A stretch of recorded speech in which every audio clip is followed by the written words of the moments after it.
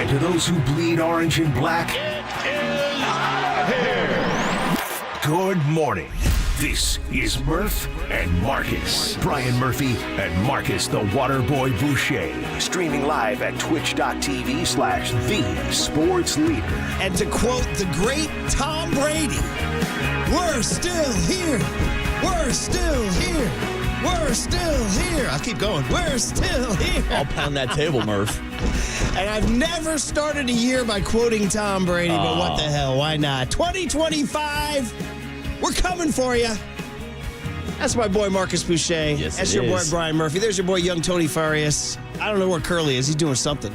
He's working. He's running working his around ass doing off. some traffic logs right now. Marcus, Happy New Year, brother. Murph, Young Tone, John Joe Curley, all of our listeners out there. I feel like Chris Berman at the home run derby right now. I'm back, baby. 2024 is back in We're our back in the saddle, baby. mirror here. 2025, let's go. What you got? Because it's got to be better than the way 2024 ended. Holy moly. Marcus and I are like, okay, so what do we got today? Okay, we got the Niners, 6-10. Purdy's hurt. They stink to high heaven.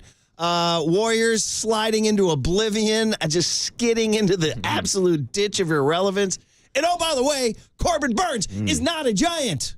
And that might have been, out of all the things that have happened since I last saw you, buddy, and the last time I saw you, we had a nice pint down at Maggie's in North Beach there after our last show.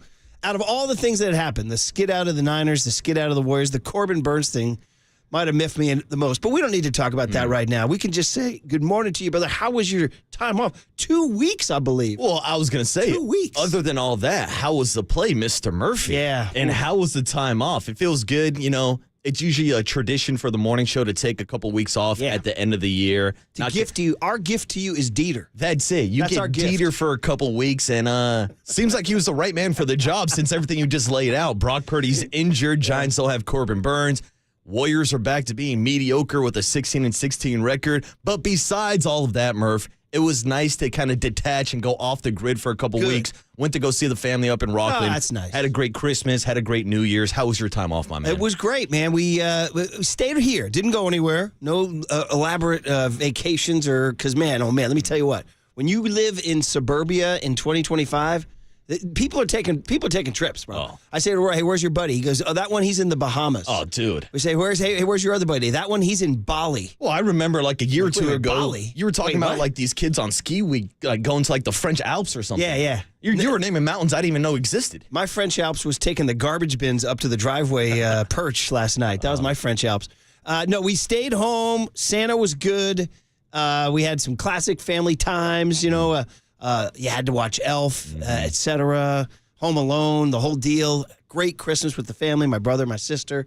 And then went to a Warrior game as a fam. Maybe the only good time. In fact, literally the only good thing that happened to the Warriors since I last saw you was the win over the Phoenix Suns. Johnny Kuminga.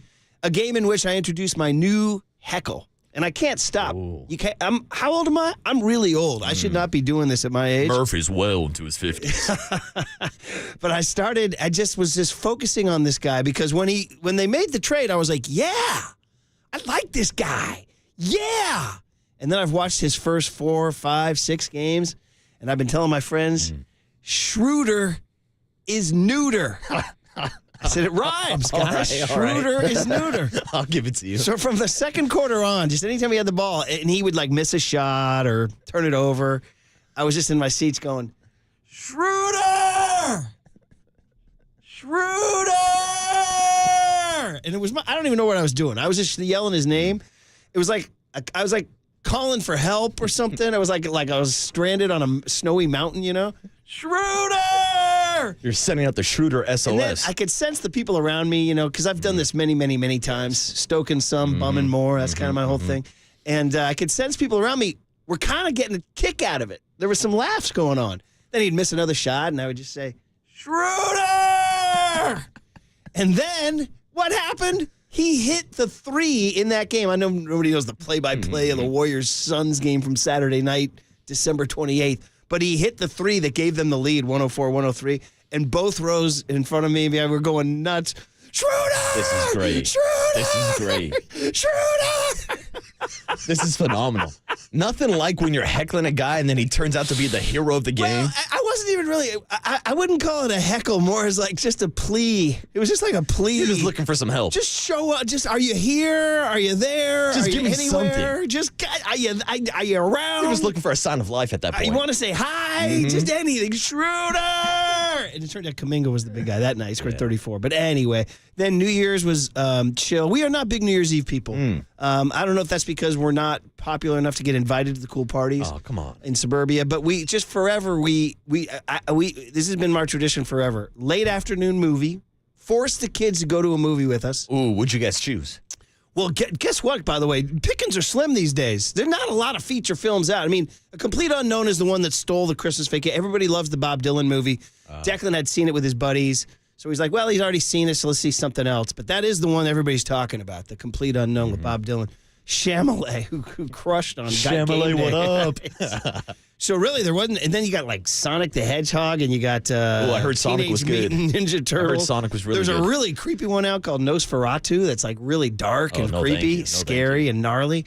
So really, the only one is the murder mystery about the Pope called Conclave, which is on the tail end of its run with murder mystery. Yeah, it's like it's like a classic old movie. It's about the Pope dies, and it's a bunch of guys jockeying to become the next Pope. It's a whodunit film. Yeah. I Kinda like those. that. So we saw it at the Presidio Theater in San Francisco. We actually drove into the city, the old-fashioned Presidio Theater on Chestnut. So that was kind of cool to give the kids a little slice of the city, and then Chinese food, and then home. And then I'll continue my lament that the worst thing in American society today is New Year's Eve television programming. It's the worst? It's the worst. I think there's a lot worse than that, Murph. Is it worse? I mean, there's a lot of bad things going on in the world right now. I'm talking pop culture. I'm not talking real world. But it's overplayed. But shout out to our guy, Ryan Seacrest, right? He's out there. Who racked up his 20th year on the broadcast. Who does this guy think he is, Brian Murphy? I thought about calling in and leaving him a message. Dude, I saw some of the show, and I was like, damn, I didn't know that Ryan Seacrest and my guy were like Eskimo bros when it comes to broadcasting. We are Eskimo. How about the fact that Dick Clark from Beyond the Grave still owns the name for that thing? It's Ryan Seacrest. Well, Dick Clark's New Year's Eve. I'm like, oh, Dick Clark still owns you, dude. For life. Be like me, Brian Murphy on Frank Dill's morning show, you know? For life. But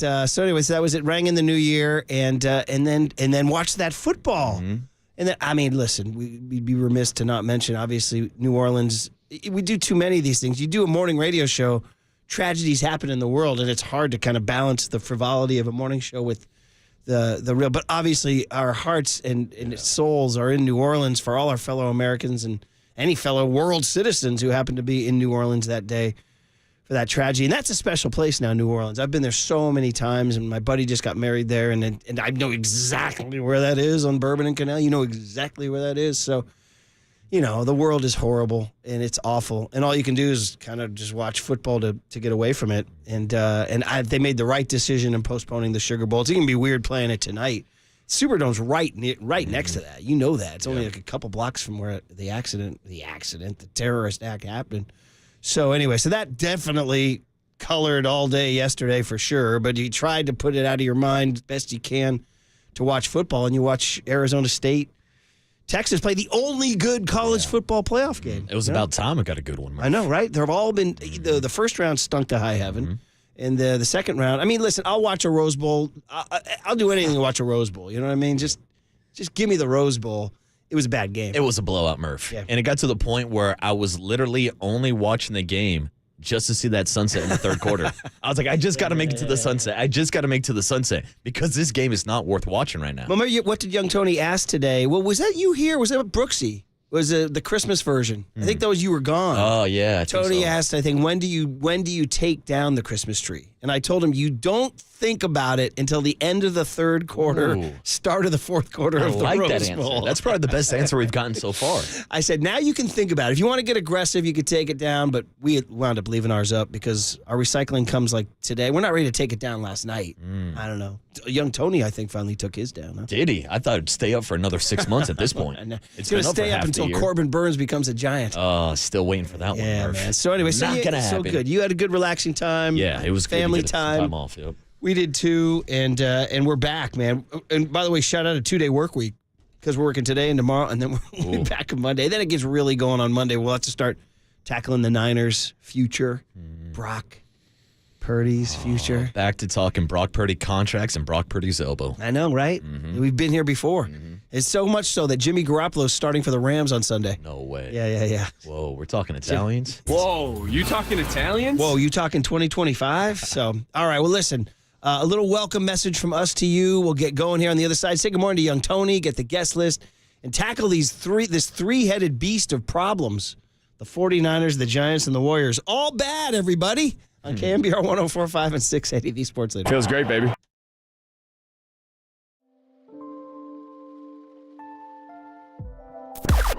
Now, from the O'Donnell Financial Group Sports Desk. Learn more at odfigroup.com. O'Donnell Financial Group, because planning is a process, not a product. Good morning. We are so #back, and so is Kyle Shanahan because he's joining Dirty Work with Copes and Depop at 3:30 this afternoon. It is also that time of day. It's time for the Young Tony and John Joe question of the day. So heading into 2025, what Bay Area franchise are you the most optimistic about? Is it the Niners, Warriors, Giants, or even Sharks? You can join the conversation in the YouTube chat now.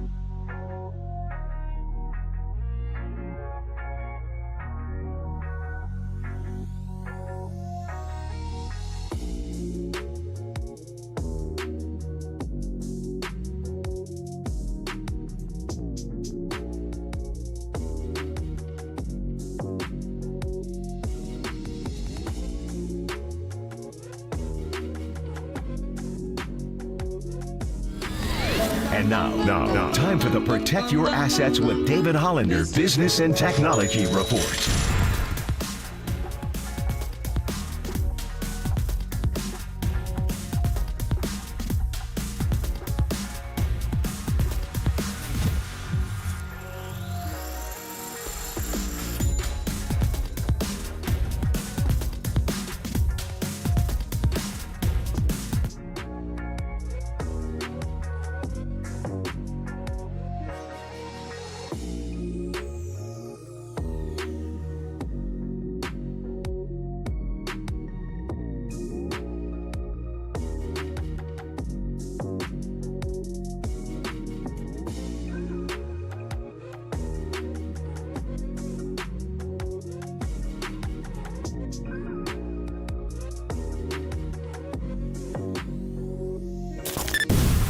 This is KNBR, and this is Murph and Marcus on KNBR 104.5 and 680, the sports leader. The snap, Scatterboo up the gut, and he ran into a buzzsaw on Bill Norton, and Scatterboo somehow got out of it and crossed the goal line for a touchdown. Texas holds the pocket, throw downfield, Golden open, touchdown, Texas! Here's the snap, play fake, Ewers steps up, throws downfield, he's got his tight end Helm, who walks it in for a 25-yard touchdown. Texas 37, Arizona State 31. Levitt modifies the pistol into a shotgun, snap, fake to Scatterboo, throws, left side, intercepted, it's picked off by Texas and Mukubu, and the Longhorns on to the semifinals. New Year's football, man. One of the great things about, really, just to me, about the entire calendar year, New Year's Day. We're not getting the traditional Thin Lizzy boys are back in town after the 2-week absence. No, Murph. That's usually what you get. Guess who just got back today? Them wild-eyed boys that have been away. Hadn't changed, not much to say. I like that, Murph, and I'm sure we'll get that as a rejoin sometime today. But young Tony's hitting us with the peekaboo because the Murph and Marcus show is back. Peekaboo, hello, we're back. And, of course, Peekaboo by Kendrick Lamar in honor of Scatterboo. I like it. Very good, very good. Young Tone, sounds like the first parody song of the year should be you going to the studio and recording Scatterboo for Peekaboo. Scatterboo. We can do that. Good morning, morning. Scatterboo. What's up, Tone? Happy New Year. Look at you, kid. You're going to made it. As soon as the year turns 2025, you start thinking about the age you will be that year, which means you're 1 year away from being young Tony. You're now turning into like not that young Tony. You know what I mean? I know your birthday's I'll be all right. Not till November, Yeah. right? Something like that. Do you start doing that? Literally, when the year turns over, you start thinking about how old you're going to be? I'm not kidding. For some reason, I don't make a habit of it, but for some reason, when 2025 flashed on the screen, I'm like, oh, man, I know the number. Wow. Yeah, but it's not till September. I know, you're you're a ways away. Even I'm in June, so I'm still half a year away. So I guess I'm a half year older, but I don't celebrate half birthdays. Candace greeted Declan on New Year's morning. She goes, look at the guy who's going to be 18 this year. But that's not till November 29. Come on. That's a long Which is like ways literally away. like only a couple weeks ago, you know? So. Although I have heard the suggestion that people should just get rid of their birthdays and everybody should just kind of celebrate their birthday on January 1st so that everybody has the same birthday. I've never heard that. And everybody goes a step further every year, and we all kind of graduate year by year So together. we're all the same age. That's it, Murph. Okay. All you 85ers are the same. All of us 92ers are the same. You mentioned I'm going high school class. You mentioned 85. That's the one thing I should say was one of the highlights of the entire Christmas break was what's turning into a holiday tradition. My classmates, Monroe Grisman and Adam Berkowitz, formed that cover band called the 85s. They've now played 2 Saturday before Christmas shows at Sweetwater, and it is a rockin' good time. That was an absolute highlight of the holiday break. Them just banging out Prince, Van Halen, Madonna, Aha, you name it, and everybody having a good time. You guys would have walked in that room and said, look at these old heads. Murph, I would have enjoyed myself. You would have. You would have enjoyed some of the bangers. I like those music. You would have enjoyed some of the bangers. Young Tone, how was your New Year, buddy? Was it good? It was awesome, dude. It was in Newport Beach, Costa Mesa area. Where all the beautiful people are. Oh, my God, dude. Yeah, that shout place. out Dante Whitner. Dante Whitner, that's where the famous Dante Whitner beautiful people quote is from. Newport Beautiful Beach. people. Yeah. Beautiful people. It is quite a scene down there. Dude. Yeah. Did you meet a real housewife of Orange County? Ooh. I did not. You could have. No. Yeah. That was on the table. You know what I mean? You walk in, that's like the spot. That's like Cougar Central. Really? Oh, dude. I must have missed that bar. Bro, Orange County, Newport Beach. I was going to say, young Tony's going from Danville down to Newport Beach. It seems like he has a type, Murph. He does. Seems like he definitely has a type. He has a type. Danville, Newport Beach is the Danville of Southern California. Yeah. Just throw in an ocean coast. No wonder why Tony was hanging out down there. Yeah. You got to see. He likes it. Well, good, man. I'm glad you had a good time. And the Christmas tree's down now, or what? Christmas tree is down. That was not my choice, by the way. My mom wants to just get out of the way, so it was the 30th she took it down. I know I told you guys it was going to be up past New Year's. That's a lie. Wow, the Actually, Christmas tree doesn't make it to New Year's. I thought you told us it comes down on Christmas Day. That was 1 year Yeah. specifically. It's a weird family. We travel a lot. It's all good. All right. Understandable. With the Farias, you forgive a lot. Yeah, I got you. A little bit, but I do want to congratulate our guy, young Tony, who took home a fantasy championship over the break. Now, not in the KNBR league, but I do got to put out the disclaimer since me and young Tony are both on the Fantasize This podcast. No, neither of us won the KNBR Fantasy League. That was Derek Papa who took down Danny Dunn. How do we feel about Derek Papa winning it? I'm not a big fan of it. Yeah. I don't like the new guy on air kind of hoisting around a trophy. Gets a Commissioner, too, by the way. gets a Corrupt championship. commissioner. That's he took over as the commissioner, so it's a little crooked. Maybe we're starting an anti-Derek Papa faction around and he here. took down Danny Dunn, who's essentially the Rudy of the KNBR I wanted to Fantasy send League. a note to the thread saying, today we are all Danny Dunn, but I didn't have the energy to thumb it out. So Sounds like you were not Danny Dunn that day. I did check in on it, and I was rooting for him, and I saw the projections were that Papa was going to edge him. And I was like, these projections sometimes can be wrong now. All it takes is one 60-yard touchdown, you know? And I kept checking, and then, you know what he had? I think, what's his face? Papa had Joe Burrow and Saquon Barkley, right? And he had J-Mo on Monday night. Oh, is that what he had? Yeah, it was Jameson Williams who put him over the top. That flea flicker touchdown was the game winner for Derek Papa, and he ends up taking the KNBR league. Yeah. Smells dirty. Sounds like some dirty work to me. We go from Holub to Papa. Oh, man, this is really a dirty league. Yeah, the winners are not that, come on, man. I know. We need a more, We're a long ways away from the mid-segment reads and Brian Murphy raising that trophy. I once put out a victory video that should be in the archives. It was. I was in a hot tub with a cigar and a Manhattan blasting Notorious B.I.G.'s I love it when you call me Big Papa. Yeah.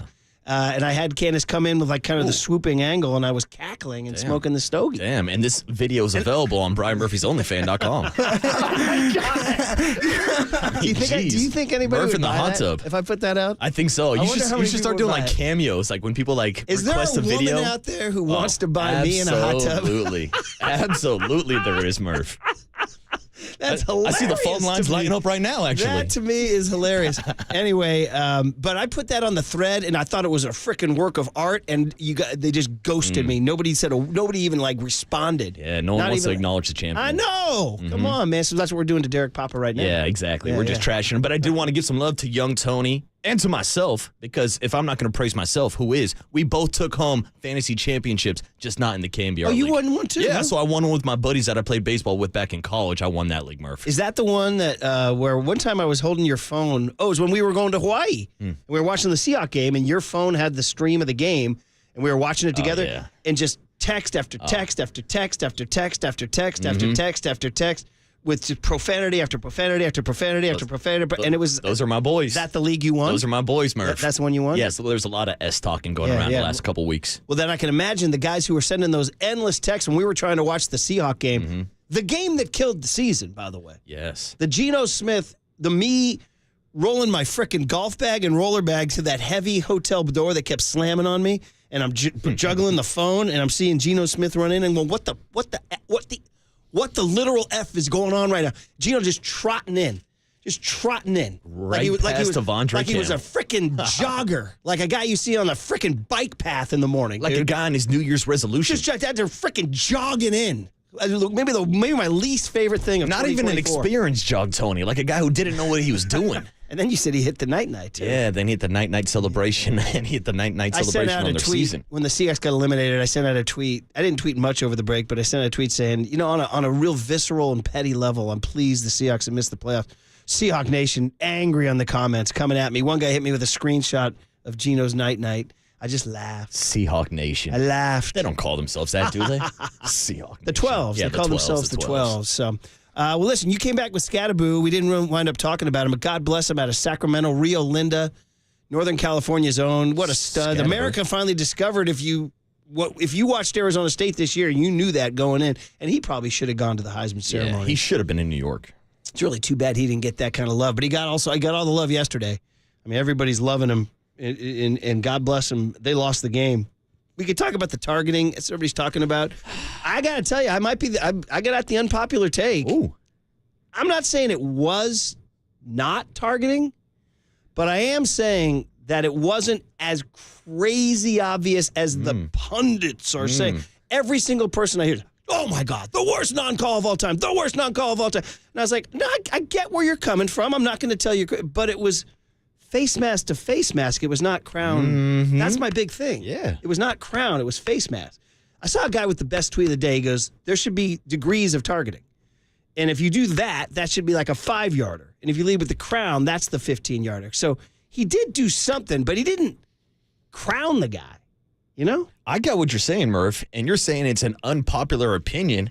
Well, it might be pretty popular on this show, which might explain why this show's not very popular. Because I had no problem at all with them not throwing a flag. Okay. And, like, maybe There this it is just, like, me being, like, a meathead, like a caveman. Like, this has always been my take. Like, I've, like, kind of personally told myself, like, I'll never complain about a targeting penalty to start with. Because these guys are playing football. It's so hard to get the strike zone of hitting a guy perfectly in the chest. And I know they're trying to make the game safer, but football's a violent game. I'm fine with a little helmet-to-helmet contact. And I'm with you. I don't think he lowered the crown of his helmet to kind of spear him, which would be the initial belief to me of what targeting actually is. If you tackle a guy and you go face mask to face mask, that's part of the game to me. So because he did not lower the crown of his helmet and use it as a weapon, to me, it's not targeting. We got to be the only radio show in America. We did not plan this, No, by not the at way. all. I did not clear this with Marcus before the show because we're talking Niners, Giants, Warriors, not Scatterboo targeting ASU. I had no idea you were going to say that. We're the worst. We're the bad guys. Because I'm telling you, driving in, Mike Greenberg was calling for an act of Congress on the way in. People Like, are he was acting like this is the worst call or non-call in history. and I was like, okay, listen, I understand there was football. contact, Come on. but I was like, So anyway, all right, guest list on a Thursday. Look at that. 1, 2, 25. It's Barry Bonds' year. It's Barry Bonds' year. By the way, that's probably we buried the lead because it happened the day we signed off. Ricky. Oh, man. We lost Ricky. Yeah, I mean, you're I know right. it was 2 weeks ago at this point, but we haven't had a show since then. Yeah, you're absolutely right. We'll have to talk about that as it's going on. But I say 25 because I was thinking about Bonds as the best. You know, it's the year of the best player we ever saw. Some people are saying Ricky Henderson, but we can talk more about that as we go forward. By the way, everybody talks about Ricky wearing 24. I remember he wore 35 in his first stint as an A. That's the old school number for Ricky. And then he wore 24 to honor Willie, correct? That's the story, yeah. That's the story. And even though he did not play center field, misconception, Ricky was a left fielder. But anyway, we can talk about more about him. And that was an absolute shock because he looked so great every time I saw him. And I saw him at the Bay Area Sports Hall of Fame recently, and then he was at the A's finale. Yeah. And we were even surprised he was at the Bay Area Sports Hall of Fame because he didn't show up the year that he got inducted into the Hall of Fame. He made an easy joke for me because I forget who he was there for.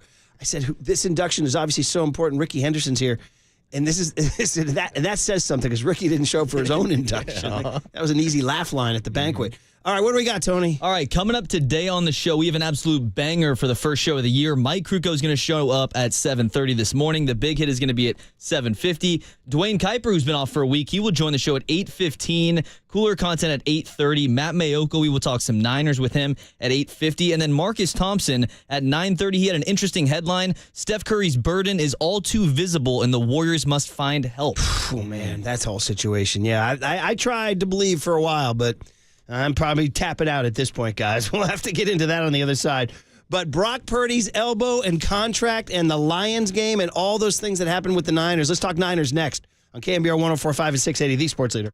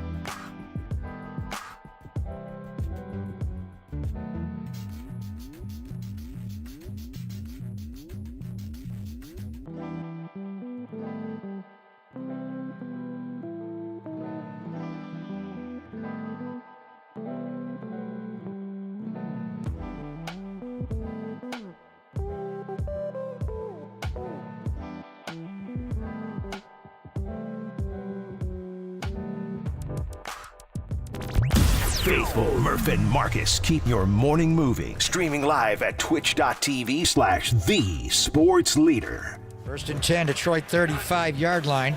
Brock out of the gun, a blitz coming, and Brock gets sacked by Branch.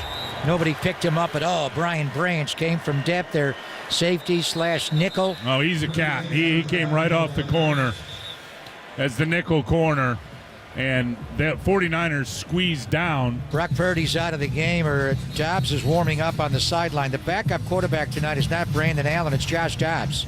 Is Brock okay? Brock got hit on that sack by Brian Branch, and Josh Dobbs is in. There it was Monday night, and there it is, Young Tone, the traditional, almost such a cliche that you have to play it. When we take 2 weeks off, you have to come back with Thin Lizzy. A song that stands the test 50 years later, remains an epic song. But epic night for Brock Purdy, well, wow. There was like 3 chapters Monday night. There was, and first of all, good morning, everybody. We're back. The boys are back. Good morning. Brian Murphy, Marcus Boucher, Murph and Marcus, we're here today and tomorrow, and then on we go into a full 2025 year. Young Tony's here. John Joe's here. Thanks to John Dickinson and Dieter for filling in a lot during our break. We appreciate those guys. Shout out Greg Papa and Derek Papa, Derek Papa and Greg Silver, who hosted a show on Friday morning last week. God bless them. How about that? Hope they enjoyed the morning They spot. had John Lynch on Friday. They had Lynch. Yeah. Did Lynch? Were you working? No, I was just watching from my home. Look at you, buddy. Actually, it was like hours later, but I went back and saw. How were you watching? On my phone on YouTube. On the KNBR app, on YouTube, on Absolutely, Twitch. of course. Which you can do right now, even in 2025, the modern technology. So anyway, three stories for Brock. One, his insane first half, where you were, because you're coming off the Miami game, where he throws the pick, right? That where you're like, first of all, they got eliminated right before that game started, right? And so, but even in that game against Miami, he throws the pick that, you're like, bro, what are you doing? That everybody's talking about Calais Campbell hit him when he threw, and there was a big debate on social media. Is that Jake Brendel's fault, or is it Brock Purdy's fault? Anyway, just dissatisfaction everywhere as he continues to sort of not have that year you're looking for going into a contract year, right? Then, Marcus, that first half, that was like Kyle. It was almost like the first game plan Kyle worked on this year. I'm exaggerating, right? But it was the classic Kyle game plan with so many guys open over the middle, so many of those crossing routes, so much of that play action, so much. It was like, where's this been, all year? And he does that. Then chapter 2, the 2 interceptions in the second half, which I think more than one person said, my God, that looks like Jimmy G.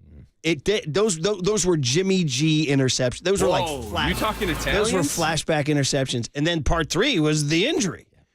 So I mean, your takeaway from Monday night, all the roller coaster from Purdy, including the highs, a career high 377 passing yards. I mean, that's why it's so kind of hard to break down this game, because there was a lot of good and there was a lot of bad. Obviously, the bad is the 2 interceptions. But for the first 3 quarters of this game, Brock Purdy was arguably outplaying Jared Goff, and he looked like the better quarterback to me.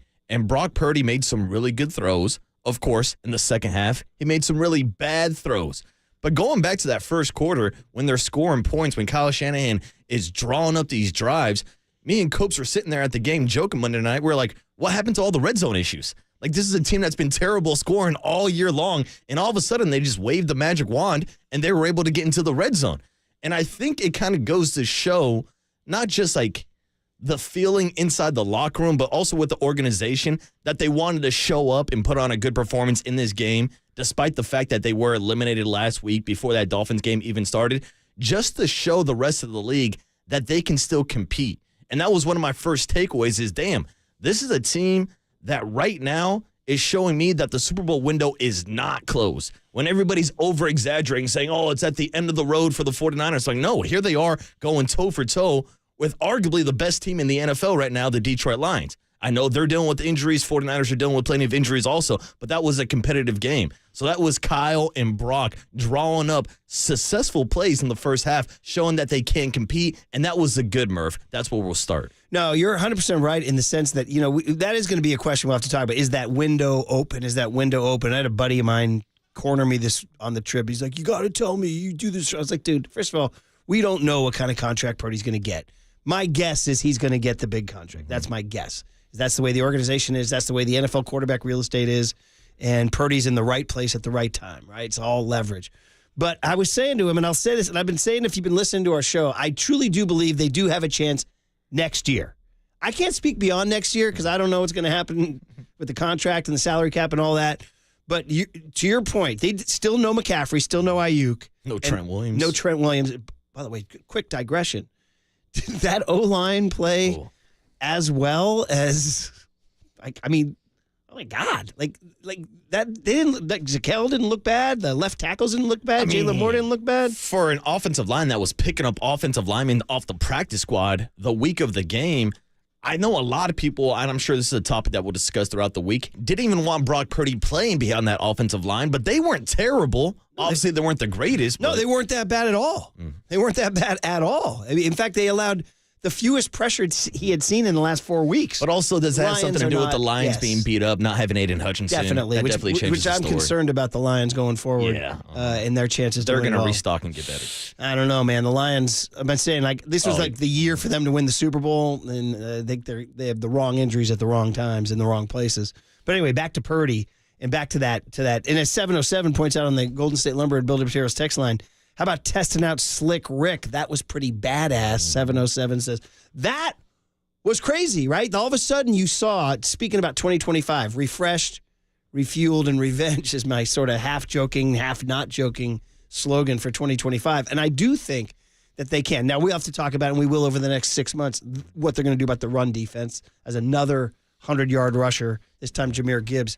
That's been insane how that's just collapsed. And if you really, I don't want to lose we're going to talk about Purdy right now, but let's remember to at some point talk about Nick Sorensen. He had a bad game on Monday night against the Lions. In some key situations, guys were blowing assignments. The 4th down touchdown to Amon-Ra and the 4th down conversion to the tight end, which are reminiscent of the tight end conversion against the Rams game. In the Rams game, they've had some assignments blown at key times. Yeah, they had that 4th down against Marvin Harrison in the Cardinals game where they ended up losing that one in the 4th quarter also. Yeah. That was a blown But back assignment. to Purdy. Yeah. So you kind of, it's almost like Jimmy G, where there were times you were in love with Jimmy G. Yeah, give him the money. But then those picks, guys, those picks were just, the first one was just the sale, just the overthrow into Kirby Joseph. Second one was he got fooled. Yeah. And you hated both of them, the physical mishap and then the mental mishap. And that gives you pause. But then again, you're at the point of what are you going to do? Are you going to just throw him out and go sign Kirk Cousins? By the way, I actually, believe it or not, I got a text from a guy who admitted that he was drinking Pliny up in Russian River. Oh. A buddy of mine, he goes, after that second pick, it's done, Murph. Aaron Rodgers won last year to the Niners. Aaron Rodgers. I said, did you just text me Aaron Rodgers to the Niners? And I said, that's bro, spicy. Put down the Pliny. That's some content for us, Murph. No topics beneath us. No topic beneath us. But, Murph, I was at the game on Monday night, and after that second interception, I talked to multiple 49er fans who said, yeah, it's time to bring back Sam Darnold. Well, first of all, the Vikings. It's time to bring in Kirk Cousins. I got news for you guys. Vikings ain't letting that guy walk out the door. No, and here's the thing, put too. That to rest for right everybody now. who doesn't want to pay Brock Purdy $50 million, you don't think Sam Darnold and his agent are looking for $50 million this offseason? Yeah, exactly. He's in his exact same situation. Yeah. Let's also see how, and listen, he's had a great year. Let's see how he does in the playoffs. Mm-hmm. You know, there's a lot going on to be determined. Yeah, but I guess like my bigger takeaway, like at that point, there were multiple 49er fans in person. Of course, we see it on text line and on social media and everything. But I talked to multiple 49er fans that say Brock Purdy is just an average quarterback. You can't pay him that at least price tag, and it will set you back for a couple of years. It's out there. Mm-hmm. It's out there, and they have a point. There are times Brock does not look like the guy. And there are times this year he has had several. I can go through any number of games. I go back to whatever the Rams game was in September when all they had to do was get that field goal. That's a whole nother topic. Oh. Getting that field goal. Oh, man. We've gone 42 minutes without talking about Jake Moody. We haven't sent each other the Photoshop of Moody in the McDonald's. You guys saw that? Put the fries in the bag. Oh, man. But I mean, that's just a guy who. That's just a guy right now who just has 0.0 belief in himself right now. He's just shot. I mean, and he's also the kind of guy that they're going to release or move on from, and he's going to go somewhere and have like a 10-year career. Absolutely. He's going to go because it's like these kickers have to go through, like they have to get beaten up before they become good. And they can't just. So that's why I would have never drafted one in the third round and found one of those guys who was beaten up. Like Robbie Gould was an undrafted guy. That's it. The kicker's got to go through the Greek Odyssey, Murph. Exactly. They got to go through the trial runs, all right? Look at you, buddy. You like Get some that? reading over the break? Yeah, I've been boning up on my knowledge. You and Homer? Yeah. All right. Not Simpson? No. Yeah, that's what you say when Moody kicks. Yeah, dope. There we go. So anyway, we'll talk about Brock, and Kyle had stuff to say about him. Josh Dobbs, by the way, the way Dobbs looked in that one drive made you think, you started Brandon Allen over this guy? Ooh. And then, And it'll be the Pastronaut this weekend, right? By the way, him and Juwan Jennings immediately with the Tennessee Volunteer hookup. Did you notice that? Boom, boom, boom. There's a little burnt orange out there. And he should be feeding Juwan this weekend because I believe he's only about 70 yards away from hitting an 77. incentive in his contract. So, yeah, get him paid this weekend. Yeah, so, all right. Well, listen, Kyle spoke about Purdy yesterday. We can have some reaction to his situation. Also, the elbow was scary. What, are we back to a nerve situation? I mean, I don't even know what to believe anymore, what's real and what's not with his elbow and his nerve and all that. Making me nervous, Murph. I know. It's making me nervous. And it's going to affect the contract. We'll talk to John Lynch tomorrow, right, about all this. Speaking of which, Kyle Shanahan joins Dirty Work with Copes and Depop at 3:30 this afternoon. There it is. First time in 2025. We are back. It is Murph. It is Marcus. It's Young Tony. It's John Joe Curley. We're here. Kyle spoke about Purdy. Going into this Sunday's finale at Arizona. We got all that. 808 KNBR is the phone number if you guys want to call in. Say hi. Say Happy New Year. 415-808-5627 is the Golden State Lumber and Building Materials text line on KNBR 104.5 and 680, the sports leader. From the Chilton Auto Body Traffic Desk.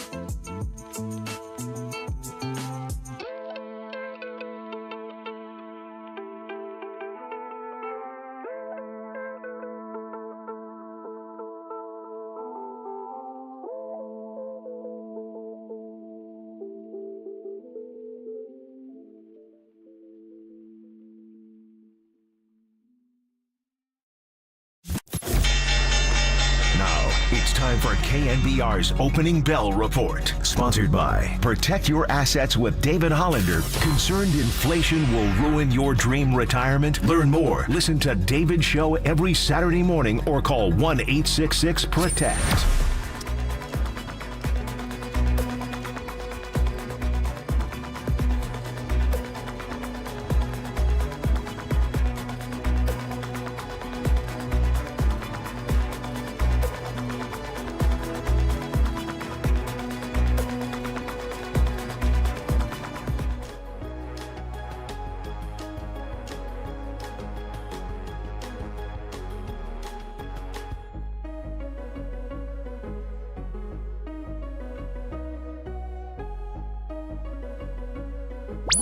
Murph and Marcus continue live from the KNBR Casino Matrix Progressive Jackpot Studios. Casino Matrix. Progressive jackpots are here. Where are you? Just drop in. Please play responsibly. 1-800-GAMBLER. We're back. We're still here. 2025 style, believe it or not. That goes for all of us. Me, Marcus, Tony, KNBR, this studio. Civilization, We're Murph? still, yeah, it's like, I mean, sadly, we need to talk about stuff like that. But anyway, point is that we are still here, and we are ready for 2025. 49ers questions will dominate. It's going to be over in a couple of days when they play in Arizona on Sunday. By the way, did you experience that these last couple of weeks, what day it was? Oh, Murph, I haven't even looked at a calendar over the last 2 weeks. If I had asked you what today is, would you even known? No. Don't look. No, I would have thought today was Monday. Exactly. It's just the first day of the year, Murph. When are we doing hums and bums? Yeah, it's a great question. Yeah. No, who's hums, who's bums? When's Tim Ryan? No, I mean, it's freaking Thursday, well, dude. especially last week. It's Thursday. During Christmas, when there were NFL games on Monday night, then on Wednesday, then on Thursday, then on Saturday, then on Sunday. I mean, it was literally the longest NFL week in history. Yeah, you had what, five or six games in 7 days? Monday, Wednesday, Thursday, Saturday, Sunday, Monday. Yeah. So that's 6 out of 8, whatever, huh? So the only days they didn't were Tuesday, Friday. Yeah. That's it. And I was confused as hell, Murph. Oh. I didn't know what day it was. Like, it's Wednesday night football. It's Saturday night And not football. only I'm that, like, what the hell's going on here? I got into the habit of every day from the time we signed off on Friday, December 20 till yesterday, when I woke up and I went downstairs, the first thing I did was just put on ESPN and there would be a college football game on. And I would put the sound down and then play some tunes, because I like to play the tunes in the house for the kids. And they got to listen to my tunes, by the way. And it was just there, a constant. Next day, college football. Next day, college football. Next day, college. There was a game. At one point, there was a game at Fenway Park. Did you check that out? I looked up. I was like, there's the pesky pole. What's going on? What day is it? I don't know, but there's the pesky pole. What's going on? There's a game at Yankee Stadium at one point. I'm like, there's where Aaron Judge dropped the ball right there on the 35-yard line. Oh, thanks, Murph. Hey, and congrats on Papa Judge. He's going to have a baby. Yeah, Baby Judge congrats to Papa Judge. You guys, by the way, went up in full Linden, scorched California. earth post-Soto. You've signed everybody. Oh, huh? Paul Goldschmidt, come on down. How about Goldschmidt dissing the Giants for the Yankees? Sounds like he's not the only guy who dissed the Giants, Murph. Well, we'll have to get into that Yeah, next segment. we'll get into that next segment. Back to... Well, what you were saying, man, it was nice just waking up and throwing on college football. Now, my routine was a little differently because from the moment I signed off last Tuesday or Wednesday, I just started drinking, which is probably a big reason why I don't remember what day it was on any given occasion. It was IPA day. Oh, dude, a lot of IPAs. A lot of IPAs. It was hazy over day. The break, but it was Hazy nice. day. Like randomly, like we were at Soli's up in Rockland, and I looked over. There's San Jose State playing in the Hawaii Bowl, going into like 5 overtime, and it was crazy. Like every different brewery I went to up in Rockland, you would just turn around and there was another game in 4 overtime, 5 overtime, 6 overtime. You're like, who's sponsoring this one? You're like, I don't know. ReliaQuest? Doesn't matter. I don't know. Doesn't matter. But Toledo's in 6 overtimes right now. And I'm in a pool where you have to pick all those games. I had rooting interest in all of the games. Like for example, like you guys, somebody mentioned, like tragically the Sugar Bowl had to be postponed, so it's playing tonight. And somebody's like, hey, who do you like tonight? I'm like, what do you mean tonight? You mean the Gator Bowl, Duke Ole Miss? Because I'm in on that one. I'm in on Duke Ole Miss. Murph's got skin in the game. This one. So, and by the way, I took Duke in the points, which is a little dicey. By the way, this week's NFL slate, forget it. Trying to pick it. Look. Because nobody's playing. Nobody's playing. There's only like 2 games that matter. That's it.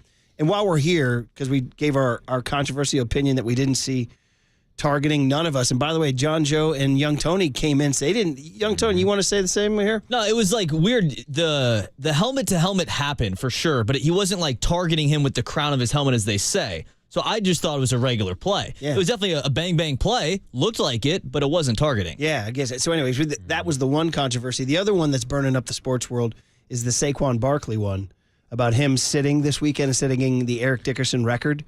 He's 101 yards shy, and the Eagles have announced they're going to sit him because the Eagles don't have a bye. They got to play week 1 of the playoffs, which is next weekend, a week from Saturday or whatever.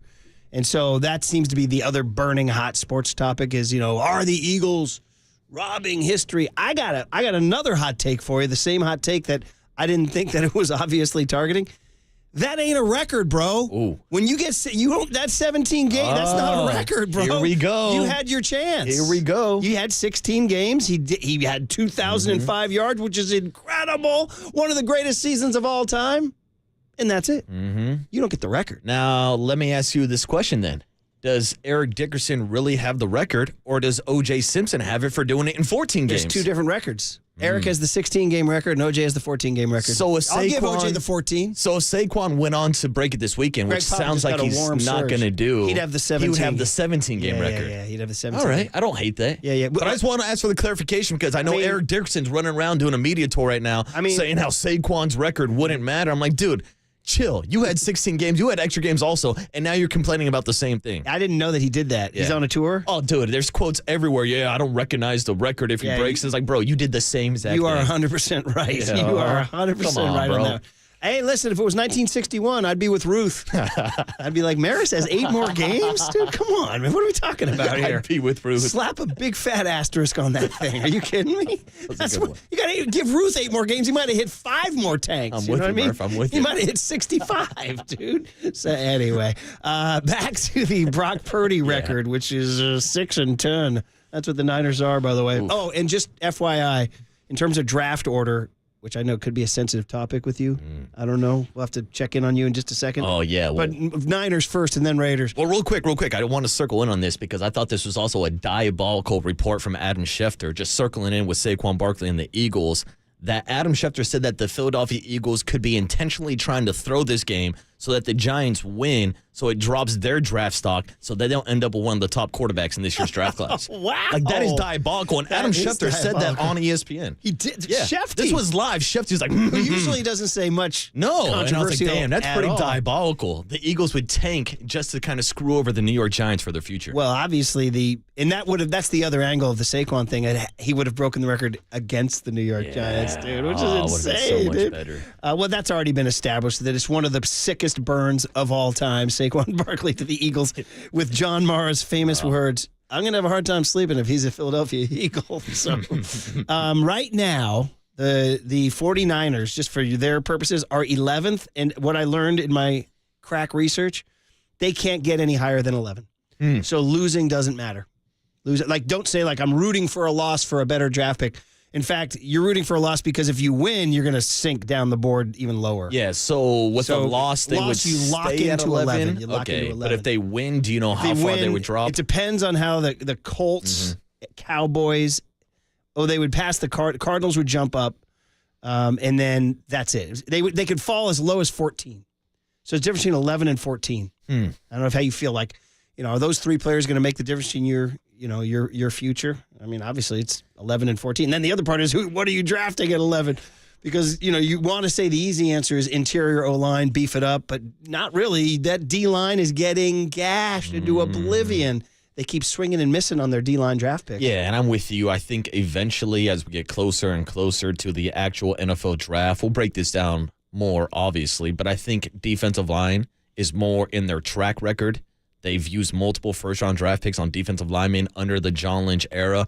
Offensive line, not so much, Murph. No. They don't invest a lot in their offensive line, so it might be wishful thinking that they could go out and draft an offensive lineman in the first, but they haven't done it over the last 6-7 years. You see these teams out there with great O-lines, and it's just all the difference in the world, man. You're listening to KNBR AM and KNBR FM San Francisco, the sports leader, a Cumulus media station. All right, to Brock Purdy. So that nerve thing, I don't even know what to think. And I kind of feel like we don't have all the full information either. Because Shanahan did media yesterday, but nobody really asked about the MRI.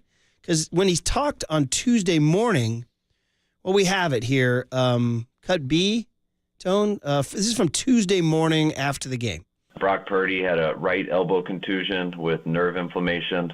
Most likely going to miss this week, but no long-term issues. UCLA is fine. UCL looks fine. Did he say UCLA? Is that what he said? I think he did. Can't stop him, dude. UCLA looks Shouting fine. out the big win over Gonzaga. It's been 59 minutes, no mention, dude. We did beat Gonzaga in men's hoops, and our women's team is number 1 in the nation. Congrats, man. And also got an App State quarterback transfer from Antioch named Joey Aguiar. So welcome Antioch to Westwood. Okay. There's my UCLA's fine. See? There it is. UCLA's fine. See? You got to keep that around. He coached there for a year. Keep that as a drop. Anytime UCLA loses, UCLA's fine. it's like our Draymond Green. No, it's fine. That's pretty good, man. UCLA's fine. No, it's fine. So I'm not clear. Did he get the full MRI? And are we like it's okay? There's absolutely no nerve damage. I'm not sure that's 100%. I guess it is. It's 100% clear. He's fine. Yeah, I mean, Kyle is talking about this injury like there's no long-term concern. But there's obviously some concern since it's the same elbow that he just had surgery on a year and a half ago, like about a year ago. So there's got to be some concern. It's kind of freaky to me that Brock's now had 2 elbow injuries that are both contact issues because UCL is your ulnar collateral ligament. It's the ligament that most pitchers have replaced when they have Tommy John surgery. That's because of wear and tear. That's because kids like me start snapping off curveballs at 9, 10, 11, 12 years old, and it just builds up and builds up and builds up. This has been twice now that it's a contact injury that has led to the tearing of the UCL, and now we're hearing there's no nerve damage or no significant damage, but it definitely is worrisome when you're thinking about that arm that you're looking at being the arm of the franchise for the next 5, 6, 7, 8 years. If you're the 49ers and you're sitting down to evaluate, you're going to need massive medical data before you proceed with a $60 million contract for a guy. I mean, this is going to be a problem. I mean, you hate, again, what am I? Am I a freaking doctor? I don't know. But I'm saying when you hear the same thing twice in this young and off of surgery, it's a little scary. And I'm not sure we have like the full, nobody's told me like I guess it's I don't know. I guess he says the nerve inflammations or the UCLA is fine. The UCL is fine. So I just said UCLA. Yeah, By the way, funny one. Did you hear his injury report yesterday? This is pretty funny. You ready for this? Just set aside a few minutes here. Take a listen. All right, Spencer Burford, calf, will not practice. Flanagan Fowles, calf, no practice. Purdy, elbow, no practice. Robert Beal, ankle, no practice. Leonard Floyd, shoulder, no practice. McKivitz, knee, no practice. Bosa, knee, no practice. Debo, rib/wrist, no practice. Kittle, ankle/hamstring, no practice. Demo, shoulder, no practice. Yiadom, pelvis, no practice. Ricky Purcell, illness, chest, limited. Jair Brown, ankle, limited. That's it. That's it. Thanks, Kyle. I mean, that's just a team. When teams are done, they just, I mean, who's left? they're not going to have these guys play through. Murph's suiting up at quarterback How this about weekend. that O-line on freaking Monday with Charlie Heck and Austin Pleasance out in left tackle and Nick Zakelj at left guard. And they didn't play that poorly either. They played okay. I mean, that was one hell of a patchworked offensive line. And they did okay. They played decent. Except for the fact where Kyle called 16 straight passes on Monday. What was that? Did he not see my hat? I know they had Pat Taylor. They didn't have many running backs left, but still, he called 16 straight passes. Yeah, game script against the Lions, but still, it's pretty unusual that Kyle will go that many times in a row without running the ball. So you have, you said Grant Cohn asked Young Tone about the play where Purdy got hurt. Shanahan kind of criticized Purdy, saying he should have gotten rid of the ball sooner. You're hot. They brought 2 to the back. You need to throw it hot. He didn't see it. You need to see it. The O-line ended up falling into the Mike blitzing, and then hopefully the halfback can save that since the O-line took his guy, and they can fall into that. But you're hot on the situation, and you need to get rid of it. Did the halfback do the right thing in going towards Yeah, you tried to get to him, but you can't count on it. And there's 2 guys coming, and got to get rid of the ball. Says Barrows, actually asking there about that, Matty Barrows. So, yeah, anyway, well, that's where the deal is. I mean, if it's just an elbow bruise, why don't you play him on Sunday, right? I mean, is it that bad? I mean, I don't think the risk is worth the reward. Better off just putting him on the shelf and letting him ice up for next season. I think they really just got to diagnose this and figure out what it is. If there's going to be a need for surgery, which it doesn't sound like right now, but this is something they got to take care of well ahead of time before training camp next year. Obviously, it's going to have some implications in the contract talks this offseason also. But it's weird hearing Brock Purdy talk about this injury, especially when he went to the podium after the game on Monday night and he talked about how his arm was on fire. Yeah. And he also said it felt like it felt after the NFC Championship game against the Philadelphia Eagles. Yeah. Now, Murph, we came on air the next morning and we dissected that press conference because he talked about the forearm tightness, which is always a red flag to me, whether we're talking baseball, whether we're talking football, whether we're talking tennis. When you have that tightness in your forearm, it usually leads to a UCL injury. So it's interesting that he described it differently, saying his arm was on fire this time and felt more numb, but that he had some of the similarities of what he felt last year, or excuse me, a year and a half ago in the NFC Championship game. Yeah, I'm with you. I'm not totally secure and confident with the whole thing. And I don't know how much they're going to reveal either, and what role that's going to play in this contract negotiation, which who knows what's going to happen with this contract negotiation. But here was Shanahan on the day after the game Tuesday on Purdy's season, because if that's a wrap, 6-10, he missed one start. So 6-9, 15 starts. Nice.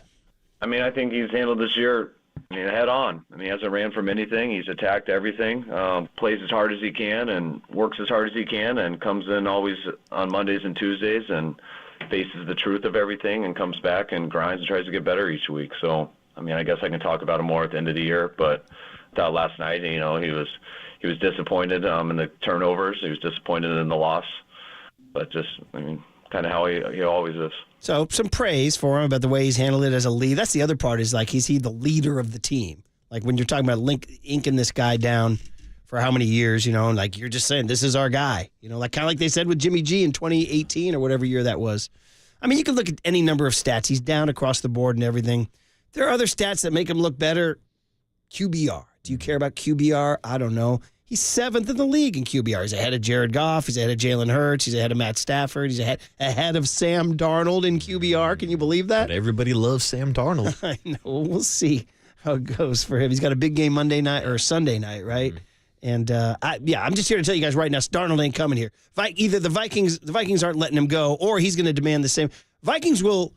People are like, well, what about J.J. McCarthy? What do you mean J.J. McCarthy? You got a guy, they're carrying Darnold around like J.J. McCarthy hasn't done jack in the NFL, bro. No. Jack. Nope. They're carrying around Darnold like he's a Viking hero, almost like not just a Minnesota Viking hero, like an old Norseman Viking hero. Like an actual Viking skull, brother. He's the guy, right? And that's the thing. When you have a quarterback in the NFL, you got to keep him. You got to pay him. And that's the situation that the 49ers are heading to this offseason with Brock Purdy. If they do choose to give him that contract extension, which I believe they can start negotiating in just a few days here. Monday. January 6th, right? As soon as that final gun sounds in Arizona. That's when they can start the negotiations. And yes, it's something I talked about earlier when I was talking to 49er fans at the game on Monday, talking about whether or not Brock Purdy is in that elite class of quarterbacks, which I don't think he is. No. But he's going to get paid like a Tua Tagovailoa, like a Dak Prescott, like a Trevor Lawrence. And I do think that he is in that conversation in the second or third tier of quarterbacks. But you've seen that you can win with Brock Purdy. And it goes back to the days of Jimmy played good enough to win. I've said it like the first week Brock Purdy took over as the starting quarterback for this franchise. He's ran this system better than any other quarterback in San Francisco. That includes Jimmy Garoppolo, and that's why him and Kyle Shanahan are the future of this franchise. Yeah, agreed. And we're just going to have to kind of deal with it. I sometimes I'm very mad at him. There are times I'm like, I don't want this guy, and then you're like, come on, you got to be realistic here. Here's another stat for you. Turnovers are probably one of the biggest stats in the, first of all, the Niners haven't taken it. When's the last time the Niners forced a turnover? They're not getting a lot of them this year, Murph. Thanksgiving? I don't even know. Before Thanksgiving, they haven't turned over the ball a lot. But anyway, in terms of him turning the ball over, he's thrown 12 interceptions this year in 455 passes. Okay, 12 interceptions. For last year, his great year, they were, damn near MVP, 11 interceptions in 444 passes, virtually identical in terms of picks. So, he has not had a rash of turnovers. It's not like the league is crushing him into turnovers everywhere you look. And in terms of yards, he's at 400 yards behind last year at this point. You could probably almost chalk up those 400 to Christian McCaffrey and Brandon Ayuk yaks. That's the thing. We're talking about his numbers this year, and I think the biggest difference when you bring up the turnover ratio is also the touchdown ratio. Last year in the season when he was top 5 in the MVP voting, had 31 touchdowns. This season, only 20.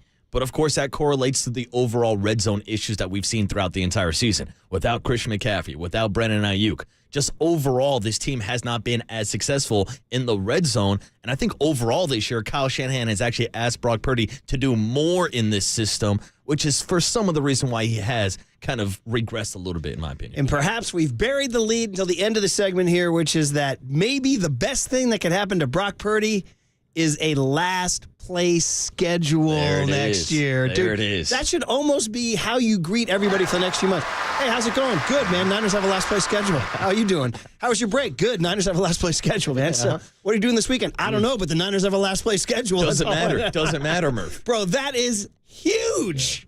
Freaking huge. I mean, I know teams can change year to year. I get it. But you're feeling pretty good that the Bears, New York Giants, and Cleveland Browns have entered the chat. Dude, they're feeling pretty good about that. So just do not sleep on that factor. That's going to be remember that. We're talking about it January 2. Remember this next November when they're like, man, Niners are better this year. Yeah, last place schedule. All right. Well, that was fun breaking it down. But we told you guys at the start of the show, man, all the stuff that happened. And maybe the biggest one for me, maybe even bigger than the Niners flaming out and Brock Purdy getting hurt and all that, is what happened to the Giants. Uh-oh. Next on KNBR 104.5 and 680, the Sports Leader.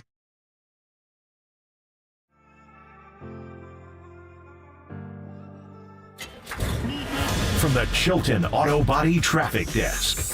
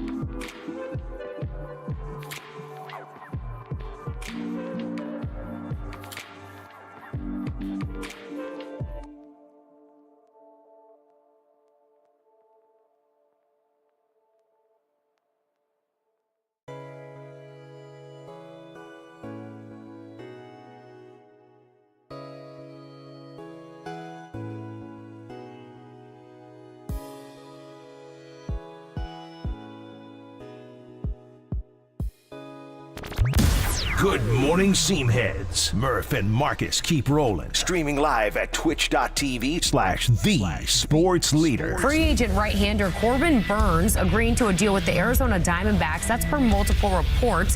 The former Cy Young winner will get $210 million over the next 6 years with the Snakes. The contract also includes an opt-out, potentially giving Burnes another shot at free agency after 2 years. Oh, there it was. Another one, not a Giant. That, of all the things that happened, Warriors skidding into oblivion. We'll talk to Marcus Thompson at 9:30 about that. 49ers just kind of flailing and hurting and limping out of the season. We just talked about that. We'll talk to Matt Mayoko at 8:50. But man, oh man, the Corbin Burnes news hurt. It definitely hurt. We said before we left, we said, if they don't get him at this point, it's going to be a disappointment. And they didn't get him, and it's a disappointment. Yeah. And just extra little sting, stays in the division. Not even a Dodger, a Diamondback. And they were already tough. You got to try to get Corbin Burnes out and guys like that. I mean, pardon me, Corbin Carroll. They got multiple Corbins now. I didn't realize that until just now. Corbin. Multiple. They signed former L.A. Law star Corbin Burnson. There's no way, young Tony, you know Corbin Burnson. Or do you from the movie Major League? No, okay. Not a clue. All right, you remember Burnson from Major League. Oh, if I saw his I couldn't tell you his character's name, but you definitely know him. Okay. And he was famous in the TV show L.A. Law in the 80s. But man, oh man, this Corbin Burnes news stung. And it bummed me out, and I'm having trouble coming to grips with it, yeah? I mean, it's a bummer, and Murph, sorry. Me and young Tony were scrambling right there because he came back with another one bites the dust. It's actually a bit we used to do for Farhan Zaidi when another one signs not with us. Bump. Another one not with us. And another one signs, and another one signs. Another one not with us. That was really good. Damn. That was solid. January 10th of last year. That's about really a year good. ago. That was solid. Good pull. It's like our annual tradition to do it in January. Another one not with us. Yeah, that's really good. Done. Unfortunately. Another one not with us. You can go play freaking Live Aid. Dude, it was sucked. Yeah, it's disappointing, man. And also, like, the other part, too, is I hate just the radio silence. Not me, not you, not any KNBR heads, not any beat reporters, not any athletic. Nobody's gotten to the bottom of it. Like, I'm missing, like, a great reporter. What did the Giants offer? Why didn't they sign him? Like, there's all this unanswered questions. And I wish I had the answers for you, but quite frankly, I was on vacation. I wasn't going to do that digging. But I've done it all. What? Go ahead. Mm-hmm. Well, I did a little bit of digging, Murph, and I saw Bob Nightingale reported that the Giants actually offered him more money to sign with the Giants, but he turned it down because of location and because of taxes. But then you saw Susan Slusser came back and said definitively the Giants did not offer him more. Ooh, Sluss dropping the hammer. So, I mean, Bob Nightingale he's a really, I like him personally. I've known him for years, but through the years, his stuff has. And I'm just going to say this right now. The freaking taxes thing is so tired. Do you need me to make a list of elite athletes who have signed contracts in the state of California? Mm-hmm. Starting with number 30 right here at Chase Center.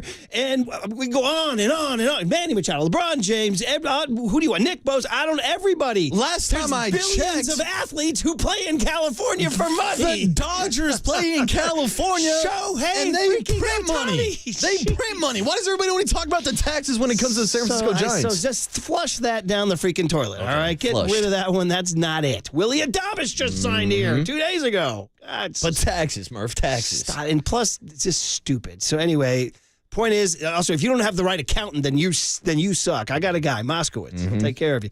So anyway, so to me, it comes down to two things. It's not taxes. It's not that. Number one, and it can't be the people that the city's stop. First of all, the city looks great.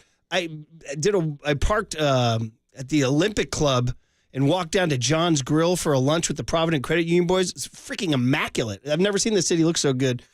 Sad part is a lot of storefronts are closed. It's kind of empty. They got to bring people back to the city, man. Mm-hmm. And by the way, something we can talk about with Mayor-elect Daniel Lurie, who will be in studio on February 11th with us. Wow. Continuing the tradition of having every mayor in studio. Gavin Newsom, Ed Lee, rest in peace. Even Mark Farrell, when he was interim, he came in studio. And then London. I'm the mayor. I'm the mayor. So it comes down to two things. Me, you tell me your opinion. One, Greg Johnson didn't want to pay, and that goes back to the story Andy Baggerly told us about. They're going to have a limit on their payroll. The only other thing is Buster did not want the opt-out. Those are my only two plausible reasons. I could be wrong, but I'm here to tell you these are my only two reasonable things. Greg Johnson and ownership said, nope, we got a limit. Or two, Buster said, I'm trying to build something here, and I ain't doing the freaking opt-out revolving doors. I'm not doing it. So, I don't know. What do you buy either of those? I can see that perspective, but to me it feels like you are looking at this through a black and orange perspective as a Giants fan, which you should. But I think there's also another perspective as maybe Corbin Burnes is looking at the Arizona Diamondbacks as a team that's closer to compete for a World Series than the San Francisco Giants. And I know the Diamondbacks stepped back last year, but we are talking about a team that's a year or two away from being in the World Series. So maybe that factors into the conversation also that Corbin Burnes, at this point of his career, like I thought last year when he landed with Baltimore was a great landing spot for him because you would think he would be playing for postseason bursts and looking for that World Series, and he chose the Arizona Diamondbacks over the San Francisco Giants. So, I mean, now we're getting back to – so Willie Adames just chose the Giants, right? I don't know why. Is it because they offered him the biggest contract? I don't know. Maybe that was it. You'd like to think that Buster – we were just talking about the Buster Posey effect. People want to come play for Buster. Yeah, he's a cool dude. He's a winner. He's a champ. People have all this respect for him. So you would have thought that would have played a role with Corbin Burnes. Pat Bailey as a Gold Glove catcher is your guy. Listen, we can say what we want about Bob Melvin, but he's an old catcher who's a manager. I don't know. I mean, obviously these guys have their own choices, and you're right. Some people say there's another theory. He lives there. Easy. They're a good team. His wife just had twins. Why would I make my life difficult by moving somewhere when I'm going to get paid a huge contract and with an opt-out, by the way? So it's basically a 2-year contract is what it is. It's not a 6-year contract because he's opted out in 2 years. Absolutely. Because in 2 years, the market's going to be through the roof and they can get more money. Who knows? In 2 years, he could be pitching down at Oracle Park. So you never know. Somebody wrote it. Susan 530 points out. Susan did write in this, and we didn't mention it. She actually said that the Giants didn't make him a legitimate offer since the winter meetings. So Susan, I mean, again, so this is where I'm getting to my point of like, I don't have the right information. I wish I did. And I almost feel like there should be a rule that anytime a player signs, every team that was rumored to be interested has to make a statement. Like, I need Buster right now. I do. Like, how far did it go? Why didn't it happen? Was it Greg Johnson in payroll? Did you hate the opt-outs? And my other thing is this a death blow to the Giants? I mean, that's an overstatement. It's not a death blow, but like... Is this a damaging blow to the Giants? It feels more damaging to me because this, to me, was more than just kind of wishful thinking, which it feels like we're in this scenario every year with the Giants where they're talking about Ohtani or Judge or maybe some of these unrealistic expectations. But even circling back to Judge, it felt more realistic because of his Northern California ties. Yes. I was in that same boat with Corbin Burnes, a guy that played at St. Mary's, knows all about the city of San Francisco. Yes. So I don't think he's one of those guys that say, look, I can't go to the armpit of America, as Charles Barkley likes to call it, and say I'm not playing in San Francisco. I don't think that factors into it, but it does feel worse when you feel like you had a chance to go out and get one of your own, and he turns you down to sign in the middle of the desert, Murph. That's what feels bad. It just felt like, and again, sometimes you get these vibes and what people are saying, and it just felt like he was destined to come here. Remember Willie Adames on our show? It went amazing. And that was the thing. For a few weeks around the winter meetings, all we heard was the Giants are the front runner. The Giants are the front runner. Well, the only other team mentioned was the Blue Jays. Yeah. And so I get that. That's a big commitment to move to Toronto, or whatever, but if they're going to pay you the most money.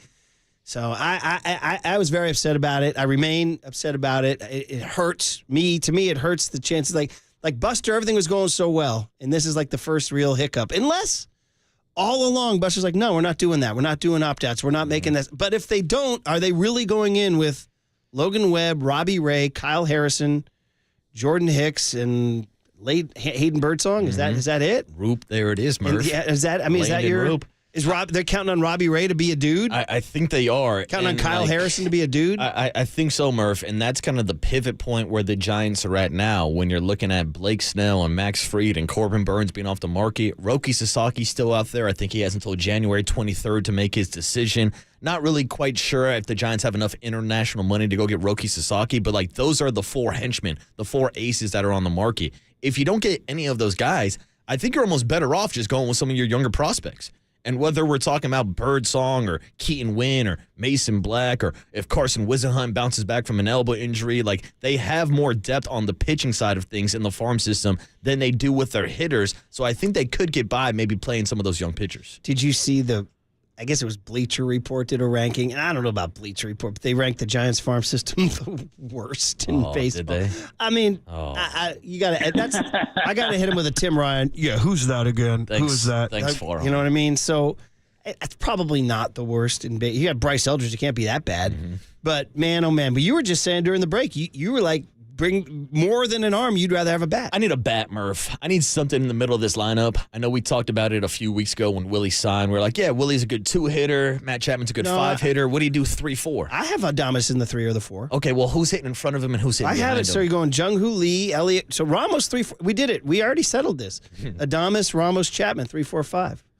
Or Ramos, Adames, Chapman 3-4-5. Okay, I don't hate it, but still, I need Tyler Fitzgerald 2 and Jung-Hoo Lee 1. I need some more Bailey power. 6. I need some more power in the lineup. I think it's all right. I'm not going to turn down power. You give me power, I'll take it. I mean, Anthony Santander is still out there. I know he's billed as more of an outfielder, but if you're looking for a guy that can DH, did play a little bit of first base with the Baltimore Orioles, a guy that can hit 30 bombs. I'm just looking for more of a power bat. We didn't even talk about missing Paul Goldschmidt and Christian Walker. Mm-hmm. Walker got 3 years, $60 million from the Rangers. Would you have done a 3-year bridge while Bryce Eldridge is coming up? You know what I mean? I would have done it because 20 a year is fairly doable. Even when Bryce Eldridge is ready to go, you're still missing an everyday DH. Yeah. And that's why I think you can rotate. Because here's the thing, Bryce Eldridge is not penciled in as an everyday first baseman. The kid's only been playing first base for like a year or two. Like he's got a big bat, but defensively he's not ready to play first base at the major level. We turned him into JT Snow overnight. I was like, let's calm down. The guy can swing it, but he can't really pick it that well at first. Well, it's a perfect entry to our conversation with Mike Krukow, which we'll do on the other side. And then we'll double down with Duane Kuiper at 8:15 too. And by the way, Corbin Burnes is not Corbin Burnson, who played Roger Dorn in the movie Major League. Roger Dorn, who was, of course, described in the IMDb, a prima donna more concerned with his financial portfolio than playing good baseball. Yeah, and then he took over the team and then made himself like an owner/player. Maybe Buster Posey should do that also. Too many Corbins. Yeah. Burns, Carroll, and Burnson. Let it burn. All right. Let it all burn. Mike Krukow to get us going in 2025. We're back, everybody, on KNBR 104.5 and 680, the Sports Leader. I don't know why y'all be listening to Willie Brown. He ain't the mayor no more. I'm the mayor.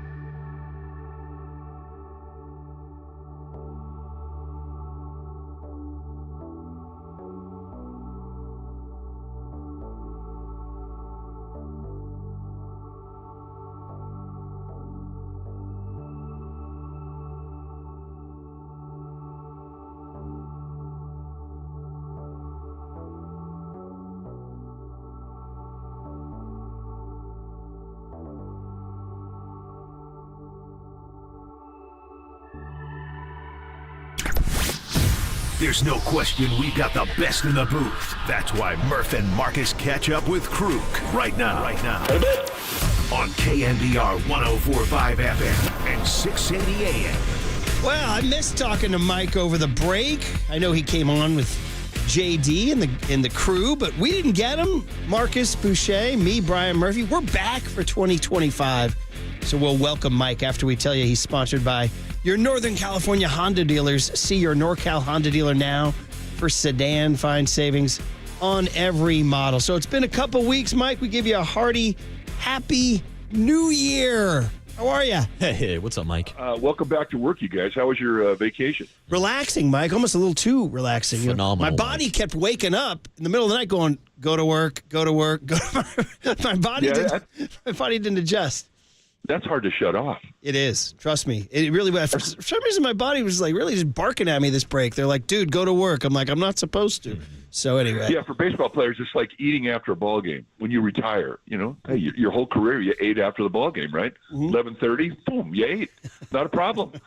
Well, then you retire, and you're a broadcaster, and eating at 11:30 at night is not that good a deal. Room service. But hard to turn off. I still, every night, I swear, I want a cheeseburger every night. Was that what it was for you, a cheeseburger at 11:30? Oh, yeah, and I had to fight it off. I mean, I every once in a while I would splurge and just give into it. But, man, I mean, I wanted it every night. Well, you were a lean dude on the mound. You obviously either had genetics or you fought it off enough. So, and everything was good for you. The family got to enjoy the holiday. You guys got a roaring fire and some college football, I imagine? Yeah, it was just a great time. I mean, Christmas. I was thinking about it. When you're a kid, birthdays are big because you got to be soloed out and made to feel special, and you got cake and you got to blow out the candles. It was great, but nothing compared to the psych of Christmas. It was just a whole different deal. And you know what? Here I am. I'll be 73 this month, and I still feel the same way about Christmas. That's awesome. That moment where we talked about it when Brooks was here, about that moment when right after the paper, the last present is open and there's just paper everywhere, there's that moment of triumph, Mike. Yeah, it really is. And it's, everybody sits there and it's almost like you're in a present coma and you're just looking at the whole thing and everybody's got the same dopey look on their face. It's just a wonderful time. And then, you're just so thankful for family. So I know you guys, it means the world to you. And I hope everybody listening had a great holiday season. Yeah, well said, well said. And now we go into the new year. We just spent the previous 6. So we haven't talked to you. Obviously, it's a lot happened. And I know you probably already shared your thoughts over the break. But just for us, wanted to acknowledge the passing of Ricky Henderson. I know it's been a couple of weeks, but we haven't done a show since then. And, I don't know, Mike, I know, like you said, you probably extolled your thoughts. But if you wanted to share anything with the New Year's crowd that wasn't around, just on how shocking it was too, because he looked so great. He was at the Oakland Coliseum farewell. He looked really good, and I thought he could have stolen a bag, tomorrow. But man, that was shocking.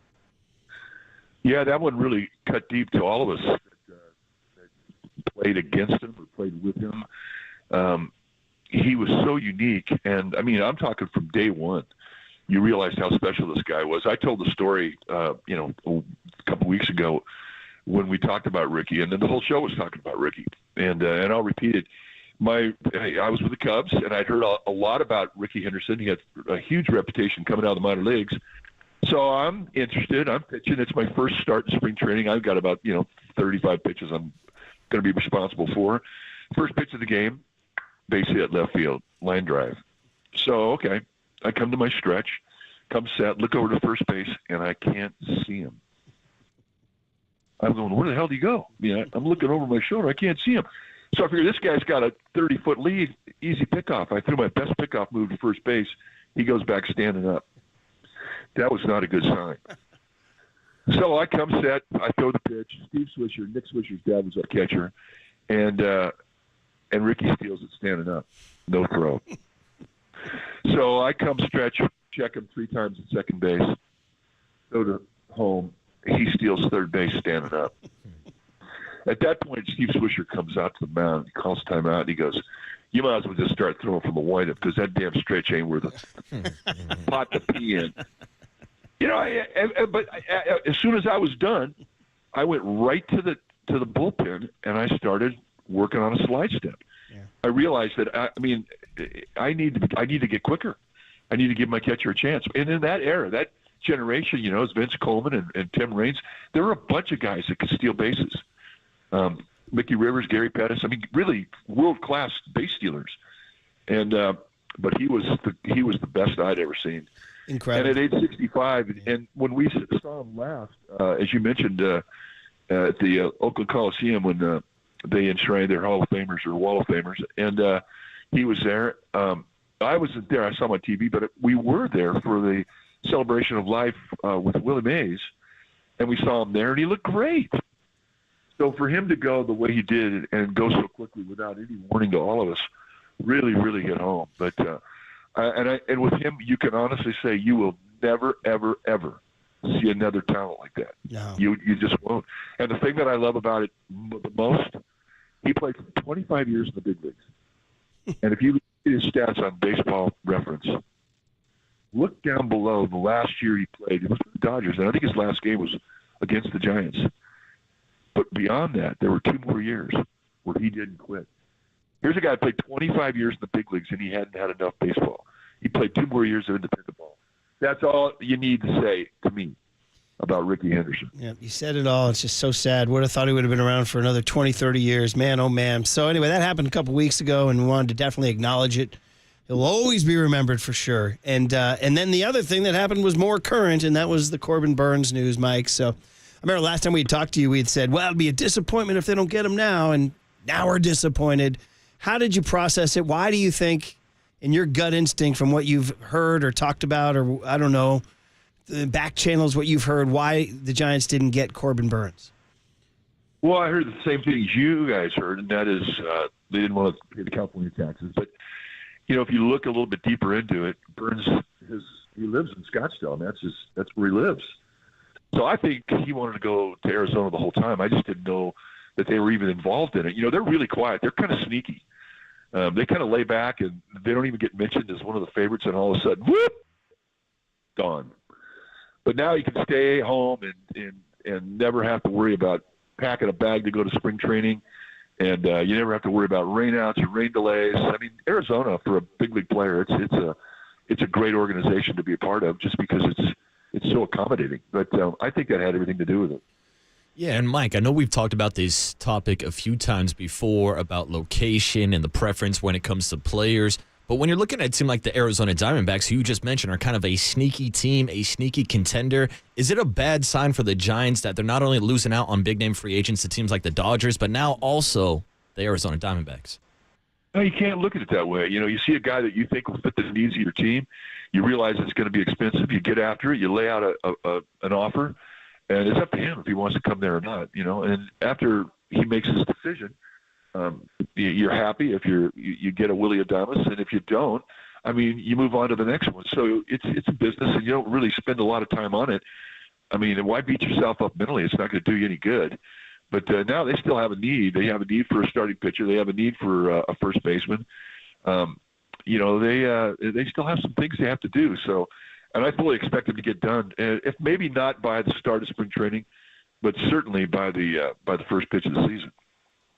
We definitely want that stuff settled. Like we said, those late ads are tough. I don't know. A couple names you hear that are intriguing. Pete Alonso is out there. It seems like he would want a longer-term deal, and the Giants have Bryce Eldridge coming up. In fact, a chance to ask you about that. How do you sort of view the Bryce Eldridge phenomenon and how it would impact what they do at first base? Because here he is. He's only, 19 or 20? I don't even know when his birthday is. And he hasn't played a ton of first base. But everything is arrow up on this guy, man. Arrow up, green arrow, yes, yes, yes. But how do you view it? Do you think, from your perspective, how do you view first base given that Bryce Eldridge is waiting in the wings? How big of a commitment do you make? Well, I don't think you go beyond 2 years. I think he'll be ready in 2 years, given what we saw him do last year. He went from San Jose all the way to Sacramento. And when you go from low A all the way to triple A and you do well, that tells everybody that, you know what, he's coming. And now you can start counting on him if you're Buster Posey. And they do. I mean, but look, he still has to learn the dance of first base. This guy was a two-way player when they signed him. He was a 17-year-old guy and 6'7", strong, kind of a man-child. But he had a great arm. They didn't know if they were going to pitch him or if they were going to hit him.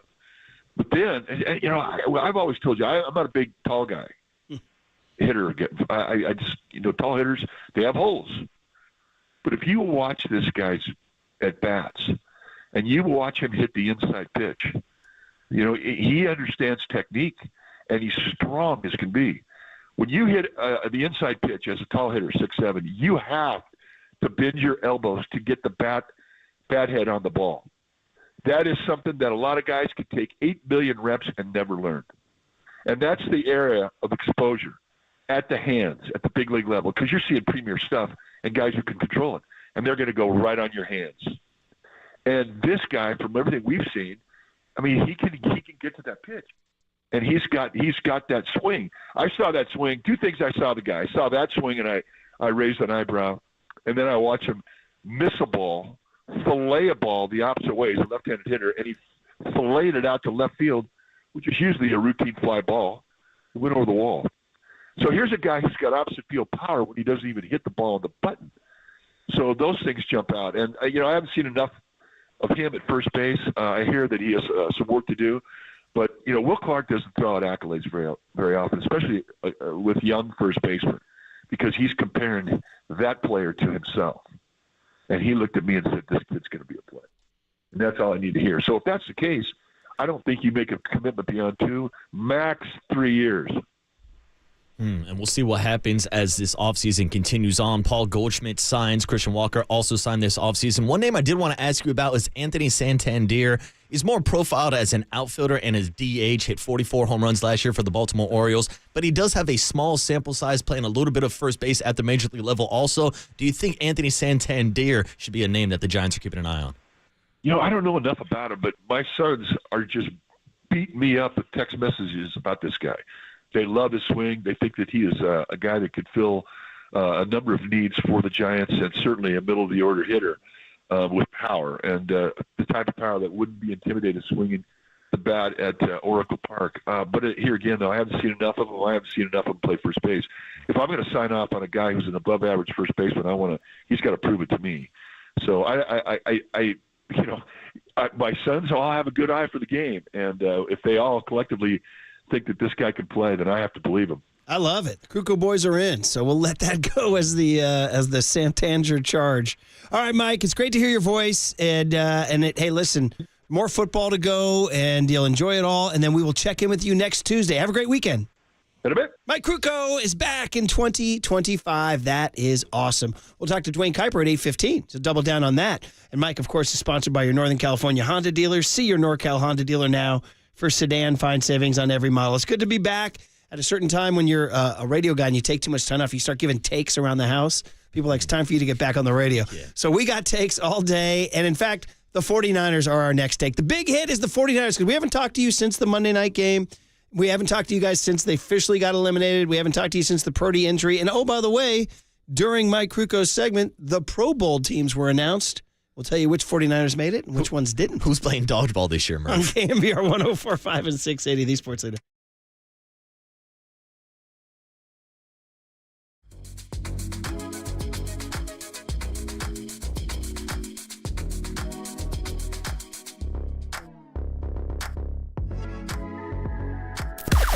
Now, from the O'Donnell Financial Group Sports Desk. Learn more at ODFIGroup.com. O'Donnell Financial Group, because planning is a process, not a product. Kyle Shanahan joins Dirty Work with Copes and Depop at 3:30 this afternoon. I'm sure they will ask about the Pro Bowl inductees, or I guess the guys who were named to the Pro Bowl. And you can hear that interview live on the KNBR app and KNBR.com.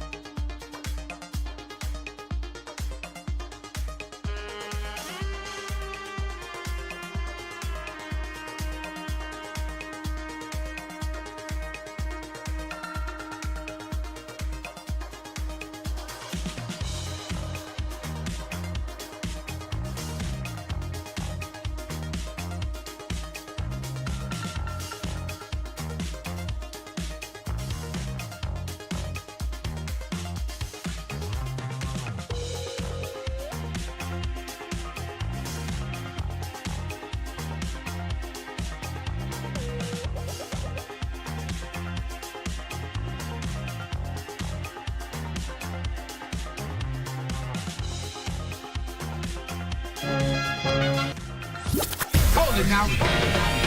This is the Big Hit. Sponsored by Benjamin Moore Paints. Experience the Benjamin Moore retail difference at their independently owned authorized retailers today or at benjaminmoore.com. On KNBR 104.5 FM and 680 AM. The sports leader. 1st and 10, Detroit 35-yard line. Brock out of the gun. A blitz coming, and Brock gets sacked by Branch. Nobody picked him up at all. Brian Branch came from depth there. Safety / nickel. Oh, he's a cat. He came right off the corner as the nickel corner, and the 49ers squeezed down. Brock Purdy's out of the game, or Dobbs is warming up on the sideline. The backup quarterback tonight is not Brandon Allen, it's Josh Dobbs. Is Brock okay? Brock got hit on that sack by Brian Branch, and Josh Dobbs is in. There was Monday night, and hey, we're back, everybody. Happy New Year from Murph and Marcus. Brian Murphy, Marcus Boucher. You can see us on YouTube, on Twitch. We kind of look the same, plus a couple holiday pounds on my end. Oh, a few LBs, Murph. Young Tony, we're back on the plan now in January 2024. We'll see how that goes. Yeah. Young Tony in the rectangle there, waving at everybody. He was down in Orange County with the Real Housewives. With the beautiful people. Doing his thing. And then John Joe Curley in the back. John Joe says he was hungover on New Year's Day. Good for him. Dude, John Joe Curley turned up so much on New Year's, Murph, that he's actually going forward with the dry January now. See how that goes. Yeah. We'll see how that goes. Yeah, good luck. As an Irishman, good luck. There was one of the ads that hit New Year's Day football was about New Year's resolutions and the Apple Watch and having that girl run. That woman was running. And I did something I'd never heard of before called Quitters Friday. Did you guys know about this? Quitters Friday. Like, I bet there's a pop culture phenomenon that the second Friday in January is known as Quitters Friday. It's when most people's New Year's resolutions die out. Second Friday of January. Wow. So we'll see how that goes. Is this like a drinking event also? I don't know. Like we'll see. have Blackout Wednesday before Thanksgiving. So Friday, January 10, Curly's on the clock. That's it. And now it comes early. We'll see. And then we'll see how he does by the third Friday. Next Friday, I'll be down at the 2 a.m. club. The Deuce getting some beer. So come by, John Joe, and we'll really test your strength. See if you can say no. You going to be at the Deuce? No, I won't be. I was just trying to think of a bar off the top of my head. I'll see you down at Old Ship. Yeah, Old Ship will be good too. So anyway, well, good morning, everybody. It is time for the big hit. It is 49er style. Hey, Duane Kuiper's going to join us at 8:15, pardon me. Matt Mayoko at 8:50, Marcus Thompson at 9:30. We're back checking in with all our regulars. We just talked to Mike Krukow. It's great to wish him a happy new year and talk about the pain of missing out on Corbin Burnes. We'll talk about that with Kuip at 8:15. But to the Niners, who are now officially done. We knew that. But when we signed off on Friday, December 20, and then I met you for breakfast at an undisclosed location, then we had a pint. A good pint. 2 pints, I believe. 2 pints. Yeah. Damn right. Actually, I left you guys. Did you guys make a good day out of that Friday? Utah, give me 2. Yeah, there may have been a few more pints Good. after. They were going there down. may have not have been. There was that was another college football day. Remember those 3 young ladies who walked in from Tulane? Yeah, the Tulane watch party. Hopefully you guys joined the Tulane watch party. Let's say the big green wave came crashing down, Murph. Okay, all right. It's good knowledge there, buddy. So anyway, the point is that when we signed off, the Niners were still mathematically alive, believe it or not. They got eliminated before kickoff on Sunday in Miami. Say, who was doing the math? Me? Pretty much. And then, of course, they lose in Miami. Purdy throws a damaging pick. And then, of course, they turn around. Monday, they have this epic first half. They play great. They go score touchdowns in the red zone. By the way, they went 5 for 5 in the red zone. Where was that all season? I have no idea. Where was that all It was year? like a Kyle game plan, man. I'm joking. I'm not joking, but like that was like Kyle's first real game plan of the year. It was like, oh, that's a Kyle play. There's another Kyle play. Oh, there's a play action with a crossing route wide open over the middle, and so maybe the Detroit Lion defense had something to do with that. Yeah, possibly. But Purdy remains our focus. But I did tease before the break about the Pro Bowl rosters going out. Does anybody care about the Pro Bowl anymore? We do on a morning sports radio show. I care about it, Murph. It's something to talk about. It still means something to me, damn it. Well, like you said, who's going to play dodgeball? Exactly. Right? I didn't know who's like catching a ball from a drone or something. So guys wearing the original Joe's shirts this year. The original Joe's? What is this, dodgeball? Literally. Yeah, that's what you said. Yeah, thank you. Right? I was one step ahead of you there. You were. You caught me. All right. So I thought I was playing right into your demographic there. I know. I once did a whole book report or a movie report on dodgeball back when I was in mythology, studying about the Greek Odysseys back when I actually took mythology class. And dodgeball is actually a Greek Odyssey, the journey that Vince Vaughn goes through. That's incredible, by the way. You're coming back stronger than ever in 2025. I did some studying over the literature, allusions to Homer, the whole deal. Well, they say there's only 2 stories in life, young Tone. A man goes on a trip or a stranger comes to town. Like that's when take that to your screenwriting class there, buddy. All right. Hey, 5 D's of dodgeball. You got them? Duck, dip, dive, dodge, and dodge. I don't know. I got 4 of them. Dive, duck, dip, dive, and dodge. You got it, Tony. Did you say dodge twice? Yes, that's the point. That's the joke. I gotcha. NFC Pro Bowl rosters. Who made it for the Niners? Well, quarterback, sorry, Brock Purdy did not make it.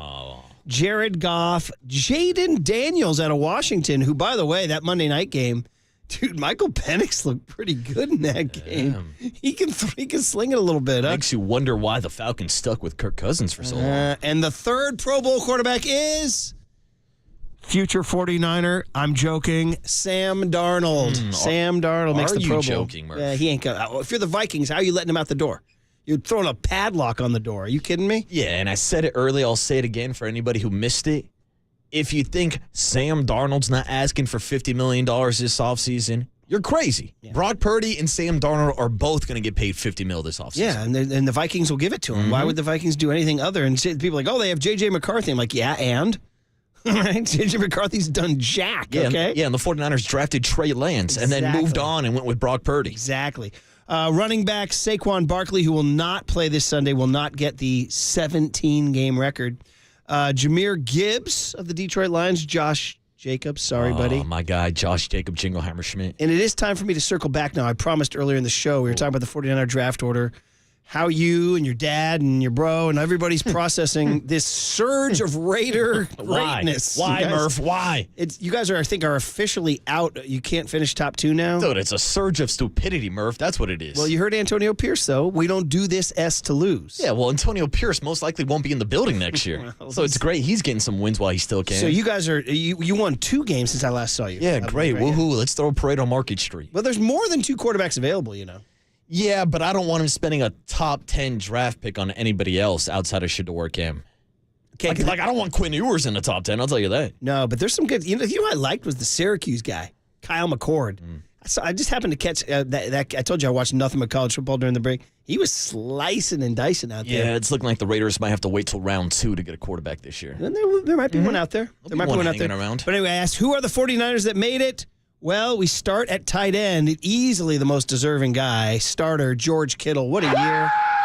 Well, I mean, I this has been my year to just fall in love with Kittle. Listen, we've always liked him. Everybody likes him. He's great on our show. He's great everywhere he goes. He's a great player.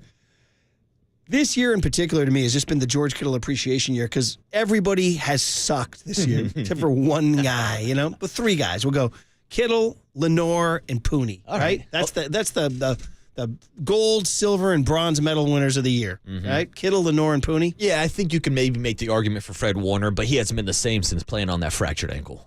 I'll put him 4th. All right, put him 4th. But anyway, George Kittle, just absolutely sensational year. The year that made everybody realize This guy's going to freaking Canton. This guy is a Pro Football Hall of Fame tight end. His stats are among the best in tight end history in the NFL. And a lot of people were talking about George Kittle being a cap casualty moving into next offseason. Right. And no. Let's end that conversation now. Yeah. George Kittle deserves to retire in red and gold. Absolutely incredible. It was either Eric Branch or, Branch wrote a big piece about him during the break that was really good. And it's just the full-on appreciation of what this guy is and always has been since he got to the Niners. And by the way, you're listening to KNBR AM and KNBR FM San Francisco, the sports leader, a Cumulus media station. So Kittle made it. Congratulations to him.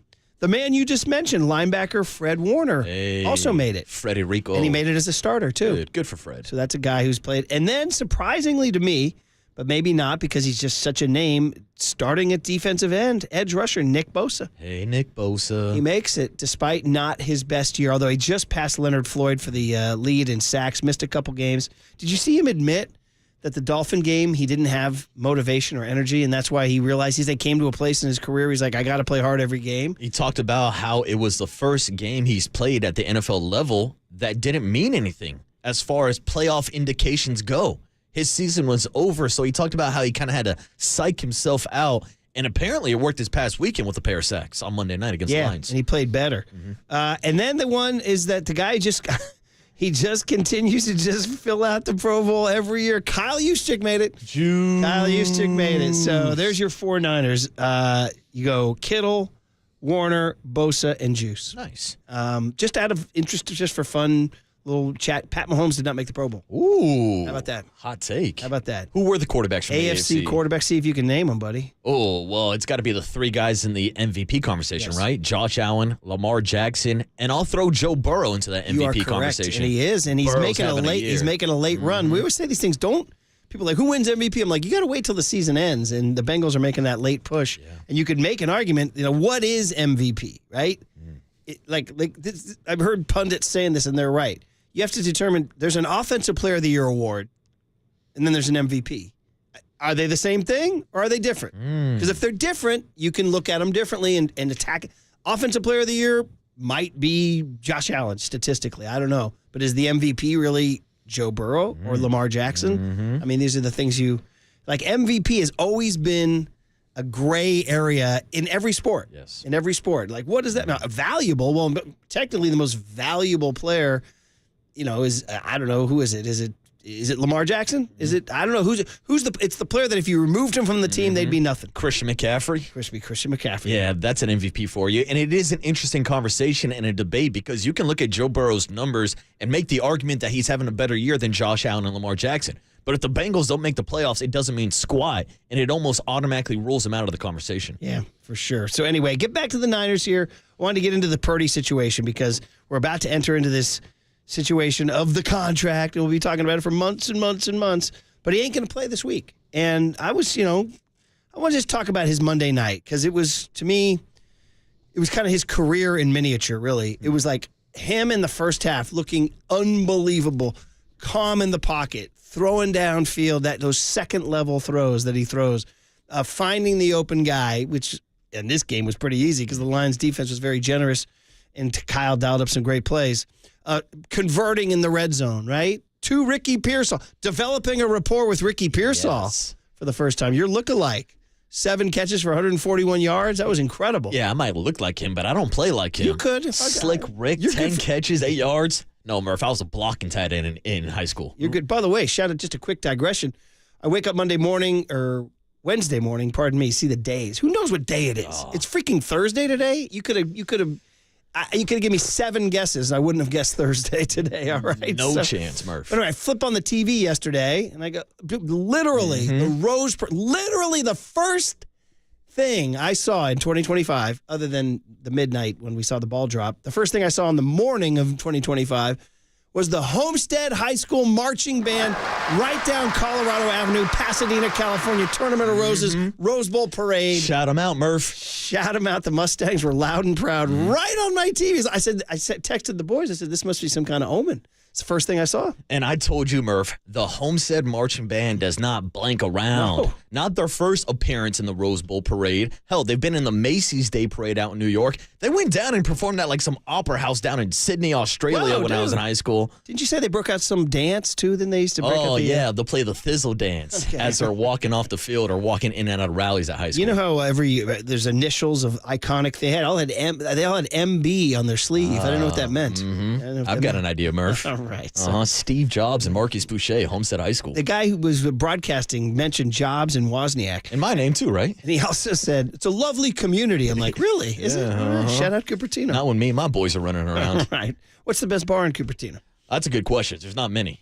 No. See, I was one of those Sunnyvale kids who got thrown into Cupertino. So I'm the ones who kind of poisoned the water with all my hoodlums from Sunnyvale. What's the best bar in Sunnyvale then? Oh, it's got to be the local, man. Okay. That's the Peacock when it went through a name change. Mark. That was the Wednesday night before Thanksgiving That's bar? it. That's the Blackout Wednesday bar. There it is. All right. So anyway, there's your news on the Pro Bowl. Back to the Brock Purdy situation. Here was Kyle Shanahan on the Tuesday after the game about the elbow situation that was very confusing. What happened? Was it a nerve thing? Are we back in the same situation? Brock Purdy had a right elbow contusion with nerve inflammation. Most likely going to miss this week, but no long-term issues. UCLA is fine. UCL looks fine. Yeah, dropped a little free plug for the #1 women's basketball team in the land. Let's say good news for UCLA, not so great news for Brock Purdy. Beat Gonzaga. That was good. Blew a game against North Carolina. They should have won. Nerve inflammation, Murph. So, yeah, we talked about this earlier in the show, and I'm not quite sure how I feel about this. I'm mildly concerned that this is now happening again to his thing. It could be nothing. Could just write it off, and on we go, and he'll be fine. If that's the case, then why isn't he playing on Sunday? Is the bruise that bad? I don't know.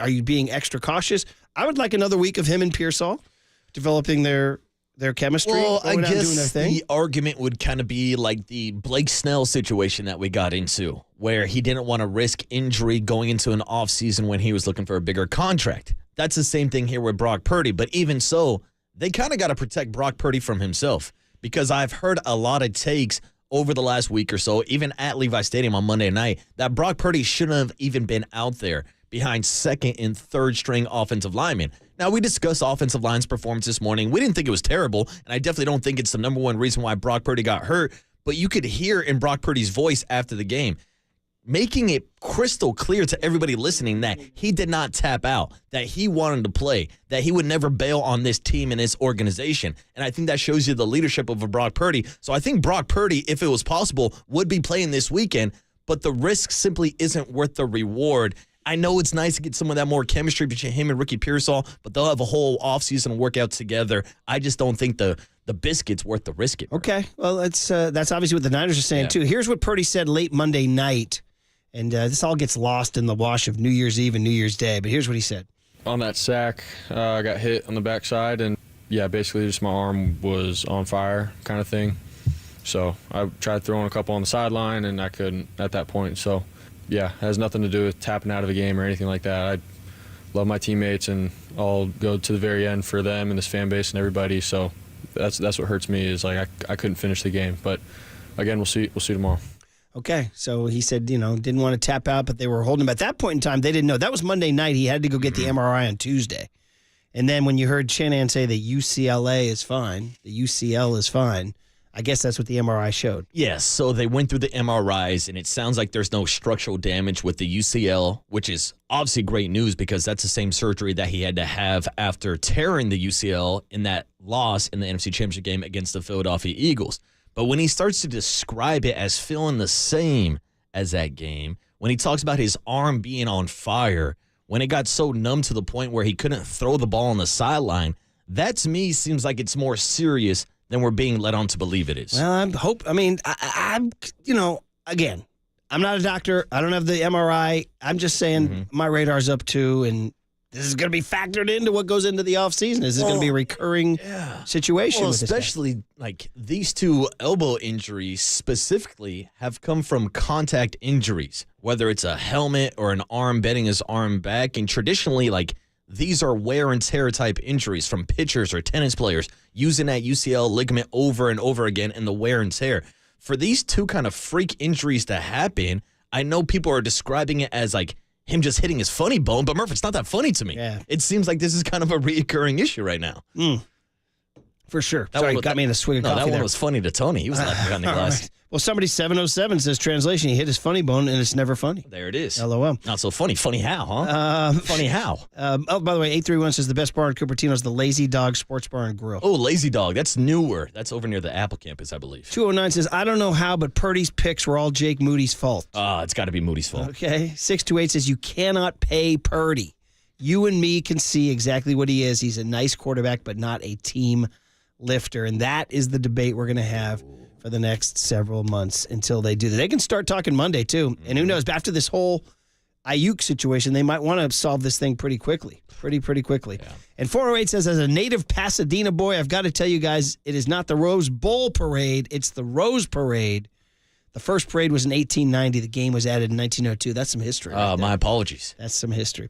All right, guys. Well, there you go. There's a little big hit for you on the Niners in the Pro Bowl. Congratulations to Kyle Juszczyk, George Kittle, Nick Bosa, and Fred Warner, who make the Pro Bowl. Ooh, can I give one shout out too? Please. Shout out to Napa's own Brock Bowers making the Pro Bowl. That's incredible. I mean, he's the MVP for the Raiders this He year. was insane this year. He's He had him putting in up fantasy. historic In numbers fact, I this think year. he was on one of our two final championship fantasy teams, like either Danny Dunn or Derek Papa had him.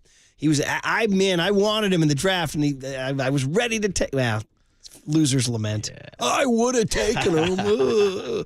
All right, Duane Kuiper with a makeup hit after we missed him yesterday, and because actually he missed Christmas and New Year's, so it'll be some good Kuip. We haven't talked to him since the Corbin Burnes news came down.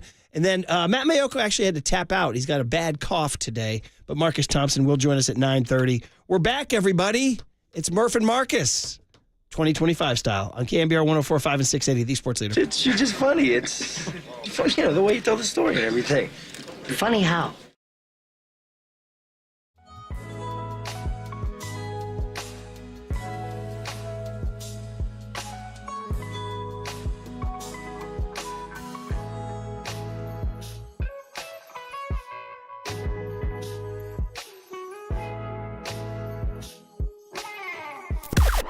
Now, from the O'Donnell Financial Group Sports Desk. Learn more at ODFIGroup.com. O'Donnell Financial Group, because planning is a process, not a product. Tim Ryan, the great T-Rock, joins Papa and Silver for his weekly Bull Rush Hour starting at 11 o'clock this morning. The guys will be at Levi's, and you can hear that interview live on the KNBR app and KNBR.com.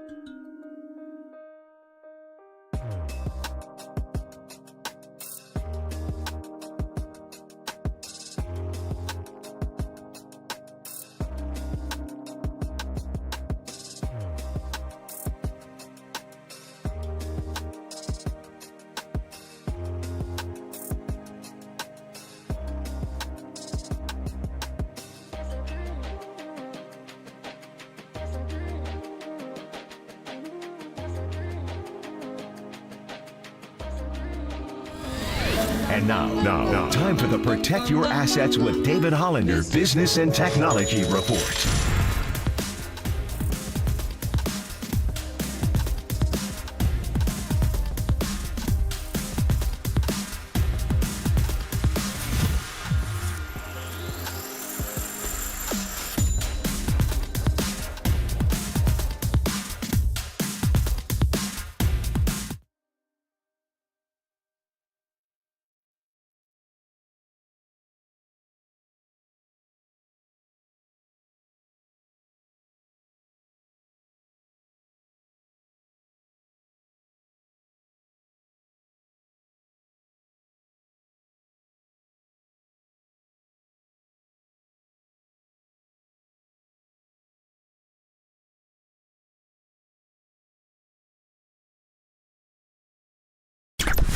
There's no question we've got the best in the booth. That's why we all mimic his call.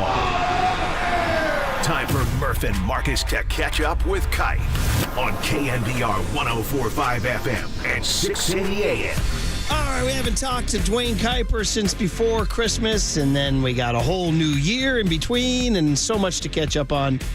Giants didn't get Corbin Burnes, but Buster Posey told Andy Bagley they believe in their young arms, and so much to catch up on. But first and foremost, I want to remind everybody that Kuiper is sponsored by your Northern California Honda dealers.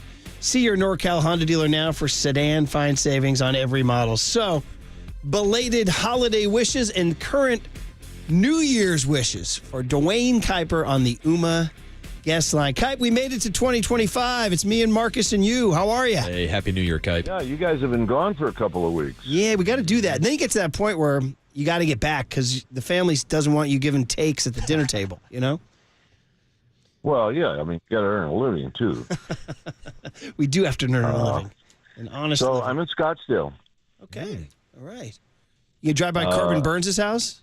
I decided that, I egged his house. It was great. I still can throw. Yeah, nice. I decided, you know what, I was going to spend New Year's Eve with some friends here, and so I'm at the Newmans. I'll head home tomorrow and be with my friends in California. But it does give me a taste of looking forward to what's going to happen in February. And, of course, that's the beginning of spring training, which isn't that far away, fellas. It isn't that far away. By the way, you know, just a little reminder to all of our Giants fans, and even a reminder to you, and I have to remind myself, that throughout this process of free agency, if you bounce around on the internet or if you listen to talk radio to, you know, people that have some insight on what's going on, if you followed the whole Corbin Burnes thing, I'm sure you saw it. I know I saw it, where these different websites really predicted strongly that Corbin Burnes was going to the Giants. Mm-hmm. And I guess what I'm trying to say is you can't buy any of that. You can't. No, apparently not. I mean, unless it's Susan or John Shea, you know, Alex Pal, unless it's those people, you know, I think then you got some credences to, you know, hoping that that's going to happen. But you can't play that game. And you know, you end up falling for it because so many different people start making these predictions as to, well, this is where he's going to go. He's not. And he didn't. And then all of a sudden you're disappointed when the fact of the matter remains, if the story's true, the Giants made him an offer at the winter meetings, and that was it. So, yeah, you get your hopes up really high, and then you're disappointed when really our hopes shouldn't have been that high. I mean, we all really wanted him, and, you know, and then he ends up with a team in your division. But I don't think for one second that, you know, this roster is set yet. So we'll see what happens the rest of the way. Duane Kuiper, here you go. And it's funny, you know, Andy Bagley is left Twitter. He's on this app called Blue Sky now. And I told Marcus, I said, I should probably go check. And I just learned something that I hadn't learned because, you know, during the break, you're not on everything. But I guess Buster Posey did text Andy Baggerly after the Corbin Burnes signing, and this was what Buster's text said, quote, "We believe in our young arms and feel like they are in a position to take some big steps forward." So that's a big statement. He goes on to say, "We'll continue to look on the offensive side for players that give us a chance to score runs in multiple ways." So that's Buster's comment there. I mean, I guess, I don't know, that would indicate to you that they weren't heartbroken by it, that they were believing in the Hayden Birdsongs and Kyle Harrisons of the world, and that the search goes on for a bat. Yeah, and I think there's another thing too, Murph, and I think it was written and, different places that, Corbin Burnes has thrown a lot of innings, and he is not a guy that's had Tommy John. And look, you can't predict what's going to happen injury-wise. I'll go back to the story where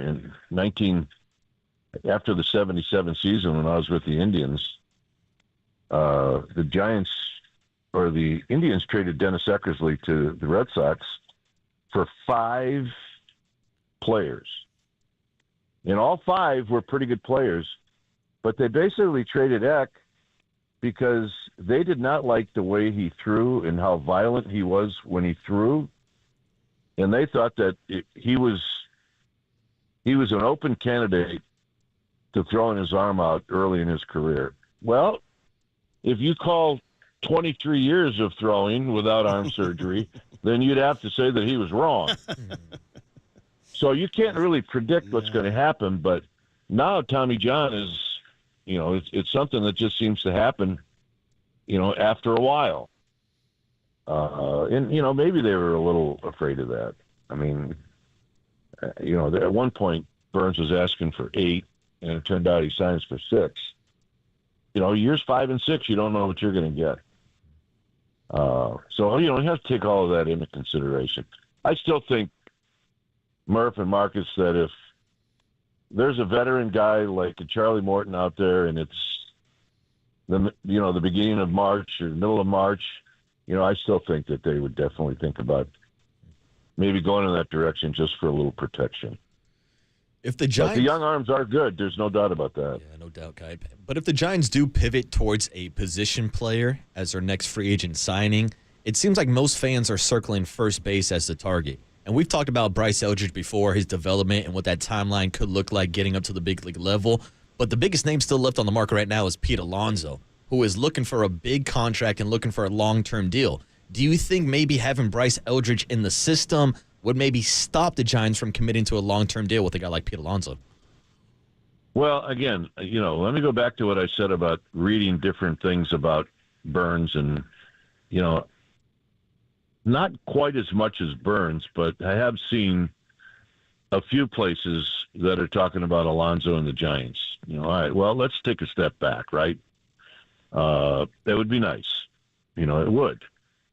But then one of those guys, if Eldridge develops quickly, is going to have to be a DH. And, is that the money you want to spend for a possible DH?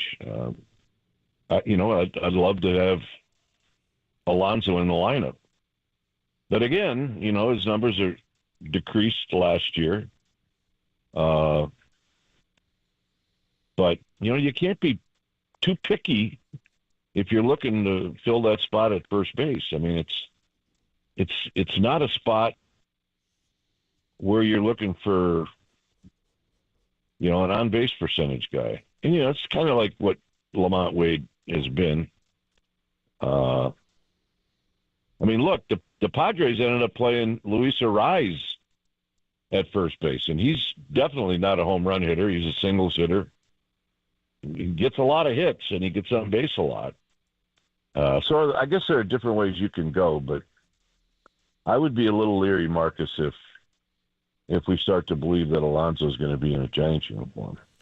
All right, well, that's stuff to follow for sure. And that Buster Posey text about looking for a bat means they're still shopping for something. All right, Kipe, I think it's the first chance you've had to comment publicly on the passing of Ricky Henderson. I just did a little research. I think I found Friday, August 17, 1979. Coincidentally, my wife's 12th birthday at the time. But anyway, it's a 7:35 start in Oakland in front of 2,059 people. I have you playing second base in what I think is the first time you faced Ricky Henderson. He got caught stealing in this game with Ron Hassey at catcher, Tom Verizor at short. So I don't know if it was Verizor or you covering. He did swipe a bag the next game, but that would have been the first time I have. Friday, August 17, 1979, a young Ricky Henderson tries to steal second. You're out there at the Coliseum. I don't know, Duane, that was a memory that it all is in your head, and of course, how you process the news of losing Ricky. Well, I mean, I'm also sitting in the backyard of the guy who probably caught that game. It was Hassey that day. No, for the A's. Oh, for the Jeff A's. Newman. Jeff Newman played first base that day. Jim Essien caught. Yeah. And I guess the thing that I remember most about that, Murph, was the absence of people in the stands. I mean, that's when the attendance was literally at its worst, because if you remember, the very next year is when Billy Martin came and they started to fill that place up. And then you kind of saw the real Ricky Henderson. Because, Billy Martin just let him go. Just, let him go. Don't put the training wheels on this guy. Just let him go. And, I remember those years with Roy Steele, doing the starting lineups with the song of Celebration. And, and they would, now batting leadoff, Ricky Henderson, and then they'd play that song Celebration for 10 seconds. And then they have batting second is, Carney Land, it was awesome. That I remember like it was yesterday. But about Ricky Henderson, I mean, it didn't take you very long to see that this guy was going to be something special. I think at first we didn't realize that he was going to also be a guy that could hit the ball out of the park. And, and he did that more than you'd think. But his ability to just create all kinds of stuff. I mean, look, he's the greatest leadoff hitter of all time, ever. And there's not going to be another one like him for a long, long time. And you know what? He left us too soon. I mean, I was just literally shocked. I had coffee with Eck the other day, and Eck talked about, the softball game that Reggie Jackson put together after the season was over to kind of say goodbye to the Coliseum. And Eck said, I sat in the dugout with Ricky Henderson for half an hour. And he said, now he's gone, which is really, really sad. Man, just awful. And yeah, kind of sums up the whole baseball in Oakland. It really does. Right? The fact that Ricky didn't want to see him. Ricky will never have to see a game outside of Oakland now. Yep. Man, just for fun, noodling around Baseball Reference, 6 days later, you guys went to Cleveland. Newman did catch that game. Ricky said, not this time, Ron Hassey. He stole 3 bags on you guys in one game in that game. Yeah, probably standing up. And, the thing about him was his ability to steal third. I mean, he did that. He probably did that easier than stealing second. And we couldn't hold him on. I mean, you just couldn't. And, eventually I remember, and I don't remember who our manager was. It might have been Dave Garcia. He was like, look, let's just try this. You're the second baseman. You got a right-handed hitter.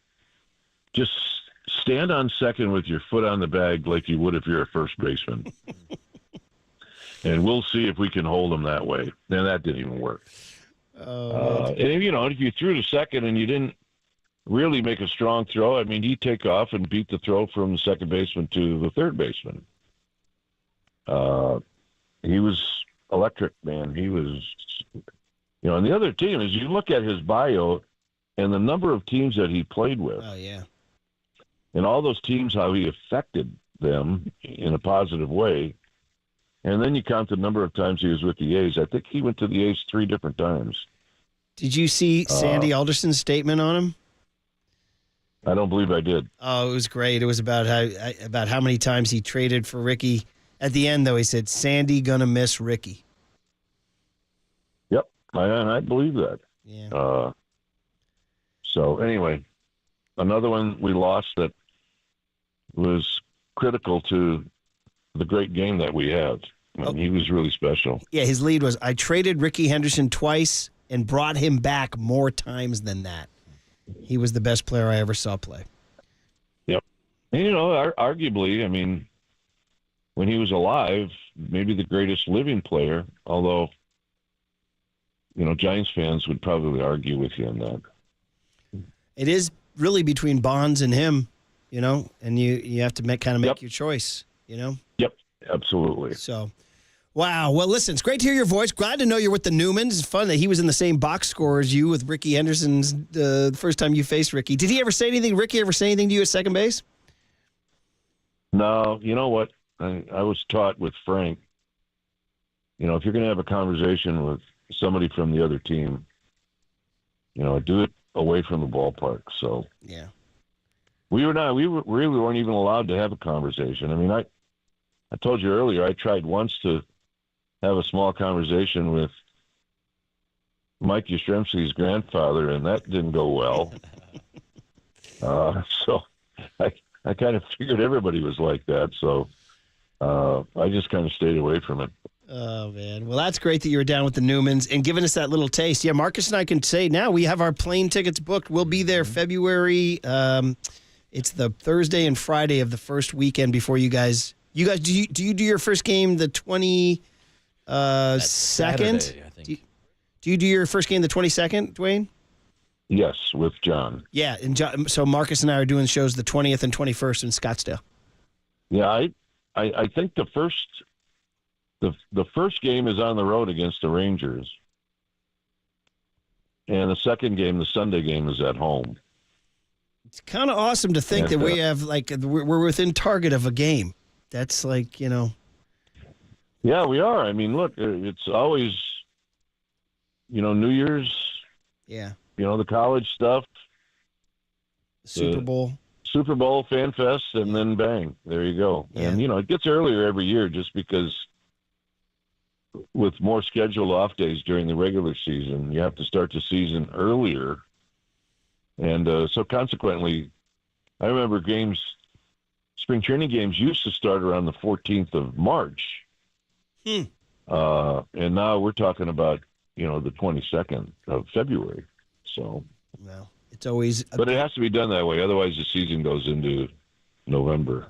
It's a glorious time. Glad you had a great New Year's with the Newmans. Give them our best and come on home, and we'll talk to you next week. Yeah, thanks, Kuiper. Can't wait. All right, fellas. Happy New Year. Duane Kuiper on the UMA guest line. He's sponsored by sponsored by your Northern California Honda dealers. See your NorCal Honda dealer now for sedan find savings on every model. I was getting ahead of myself with the Cooler of Content. We're back, baby, 2025 style. Murph and Marcus, Cooler of Content, all the great content that you need to hear next on the Sports Leader. Oh, you're welcome.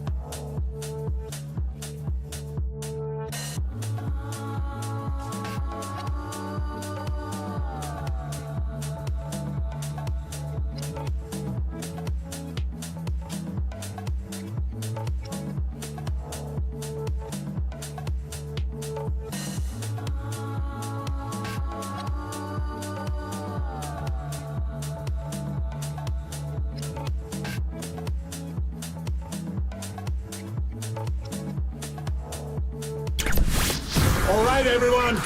Chill. This is the Cooler. You're not sending me to the Cooler. Of content on the Sports Leader. We're back, everybody. Happy 2025.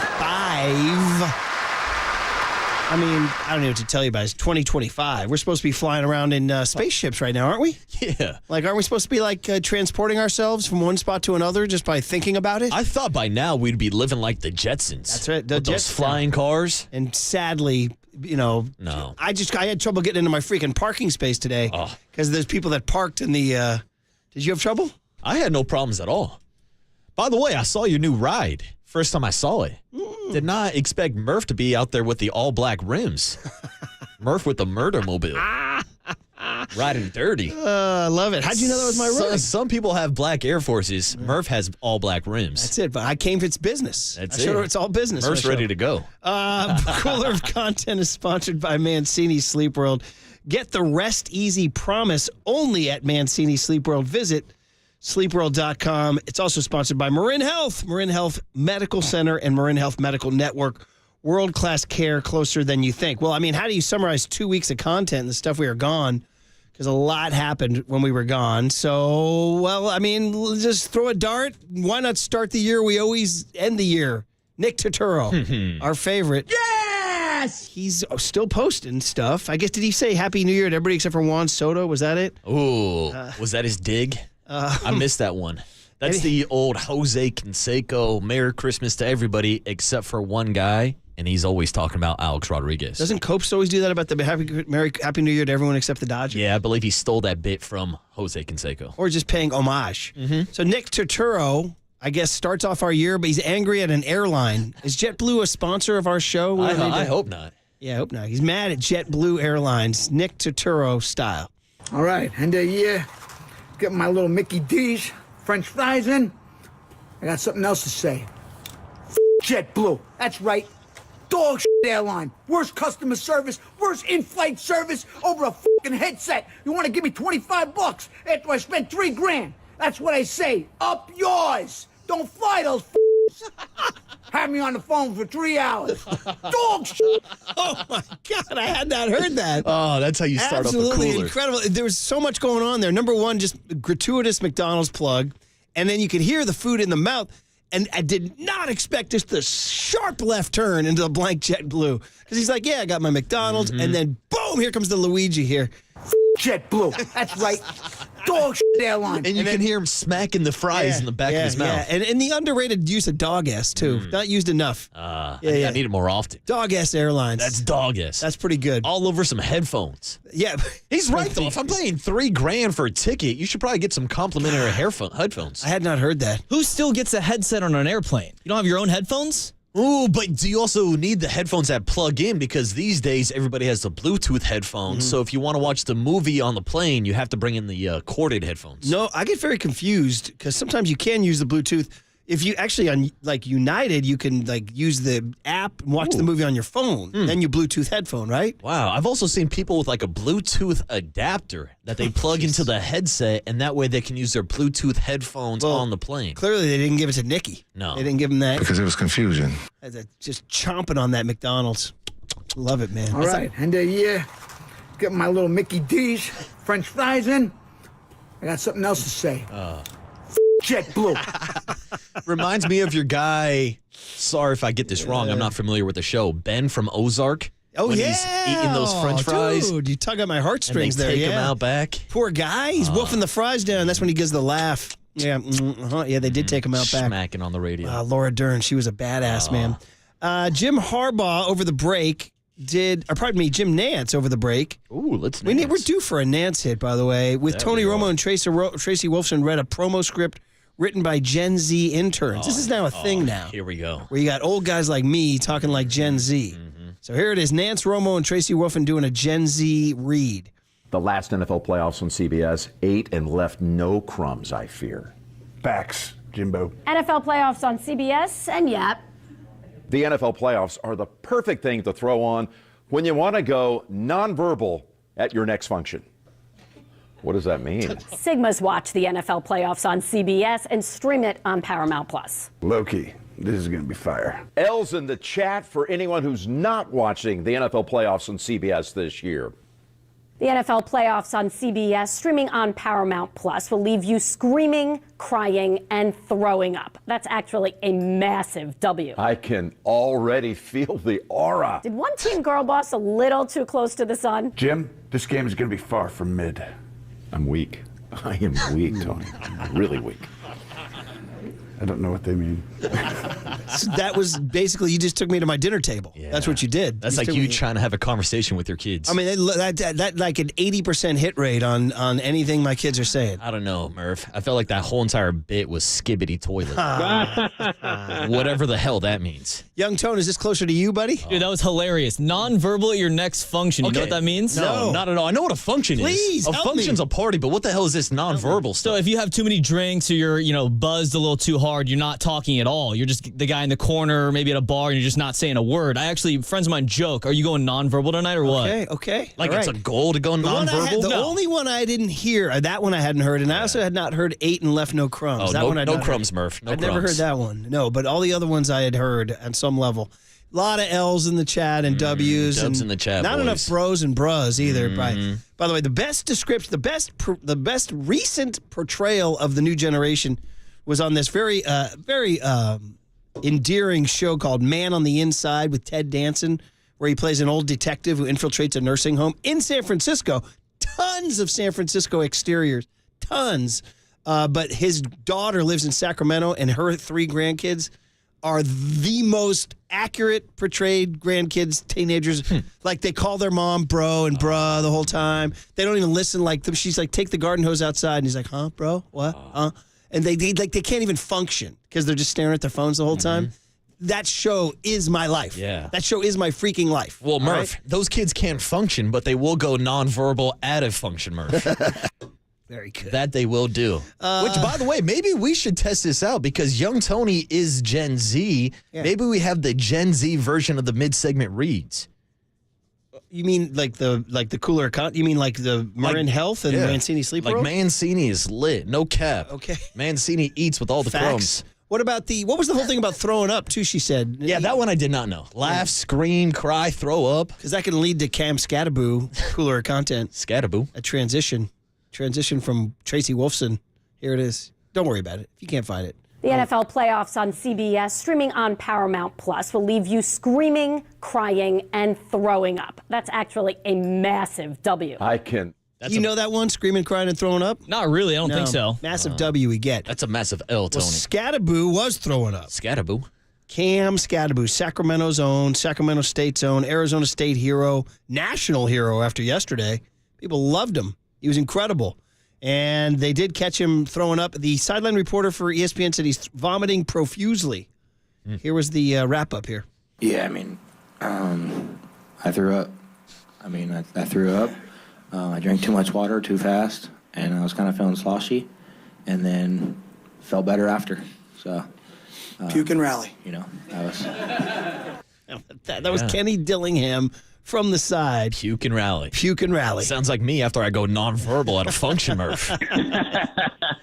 I mean, puke and rally, that's a man who's partied. That's a true Arizona State moment right there. That guy knows how to party. Yeah, no, man. Puke and rally is that's a stalwart move. Mm-hmm. Got to keep going. We've all been there before. Yeah, we have. Sometimes you wake up for kegs and eggs or like a SantaCon or something. Very rare. I can count on one hand and still have fingers left over where I drank to the point of puking. Wow. Only once? No, I said like 2 or 3, something like that in the history of my life. I can And you tell know what it about was? this past weekend. But first of all, I don't know. I'm just sort of built to hold it. I don't know. That's kind of one of my things. You are Irish. Also, I don't foolishly, I will stay away from that tequila when You're a smart man. Like, tequila to me is my kryptonite. Oh. And so one of the times I did it, it was tequila. And so there I was at the 85s on the Saturday night before Christmas, having the time of my life. Just an absolute blast. What'd you want? Purple Rain? What do you want? Take on Me? Anyway, I'm back, and I'm running. Everybody from my high school's there. Everybody. And I'm running into 3 people, kind of the people that you barely know, like friends of friends. And they see you, and they say, dude, we're doing shots. And he says, line up the tequila. And I said, nope. JMO. Wow. So he ordered 3 tequilas and a JMO. I had to make a special request. That's ballsy when you go with the audible when someone else offers to buy you a shot. Yeah. That happens a lot to me, too. I told him because, I can't do it, bro. Yeah, I'll go out with like my buddies and like my brother, and they're big tequila guys, but I'm more of a bourbon guy. Mm-hmm. But whenever they're buying rounds of shots, here comes a tequila. Yeah. And what do you think? I'm going to say no? Well, you were a gentleman about it. Yeah. I've got bad tequila discipline. Yeah. It shows up and I Does drink it affect you? Oh, it obviously does. A lot worse than bourbon. Yeah. But still, it's painful either way. Okay. It's a positive message for the kids. All that, and then finally we get to the sadness. We lost Greg Gumble during the break, and he was just one of those. My buddy Dave Gibson has worked in TV since we left UCLA. Loved Greg Gumble. Gumble was his guy, and everybody who dealt with him had a positive story. So just the sound of March Madness, Selection Sunday, just a little play here to remember. It wasn't March Madness till you heard Greg. Good evening, everyone. I'm Greg Gumble. Welcome to the NCAA Men's Basketball Championship Selection Show. Just a short while ago, the selection committee finished up this year's tournament brackets. 32 teams received an automatic bid, 36 await an at-large. Man, that just sound, man. It is like that Sunday in March, man. Just hearing that theme and him. So, 78 years old, we lost him to cancer. Loss is stable. Yeah. But just a good long run and affected a lot of people too. So, shout him out, man. All right, well, pretty good cooler content. More left over for tomorrow too. A lot of good stuff. So, tomorrow, which is, by the way, Friday. Dude, how about that? Again, you give me 7 guesses as to what today was, I would not have guessed Thursday. We should do this more often. I would have guessed Monday twice. So there you go. I would have guessed Saturday and Sunday before I guessed Thursday. My God. I'm still trying to figure out how we made it to 2025. I don't even know. Let alone Thursday. We barely did. Kyle Shanahan joins Dirty Work with Copes and Depop this afternoon. Yeah, there he is. Hey, no Mayoko.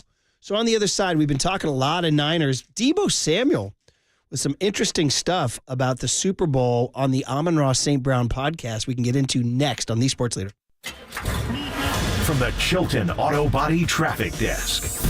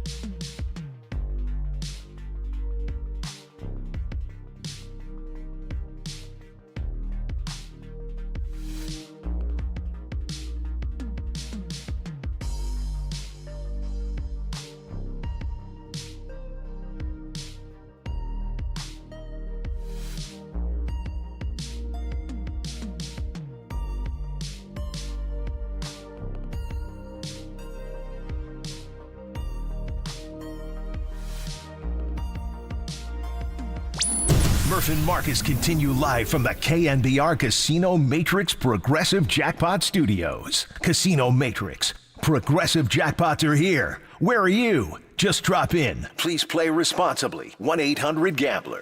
Look at Tony continuing the Greg Gumble tribute. So in my team, my CYO teams, the last 3 years we've made the playoffs, which is great because not every team makes it, believe it or not. It's not a participation trophy. You got to make the playoffs. You got to earn your way in. And the first practice we always have after we qualify, I have the speakers out blasting this when the kids come into the gym. They have no freaking idea. They're like, what is this? Oh, come on. I'm like, dude, it's March Madness. We just made March Madness. They're like, I don't know it. They're like, can we finish this practice so I can go home and play Fort? Oh, no. I mean, this song is so iconic, and it's funny because earlier this morning, we were discussing about whether or not we knew today was a Thursday because it's our first day of the work week. Hell, you start playing this song for me, I start thinking it's March. I don't even think it's January 2nd. I'm ready for March Madness now. Yeah, Tony, you are actually messing with our heads, but it is in honor of Greg Gumble, who he lost over the break here. Hey, you're listening to KNBR AM and KNBR FM, San Francisco, the sports leader, Cumulus Media Station. And good morning. We are back for these 2 days and then back full-time, actually. In fact, we're so much back full-time. We've already talked about the fact that we're going to Scottsdale in a month. How about that? I know, it's exciting. We will not be going to the 49er playoff game. They are eliminated. Oof. And they were almost eliminated. We knew after that Rams loss. I mean, we talked about that. It was pretty much over. However, they were officially eliminated right before the kickoff of the Miami Dolphins game. I mean, hell, let's be serious. We both knew that it was over after Geno Smith hit the night-night celebration while we were trying to check into our hotel in Hawaii. I remember opening the show in Hawaii, just telling you, it's toast. It's over. It's toast. It's over. We were in that beautiful lanai looking out over the Pacific Ocean going, it's toast. It's over. Oh, that wild boar sausage. Oh, man. How good was that? That Portuguese sausage. That was kind of the beginning of weight gain season. Oh, I haven't stopped since, Murph. SZN. Oh, man. It's cheat season, cuz. So anyway, what happened was it put the wraps on a thing I've been just saying relentlessly all year, and to the point where people are freaking sick of it if they listen to the show. And thank you for listening. Glad you listened long enough to get sick of something.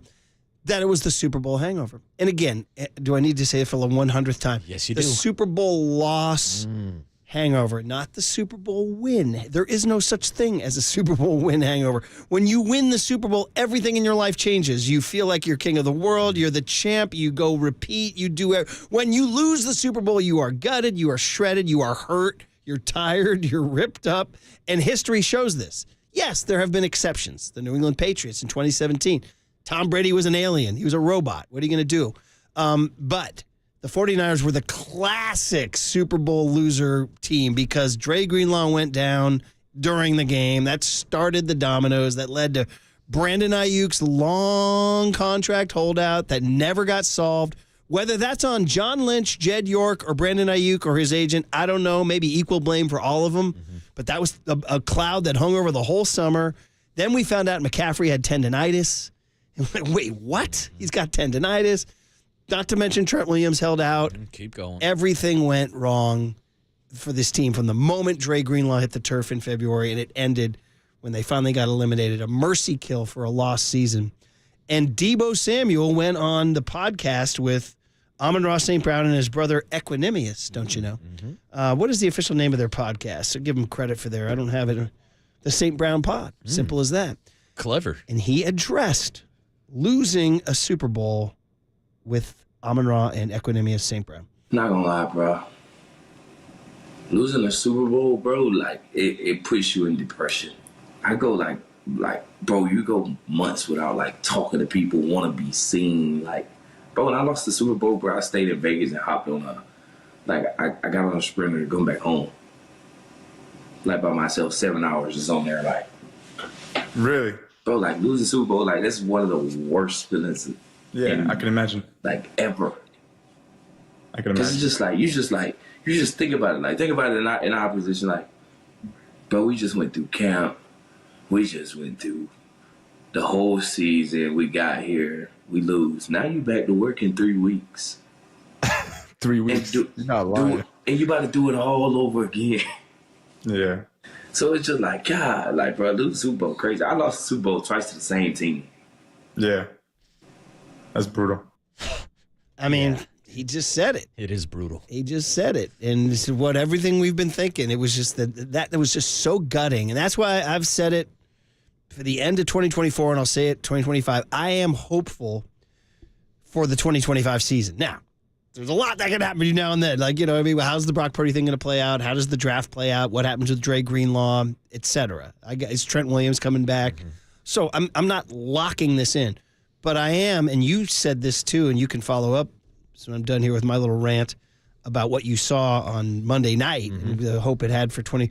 But I'm going with refreshed, refueled, and revenge. I do think there is hope once they can kind of finish this thing on Sunday, January 4th or whatever. What's the day? 5th?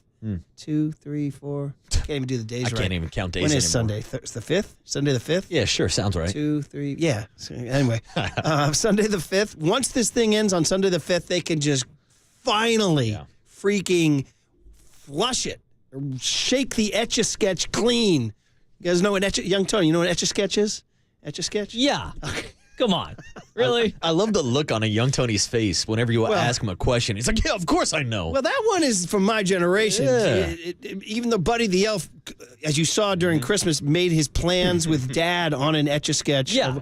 That ended with cuddling and the snowball fight. Yeah. And then as soon as James Caan, she's like, I'm not doing that. He shakes it. No, we're not going to do any of that. Plans are gone. I guess that's a bigger question. Has Young Tony ever used an Etch-a-Sketch? Have you? I still have one. Wow. I was just going through my stuff over the break, yeah. No way. Shocked. That's huge. So anyway, what do you think what Debo had to say and how it affects this season and going into next season? Well, I think he's absolutely right when he's assessing the literal hangover of losing a Super Bowl and how there's always going to be that dark cloud and trying to get over the hump. And he's right. The fact that they turn around 3-4 weeks later and they start getting ready for training camp once again. And it's hard to get over tragic events in life, whether we're talking about sports or real life or a breakup or a divorce or anything like that. So, of course, it's going to be in the back of their mind. So when you're talking about moving forward, whether or not those plans include Debo Samuel, that's another topic for another day. But you look at this 49er team that over the last 3-4 years has been playing in, 3 to 4 extra playoff games?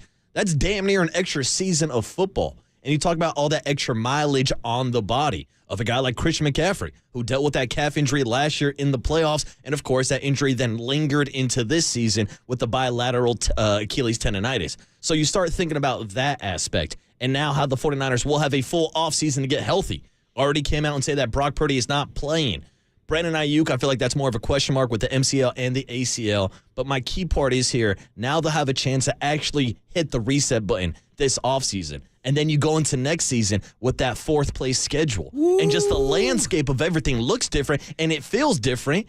And following up on your tease, what I saw from the 49ers on Monday night with how competitive they were with the Detroit Lions, that to me tells me that the Super Bowl window is not closed because the 49ers can still hang with some of the best in the NFC. I mean, I had the same feeling you did, like, oh, yeah, these are the Niners. Like, it was a Kyle gameplay. It was like the first. Now, again, the Lions' defense is not great, but it doesn't matter. They're in the Lions are going trying to win the Super Bowl, man. They're like in the hunt. You're going against a playoff-level team there. And, man, that game plan looked like the first time you saw looked like the 2023 Niners is what it looked like. It looked like Purdy and the 2023 Niners. Then the picks, which we can talk about as the Jimmy G-like picks. Those were Garoppolian, to make up a word. Garoppolo throws. Garoppolo throws. But anyway, to your point about, getting better for 2025 and what's going to happen with Debo and those guys, I'm with you a lot in that this is going to be the chance for them to reset everything. In fact, we had actual sound from after the game. What do we have? Kyle Shanahan cut eye, Tony, on the Brock Purdy up and downs of this year because, this is the guy now we're going to have to spend the next 6 months talking about whether or not this guy gets a contract, unless they get it done quickly. They could get it done quickly to try to get rid of it. I mean, Purdy seems like that kind of guy. By the way, he just turned 25. Hey, happy birthday, Brock. So here he is, Kyle on Purdy.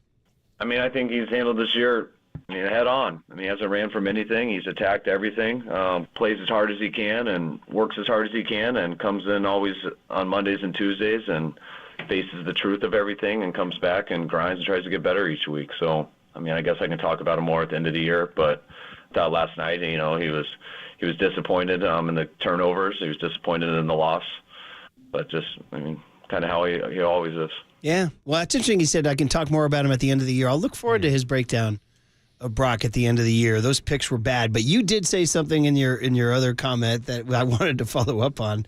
And we talked about this a couple hours ago. It's the last place schedule. Yeah. Bro, that's huge. As the kids would say, low key. Oh, huge deal.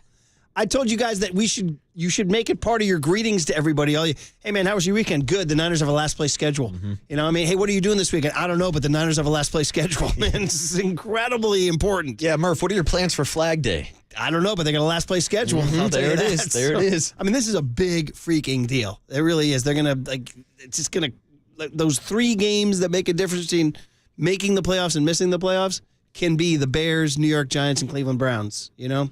So shout them out. They earned it and they got it. Yeah, I mean, look, everybody has to play who's on their schedule, but there's obviously different grouping and scheduling depending on where you place in your own division. And also, can we just not go through the same stretch of games this year where it seemed like the 49ers were playing everybody off a bye week? Yeah. Kansas City Chiefs off a bye week. Buffalo Bills off a bye week. Yeah. Like, the scheduling did no favors this year for the 49ers, but hey, here we are crying over spilt milk on a 6-10 season. 408 says next year the 49ers have the chance to be the underdog once again.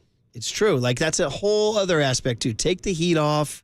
You know, just go into the season kind of just low-key, refreshed, refueled, and revenge. And that's kind of what I was getting back earlier when I mentioned their Monday night performance and how they still can hang with teams like the Detroit Lions. Because if you turn on ESPN or any nationally syndicated show, they're talking about how the 49ers Super Bowl window is closed. It's over. Pack it up. Maybe they should move on from Brock Purdy. Maybe they should move on from Kyle Shanahan. And I'm sitting here thinking like, no, that's not what this organization is. It's not what this franchise is. And I know even Jed York had some comments a week or two ago to Tim Kawakami about how there are no plans to move on from Kyle Shanahan and John Lynch. And I would assume that Brock Purdy is included in that conversation. This is a team with this roster that has shown it can win games with Brock Purdy, and it can be successful. They just haven't won the big one yet, and that's why they're still doubters. Yeah, and in terms of what you mentioned, Tim Kawakami had the news. He's with the SF Standard now, and saw Jed in the tunnel and said, hey, man, can I talk to you about Kyle and John? And Jed flat out said, they're not going anywhere. You can write that. They're not going anywhere. So somebody asked Kyle how he felt about that. Not really. I feel confident. I've got a good relationship with Jed, and, we speak almost every day. So hearing stuff in the media doesn't really change much for me. It's, it's more what I have between him and myself. Yeah. And then he went on to talk about talking to Jed. Cut O here, Tony, about his relationship with Jed York. No, Jed is very easy to talk to. We've known each other here for now 8 years, and we feel very fortunate for how he is through the good and the bad, and the communication really never changes regardless of what's going on. Okay. I may need some help here, Marcus, for my first dad joke of 2025. He's very easy to talk to. Yeah, that's what I was saying about 10 years ago. It was about 10 years ago. Yeah. So time to book them back. The 10 years. It's been a while, Murph. The 10-year grudge over. It has been a while. I told you we had the urinal summit when Chip Kelly got hired. He and I were the only 2 guys at the urinal in the Levi's, that ornate Levi's bathroom. I was like, hey, what's up, man? So we had a urinal. And then we talked to each other at the U2 show, too. So we're good. We're good. You got to be grown men. We got to move on, right? We're all professional here. So what was the other sound I had? Cute. We played the sound for you. So anyway, well, there it is. We just wanted to talk a little Niners because Matt Mayoko had a bad cough. He couldn't check in today. So one thing we haven't done all morning long is talk about the Warriors. So we're going to do it with Marcus Thompson at 9:30. And Steph Curry, well, was he reading a Gen Z promo too? Because he said something about the Warriors that could fit the Gen Z promo. And here we are on those Warriors next on KNBR 104.5 and 680, the Sports Leader.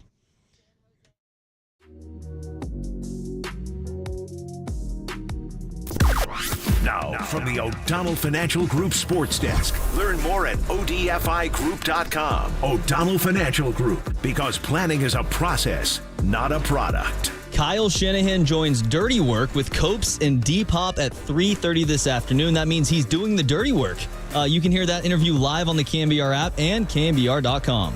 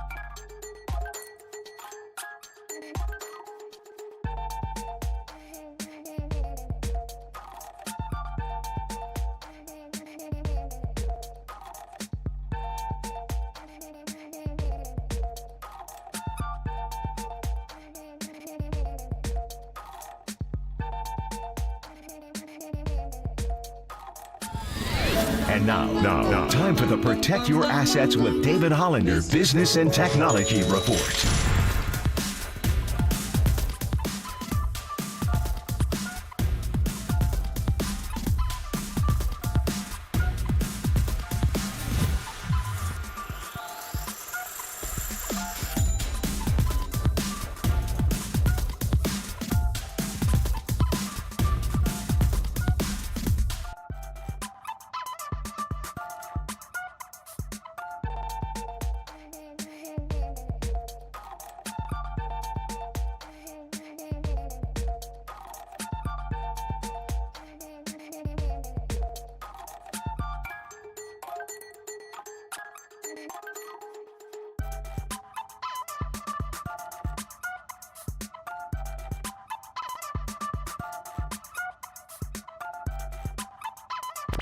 Dub Nation, Murph and Marcus keep rolling on the sports leader and streaming live on YouTube at KNBR 1045.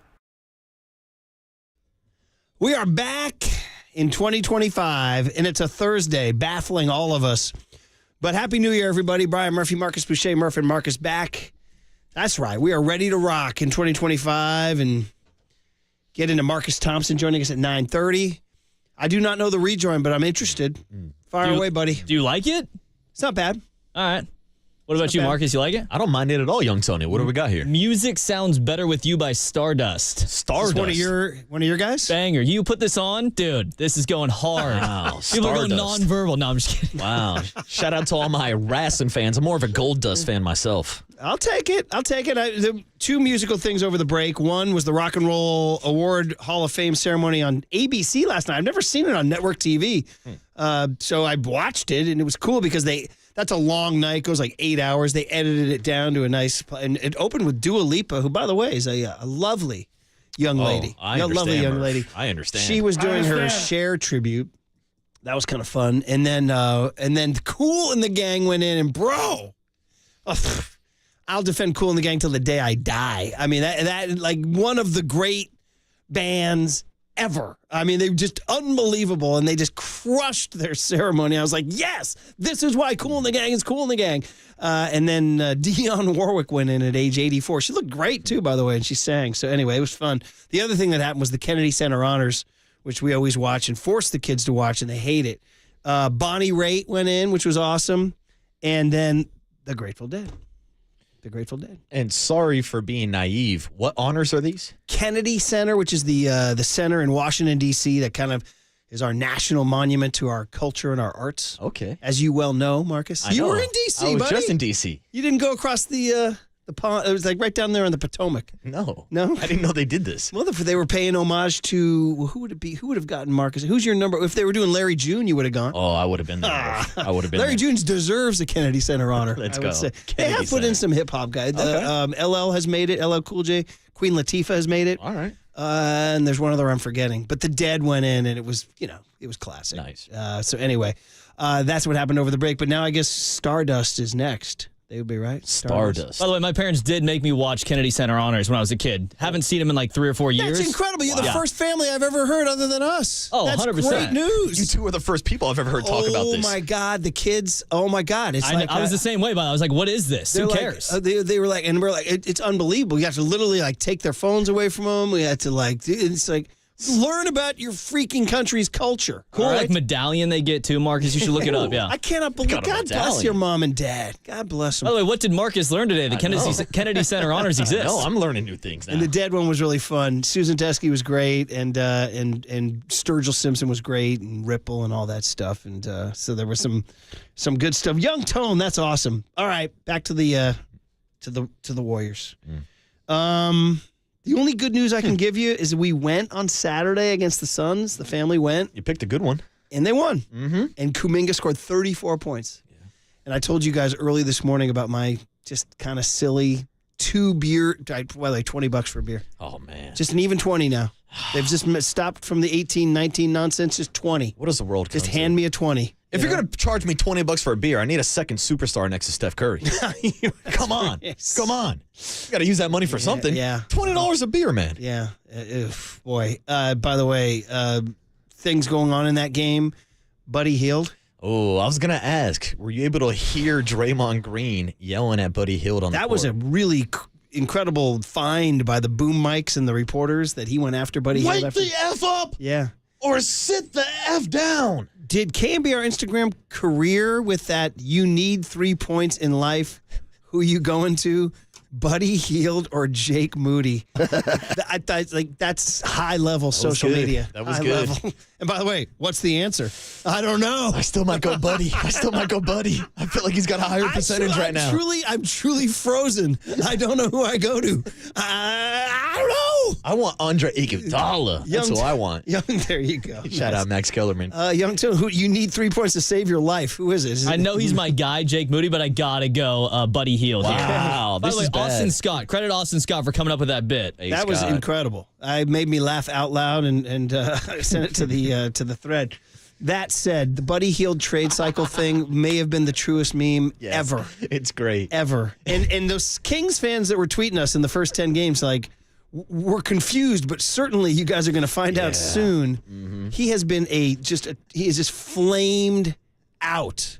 Absolutely flamed out. Now, he's not the reason they're 16-16. He's one of them. But man, oh man, did you see Anthony Slater had a story over the break? Everybody's shooting poorly, including Steph Curry. Mm-hmm. Everybody's shooting poorly, including Steph Curry. So Steph, after their latest loss, where they got smoked by they can't stay on the court with the Cavs. Wow. But the Cavs winning the championship this year? They look great. I mean, they've had a dominant stretch recently against the Warriors. They're just too big for the Cavs. They're just too big. Nightmare matchup. But they're a nightmare matchup for anybody. They're like 28-4, right? Mm-hmm. So anyway, here's Steph Curry just assessing a team that was 12-3.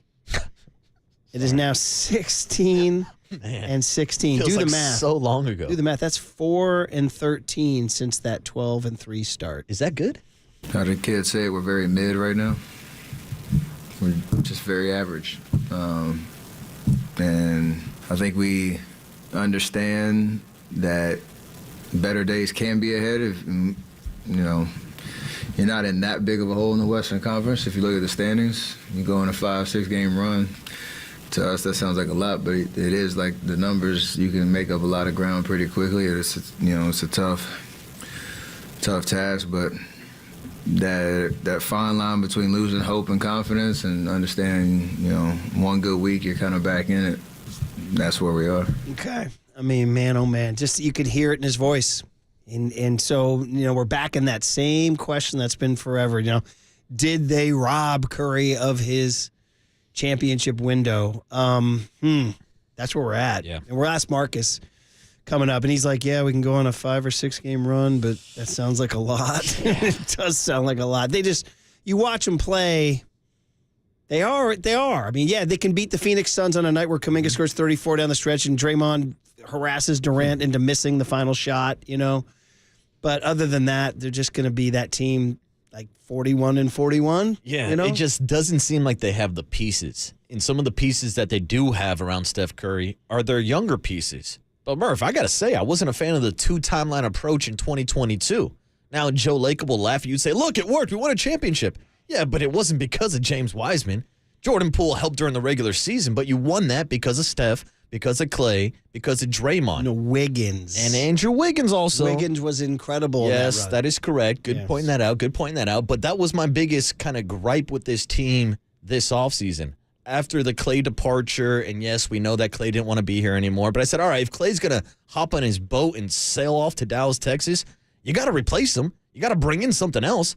And I know they tried going with a cheaper option in Buddy Hield, and we just got done talking about the meme and the cycle of life with Buddy Hield, how he's a streaky shooter. And I knew this from following Buddy Hield when he was with Indiana last year, when he was with Philadelphia, when he was with the Sacramento Kings. This is the type of player Buddy Hield is. And that's why before the season started, I said that they're wasting a year of Steph Curry, who's still arguably in his prime at 36 years old.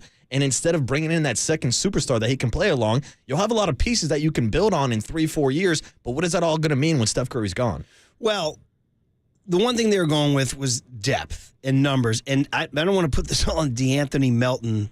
It's not like he would save the season, but it didn't help that he went down for sure because they were kind of built on these versatile wing guys. Yeah. Melton was the front of that parade. And without question, you look He at the went defensive down. numbers. They were much better defensively with Melton on the floor. That said, was it, and then the thought was that if they could kind of like get through the first couple months of the season in contention, then you do make the big move. Yeah. Then you do make the big move. So I didn't think it was ruled out at the start of the season. And maybe it's still not ruled out.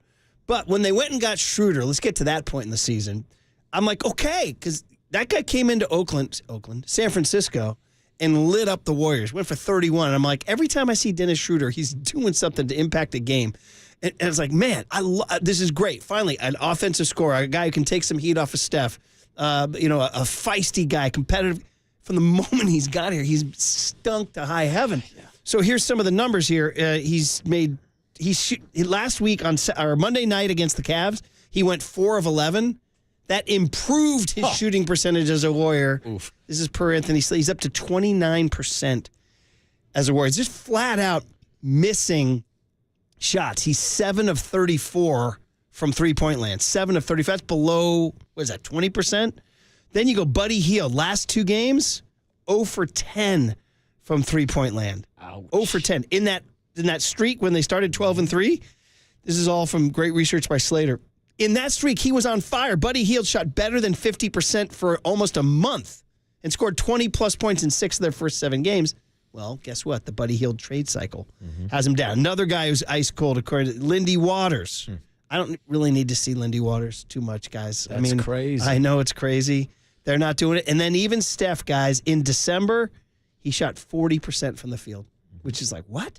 And 36% on threes, which by some people's standards is good, not by his. No, not by Steph's standard. And I also think there's a bit of a decline, at least when it comes to floor spacing with Steph Curry. Because with all those guys struggling, with Buddy not hitting any shots, with Pods not playing well, he's out for tonight's game also, with nobody else really stretching the floor, you're looking at all the attention on Steph Curry. Even a guy like Jonathan Kuminga that can go out and pop off for 30 points, he's not really threatening the defense from beyond the perimeter. He's trying to get to the basket. So we're talking about spreading the floor, giving Steph Curry a little bit of gravity of his own and some of that floor spacing. It's not there because there really aren't many scoring options on this roster. Well, I mean, maybe if Schroeder started out hotter, it would be different, and he'd be bringing some gravity to him. Yeah. But, I mean, Kuminga is the one thing we probably should talk about. He had his breakout stretch, but it didn't coincide with a lot of wins.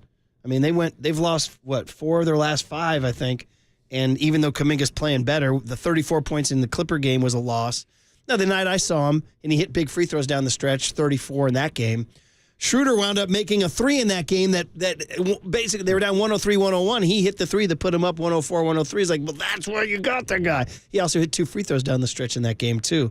But, man, oh, man, they play the Sixers tonight. Yeah. Steph Curry questionable with a thumb injury. Yeah, man, oh, man. That's never good. So I put Schroeder at the point. But to me, it's kind of gone back to the fit of Dennis Schroeder because he's more of a pick-and-roll type player. And the Warriors, compared to other teams, don't run that style of play. They're more based on ball movement, not the isolation ball.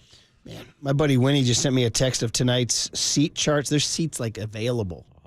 Like, is this, like, Joe Lacob's beloved baby now? I mean, you can like cruise into a Warrior game now? That's the one thing we've always said about the Warriors. They'll sell tickets as long as Steph Curry's around, but if he's on a losing team, who's going to want to show up and watch him? You could hear what at least I sense discouragement in his voice there. Where he's just like, well, we started 12-3 maybe, but I mean, I don't know what move is left between now and February. Well, I guess that's the question about whether or not the Warriors have been able to maximize the trade value of a guy like Jonathan Kuminga if they're going to move him before the trade deadline. And I wouldn't rule it out if they try to package Dennis Schroeder in a trade and move him again before the trade deadline. Well, yeah, for sure. And what are you going to get him? He's not playing well at this point in time. The teams are looking at him. God, he looks so tiny. Little Rory Murphy, who's not little anymore. I know. God, he hit a growth spurt. My God. That kid's grown. Man, he's tall. But he said we're at the game. He goes, that's Schroeder?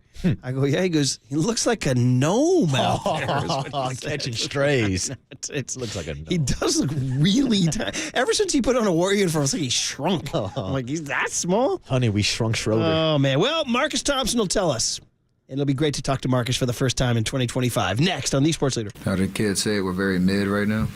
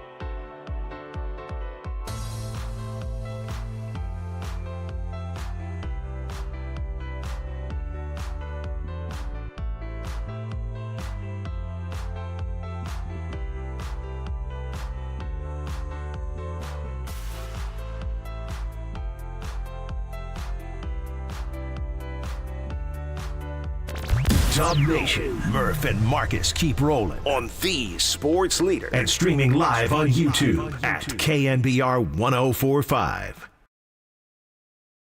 Well, there it is. Thank you, buddy. They were fantastic. I've seen them twice. Once in Tahoe. They were amazing. And I saw them open for Van Halen.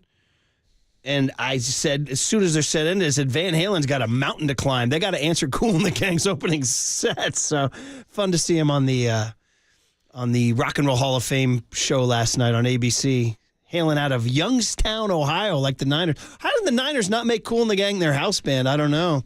Youngstown, yeah. That's a great question, Murph. Yeah. I don't know, but they're the best of all time. They really are. Marcus Thompson, our first chance to talk to him in 2025. So, Marcus, we were just talking, the other Marcus and I were just talking, that we haven't talked to you since Ricky left us, man. And that's Oakland Tech to Oakland Tech love, man. So condolences on the loss of Ricky Henderson. I know he was your high school pride and obviously your hometown's guy. And Happy New Year, dude. How are you, man? What's up, Marcus? Oh man, I'm happy to be in 2025. A lot of people didn't make it, so we're blessed. And yeah, man, Ricky was tough. That was it was out of nowhere. And, you know, like Ricky was so cool, man. Like, life was, you always run into Ricky in Oakland somewhere. So it's going to be weird not to see him again. Yeah, he truly stayed home. Like, you'd see him around town. I lived in Oakland from 04 to 11, saw him at the Montclair Safeway on more than one occasion. Always buying vegetables, by the way, eating healthy. Oh, yeah, that was Ricky. Come on. Ricky was still ripped, man. He was still in better shape than most. I feel like he could have. My uncle was he played this older league softball, and he was famous for, he ran for everybody. 70 and up, he was the designated runner. Reminded me of Ricky. Like, Ricky was one of them dudes who's going to be 80 years old. He'll be the designated runner in the senior softball league for sure. Oh man. Yeah. So anyway, we know it was a couple weeks ago, but it was our first show since then, and And we just got to just shocked and stunned. Man, any year that takes away Willie Mays and Ricky Henderson is not a good year. That's a year, man. That's a year. I mean, not that we can go on and on. Orlando Cepeda, Bill Walton, Jerry West, all that, but still. All right. Well, listen, we honor them and we will never forget them. So we just finished a segment talking about the Warriors, Marcus. Ooh, boy. The Steph Curry quote that we have where he just says we're just very mid right now. It's almost like it's not even the quote. It's the sound of the energy in his voice. Sounds like he's defeated right now. I mean, he's Steph Curry, so he's still the great champion. But is he defeated right now, do you think? It certainly sounds like he's been through this movie before and is not interested in calling it something different, right? It feels like this is last year, the same kind of almost helplessness they have against themselves. So, yeah, you don't really hear Steph talking like this. He is the eternal optimist, right? He always feels like, if we just win 5 in a row, and I'm sure he still feels that way. But to voice that, to just go, you're right, it was the tone. He was just like, man, we're just average. Like, he made it sound average. He said it in an average tone to, like, emphasize the averageness. It was something you just don't hear from Steph. And a very, I might add, loud plea to Mike Dunleavy. Yeah, Marcus, because without question, that record definitely is mid, 16-16, and their offense has been pretty mid this season. Also, over the last month, they've been one of the worst shooting teams in the entire NBA. I think a lot of people look at the struggles of a guy like Buddy Hield, 0 for 10 from the three-point line in the last couple games. He's getting yelled at by Draymond Green on the court this past weekend. So just tell us what's going on with Buddy Hield right now in those struggles. Can't make shots. I mean, if you ask Buddy, he'd tell you the inconsistency of minutes is the problem. And I do think one of the issues of being deep and playing, like 12 guys or at least 10 is they haven't been able to set a rotation. So players don't always know exactly when they're going in. Some do, but some like Buddy has been kind of hit or miss. And lately, he's to the point where if he gets in for a few minutes, he gets a few shots, he's got to make them. If not, he's probably coming out because he doesn't play D well enough to stay on the court. So you're seeing him in this, like, crazy rut. But bottom line is the dude was paid to come make shots, and he's not making them. Yeah. It's really that simple, right? Like, he's here to shoot threes and make them. And he started this year when they were 12-3, but he was hot.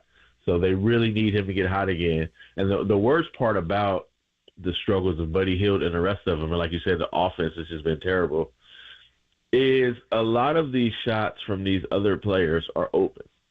They're open because the other team is essentially saying, have a buffet of shots. Take what you want. We're just going to make sure Steph doesn't score. So, hey, have at it, Buddy Hield. You go, Lindy Waters. You shoot to your heart's desire, Dennis Schroeder. And they're still not taking advantage. That's the part that's very concerning for the Warriors, and that's probably why you hear the almost resignation from Steph Curry. And you're right. And it's like Mark Jackson. It's a make or miss league. Warriors are putting the miss into that statement. We're talking to Marcus Thompson of The Athletic. They do play the Sixers tonight, who are coming in here with Joel Embiid out, I guess. Or he might play tonight. Is that right? Do we know? It says here estimated possible January 2. Did you get any word on that? Nah, we haven't heard yet, but with Joel Embiid, you never know. You can always guess who'll be out. I know, right? You never know. Welcome back, Kate Scott, back into town, too. So Kuminga, obviously the guy, you can say Kuminga to any Warriors fan and sit back for the next hour and people will be going at it. Since we last talked to you, he had his 2 big games, 34 in the loss to the Clippers, 34 in the win against the Phoenix Suns. What do you make of it? I mean, they just have to play a different style to feature him, and that's what they've been doing. That's what they have to do because they just simply don't have another option. And if you're going to say, hey, Kuminga, just put your head down and go score. We're going to give you the ball. We're going to give you ISOs. We're going to give you matchups. Just go bucket hunt. Like, he can do this. Like, this is what he can do, and you could probably argue if he'd been doing it, he'd probably be even better at it at this point. I'm sure that's the case he'd make. Like, if he had started this in year 2 and now he's kind of a pro at it, he's learned how to manipulate the defense and learn what the defense is doing to him, et cetera, he'd be even better at it. But this is what Kuminga can do. Now, the other stuff has prevented him from doing this. Steve Kerr's offensive decision in 0.5 seconds, pass, motion, move, operate within the thing. That's the part that they are trying to get him to do that gives him a struggle. But if you say, hey, man, you're going to get 30 minutes and probably 15 or 20 shots, Kuminga's probably going to get you 20 points out of that. He can do that. He gets to the free throw line. He knows how to, get free in space. He can get to the rim. When he's just deciding, I'm going to the rim, he's a 20-point scorer in this league for sure. And they really don't have the ability to say, we don't want that right now, Kuminga. That's what they've been able to say for years. We know you can do that. We don't need you to do that, though, on this team because we have other guys. Now they don't have the other guys, and they really need Kuminga to be this guy. Few more minutes here with Marcus Thompson on the Uma Guest Line this morning. And Marcus, I've got to ask you a question for all of our listeners up in the 916. What were your thoughts on the Kings firing Mike Brown? Very, very Kingsian. I saw a comment from in one of our articles about the Kings era is done. They're back to the Kings. I was like, that's so fitting. The dude just won Coach of the Year. He was just like the Savior, and a year plus later, he's cooked. I keep forgetting this. That series was 2 years ago, right? This is coming up on. We ain't even 3 years from that when they made the playoffs, and it was a big deal.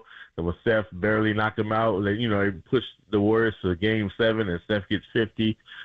That was that was 2 years ago. That was April of 23. That's 2 years ago. Mike Brown was the Coach of the Year and the man, right? And already he's fired 6 months after an extension. It's a very Sacramento Kings thing to do. I don't know what Vivek is doing. I don't think Vivek knows what he's doing, and this is how it's going to be in Sacramento, which sucks because it's great when the Kings are good, man. We thought they were going to be on a come up. We thought this was it. Now, who knows how this thing is happening? I'm fully expecting De'Aaron Fox now to say, you know what, I'm done with this and be out of here. So yeah, it's actually disheartening that the Kings are here. I mean, you're right. It was fun. It was really fun. Light the freaking beam. I mean, that can't. And now it's like, do you even light the beam anymore now? I mean, you're right. It feels like they're back to being that team that was just, and there they are in 12th in the West right now doing their thing. Other fun stuff that happened since we last talked to you. Wemby went down and played chess in New York City. Is this guy is he bucking to be the coolest NBA guy going or what? I don't know if chess makes you cool, though, but yeah.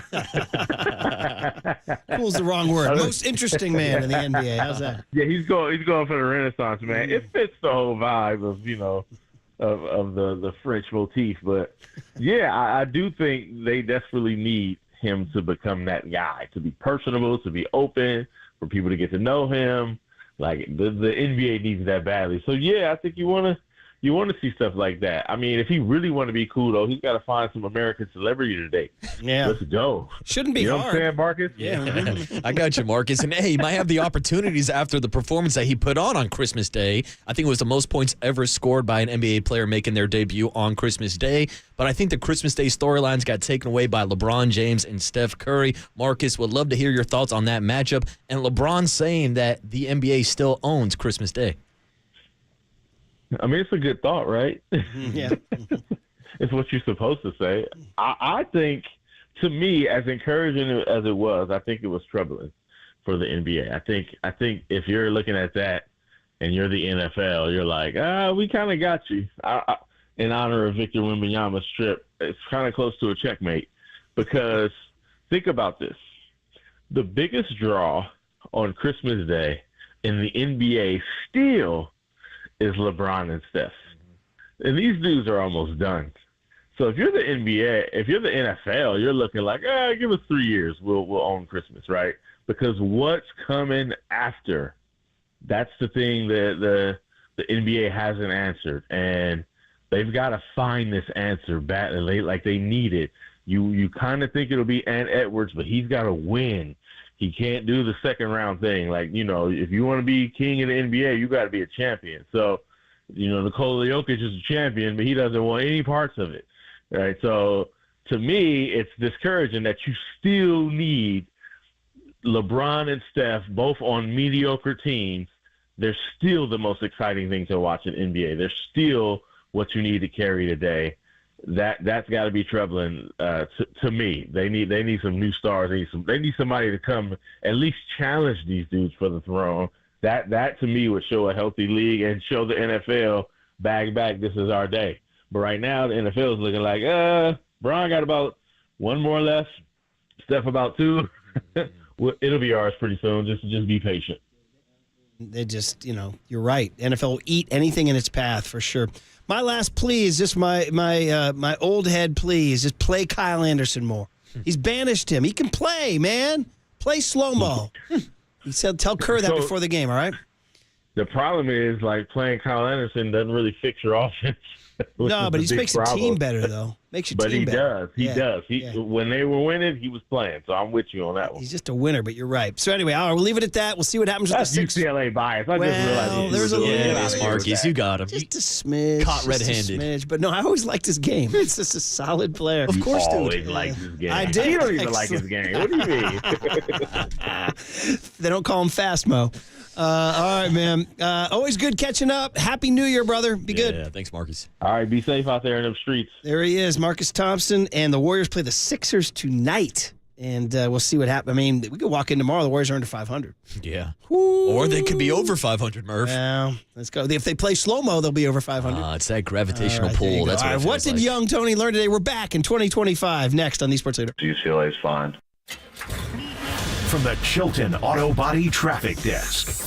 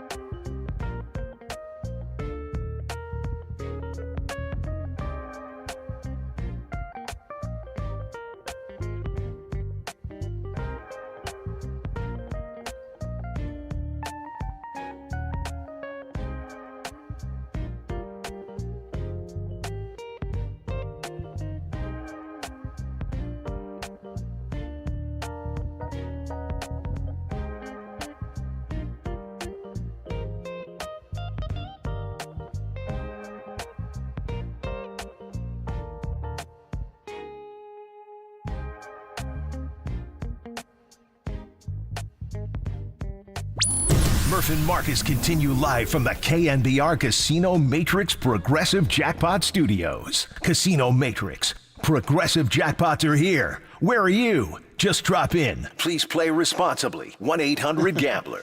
Well, I do love the fact that you embraced my Kool and the Gang story from the Rock and Roll Hall of Fame, but I would definitely put this fairly low on the list of Kool and the Gang bangers. This is not mine. Can you remedy it quick with a too hot just to make me feel good, buddy? Probably, but what we're about to talk about, it's like deep, and you want to just cherish the love. It's a new year. Right. You know what? Look at him. He's running the board. He's putting his foot down. Look at Tony setting his the foot mood. down. He's like 2025. I do the rejoins, buddy. That's it. Not you. New year, new board up, Murph. I think Kool and the Gang heads would tell you, yeah, I mean, we'll tolerate it because it's Kool and the Gang, but it's not Kool and the Gang at their finest. Tell them to take it up with young Tony. All right. Anyway, it's all good. Hey, Tim Ryan joins Papa and Silver for his weekly Bull Rush Hour at 11 o'clock. That means that today's Thursday. Ooh. Wait, Thursday? Is it? Wait, what? We're just lucky to be here. Marcus just said we remembered how to talk into a microphone. That's literally our job description. Yeah. Can you remember to turn on your mic and talk into it? And don't say any bad words. And, well, we got a few more minutes here before we're done. Careful, especially on a Thursday, Murph, where traditionally I start drinking at noon. Because it's Thursday and it's past noon. Thursday is one of my days off. On my off days, I start drinking at noon. You don't get to interrupt that. A staple of the old leadoff spot on Thursdays, Every Thursday, shout out OD. Overnight Dave, who was very active on text to me during the break. I got many texts from Dave. I do like a good text from Dave. Yeah, because you never know what you're going to get. Oh, it's all over the place. Life is like a box of chocolate with Overnight Dave. At one point, out of nowhere, he just sent me a YouTube clip of the Verve Bittersweet Symphony and said, when you guys do the 2000s, play this. I was like, okay, all right. Dude, the best whole, send you a rejoin request at 11 o'clock at night. I'm like, Dave, aren't you working right now? Speaking of which, are we back on tomorrow? We pick up the thread with our 2010s Friday, I believe, right? Ooh, is that where we left off? I do believe so, yes. Yeah, we bumped it on the Friday before Christmas for a Christmas Friday. Yeah, that was the big controversy. But we went. It was the right move because we played some great Christmas tunes. Got us in the right spirit. But yeah, 2010's return. So I'll wait for Dave to make a recommendation. All right, before we get to what did young Tone learn today, I want to clean up the Golden State Lumber and Building Materials text line, which was active today, and we didn't get to all y'all, but we want to thank y'all for tuning in and being with us here as we start 2025. 775 says about the NBA and the ratings issue, like the PGA Tour did with Tiger Woods, the NBA is leaning too much on old head LeBron to drive their ratings and league relevance. It ain't working. Hey, it's Tiger. Hey. Tiger was on our TV during the break because his kid, they did that father-son thing. Hey. 510 says... It's LeBron. Wemby needs to date a Kardashian? Is that still relevant? Stay away. Stay away. That's like a 2010s thing, isn't it? I mean, who is it? Kendall and Kylie, they've kind of taken the rope. They've taken the baton and ran with it from Kim Kardashian. That's one of those things I never got into. 415 says, Happy New Year, fellas. The Warriors need to trade for De'Aaron Fox. Ooh, Marcus Thompson just said that he might be unhappy in Sacramento after the firing of Mike Brown. It would take quite a lot to get De'Aaron Fox, wouldn't it? It definitely would, but I'd do it. 702 says, the Warriors are the Giants of the NBA. The way Steve Kerr's doing this rotation's like Farhan platooning guys. Oh, no. Don't compare him to the Giants. Fucking Giants. 530 says, do the Warriors bring back Mike Brown? What do you give me for the immediate hiring of a fired coach, Mike Brown to the Warriors, Robert Saleh to the Niners? Bring them back, Murph. Bring them all back. After Saleh got fired, they're like, bring him back. 408 says, how many beers is enough beers to watch Buddy Hield on the court? Oh, not enough. Well, that's when I talked about the $20 thing. Yeah, it's a couple $100. 530 says, my family watches the Kennedy Center Honors sometimes, too. Join the club. There's a little small group of us. 415 says, I lived in Denver during the Elway era. Early on in his career, he had a reputation for throwing lots of interceptions. He matured and grew out of it. I am hopeful Brock will, too. Well, if you're going to compare Brock Purdy to John Elway, I think we're all in. Yeah. I think we'll take Elway. Yeah, sign me up for that. 925 says, refresh, refuel, and revenge won't mean jack if they don't replace some offensive and defensive linemen. I don't disagree. Saw a mock draft that had them taking Michigan tackle Mason Graham, who's well regarded. It's mock draft season, boys. Well, it's mock draft season. That's where we're at right now. 209 says, just ask the College Football Playoff Committee about the importance of strength of schedule. We're talking about the Niners playing that last place schedule. Yeah, they're going to have to make some tweaks. Yeah, I think a little bit on the seedings perhaps, because Oregon, to be honest, got boned. They did. How do you be the 1 seed? You got to play Ohio State. That's it. You just got to be a way around that. It's got to be around that. And by the way, 707 just crushing Dave's dream. Sorry to inform Dave, but Bittersweet Symphony came out in the 90s, not the Dave can't even send a text without getting killed. Nice. All right, time for Young Tone. First one of the new year. Here we go. Murph and Marcus want to know, what did young Tony learn today? Well, so the joke is he's very, very young and innocent. Hey, I know that now. Okay. Well, there we go. Hey, Tone, did you close the book on your 2024 and starting a new book now? No, I actually need to update that. Sometimes I'm like a week behind. Oh, that's a lot of homework. Okay. Yeah. You're still in 2024, Tony. Well, technically, yes. We lost Greg Gumble over the break, 78 years old, broadcaster, and Tony was admitting that he only thought he did March Madness. And we explained to him all the other stuff he did, including a long, flourishing career in the NFL, right? You didn't know this, Young Tone? I had no idea. I've always recognized seeing him on the March Madness Open with CBS, but I didn't realize he had called some NFL games, one in particular that maybe Marcus remembers. Well, here we go. This is for What Did Young Tony Learn Today, that Greg Gumble was in the building for this. The 42. Blitz. Lost the football. It's on the ground. Covered by the Raiders. The question is, did he pull it down? After reviewing the play, the quarterback's arm was going forward. It is an incomplete pass. Second and 10 on the 42. Wow. Ladies and gentlemen, he called the tuck rule game. This is what we're doing, huh? You have the Vinatieri kick, too? This is how we're starting 2025, boys. Yeah. No, he better not have the kick. What are we doing? What I do think is the greatest kick in NFL history. Come on. The 42-yarder in a snowstorm. I feel like I'm getting shoved in a locker my first day of school. How about that? What's going on, We thought boys? we would just have a little treat. Well, this all came about organically. This is not a treat. It was during the break. Young Tony goes, Greg Gumble did NFL? And we said, well, that's what did Young Tony learn today? I said, as a matter of fact, he called a very famous game. Wow. I said, you might want to surprise Marcus with this one. This is a bad start to our friendship in 2025, Can we go Tony. back to the Homestead High Marching Band and the Tournament of Roses? Next thing you know, I'm going to be taking Jack Loader to Dreamforce this year. You got to be careful, It Tony. was a fumble, though. We all agree it was a fumble. Yeah, you're damn right it was, Tony. Well, was it targeting yesterday or not? Ooh, I still say not targeting. Don't tell Loader out there in the bullpen. He's huh? still crying. Oh, we're back, guys. Oop. My God, look, I just knocked over water. Oh, that means we're back. Murph is spilling. That means we're back. We got to get the hell out of come here. on, sign off. Jesus. Say goodbye. Unbelievable. Speedy oil change. I just Sponsored spilled by somebody. 2025. And I spilled bad, too. Oh, no. Oh, man. Oh, man. Oh, boy. Man down, man down. Okay, that whole Young Tony thing was brought to you by Bigelow Tea. Grab a mug and tea proudly. Also sponsored by Speedy Oil Change and Auto Service. Full service, total trust. Hey, you're listening to KNBR AM and KNBR FM San Francisco, the sports leader, a Cumulus media station that spills. JetBlue. I threw up. Felt better after. Puke and rally. How did kids say it? We're very mid right now. When you want to go nonverbal at your next function, what does that mean? That's the end of the game. Greg Papa. Touchdown! San Francisco! Greg Silver. Not going to call it must win. I don't like using the term, but is it a gotta win? As in, season might as well be over. This is Papa and Silver on KNBR 104.5 FM and 680 AM. The sports leader. Debo goes in motion out left, rocking the gun with Juszczyk to his right. Purdy going to roll left. Purdy going to throw for the end zone. Caught by Ricky Pearsall right in the front of the end zone. Did he get in? Replay assistance provided information that it is a touchdown. Here's a roll by Purdy. Got Juszczyk left flat. Checks it down to him. Blocked from Jennings. Juszczyk breaking tackles. Dives into the end zone. Touchdown!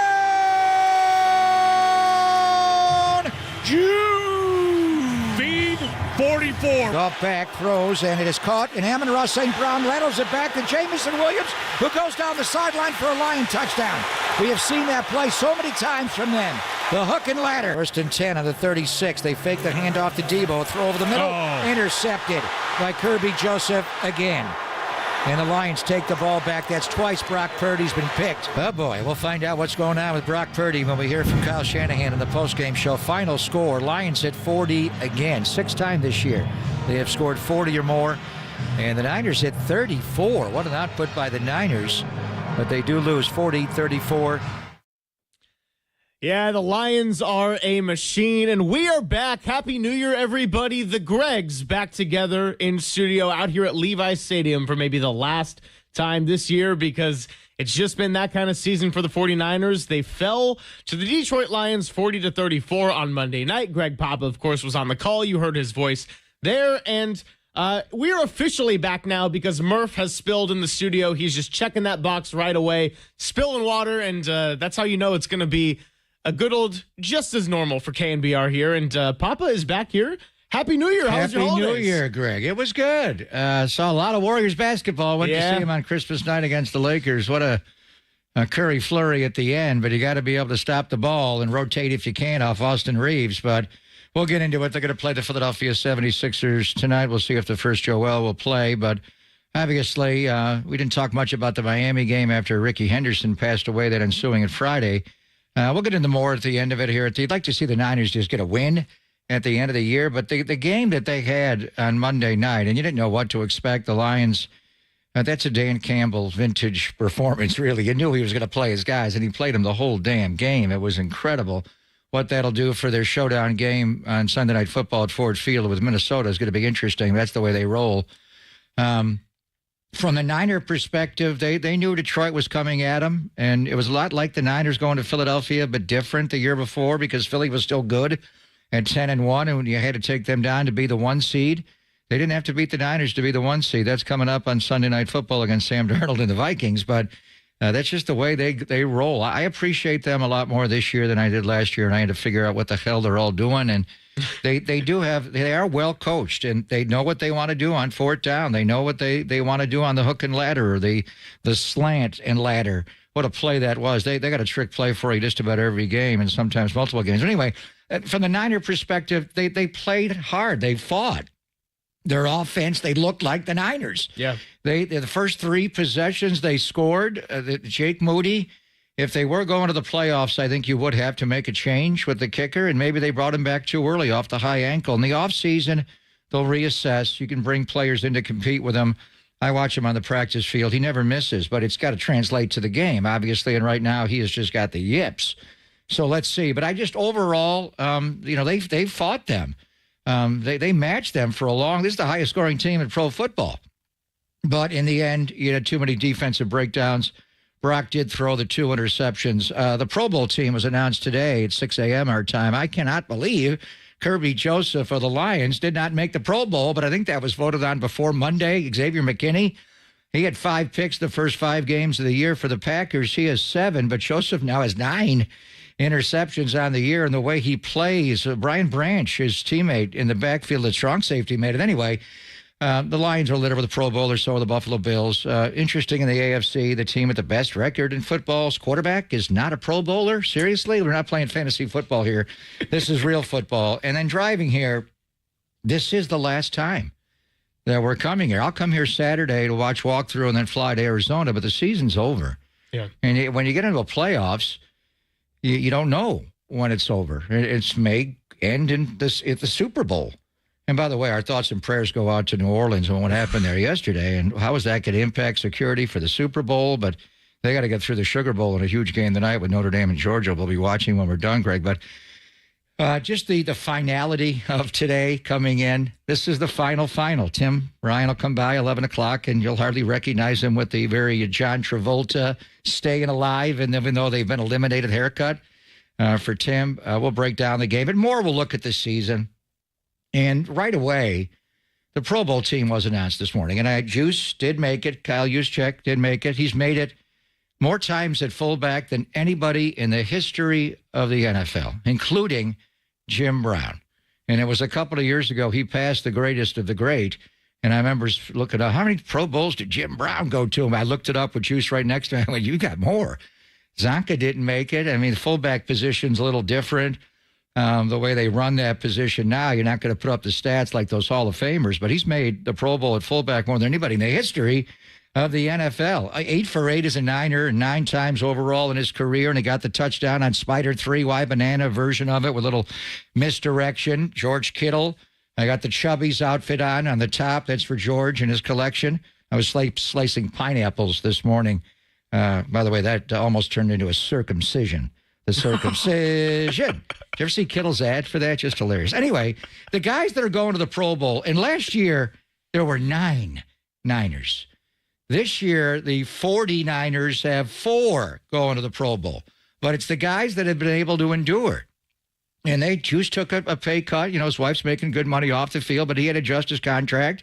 They love him here. There's not a lot of fullbacks in football, frankly, but he's just different. I mean, in the AFC, you got a couple of good ones. Ingold and the big guy Ricard made it from Baltimore, and C.J. Ham of Minnesota is a good one. Not every team has a fullback, but the Niners are always going to have one with Kyle here as head coach, and Kyle is so deserving. And then George Kittle, why does he go to the Pro Bowl? Why does he have his 4th 1,000-yard season? Because he was healthy this year. He's gone to the Pro Bowl 6 times. These are your veterans here. Juice has made it 9 times. Kittle's made it 6 times, 4 in a row. Fred Warner, I don't know how he got there, and he may have to, it's not really a tackle football game anymore, but he broke an ankle bone, a bone of his right ankle in September when we were playing New England. Remember when he had the pick 6 against Jacoby Brissett, and later in the game he broke his ankle? He takes a painkiller every game to play. Who does that? Jeremy Newberry, maybe, but not many. That is insane. And then Nick, I think of all the guys that personified what pro football's about, and I know a lot of people, you don't play at the NYU. Well, Dan Campbell and Tim Ryan didn't think Dan should play his guys, but that's just the way they roll. This is football. If there's a game on the schedule, we're showing up to win. You have to admire that. But Nick, to play with a double oblique, and every time he makes a sack, we think he tore it. He's done. He completely tore it. I don't know which side, right or left. He got hit in the helmet by Okuwanu, went in the tent for a while, came back, had 2 sacks in the game, has 9. He's going to play this last game in Arizona against Kyler Murray, and just the way he's been able to play. So he's, this is 4 straight years for him. 3 straight for Fred, 4 straight for Kittle, 8 straight for Juice, and they've all made it at least 4 times for Fred. Bosa 5, Kittle 6, and Juice has made it more than anybody in the history of pro football at fullback. He's made 9. You'd like to have more.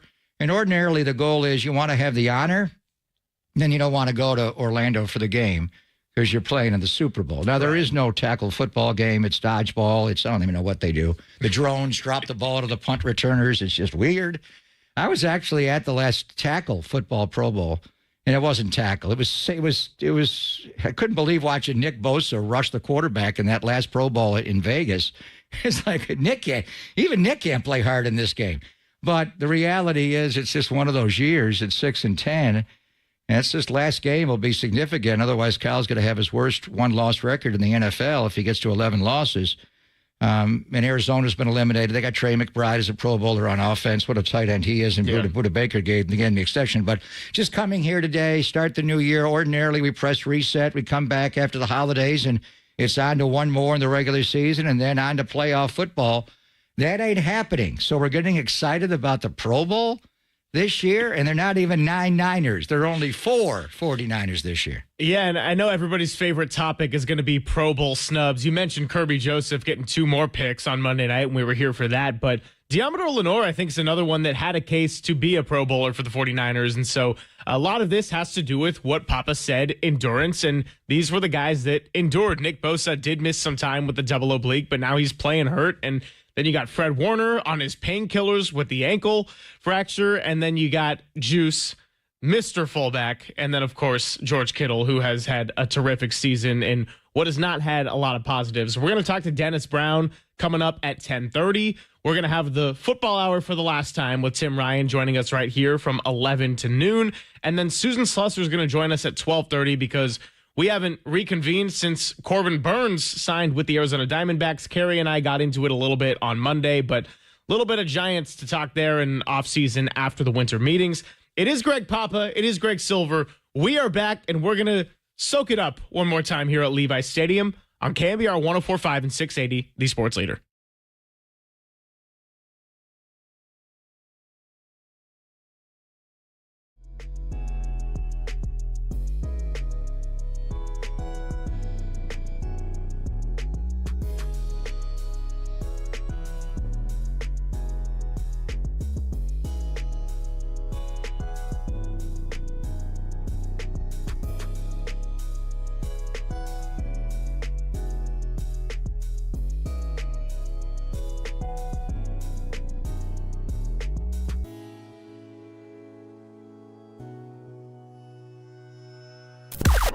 Now, from the O'Donnell Financial Group Sports Desk. Learn more at odfigroup.com. O'Donnell Financial Group, because planning is a process, not a product. 49ers head coach Kyle Shanahan said that Brock Purdy will not play in the season finale in Arizona, but that he does not expect his elbow injury to be anything long-term. Stay tuned right here for football talk, because we're going all the way to the end of the season right here on your home of 49ers football for the last 20 seasons, KNBR, the sports leader.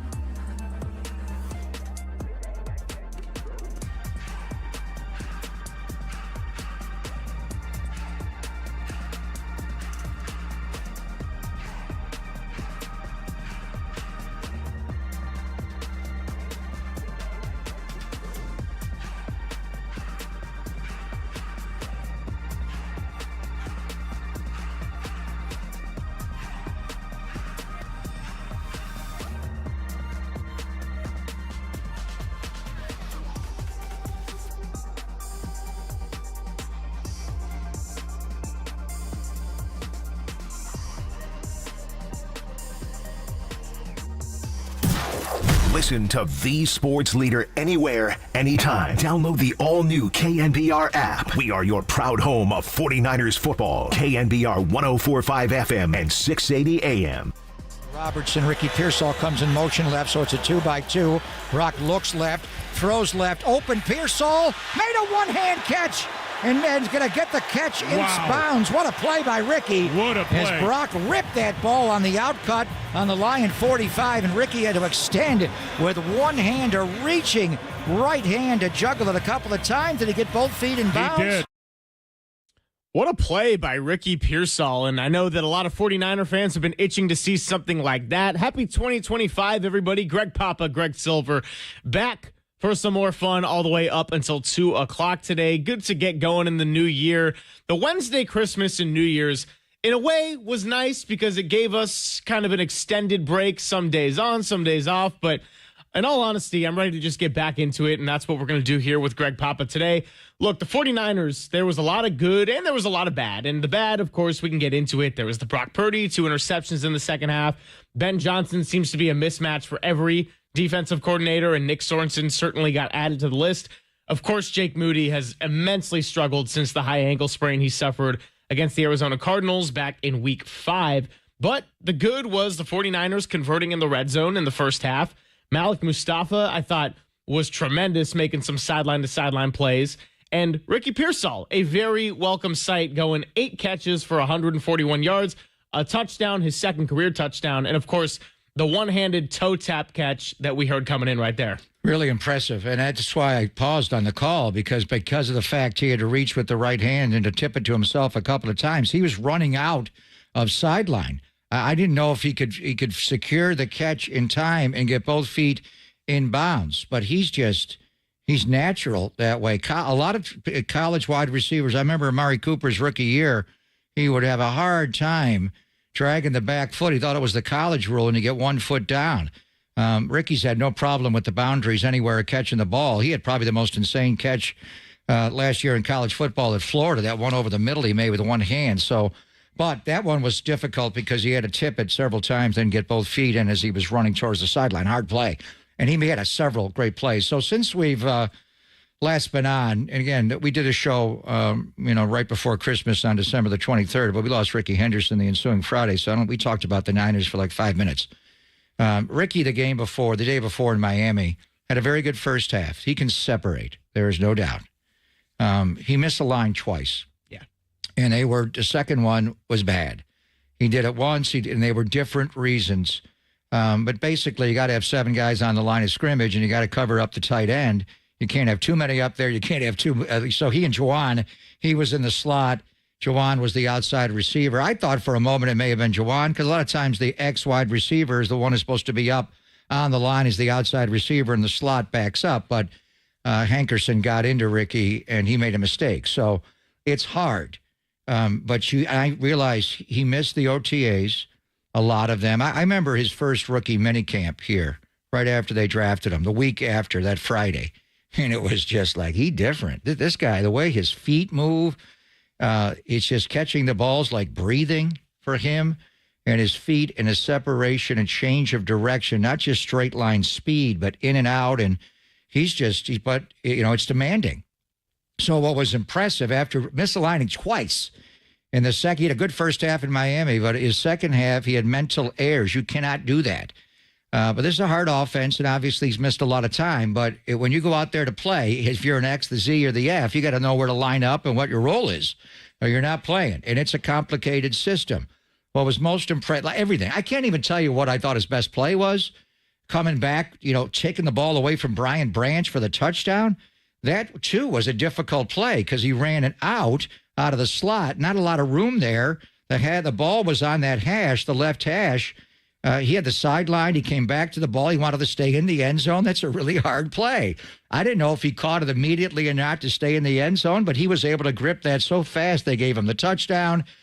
Some crossing routes, the one-hander. I thought the one where Kyle moved him in motion towards the bunch, and he was the number 3, the inside receiver in the bunch. And then Terrion Arnold just got picked off by his teammates because he ran a dagger, kind of an opposite of a dagger. That's the route that's been bothering the Niners all year. of those bunch formations, and the outside guy goes inside. This time he was the inside guy, and he went outside, and they dropped him. He targeted 10 times. He caught all 8, and he was stupendous. But like Kyle said, if the ball comes to him, he will catch it for whatever reason. And I don't know if he was the primary more in this game. You knew you were going to get a lot of man against the Lions, so it makes sense to run him. He's your best man beater. Ayuk is no longer here. Jennings has not been beating man as much. Even on the 3rd and Juwan, Robertson got his back to the ball and was able to face guard him and knock the ball away. But Ricky is just, I see it in practice every day that he puts up those kind of numbers. He had 141 yards on 8 catches. Now, it's only practice. I know that. And Jake Moody's great in practice, and it's got to translate to the actual game day. But Ricky does that all the time. There's not a skill. The one thing I do wonder about is no block, no rock. You know, he's not a big guy. You know, I thought the tone of the game was set by Juwan Jennings taking Terry and Arnold right off the baseline and putting him over the low wall where Jerry Rice watches the games. I was like, whoa. But that's the way you got to play here. You got to Debo him. You got to Jennings and Ayuk. And Ricky will get there as a blocker. He's a willing blocker. But the big thing is the mental acumen, you know, to be able to know, what do I do as an X? What do I do as a Z? What do I do as an F? And they put him in motion a lot. He's the move guy, which usually is the Z. There was twice in the game that he was going to throw the ball. They had a reverse pass to Brock Purdy established, but the ball got up into Ricky's shoulder pad, and his right shoulder pad, he kind of fumbled it around, and he wound up not doing it. Later, they gave him the same action with a rail route to Isaac Arendo, and they kind of read that, and he, you know, strung it out and threw it away. One time he ran for like 4 yards. He didn't make a mistake. He didn't take a sack. He didn't throw a pick. So he's a naturally smart player, but you can't miss a line. So from one game where you're lining up twice incorrectly in a span of, 3 snaps, and the second one took away a 1st and goal on like the 4-yard line with Debo, would have been a huge play. That's a huge mistake. To come back and be asked to line up all over the field, to move as much as he did pre-snap, to trust him on reverse passes a couple of different times going each direction, and him to make tough catches and I thought statistically by far it's his best game. But honestly, Greg, I think he's capable of doing that every game. Yeah, so that's what I was going to go to next, because I know a lot of fans are really eager to think, is this just an aberration? Does it have to do with the Lions' injured defense? Does it have to do with the man coverage? Or is this sort of the fact that Ricky Pearsall had a very abnormal first offseason? And I'm not just talking about getting shot in the chest, which is obviously horrible and caused a setback both physically and mentally, but he wasn't even healthy for a lot of the OTAs and training camps. So Ricky Pearsall now, I kind of look at this upcoming offseason, which is going to be a longer offseason, and it's going to be a chance for Ricky to address any kind of lingering injuries or anything that kind of hindered this first offseason. I kind of also look at this as the possibility of something that could be new and a cornerstone for Brock Purdy, because Purdy, we're going to get into him throughout the show. He had an incredible, nearly flawless first half, and then second half, he had the 2 bad interceptions. First one, the ball just sailed away and behind Pearsall. Second one, Kirby Joseph just read it right over the middle. And Pearsall, the only 2 times he was targeted and did not catch the ball were those 2 interceptions, and that's because he was separating. I think this could be something that's really big for Brock Purdy, who hasn't had the beneficiary of the yak that has kind of defined the Kyle Shanahan era, and he hasn't had the beneficiary of his receivers separating this year, frankly. No, he's a man beater, and you know, going back to the Super Bowl and what Spags did to the Niner wide receivers. By the way, in the AFC, Trent McDuffie did not make the Pro Bowl. There are 3 better corners, and there are 4. How many did they take? 4?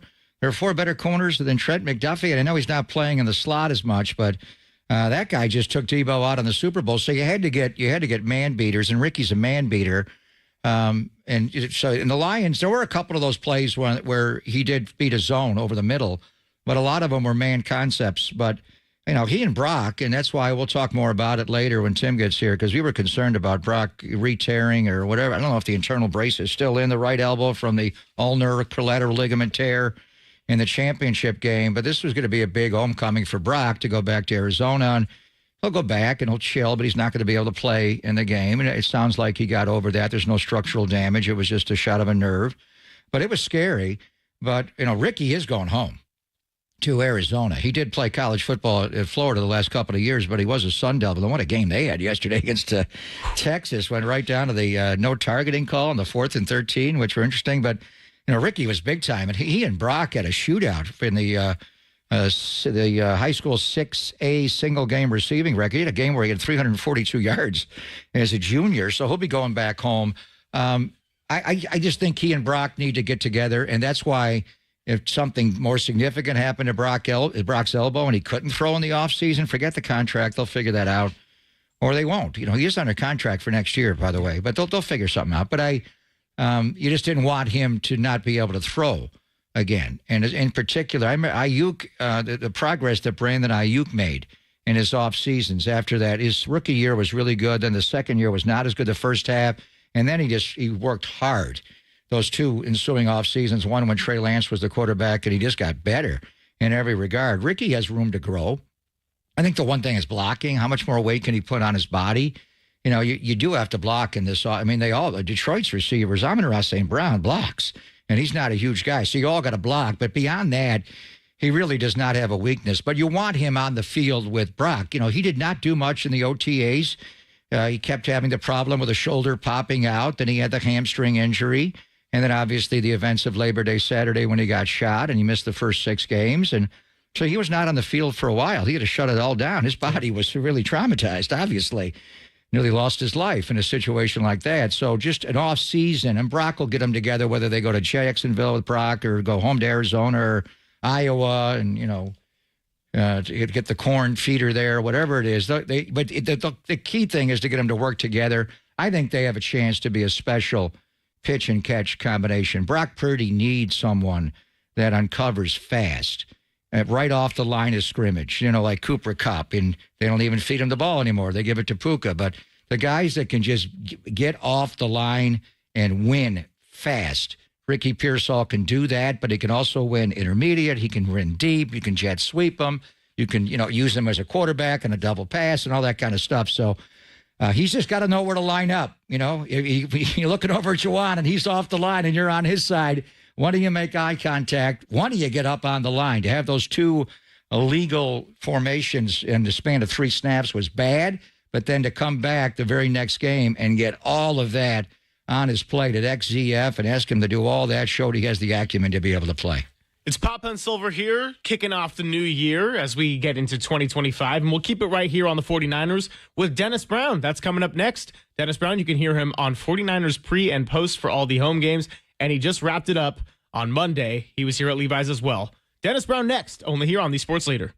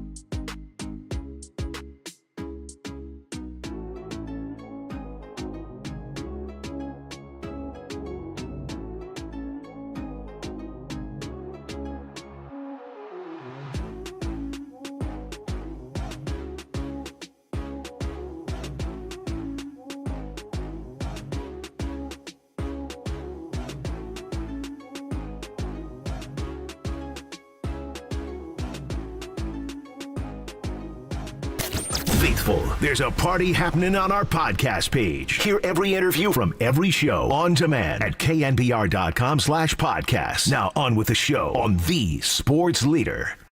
Goff's got 2 receivers right and 2 left. He's got Gibbs to his side here out of the gun. Looks left, now right, now throws for the end zone. Broken up in the back of the end zone. The rookies were there. Mustafa and Renardo Green. What a play by both of them. And Renardo Green, Mustafa was in great position, and then Renardo Green, he just sloughs off of where he was covering because Jair Brown had his guy covered. Just great eyes by Renardo Green, sees it the whole way and gets his right hand up and bats that ball down in front of Laporta. Big-time play. Yeah, that was the opposite of the previous game at Levi's Stadium against the LA Rams. The field goal fest, it turned into the touchdown fest, and that right there were the 2 rookies contributing to the 49ers' first defensive stop of the night in the second quarter. Unfortunately for the Niners, the Lions still had plenty of tricks up their sleeve. They end up winning 40-34, scoring 40 for the 6th time this season. Man, that offense is a force to be reckoned with. And here to help us break it all down and what we saw and just kind of the season overall is our good friend and Super Bowl champion Dennis Brown, who joins us courtesy of the UMA guest line. Dennis, Happy New Year, and how were the holidays for you? Hey, New Year's was fantastic, and the holidays have been really good, except, for the 49ers. I have to apologize. I'm actually at my pantry today, so it may be a little bit loud, so I apologize. You don't have to apologize. You're doing the good work. So whatever you need, just if you have to drop the phone and go take care of something, do it, and tell everybody there we're thinking of them. But definitely. The back end, and we heard that play in the back of the end zone of the 4th down was a big time play by the 2 rookies, Renardo Green and Malik Mustafa. But I want to ask you about the run defense because Tim Ryan's going to join us at 11 o'clock, and I know Tim has some thoughts, and they're just getting trampled here. 5 of the last 6 games, they've given up a back that has gone for over 100 yards. And before that, it was 55 games was the streak where they hadn't a lot of single running back or a quarterback. Justin Fields did it, and Jonathan Taylor in 21. And that was the longest streak in the NFL since 1955. And now they're giving up one virtually every week. And Tim is critical, or at least observant, I should say, of the wide 9 technique and how. And when you watch I watched the game back against the Lions, just kept stretching it out, and they got guy Sewell can move his feet, and they go unbalanced, and they give you like a 7-man blocking sled line. They had 2 extra tackles in the game. Just your thoughts when you're watching the game, because I know Tim, like you, played inside and played in the D line. That sometimes when you're a wide 9 and you got a tight end outside of you or 2 extra linemen, hell, you're out of wide 11 now. You're so far out. And then that opens up the middle. And if you don't have Eric Armstead, DeForest Buckner, Javon Hargrave, and you don't have Dre Greenlaw to help Fred, how do you handle those inside runs? So the wide 9, and what do you see from that going forward? And is that the reason, or partly, along with a lot of injuries, that the Niners are just getting trampled here at the end of the year, Dennis? Yeah, and, playing that wide 9, I've never played in the wide 9 defense. But when it first kind of happened or kind of came about, especially with the 49ers, being a guy that played a 3 technique, you see the gaps just get wider. And, you talk about a 2 gap, and you're almost playing a wide or 3 gap technique where you have to kind of cover a lot of ground. So with that, when I watch this defensive front, and again, I don't know the technique they're taught, but we were always taught that you got to get off blocks, first of all. You can't let these offensive linemen stay on you because they'll just push you down the line or they'll just wall you off. They want you to stay in front of them. They want you to stay down the middle so they can just push you around and widen up the gap. If you talk about that tight end out there, once you get that 6-7 technique, Nick Bosa, you get someone in front of them, and if your 3 technique can't cover 2-3 gaps, it's wide open, and that's what. And they're just not getting off of blocks. Guys are getting reached, guards are getting off on the linebackers, and then centers are reaching you, and then the gap's wide open. So again, I'm very critical, but then again, I don't know. I'm not at practice. I don't know kind of what they teach, the technique they're teaching out there, but it just looks like the defensive line. And I know Hargrave is not in there anymore, but these young guys. You got to go back to old school. You got to put on some tape of Brian Young and Dana Stubblefield and watch how you be a 2-gapper. I mean, you got to be able to hold that. You got to hold your ground, but you can't give up. You can't give up another gap on the outside or the inside of you, and you can't get reached. You can't get scooped.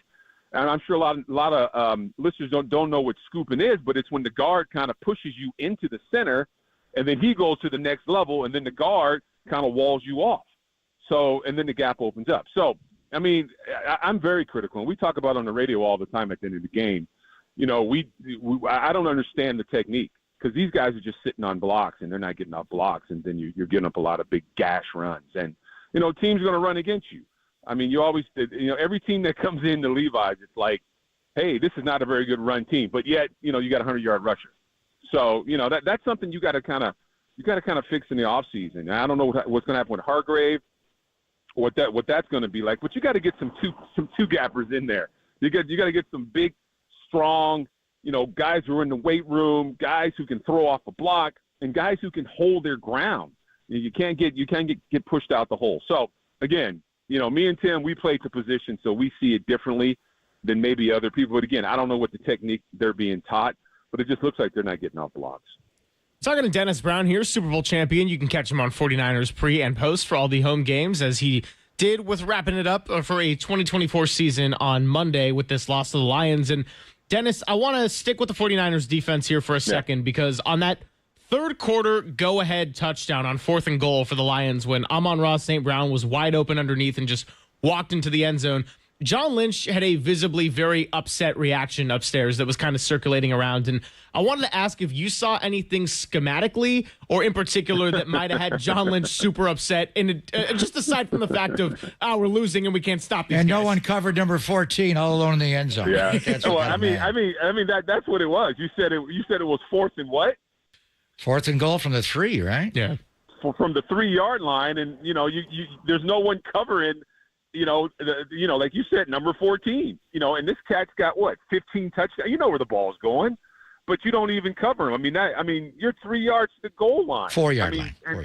4-yard line. You're 4 yards from the goal line, and you're already 5 yards in the end zone. So, I mean, looking at that play, it wasn't even a move. He kind of made a move, but you didn't make a move. You just turned around and catch the ball. It was a touchdown. So that was why John Lynch was upset. Because he was probably thinking, what kind of coverage are we in when we got, you know, a cat that's got 15 touchdowns and he's wide open, 4 yards from the goal line. So, I saw that on the television. I'm thinking, I can dig the frustration, because I'm sure everybody was like, you know what? I mean, it wasn't even, it was just a throw and a catch, just way too easy. And it was just miscommunication, because it looked like, two guys bit on one receiver that was running kind of the in route. So, miscommunication. Young guys in the secondary, but these are things that you got to fix, moving forward into next season. Yeah, and they have had some busts. I mean, that's when even when they were really a good defense, and the one time they would give it up a game, sometimes it would be a bust. It does happen, and it's obviously a complicated offense in the way they group their personnel together with the Lions. But I think John's reaction was, what the F are we doing here? On a 4th and goal from the 4-yard line, we don't cover the best wide receiver on the field. Exactly. Getting back over to the front, and we'll talk to Tim for an hour about it. Matt Mayoko told us he thinks they're going to release Javon Hargrave, and then they'd have to sign him to a lesser deal. He may get a deal out there. But you got Malik Collins, you got Jordan Elliott, you got to get Kevin Givens healthy. Evan Anderson's played well. To me, these are just rotational guys. I think you need to add guys inside, and then Leonard Floyd. I mean, what are your thoughts on Floyd? He's been good in flashes. Last game, he only played about 13 snaps in the game. He did leave, and Buffalo used him effectively.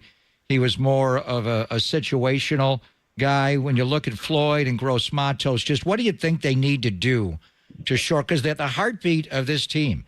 This franchise, since John and Kyle have taken over, this team has been built by their defensive line. That line is not the same. It's the worst one we've had here since Nick's been here, when Nick's been healthy. So how do they get back to the gold rush days? Well, I think, first of all, the 49ers need to stop focusing on who's going to line up next on the other side of a Nick Bosa. Again, I'm a little biased, but I think defensive line starts from the inside out. I think Nick Bosa is going to do what Nick Bosa does. I think you just need some guys on the inside. I think it's crucial, because if teams can run up the gut, they don't need to worry about the perimeter. and then, it's third and short, and you got to worry about a pass rush. So teams are always going to attack the middle of your defense. If you're not stout in the middle of defense, everything else, nothing else matters. I think the 49ers have really focused on who's going to line up on the other side of Nick Bosa. Well, you got to get something on the inside. You got to get something inside because gut pressure kills everything. When Dana Stubblefield and BY were in there, all the defensive ends had to do was keep contained. Keep contained because that quarterback was going to get pressure right up the middle, and he's going to have to spill out, and then then it's easy after that.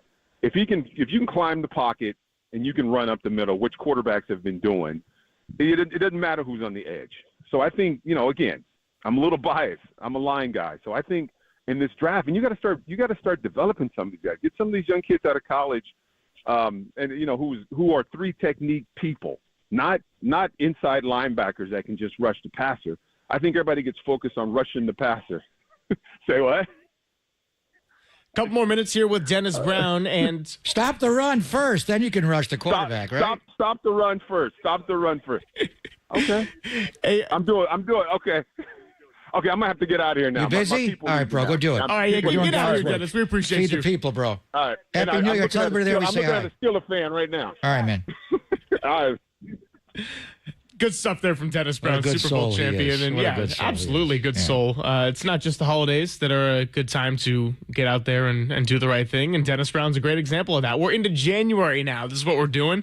And what I was going to ask Dennis, and we can make this a short discussion before we go ahead and take a break and get ready for the football hour with Tim Ryan, is I think two things can absolutely be true. And I was curious what he saw from his perspective. And I guess I'll relay this question over to you, Papa, which is, you look at that first half in particular, that looked like the Kyle Shanahan we know and love, the Brock Purdy we knew and love.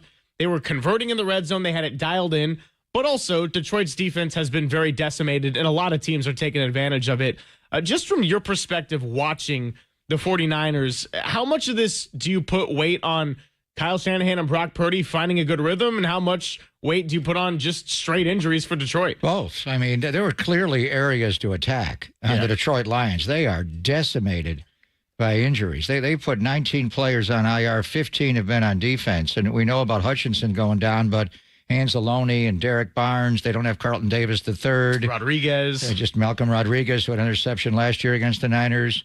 It just goes on and on. They've been hurt at every level. This is not the same defense. That's why I think Minnesota will beat them on Sunday night. They're just not the same.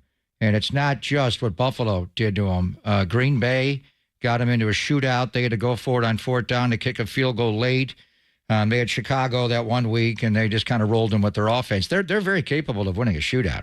Their offense, Tim made it. They do not have a weakness. This offense, they only have 2 Pro Bowlers on their offensive line.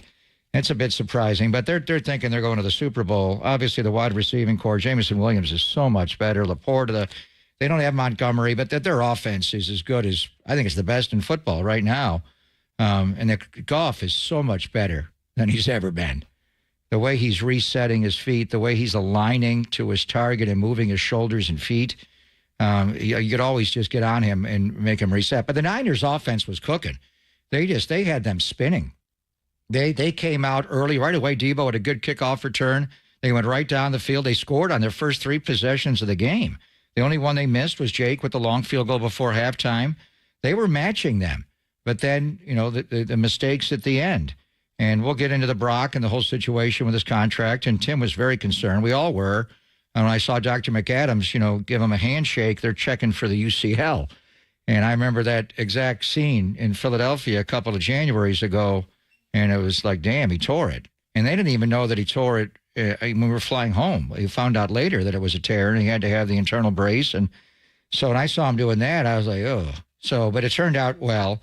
But before that, he again, it's that middle player. Jimmy got hooked by that a lot, whether it was Eric Kendricks or Luke Kuechly or somebody sitting there, just a robber in the middle of the field. And Kirby Joseph got him twice, and one was a bad throw, and one was an ill-advised throw where he jumped Ricky. But I'd like to go back and look at all of Brock's interceptions and how many do come from the midline. You got to move him off the midline. He's got to roll. You got to move him out. And his feet he can throw rolling to his right. He can throw rolling to the left. It's the essence of this offense. You would like to keep a more of a waggle action where you do boot him. He's not always got an unblocked defender right in his face. They can read the 49er run game. They blitz the side that Kittle's not on, thinking the boot and the keep game's going that way. If you bring a blocker with him and make it a waggle, then that blocker can pick up the unblocked end who's going to be blocked. But to me, it's just, and Brock was a Pro Bowl alternate. The only issue he has is he's not 6'5". He's 6 feet 5/8 of an inch. And that is a problem. And sometimes you wonder if he could see it from the midline. They call it the well. Then get him off of that. Don't have him staring there. I'd like to go through and look at all of his career interceptions and how many have been in the middle of the field, inside the hashes, inside the numbers. Jimmy threw most of his footballs there, but Jimmy threw a lot of picks in the middle of the field. They're choking off the middle, whether they're obstructing him or whatever it is, and you can't sail the ball. If you're going to miss low and have it bounce. Don't have it go high, and he threw the 2 high ones. But the Lions are vulnerable. I mean, I don't know if they can get this done. How many of these guys are coming back? It's Carlton Davis with a broken jaw and Anzalone and Barr. They got to get some of these defensive guys back because it's hard. You get in, it's like a tennis match. If you break serve one time, you don't hold serve, it's over. I mean, you expect to score a touchdown every time you have the ball. I don't know how they're going to stop the Minnesota Vikings on Sunday night. And to think that they might have to go through the playoffs winning by shootouts primarily on the road because we're going to have a 14-win wild card team. How crazy is that? Well, if they win, that's why this game is so critically important. If they win, they're home. They're the number 1 seed. If they're not, they're a 5 seed. We could get into reseeding. I think they should reward division winners, but that is a little bit of a flaw in the system. That's why Tim's a football player. When you're in the game on the schedule, you play. But he kept texting me the night before the game. Is Dan Campbell really going to play all these guys? He's going to play Jahmyr Gibbs? They don't have David Montgomery. And Gibbs did pick up a blitz, and I thought he may have dislocated his shoulder. He got whacked on the side of his face, his cheek. That's just what they do. Yeah. And to cope, they didn't get home until the break of dawn when Monday turned to Tuesday, and it was New Year's Eve, and they got the biggest game of their lives coming up on Sunday night. It is a division opponent, but they haven't seen the Vikings since October. But that's just what they do. But that's why this game is like the 49ers-Seattle game at the end of the 2019 year. If you win the game, you're the number 1 seed, and you get the only bye. Before, it used to be a double bye. 1 and 2 seeds got byes. Now it's just one team gets a bye. Huge advantage. And if you lose the game, you're a 5th seed. And where are you going to deal with Baker Mayfield in Tampa Bay, in Tampa, who beat you this year in Detroit? And it was a tight game last year in the title game. Mm-hmm. What a huge game this is going to be Sunday night. Yeah, it's going to be incredible. And we can get into general NFL as we go through the show. We'll go ahead and take a break now, prepare for our football hour for the last time, Week 18, with the one and only Tim Ryan, who has got a little haircut to showcase off on the stream. So if you're watching us on YouTube and Twitch, come check out T-Rock in about 8 minutes. Greg Papa, Greg Silver, we got Cole back in the studio, only here on KNBR 104.5 and 680, the Sports Leader.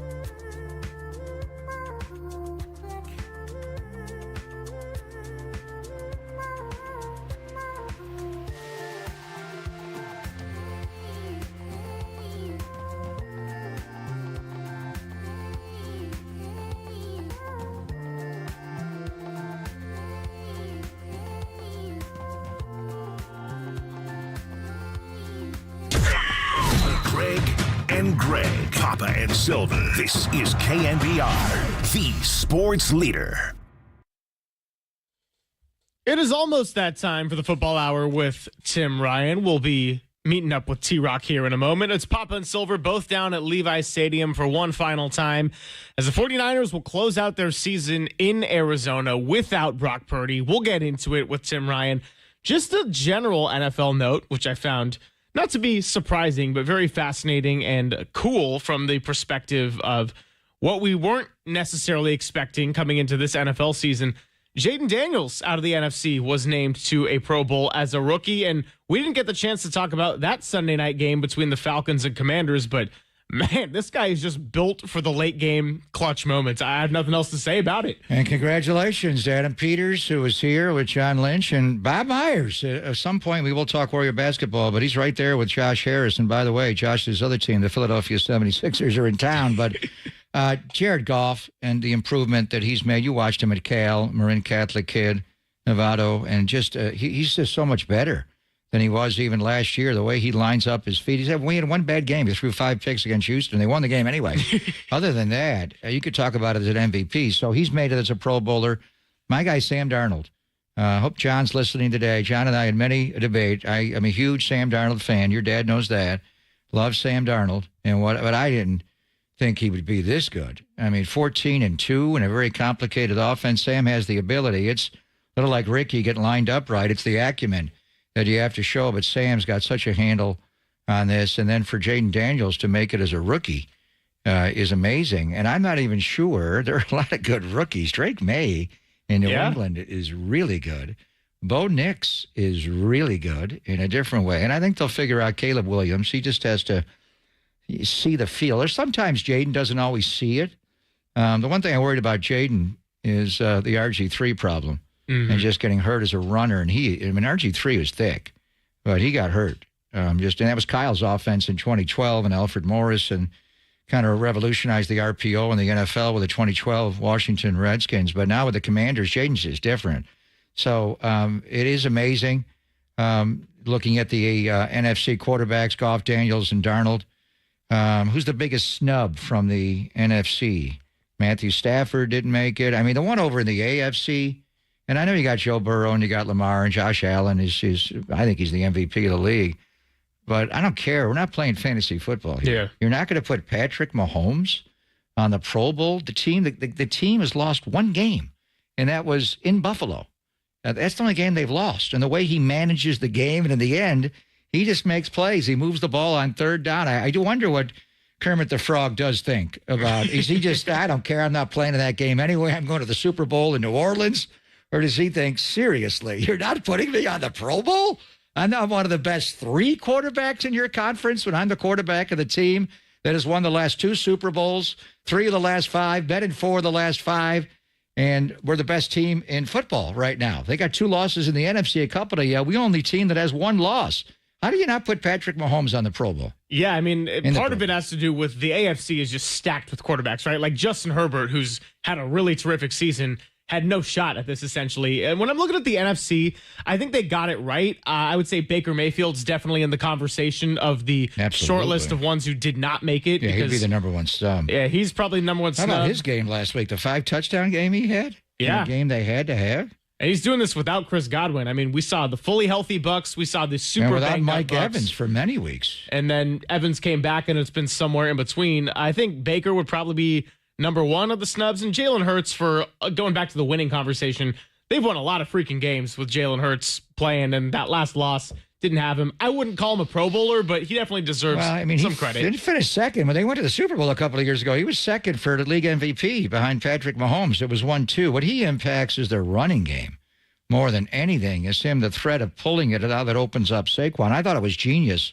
the one play when they had the direct snap in the Wildcat to Saquon with Gainwell to his side. But did you see Tim on Monday night, by the way, that when I walked up on him from behind, I saw him like 50 yards away. I had to sneak up behind him. He's been wearing the hair way down low. I think the last time he got it cut was the Jaquiski Tart dropped interception game in the NFC Championship game, and he was waiting to win the Super Bowl, and it was way down. It was shoulder length and beyond. So the Niners get eliminated, and Tim decides to cut the hair. There's the side shot. I mean, look at how perfectly coiffed that hair is. I mean, I was kidding him. He looks like John Travolta from Staying Alive. Even though the Niners, he decided to cut the hair when they're not staying alive and they're mathematically eliminated. He cut it. But honestly, I think he lost like 14 pounds just getting a haircut for the first time in a couple of years, 2 or 3 years. That's a heavy head of hair, and I actually just saw Tim Ryan peep through the glass. So is he coming in? I'm assuming he's able to get in, but if not, we'll go check on him in a bit, and we'll do this football hour. We'll get him in. And I know last time I saw Tim, we both left the Lon Simmons broadcast booth on Monday night fearing the worst with the UCL with Brock Purdy, but sounds like they dodged a major bullet there. Yeah, and that's the one thing the 49ers cannot have in any way is a long-term Brock Purdy injury, and that's why the UCL was so brutal. Yeah, they didn't have any quarterbacks in Philadelphia. They couldn't have a real NFC championship. Anytime you make it that far and you fall short, it hurts. But then it was, wait, we just got our guy. He was the 262nd pick in the draft, and he might not have an elbow to throw in if he's going to be ready. Is it going to be by next season? Fortunately, he was ahead of schedule as we see Tim Ryan walking into the studio right now, so we'll let him get all situated away. But yeah, avoiding long-term injury for Brock Purdy is a major, major win, not just for the 49ers, what they're going to offer him contract-wise, not just for Brock Purdy, but also for these younger guys like a Ricky Pearsall, who really flourished on that Monday night game with a career high of 141 yards. I will tell you, as we're entering about 11:05, and I don't want to let too much time at the top of the hour slip by, that you are listening to KNBR and KNBR FM, San Francisco, the sports leader, a Cumulus Media station. And by the way, the football hour with Tim Ryan starts now.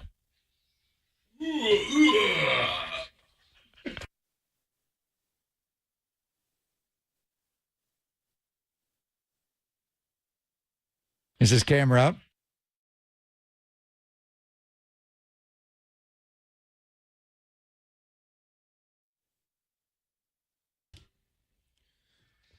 It is that time for the football hour with Tim Ryan, and I'll tell you that our football hour, our last one of the season and our first one of 2025 here on January 2nd, is sponsored by the Contra Costa County Office of the Sheriff. Apply for your new career in law enforcement at cocosheriff.org today.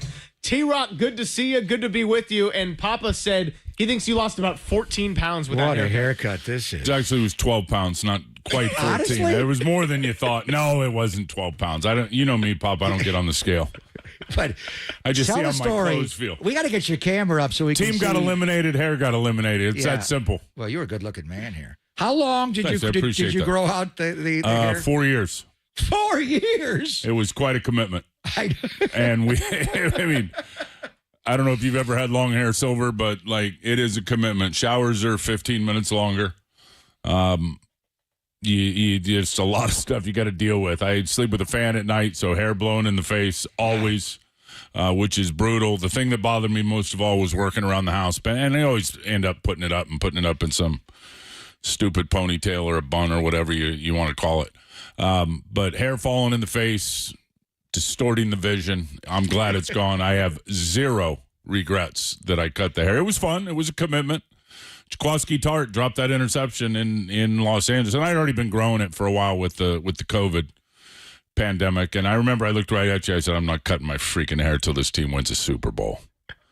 That was the plan. Is to have George we were close. Kittle cut your hair at the victory parade With the party with Lombardi. Right. That was the plan. And so once the wife's been pushing for a while to get it chopped off. She's like, enough already. It's a family and commitment. It was definitely a major commitment. But when the team got eliminated, I figured, what the hell? I might as well just do it. I don't want to die with this damn thing, with the hair long. So I did it, and I kind of look at it like the symbol of the football team, man. I had to trim the fat and start the regrow. Let's go, man. I'm not cutting. I got news for you. Okay. I'm not cutting my hair until this team wins a Super Bowl. All right. Okay. Let's hope it's not 4 more years. So did you Your get family used to can't it? take Let's it. go. 15-minute showers? The governor's 15 not minutes happy. Longer. I know. So yeah, you just described all the hindrances with having the long hair. Did you get used to it over the 4 years? Oh, you got no choice but to get used to it, Silver. I was going to You're say, not he's getting like, used to I it. got used to it. You're not keeping it. I got used to it. We had a whole presidential term of Tim Ryan having hair 4 blown in more the face. years. 4 more. I remember the open we did at the end of a preseason game, and actually the end in Minnesota. and he had the hair in the bun. And then I said, let your hair down. We're done our last preseason game.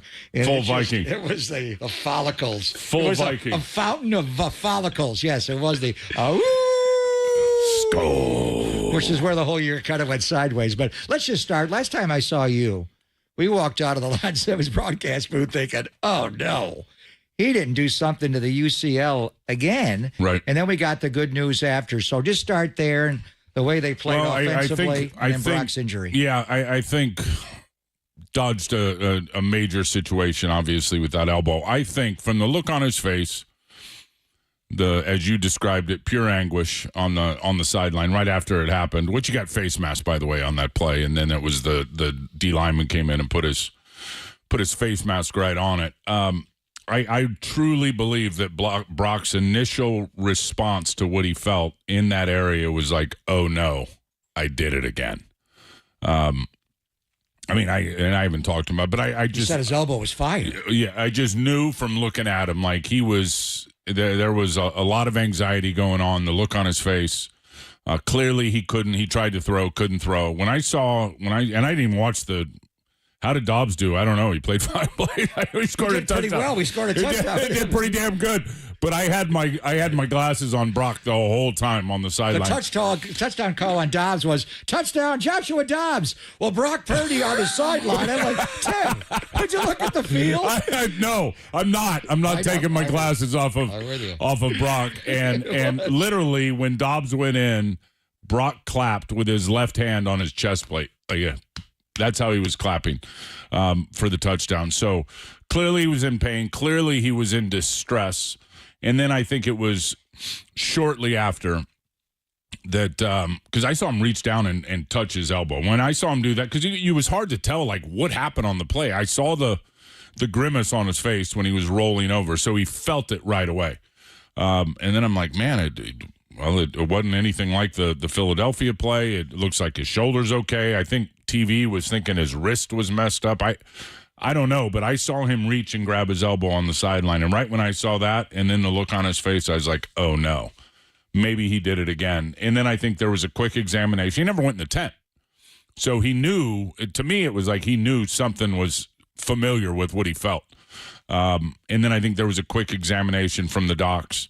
And then I think at that point he realized it's probably not the UCL, and then it ended up being the nerve, and that's why they knew about it. I think if there was a playoff game on Sunday, I think he'd be able to play, which is great news for the 49ers, for Brock Purdy, and for the future of this franchise. So thank God he's all right. Prayers were answered, and it's going to be a great offseason for him, and he's going to have a lot of great years here for the 49ers. And then offensively, I thought the play calling was fantastic. I thought the creativity, and I knew going in, watching Detroit on tape, especially when you got a lot of guys that are, just signed. I mean, they had so many players that they just put on the roster, lost so many key starters and key backups throughout the year.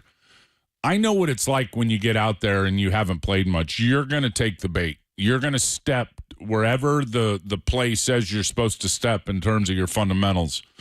You're going to honor that. You're going to honor the down block. You're going to honor the direction that goes this way. And I thought there was examples of that really throughout the game where they're stepping one way, the 49ers set them up, they come back with the other. So I loved all the misdirection plays.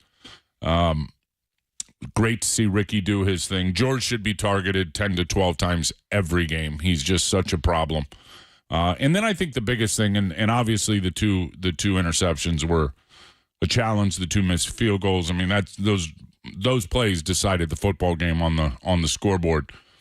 But I thought the offensive line really did a pretty damn good job considering what the anticipation was of, Austin Pleasants had played 10 plays, I think, in pro football. What the heck? Who's Charlie? The heck? Yeah, Charlie. And I was going over my old flip. Charlie was on the Arizona practice squad. I knew him somewhere. And I played against his dad when his dad was at Notre Dame as a tight end before he moved to offensive tackle, then played against him in the league, and then he joined us in Chicago, I think, in 93. Longtime NFL coach Andy Heck. And Charlie did a good job in pass protection. Not great in the run stuff in terms of getting movement. I thought Pleasants did a good job. Thought Pooney played well. I really thought, Zakel, I thought did some good things for himself. Ike ran hard. Ike's got to lower his pads, though, man. He is big. He is fast. He is physical. He needs to get his shoulder pads down, and because he is getting cracked in there. And they're not destroying him, and it's TFLs and all that stuff, but he's taking a lot of shots. He's got to get those shoulders down and get moving to where he's falling forward, and it's glancing blows. You don't want to, when 31's running through the hole, if you're a linebacker or safety, you love looking at 31 because there's a lot of surface area to hit. If you can't see the number, he's got a better chance of keeping himself healthy. We'll go ahead and take a break right now for the Tim Ryan Football Hour, and we'll keep this conversation going on the other side, get more into Brock Purdy, avoiding any kind of long-term injury, what we'll see from either Josh Dobbs or Brandon Allen this coming week, the season as a whole and the big picture heading into a long off-season, and all that good stuff here on The Sports Leader. It's Papa and Silver Football Hour with Tim Ryan continues on the other side on KNBR 104.5 and 680, The Sports Leader.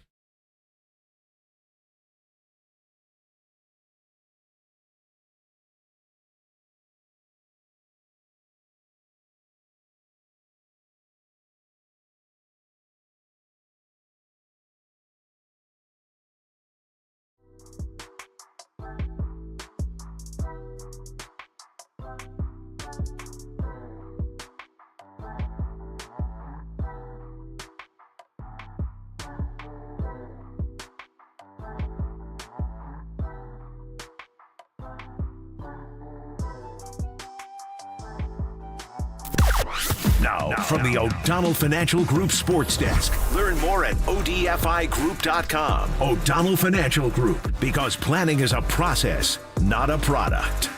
Well, the San Francisco Giants did not get Corbin Burnes as he went to another NL West rival, but now they got money to spend elsewhere.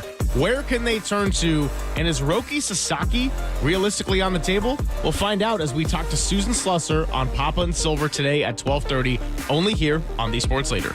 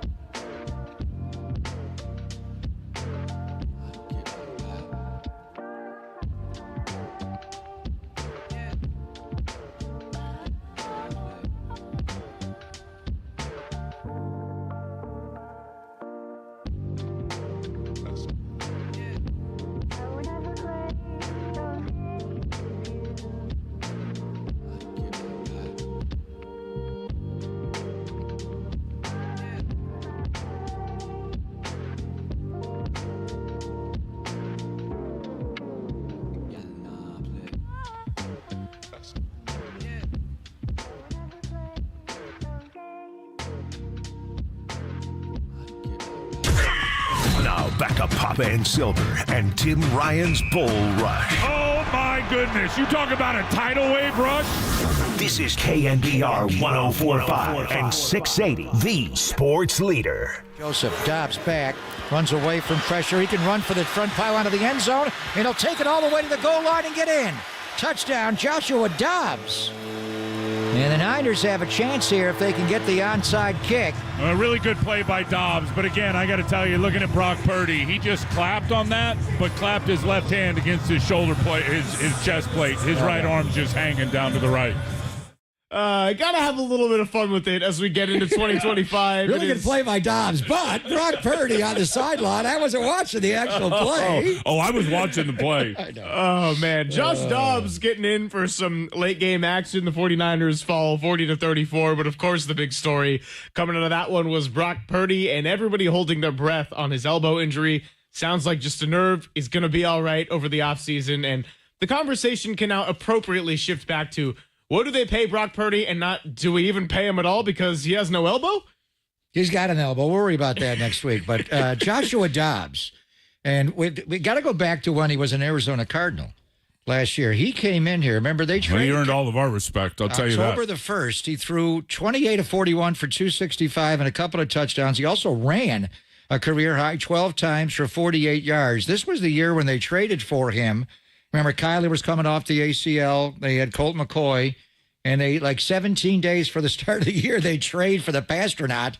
And he comes in and figures out their offense. They beat Dallas the week before, running the ball, Tim. And I know that game, probably more than any other, impressed Kyle Shanahan and John Lynch so much they brought him in this year with Darnold moving on to Minnesota to be a backup with Brandon Allen. Yeah, and I guess he'd be more classified as 3 the whole season. I kind of wish he played at Green Bay, to be honest with you, the way that game went down. But, it's easy to hindsight's 2020. I'd say he's 2B, just the way that they handled all the scout team reps during the course of the season. I've been a fan of Dobbs.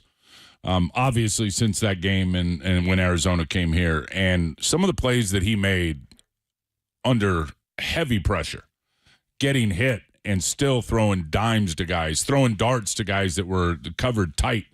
People hipped up to him in terms of the defenders and then making those plays with his legs. And anytime he's played, remember the preseason, anytime Dobbs got out there, he was going to make plays and cartwheeling over the goal line. He was good in Tennessee, the New Orleans home game. The New Orleans home game when he cartwheeled in, and I think we were just talking about Elway and Kubiak and all that stuff, and right on cue he flips into the end zone.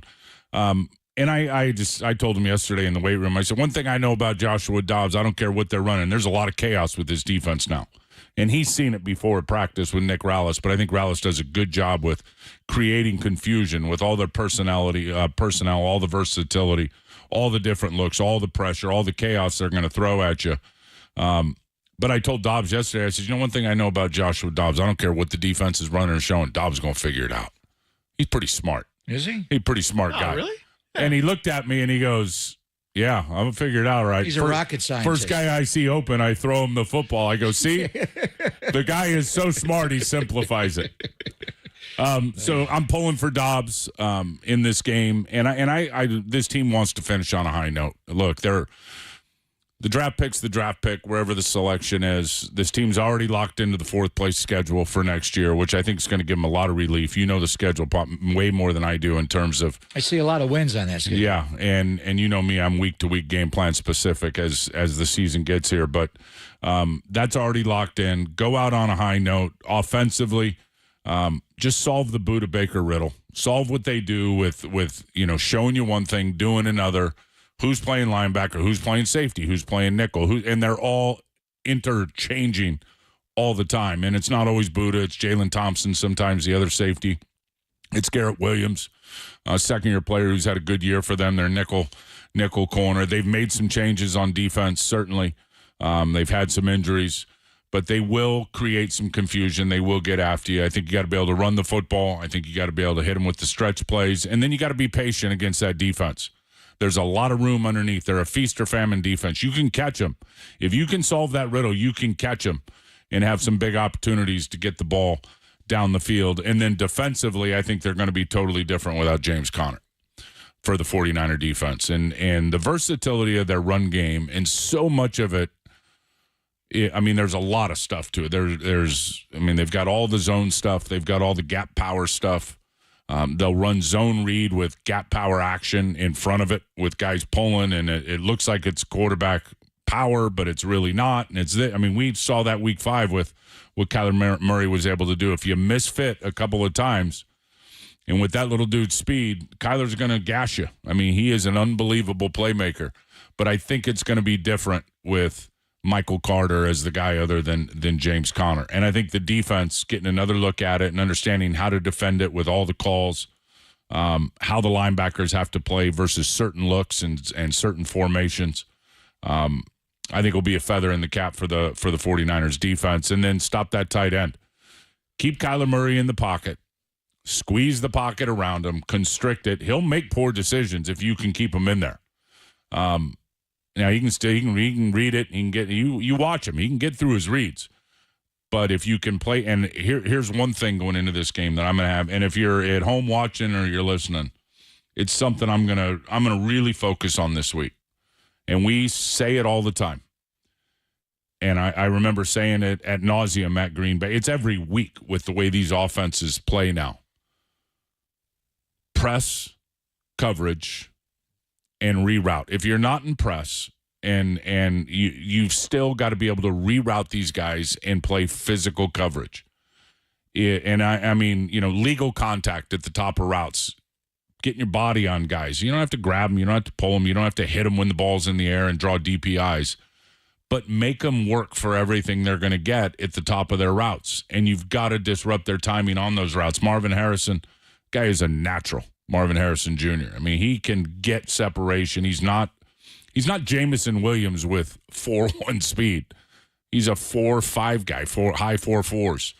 But he does have a knack for creating separation. He had the little push off against Ike Adam on that 4th and 5, which was the decider. That was the game. I mean, that for a rookie to do, he's got a lot of that in him. But I think if you make him work for everything, it's a bigger challenge. Same goes for Trey McBride and his 104 catches.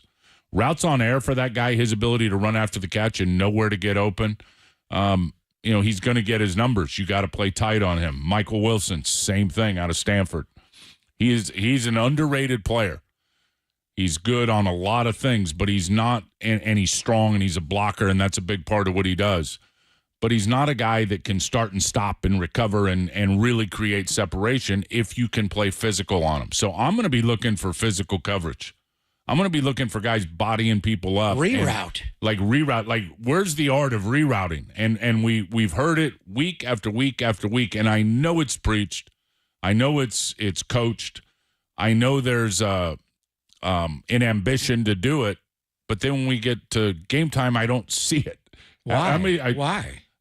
I don't know. I can't get to that answer. And the corners they have with Renardo and Charvarius and it's right in their wheelhouse. It's right in their wheelhouse. And pressing and rerouting. Absolutely. Get your hands on guys. And if you're not going to press and reroute, and there's times when you can't, obviously, when they move guys around and they're coming in motion, hard to get them at the line of scrimmage. But you can be physical at the top of routes, and in terms of getting a body on these guys, that's what I'm going to be looking for in this game. Because if what happened on the 4th and goal on the 4-yard line to Amon-Ra? Was that just a bust? The touchdown to St. Brown on 4th down? Yeah, that was just they just dropped him. And there's been a lot of those this year and you got a lot of young players obviously on defense. And D Winters, I'll tell you what, if D knows what's going on, he's going to pull that trigger and he's going to go, and he plays fast. But young eyes, and I remember when Fred was in Arizona and Dre Greenlaw in Arizona playing those guys with all of this misdirection stuff and screens, and I'm like, oh man, these guys aren't ready. Well, they weren't. They're young. It's hard. Your eyes will deceive you. Your eyes get dirty, and you see one thing, and I love it's the old Rod Marinelli, and a lot of guys have stolen it. But see a little, see a lot, see nothing. And sometimes you see too much. You're thinking too much. Narrow your scope and go play football. There's been too many missed assignments this year for sure. We'll keep this going with Tim Ryan on the other side. Take a quick break right now and get more into the 49ers, the big picture, where they're going to look for with Arizona, and breaking down that Lions game a little bit more. It's all right here on KNBR 104.5 and 680, the Sports Leader.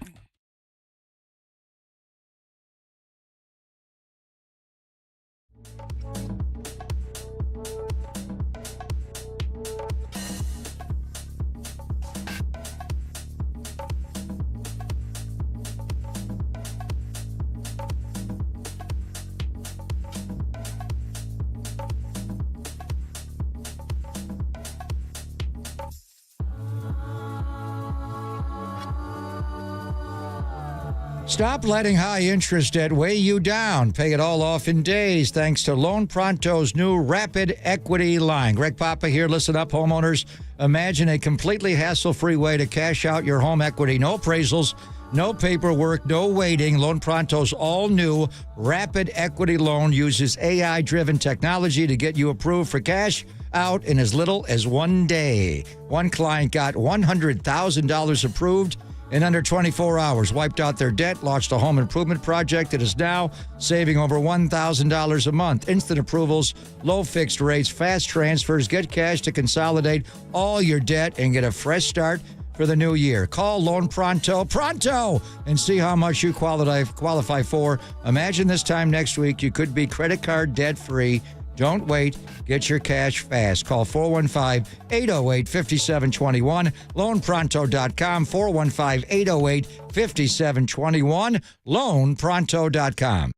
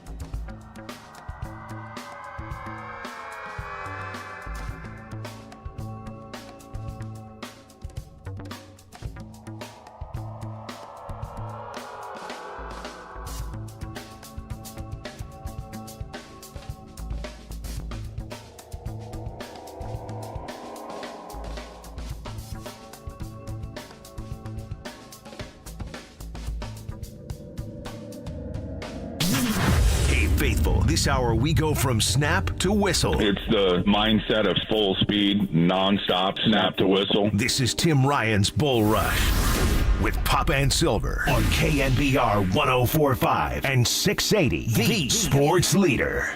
Let's see what they do on third down now. Gibbs to the left. They have a bunch left. They're going to gun run. Gibbs coming right. He's got the first down. He may score a touchdown down the sideline, and he's in as he outraced Tufunga to the front pylon. Wow, what a player.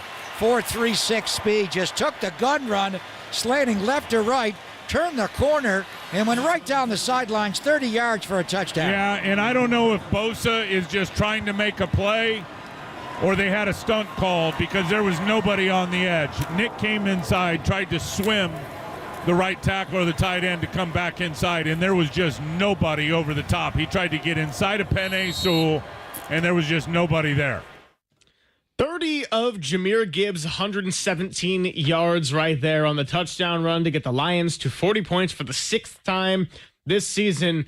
They're a team that's going to have to win some playoff games by shootout, but hey, they're capable of doing so, as we saw right here at Levi's Stadium earlier in the week on Monday. It is the Football Hour with Tim Ryan. We are about halfway through, and we've been getting into all of it. That right there, an outside run where Jahmyr Gibbs burned the 49ers, but really it was the inside runs that have been a problem for this group, as we discussed with Dennis Brown a little bit earlier. Yeah, well, that run's designed to go wherever Jahmyr Gibbs wants it to go. He's offset away from Nick Bosa. It's a gun run.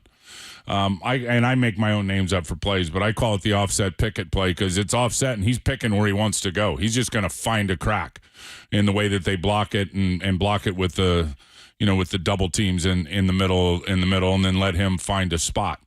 I think Nick did take a chance. I think he was trying to make a play, and Renardo Green's not going to set an edge. He's out there playing in pass defense, so he's got his back turned to it. He doesn't even see it till it's too late.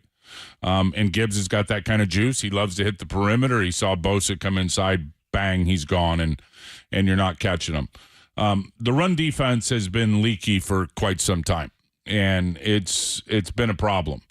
And I think, you obviously can look at the linebackers, and as good as Fred is, he can't do it by himself. And clearly it's different when Fred's out there with Dre Greenlaw. I mean, you could see that right away when he came in the Ram game, and we've seen it for years here, and they've gotten really, kind of spoiled by what those guys are able to do and cleaning up a lot of stuff. But at the end of the day, I think when they started with the wide 9 techniques, and I think it's a great scheme, and I remember calling a lot of games when Washburn was in Tennessee and then Kasarik in Detroit, and I mean, they're really taking away the outside stretch play. They're funneling everything back into the middle of the field. When you're out there as a wide 9, that tackle's not going to be able to hook you. The tight ends aren't going to be able to hook you. So you funnel everything back to the inside and back into the defensive tackles and the Mike backer. You better have a stud Mike backer. Check. The 49ers have that. And you better have war daddies inside that can hold up versus double teams, can get knocked back, can get penetration when they have those calls, can get penetration when they call up the stunts, but have enough junk in the trunk where they can hang in versus those true duos and those crunch plays when they're trying to just root them out of there and push them back, those combo blocks, and push them back into the linebackers. That's been a challenge for this team for the last few seasons, despite all the success. And obviously, when you score 29 a game, it helps your run defense a little bit because you're not chewing on runs late into games when teams are trying to play catch up. The run defense over the last several games has been a problem, and you saw it in Miami. The inability to play complementary football. There's a takeaway. Defense gets back out there. Can you save the offense? Bang, house call. And I think Malik Collins just was a B-gap player, and he didn't get off the block, and Achane made him pay for it. Same thing this, turnover. Can you get out there? Can you save the offense? Give them an opportunity to get back on the field. Bang, long house call. So I think the moral of the story is the interior defensive players just have not been consistent enough in all the things in terms of the job description for that spot. And it's hard. I played in there. It is not easy chewing on combo blocks and scoop blocks, and they're trying to get to the second level, and you can't get moved off the line of scrimmage. You got to stay in between those guys. The gap's moving. It's not easy. And it does take a lot of physical talent to be able to do it. When the 49ers were really humming on run defense, and they weren't giving up 100 yards rushers, think of who the interior players were. Eric Armstead's a massive human being, and hard to get him moved. Had length, and people don't talk enough about length. So if I'm in the gap and I'm playing the B gap and I'm in it and the ball's going through it, but there's a 9 technique out there, so the B gap gets pretty big when there's a lot of grass. And if the linebacker's not there, so say I'm in great position, but it goes a little wider than it was designed to. I don't have the arm length, the body length to really lay out and have an impact on that play to make that guy divert and get off his path. Eric Armstead at 6'7.5" with long arms, the long body, the ability now to we may be in the same position at the point of contact, but now his length shows up because he can stretch out farther into that gap. That guy's got to get off his track. That allows people to catch up. So when DeForest Buckner was in there many years ago, obviously, when Armstead and those guys were rolling those two towers inside, it was easier to hold up on some of those inside runs. So I think the answer is going to be personnel in the offseason. War daddy. And not that Malik Collins is a good player. I think once the Gravedigger went down, it put too many plays on his plate. I don't think they envisioned him coming in. I knew he was going to be a starter, but playing the amount, the workload that he's had to play with. So I think Jordan Elliott's obviously a very good first and second down player, and we saw examples of that the other night. I mean, Ragnow's a pretty good center. He was knocking him back and getting after him. And doing some good things. So I think they need to add to that with a real war daddy inside that can do the things that I just talked about to help. Because when you're in those wide nines and then they come out with those multiple tight ends, there's a lot of grass for that linebacker to cover, and it's hard on him if that defensive tackle's just not kicking ass and taking names. I remember flying home from the NFC Championship game and Brock got hurt.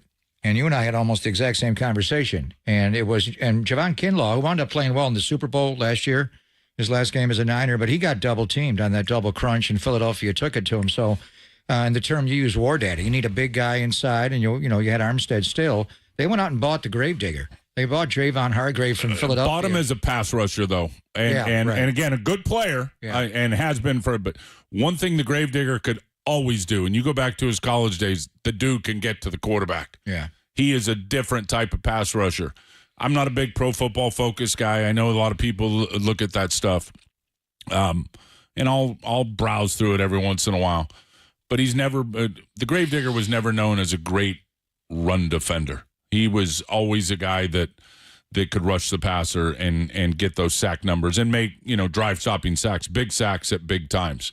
So that really didn't satisfy that need to be able to do that. And I think it's just even more magnified and obvious this year because of the offense's inability for a variety of reasons to put 29 or 30 points on the board. So, and it sounds like, man, Mayoko told us flat out he thinks they're going to release him, and he's going to hit free agency, and we'll see if they can bring him back, but they're not going to pay him the numbers there. You mentioned Collins, Elliott, and see about, Kevin Givens, who they've missed this year, and some of the young guys. No doubt. So, I mean, basically you have to go out in free agency and buy one of these guys and then draft one. I don't know. I haven't gone over the list, but they definitely need to make some additions, and I think you use both of those avenues to be able to do it. Yeah.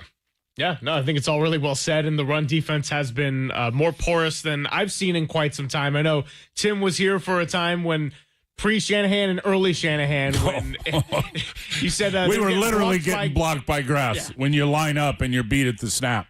I remember laying out chairs and telling people, all right, here's the lineman. We got one guy here. We got one guy here. Where would you run it? It's pretty obvious right here.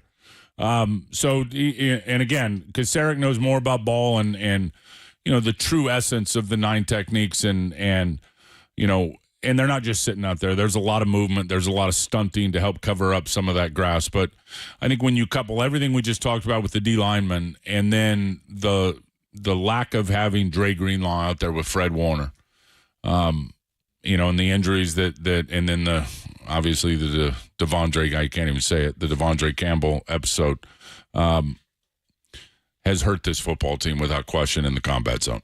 Yeah, no doubt about it. We'll go ahead and take our last break now and then finish it up on the other side with the football hour with Tim Ryan. Get a little bit into the offense. We'll get into Ricky Pearsall, the separation factor, some of the subjects we talked on, Papa and I, in that first hour here. Wrapping up the football hour, though, on the other side, it's Papa and Silver, only here on the Sports Leader.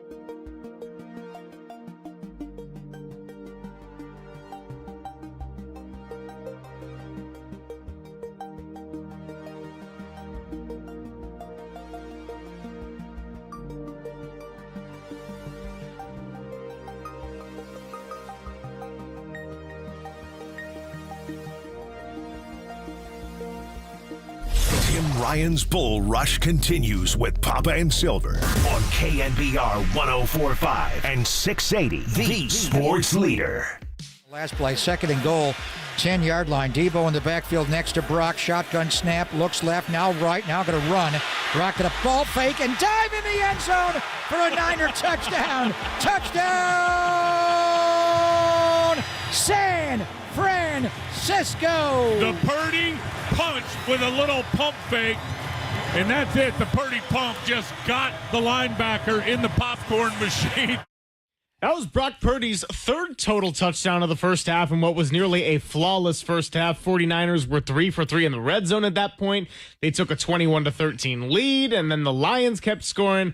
Couple of mistakes in the second half between the special teams, between Brock Purdy's 2 interceptions, and I think we got to be fair about both of it as we're finishing up the football hour here with Tim Ryan. We started off by talking about Purdy, and thank goodness that his injury is not going to be anything long-term, but there is the element of Brock Purdy reminded everybody the kind of player that got MVP votes last year in that first half, but then a couple of brutal plays in the second half, including those 2 interceptions. First one just sailed over and behind Ricky Pearsall. Second one, Kirby Joseph read it all the way. And when you're playing a team that can score at the rate of the Detroit Lions, just tough to overcome a certain amount of mistakes. And you said it earlier, T-Rock, the 2 field goals, 2 interceptions, that really was the game right there. Yeah, and that really the whole season in a microcosm when you think of fourth quarter execution on both sides of the ball. And I think that's 3 weeks in a row there's been an interception late in the game that ended up being a deciding factor in the game. And on first downs, too, I think a few of them. The Ram one obviously was a bad decision to throw that, and I know Juwan got bumped. But first down in scoring position, you can't make that play. And then the one in Miami, he was getting hit. Calais Campbell, it was not a good job by the offensive line. I don't know if he's going to layer that over the top or not anyway. Kohu got that one. He had some good depth and kind of played that. And then the one the other night, the second one, first one just wasn't a good throw. He's got to put that down on the body on Ricky Pearsall. And the second one, I don't think he ever saw Kirby Joseph. I think he thought it was true 3 deep. I think they ended up rotating to something else that looks more like 2-buck, which is still a 3 deep look. And Kirby Joseph just poached it. A lot of people know this offense has been sprinkled around the NFL. So many people are running it, right? And there's versions of it. And that's a big part of it, or those throws over the middle of the field when you're in 3 deep. And whether it's the drift or whatever they call those in cuts, and being able to layer it and throw them into those windows, I just don't think Brock ever saw Kirby Joseph. So that stuff's got to get cleaned up, especially late in games. Now, part of it may be kind of when to call it, when to call those plays and when not to call them. I think one thing that was going great in that game, and I think it's and obviously you love guys, and Kyle loves guys that can read the defense, throw from the pocket, get it out on time. But with the challenges of the offensive line, I think it forced him to get to a lot of the move in the pocket stuff and a lot of the keeper stuff and the screen game. Those have been huge weapons for the 49ers over, certainly in 2 of the last 3 games. And I like Brock being able to move around and extend plays and getting him on the move versus just sitting in the pocket and he can make all those throws. We've seen him make those throws. But there are some visual challenges, I think, when you're, 6'1", and being able to really have a clear line of sight and vision over those, because you know how people are playing them. Is they're squeezing the pocket around them like they do everybody that has mobility and can extend plays. But like the 49ers are going to do with Kyler Murray, it's no secret. Make him throw from the well. Cloud his looks, make it a dirty pocket. And if you're not 6'4", 6'5", and can really see over those linemen and have a release point when you throw the football that can get it over those defensive tackles, that if they're not winning, you know what they're going to do. They're putting their eyes on the quarterback and they're getting their hands up. And when they get their hands up and you don't have a high release point, they're going to have a chance to block those. So then maybe you're trying to throw it over the top of their hands. Maybe you're seeing I don't know. I haven't talked to Brock about that stuff, but I think that's why most of the time the first-round picks are 6'4", 6'5", that can see from the well and throw from the well and get it over those outstretched arms. I'd like to go back and look at his career in receptions and see how many are in between the numbers, how many are in between the hashes. Remember the one in Seattle of Jordan Brooks? He almost threw one earlier on the check down to McCaffrey, and Brooks took him on Thanksgiving. So, and Jimmy had a lot of those as well. Well, people play the play. Right. They play the play. They anticipate when it's coming. They show you one thing, they do another, and that's why I said they poached it. They knew they don't even play. They just play the play. All right, this last game. It's hard to believe, but the Niners have now, after the Chicago game, we kind of thought may have symbolized the rebirth of the year after what happened in Green Bay and Buffalo, and the Ram game happened in Miami, and then this game. They've lost 3 in a row. It turned out that Chicago just couldn't score against anybody. Yeah, that's the way it turned out. But, at one point, the Niners were 5-4 after they beat Tampa Bay, so they've lost 6 of their last 7. They have lost 3 in a row, and it's hard. You always want to win your last game of the year, and hopefully it's the Super Bowl and they've had a hard time with that last game. It's not going to be a Super Bowl. It's not going to be a championship game to get to the Super Bowl. But I think it's significant to win. Oh, you want to this finish last on a high game. note. And I no do doubt. remember we weren't there because the team was kicked out of Santa Clara County. They went down to this stadium when it was their home away at home in the pandemic year of 2020. It was a Saturday game. Arizona wound up making the playoffs, but it changed their seeding that year, and they beat Kyler Murray, and they were physical in that game. They beat him by a score of 20-12. To the outside world, you get a better draft pick and all that nonsense. No, I know play to what win. I think it's significant to end this tough season. Arguably Kyle's toughest because of the level of expectation and just everything that's gone down. And John, I think it's otherwise you're sitting on ending the season with a 4-game losing streak and losing 7 of your last 8. Yeah, no, I think that I thought the example was against the Lions on Monday night, which was great entertainment. I think the ratings for that game were through the roof, right? For Monday Night Football and really a meaningless game. Coaches coach to win, players play to win. I understand the whole fan thing. Well, you want to do it? No. They're professionals. These guys are working hard and playing to win and want to finish on a high note and want to beat a division opponent. And they're going to go give Kyler Murray and Arizona everything they've got on both sides of the ball. Now, obviously, there's some key guys not playing, and probably the list might grow. I don't know who's going to play or who's not going to play. But they have the same challenges. And I do like, some of the matchups in this game. I think there are opportunities to get a few things and get them right. So they'll go down there and battle. At the end of the day, and it's so simple, and you hear it all the time, and Silver, you hear it all the time. The game's about turnovers and about the turnover margin, takeaway, giveaway. Well, there's no better example than when you go over these last 6 or 7 games. And the inability to take it away, it's been 1 turnover. And that was a muffed backward pass that Chicago, that was Caleb Williams. That was an unforced error. That was their own error. Now, they had opportunities to see some takeaways and weren't able. The ball did come out a few times. They did have their hands on some interceptions, certainly at Green Bay and some of the other games, and couldn't make the plays. So when you're negative, and I don't know what it is, -8 or -9 or whatever it is over the last 7 games, it's going to be hard to win those games. So the defense has got to get some takeaways, keep Kyler Murray in the pocket, force him to make some errors. He will make some errors if you keep him in there. And then offensively, it's kind of the same thing, the same game plan. So whoever can protect the football and whoever can stop the run is going to end up winning this football game. Yeah, we've had one of those on-air promos going for a while, and it's Larry Kruger for the Niners Nightly saying, when Brock Purdy doesn't turn the ball over, the 49ers have not lost. And I was sitting next to Krug up there in the press box on Monday. And I bet that was fun. Yeah, and we had a good time. I always love talking with Kruger. But he says to me, he goes, the one thing I always check on is to make sure that it's not dated. That's I what think it's 15-0, and Brock does not turn the ball over. He knows his stuff. Nobody takes more notes than the Krug. He knows what's up. And it still stands,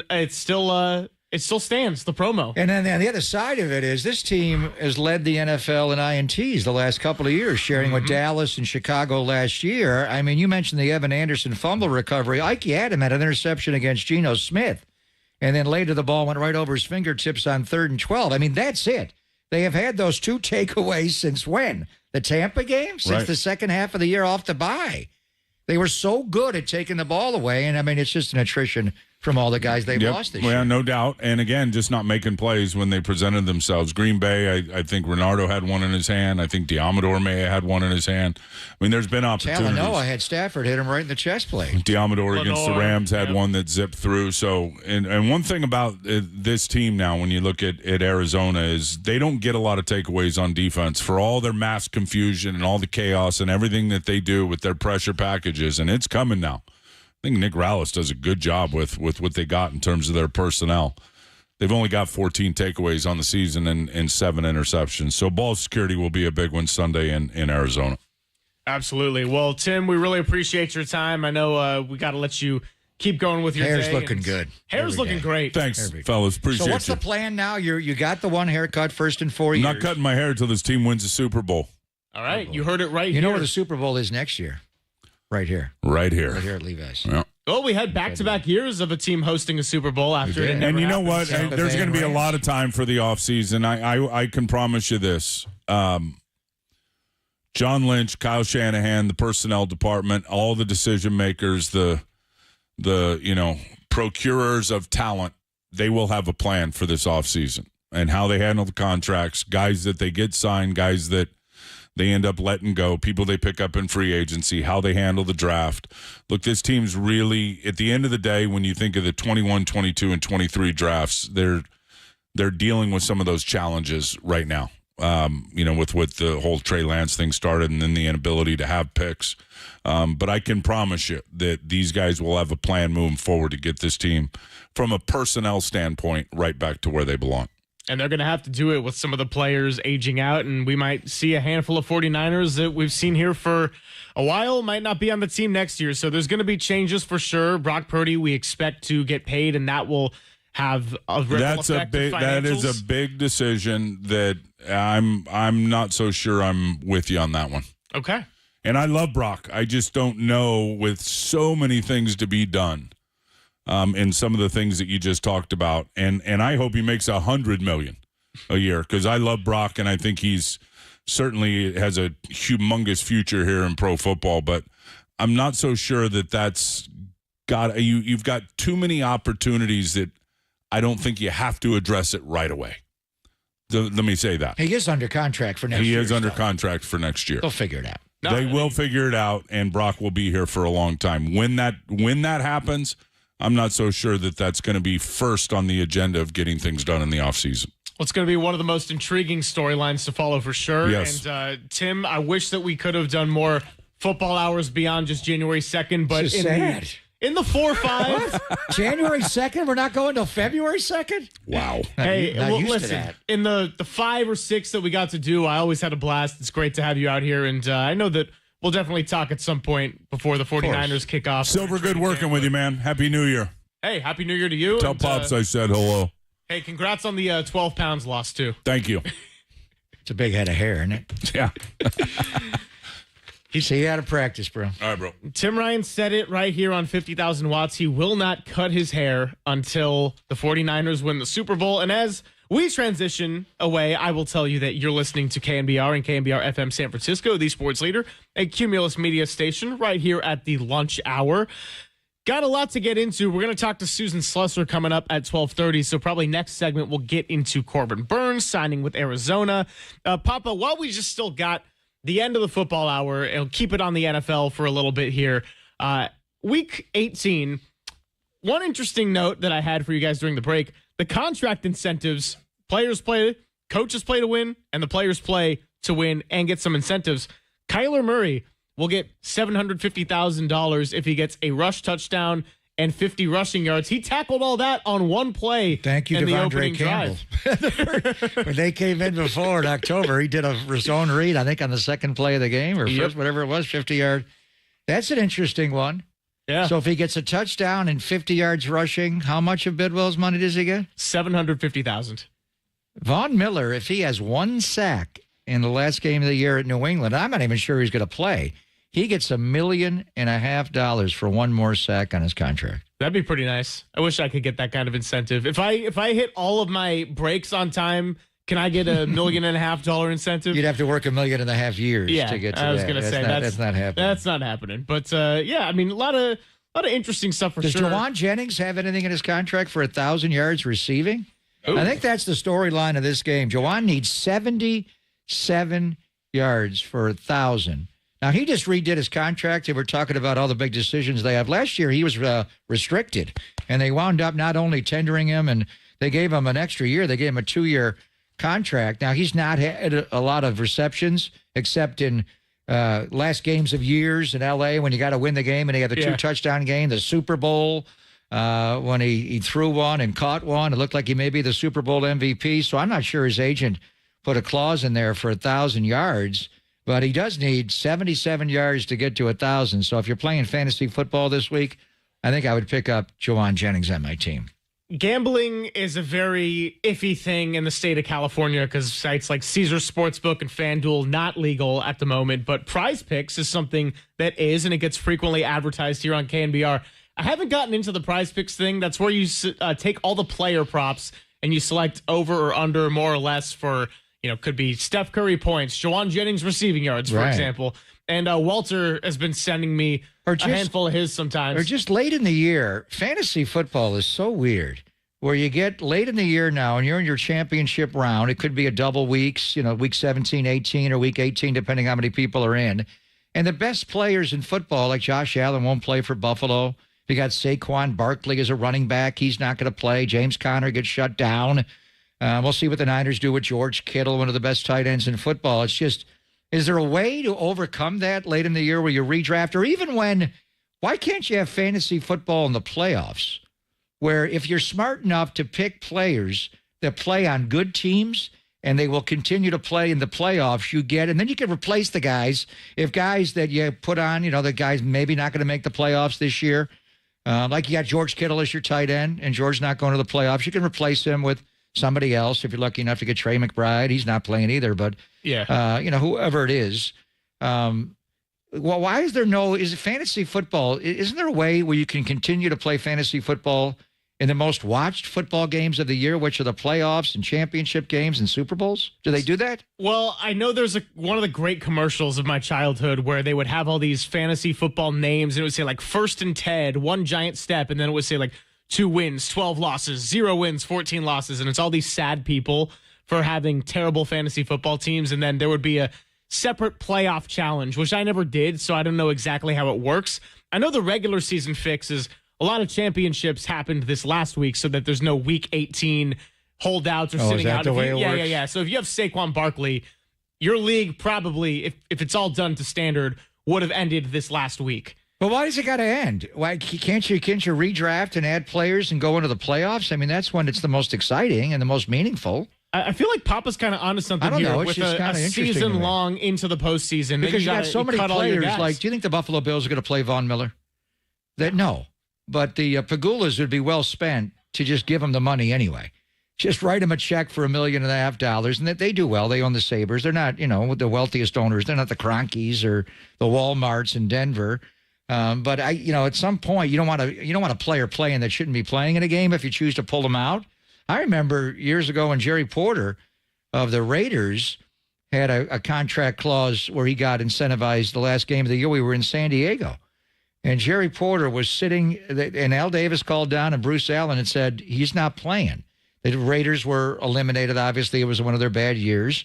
But Jerry needed so many, kind of like Jauan Jennings, 77 yards to get to 1,000 on the year.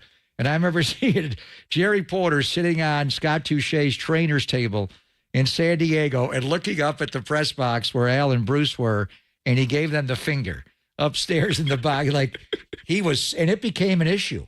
It became an issue on the sideline. It became an issue flying home where the player was so agitated. Al wasn't going to pay him money. He didn't have to pay him because he didn't have it. But if you're a wealthy owner, how do you handle these instead? Now, Arizona will play Kyler, I think, in this game, and he may get it organically.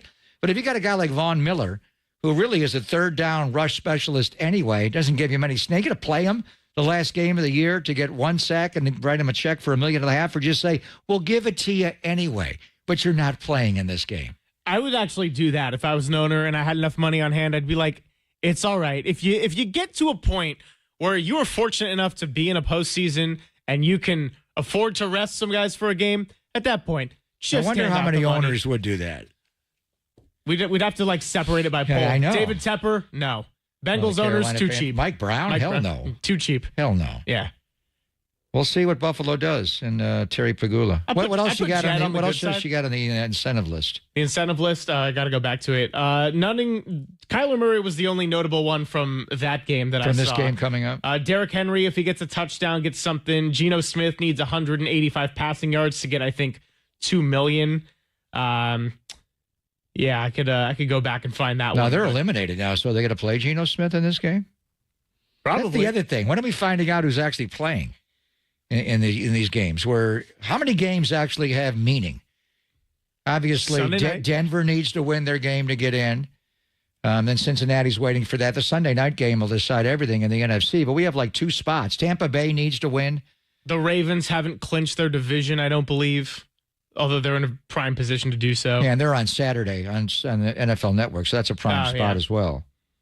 Texans have already wrapped it up. Colts are out. Packers are in. I mean, I guess Packers and Commanders could flip-flop the whole 6-7 seed, but they're both in the playoffs at this point, so one's going to go to LA. Like the LA Rams and they did the same thing last year. They're going to play Jimmy Garoppolo in this game, their last game of the year against Seattle. They're not playing Matthew Stafford. So are they in a situation where they could drop down to 4 and Tampa Bay could jump them?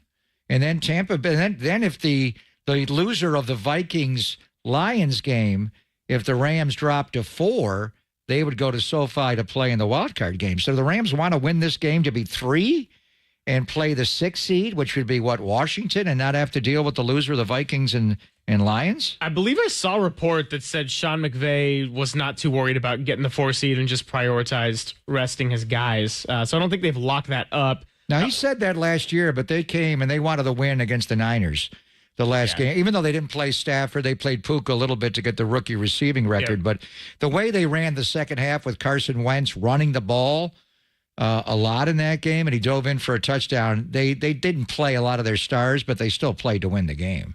Wouldn't you rather play Washington if you're the LA Rams as opposed to the loser of the Lions-Vikings game on Sunday night in the wild card game? Yeah, 100%. I don't want to play a 14-win team, even if you get to be at home. You'd have to see the matchups, but so for that reason, you'd rather be 3 than be 4. Absolutely. But not enough to play Matthew Stafford. Yeah, the Bucs have to win to secure their division, or if they lose and Atlanta also loses. But Atlanta plays the Panthers, so I wouldn't count on that one necessarily. So how many people playing fantasy lost their quarterback? What if you have Josh Allen as your quarterback and he's no longer available?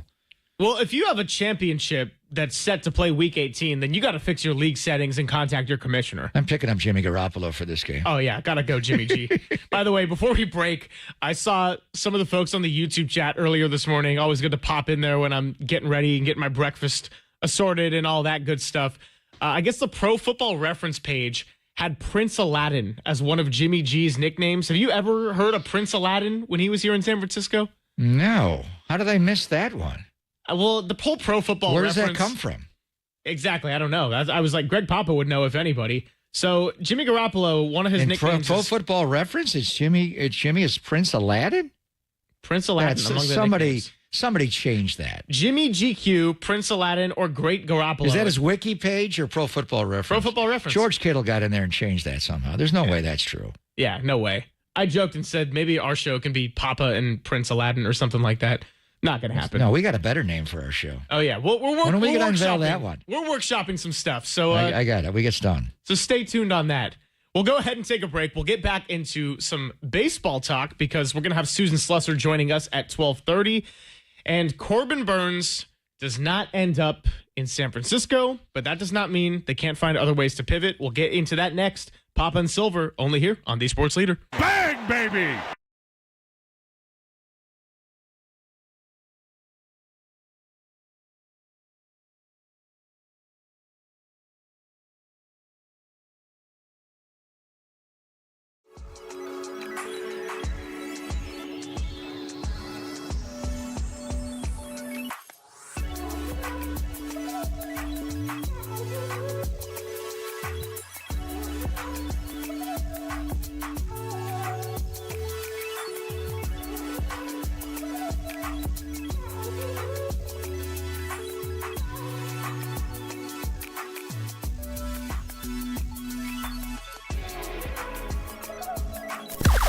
Now, from the O'Donnell Financial Group Sports Desk. Learn more at ODFIGroup.com. O'Donnell Financial Group, because planning is a process, not a product.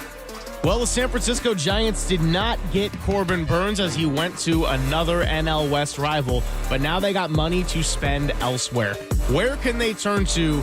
And is Roki Sasaki realistically on the table? We'll find out as we talk to Susan Slusser on Papa and Silver today at 12:30, only here on The Sports Leader.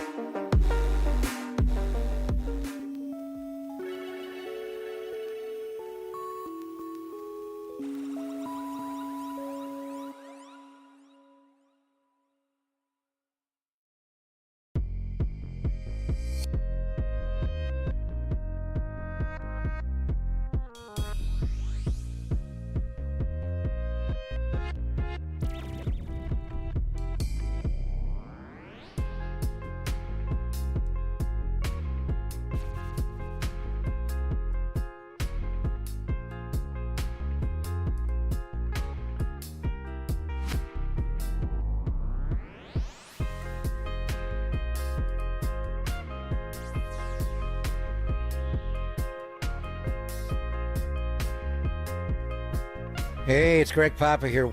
Best thing ever. Have you been to Tony's Pizza in the North Beach? I have, and it's the best pizza I've ever had. Tony's has been ranked #1 in the world, and it's my go-to spot now for Neapolitan, New York, Detroit, Sicilian, and Grandma-style pizzas. They make fresh pastas as well, and they're spicy bucatita.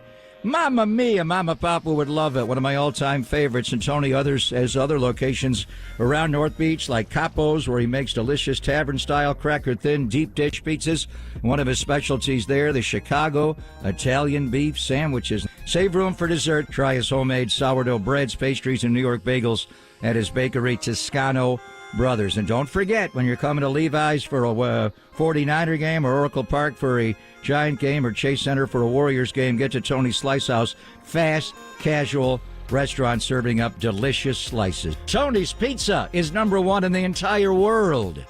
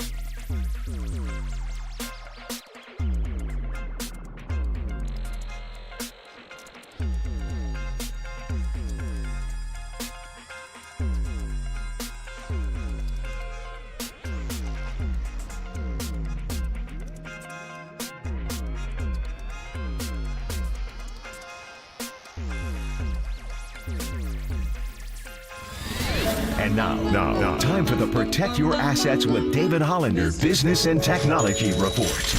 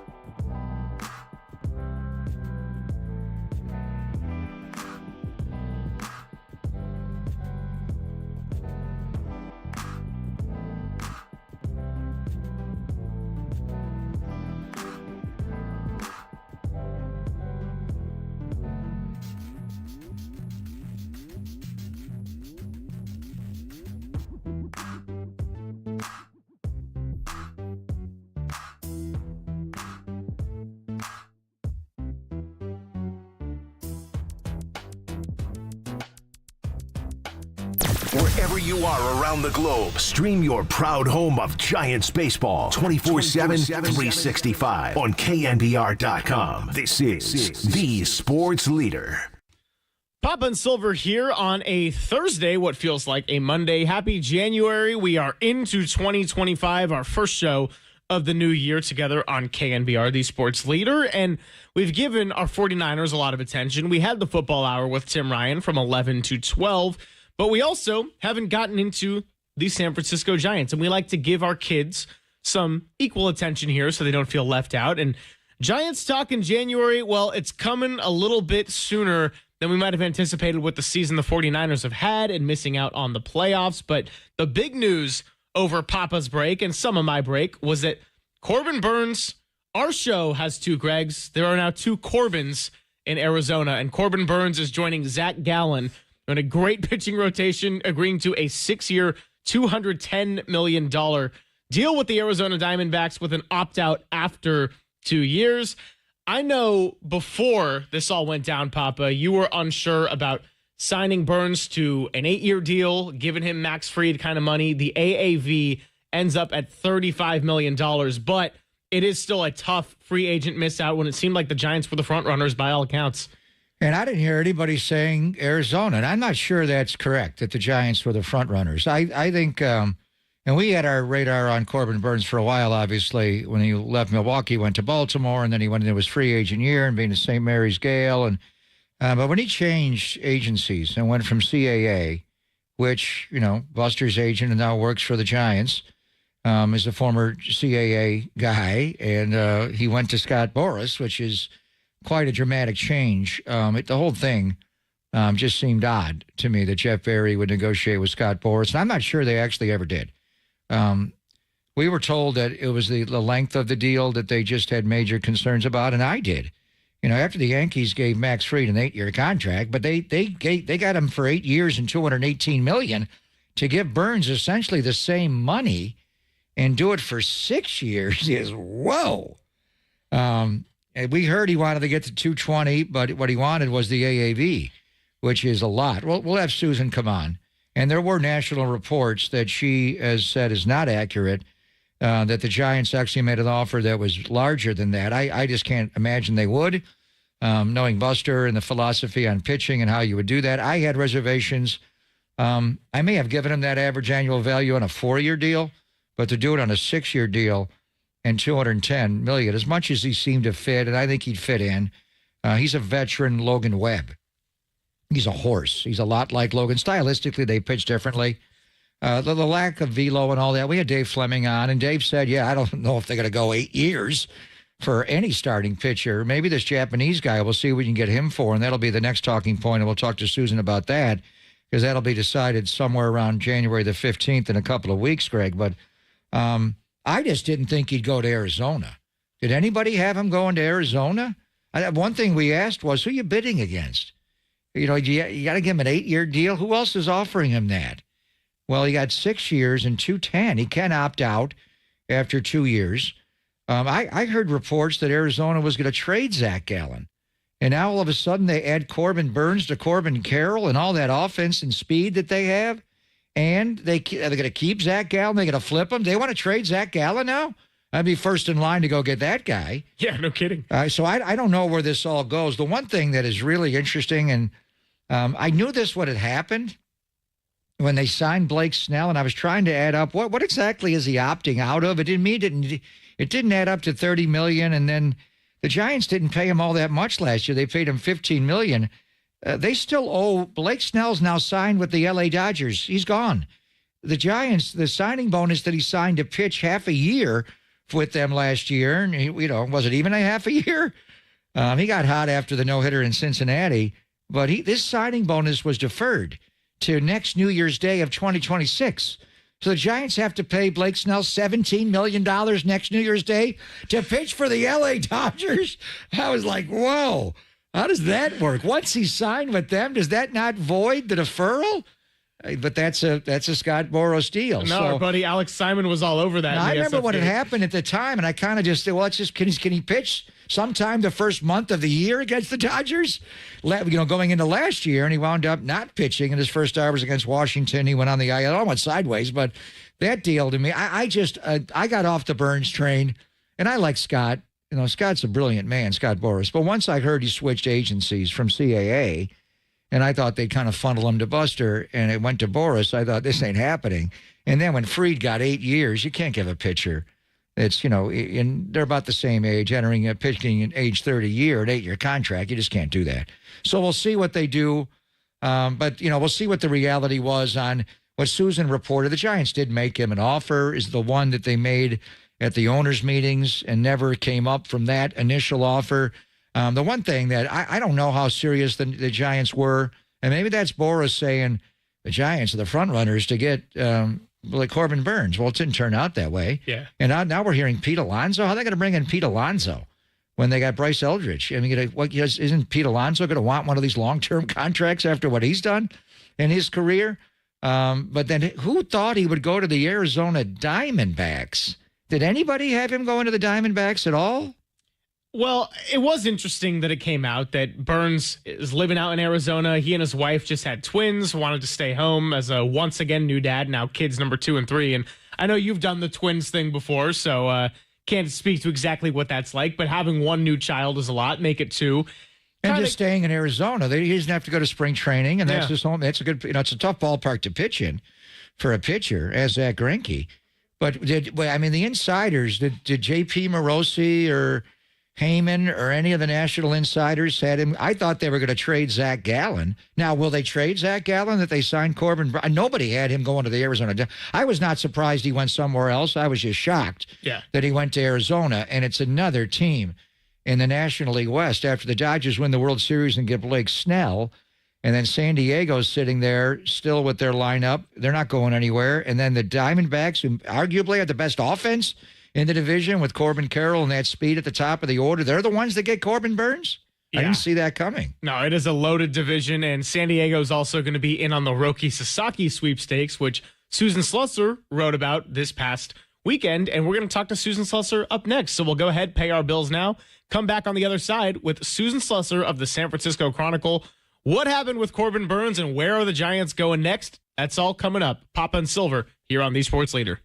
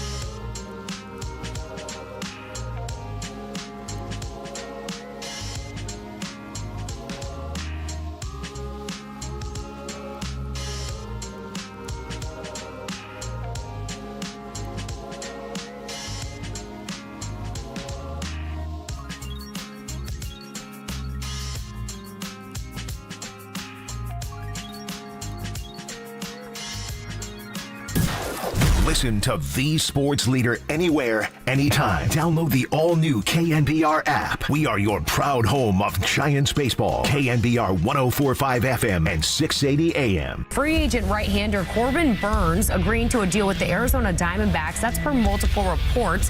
The former Cy Young winner will get $210 million over the next 6 years with the Snakes. The contract also includes an opt-out, potentially giving Burnes another shot at free agency after 2 years. There it is. Corbin Burnes agreeing to a 6-year, $210 million deal with the Arizona Diamondbacks, just adding to a loaded NL West with an opt-out after 2 years. And here to help us break it all down, talk about where the Giants can go from here is the San Francisco Chronicle's finest. And yes, I can say that without getting in trouble now. Susan Slusser. She joins us courtesy of the UMA guest line. Susan, Happy New Year. How are your holidays? Oh, very good. How about you guys? They were great. Had a little bit of work here and there, but the holiday shows are always a good time. And now we got the two Gregs back in Levi's Stadium together for the final time of the year. And pretty soon we're going to be looking ahead toward ballpark style with the San Francisco Giants. So that's kind of what's on agenda. Perfect. Sounds like a plan. Yeah, we had a lot of baseball news during the holidays, obviously, and Corbin Burnes signing. And, we debated giving Max Fried got that $8 million deal with the Yankees, too, as we thought, whoa. I didn't see Buster going out long term, but I did not see Arizona. That was not on the national report. So just give me your thoughts on Corbin Burnes going to the Arizona Diamondbacks and a 6-year deal, $210 million. In the report you heard he can opt out after a couple of years. And there were some national reports the Giants offered more, which you said not accurate. So why did they not get Corbin Burnes, do you think, ultimately? Well, I mean, you kind of just said it right there. They didn't offer the most. I think I don't want to say they backed off, but I don't, he was at one point clearly a priority. And then I think you're right. The Max Fried deal probably made them think twice. And I think, they are really focused on Sasaki. There's, of course, no guarantee they will get him. Everybody has basically a shot at him because he can decide wherever he wants to go because he will get paid so little. Such a strange system, right? Yeah. But, I think if they even think they've got a shot at Sasaki, and they're competitive. I'm sure Buster put together, along with everybody else in the front office, put together a great pitch for Sasaki. What do you do then if you have both of them and you've spent $200 million plus on one of them? I don't know. I think they feel like they are very happy with their young guys, and I wouldn't be surprised to see them looking at the trade market for another starter if they don't land Sasaki. So I think they've got plans sort of B, C, D, you name it. But I don't think them not getting Burnes is necessarily. I mean, that's for me going into the offseason. That's the guy I thought they got to get him. They got to replace Snell. But I don't think that they feel like. That was sort of like the end-all, be-all. I think they're plenty happy with some of their other options. So another player that we were talking about right before we had you on, Susan, was Pete Alonso. That's a name that's been floating around as a possible backup plan for the Giants. But he did just turn 30 years old, and we also kind of wondered, would Pete Alonso be somebody that would demand the length of a deal that just doesn't make sense when you got Bryce Eldridge developing in the minors? Yeah, that's my one concern. And I think that they probably had some initial, at least, contact with Scott Boras about Pete Alonso. I don't think by any means he's a major target. I think it's one of those things where, if he's still out there and within our means, maybe we'd consider. But I think you're exactly right. I think the number of years with Bryce Eldridge coming is probably makes him very much a long shot. This is another one where I think they could potentially go trade market or even really, they've talked about needing another bat. Another bat would be great. But I don't know why you necessarily would want to move Lamont Wade, which seems to be the thing that would make the most sense if you acquire another bat. And certainly we know that he's sort of been a little bit on the market as available, but they're getting awful right-handed heavy. A lot of the guys on the free agent market, including guys that the Giants have been after, are also right-handed. You got to have a left-handed guy in there somewhere. And we know that when Lamont's right, he's such a solid hitter. He's got the power to go along with the on-base percentage when he's fully healthy. But he hasn't been. I mean, his on-base percentage was .480 when he got hurt, and this wasn't the same. And he did drive the ball out of the ballpark when he came up in 21. Twice you mentioned the trade market, which intrigues me. As far as pitching, waiting for Sasaki to make his call middle of the month, there are some free agent pitchers out there, veteran guys like Jack Flaherty and Justin Verlander and Max Scherzer. As far as trades, any names attached? Would it be pitchers and bats or one or the other? What are you hearing on the trade market, Suze? Well, I would think that they certainly have checked in on Luis Castillo. I mean, anybody looking for pitching would have. The Marlins are always eager to make a deal. Sonny Gray was very clearly being shopped by the Cardinals. He has said he will not approve any deal. He's got a full no trade.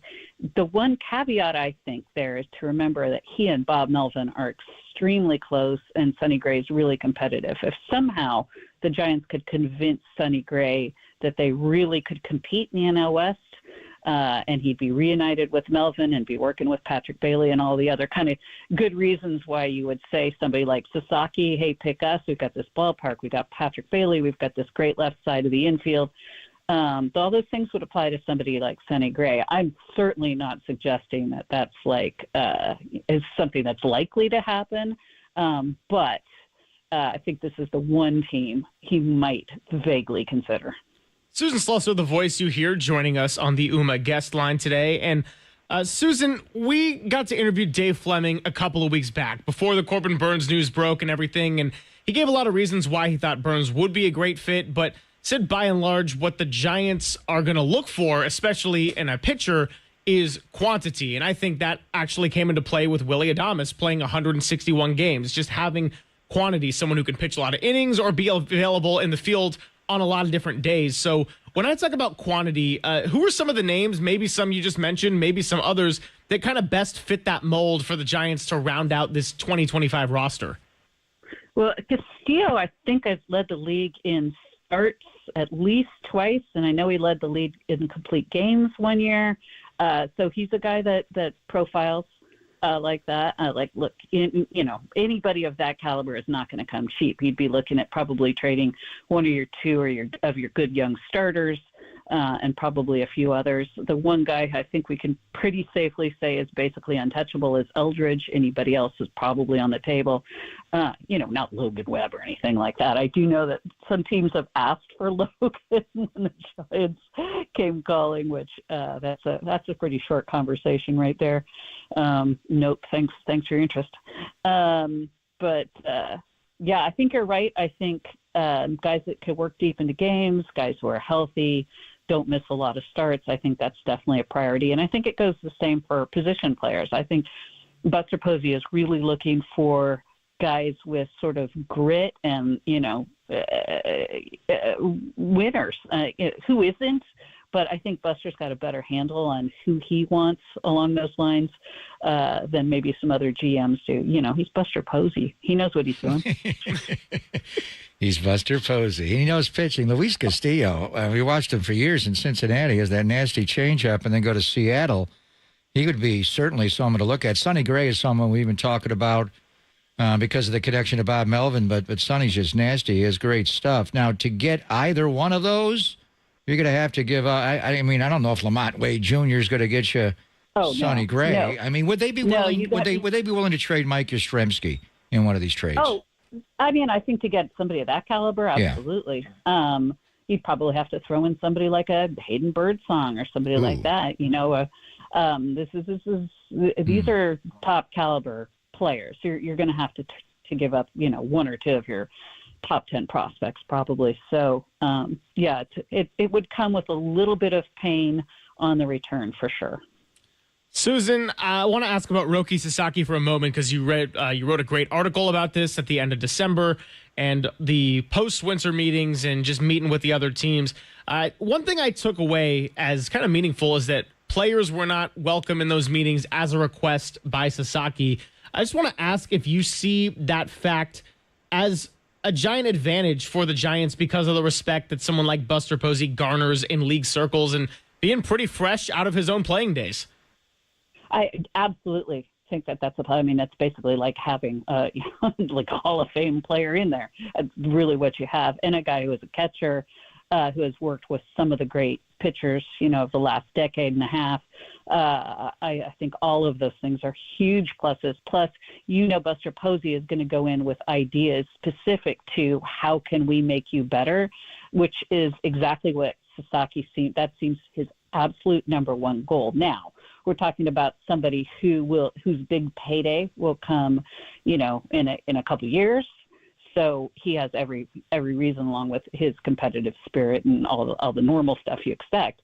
But yeah, he's got many, many, many, millions of reasons to want to improve. And I do think Buster's somebody that could articulate that really well, and maybe even have some ideas that other teams haven't come up with. They all have analytics. They all have the same advanced data. Everything is available to all teams. It's what you sort of make of it. And I think that this Giants front office might be thinking a little differently than some other teams. It's fascinating. Joe Wolf is his agent, obviously very well respected. And you mentioned the money. It's just the system is crazy. The international signing pool restrictions. The Giants can offer no more than $5.1 million. We'll see where he winds up, which does lead to the overall finances here. When the offseason started, Willie Adames, biggest contract in the history of the Giant franchise, 7 years, $182, and he's lobbying Corbin Burnes, and you wonder really what the offer they made Corbin Burnes. But overall, as far as the payroll restrictions, and they went over the competitive balance tax substantially last year, something they haven't done in a number of years to sign all of the free agents. The payroll's coming down. What do you have it now at $165 million? Yeah, it's somewhere around there. So where do you think they wind up? Under $200 million, do you think? Maybe right around 200. It's so hard to predict. One more big signing or taking on a big contract from another team changes the equation dramatically. Greg Johnson has said repeatedly, look, if a move makes sense to us, we will do it, and we won't care about the luxury tax involved. But you guys mentioned right away, this division, you look at it right now, like we said exactly this time last year, basically, you can spend all this money and finish in fourth place in this division. That's still true. However, you got to give yourself a chance. Even third place in this division could advance to the postseason. So, you're going to have to spend money to be in that bunch. I think they're probably willing to go through the luxury tax threshold again, but I think they're even happier to make a few smart moves that avoid that, which would probably put them right around $200 million. Finishing up here with Susan Slusser of the San Francisco Chronicle. And Susan, I don't really want to say this is old news, but it feels like so much has happened in a chaotic couple of weeks with the holidays and everything. And the last show that Papa and I did together was right after the passing of Ricky Henderson. Just wanted to get your thoughts on that and give you a chance to share any stories or sympathies or just really anything related to one of the greatest to ever do it. Well, Greg knows this well, too, from having been around the A's for a long, long time. It was always a thrill any day Ricky showed up at the ballpark for everybody, rookie players, ushers, everybody. Ricky had a smile for everyone, just loved being there, still always looked exactly like he did during his playing days, like he could step out there and steal a couple of bases. I absolutely loved every interaction I ever had with Ricky Henderson, as did everybody. And I just, so young, such a huge loss, so unexpected. It's really unfathomable. I think I'm still probably very much in denial about it, as I know many people are. But yeah, the greatest player in A's franchise history, and in the conversation for a handful of top best players ever, and just a special guy from Oakland, and the A's all-time greatest player. That's amazing. Like Eck told me, it is really eerie, the fact that the A's just played their last game in Oakland and then we lose Ricky. It's hard to believe. I thought he'd play baseball forever. And even after he left the majors, he played for a couple of independent teams till he was 46. And to lose him just days before his 66th birthday on Christmas is just beyond comprehension. I mean, we're all saying Happy New Year to each other. Man, we need a happier New Year. 24 was hard in so many regards. The people that we've lost this year in the world of sports, Suze, and just in baseball, to lose Orlando Cepeda, and then, I mean, the two greatest 24s. And I remember Ricky, he was 24 later, but he was 35. And we lost Vida. I don't think it was this year, it was the year before. But anyway, to lose Willie Mays and to lose Ricky in the calendar year 2024, we lost our 24s this year. We need a happy New Year, Susan. It's brutal. And we lose the ace.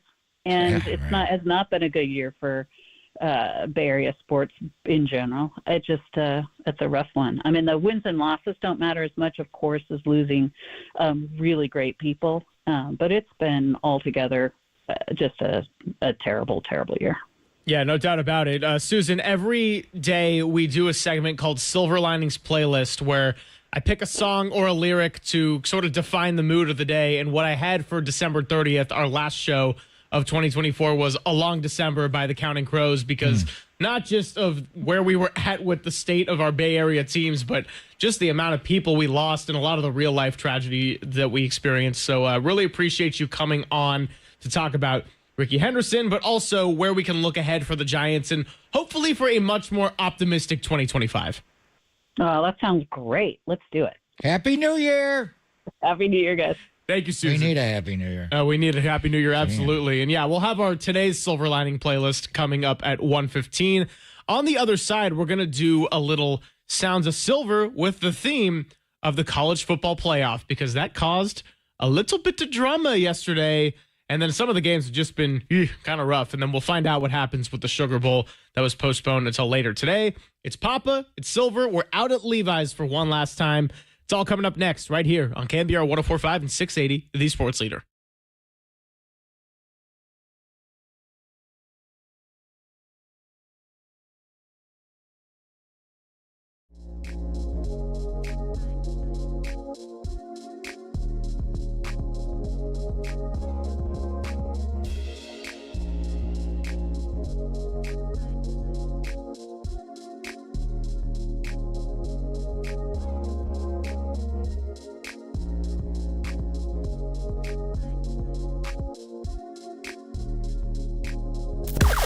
Now, from the O'Donnell Financial Group Sports Desk. Learn more at ODFIGroup.com. O'Donnell Financial Group, because planning is a process, not a product. The Warriors face the 76ers tonight as they look to avoid falling below 500 for the first time after a putrid shooting performance, 33% on Monday against the Cleveland Cavaliers, which was their worst in a home game under head coach Steve Kerr. See if they can turn it around, and stay tuned right here on The Sports Leader for all the talk on the Dubs.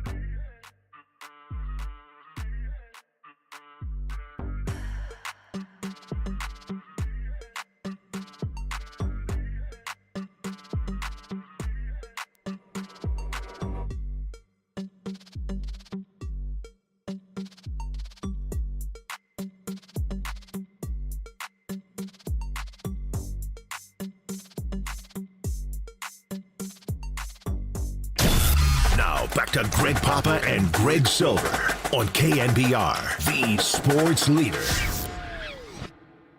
Sounds of Silver with Greg Papa and Greg Silver.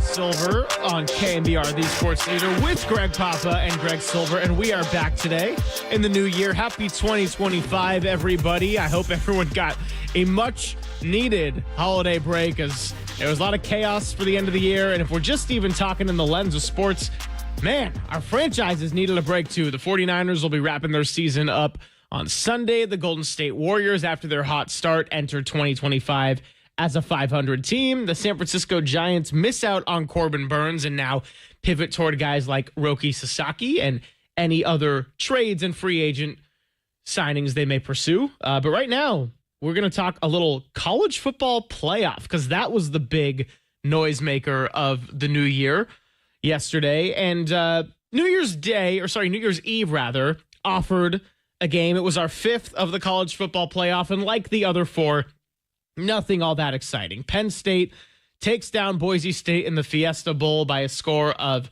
31-14. Shout out to Boise State for being a mid-major team to make it that far. Second place Heisman vote getter Ashton Jeanty had one hell of a season, and he's going to be a really good player for years to come. But Penn State just overmatched as the favorite and wins it by 17. Did you get a chance to watch this one? I did. Much? Oh, well, first of all, this is going to be in the stadium I'm going to be in on Sunday. It's at Glendale Stadium, the Fiesta Bowl. And I love the names of the bowl games, but some are more traditional and some are out there. The matchup is in Penn State. I don't know how they're going to do ultimately here. To me, they seem like they're going to be a little overmatched when they get to the next round. But they're one of the blue bloods. This is Joe Paterno. This is a great program. Going up against Boise State, the blue field. It's like, when would these two schools ever play each other? And for a while, it looked like Penn State was going to roll them, and it was 14-0. But Boise State got back into the game. At one point, it was 17-14. And you thought they can come back and win the game. And then obviously, the Nittany Lions scored a couple of touchdowns and rolled them. But I don't think Penn State is quite the level. And we'll talk about what Ohio State did yesterday, obviously, and Texas. And Sark, we always root for them. Derek went there, and we got friends there. And now Steve Sarkisian was a Raider assistant coach. Hey, don't say that to our ASU folks who work at KNBR. I created some drama. I've got John Lund's son goes there. I know a lot of people at ASU go Sun Devils. And anyway, it was a hell of a game. That game, we'll get to that in a moment. But Notre Dame, Georgia tonight, and we'll get to the events of the Sugar Bowl. I think Penn State's just not quite at that level. They have a hard time when they play the elite teams in college football. They beat the teams they should beat. But when they go up against the real blue bloods, I think it'll be tough for them. But this one matchup just kind of personifies why we love the expanded playoffs, when Penn State's playing Boise State with a chance to win a legitimate national championship, and it's 17-14 early in the third quarter. Wow. And then all of a sudden the Nittany Lions rolled them. Well, we can't let this discussion go by without playing the great sound montage that Cole cooked up back in the studio. So here is your little Fiesta Bowl package. Penn State beats Boise State 31-14. 2nd and 4. Aller back to throw. Lobs it deep down the near side to the end zone. It is caught! Amari Evans with a touchdown. A 38-yard spiraling rainbow to the junior wide receiver. And it's 13-0 Penn State. And so the knee is down for Drew Aller.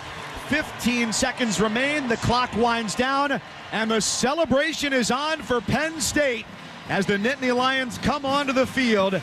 And here in the Fiesta Bowl against Boise State, it's the Nittany Lions 31 and the Broncos 14. Yeah, he's definitely one of the best running backs in the country, as you said. But we took pride in that as a defense. We take pride in stopping the run, and that's just what we went out there and did. It was a battle. He got what he deserved, but yeah, it was a great game, and we just battled.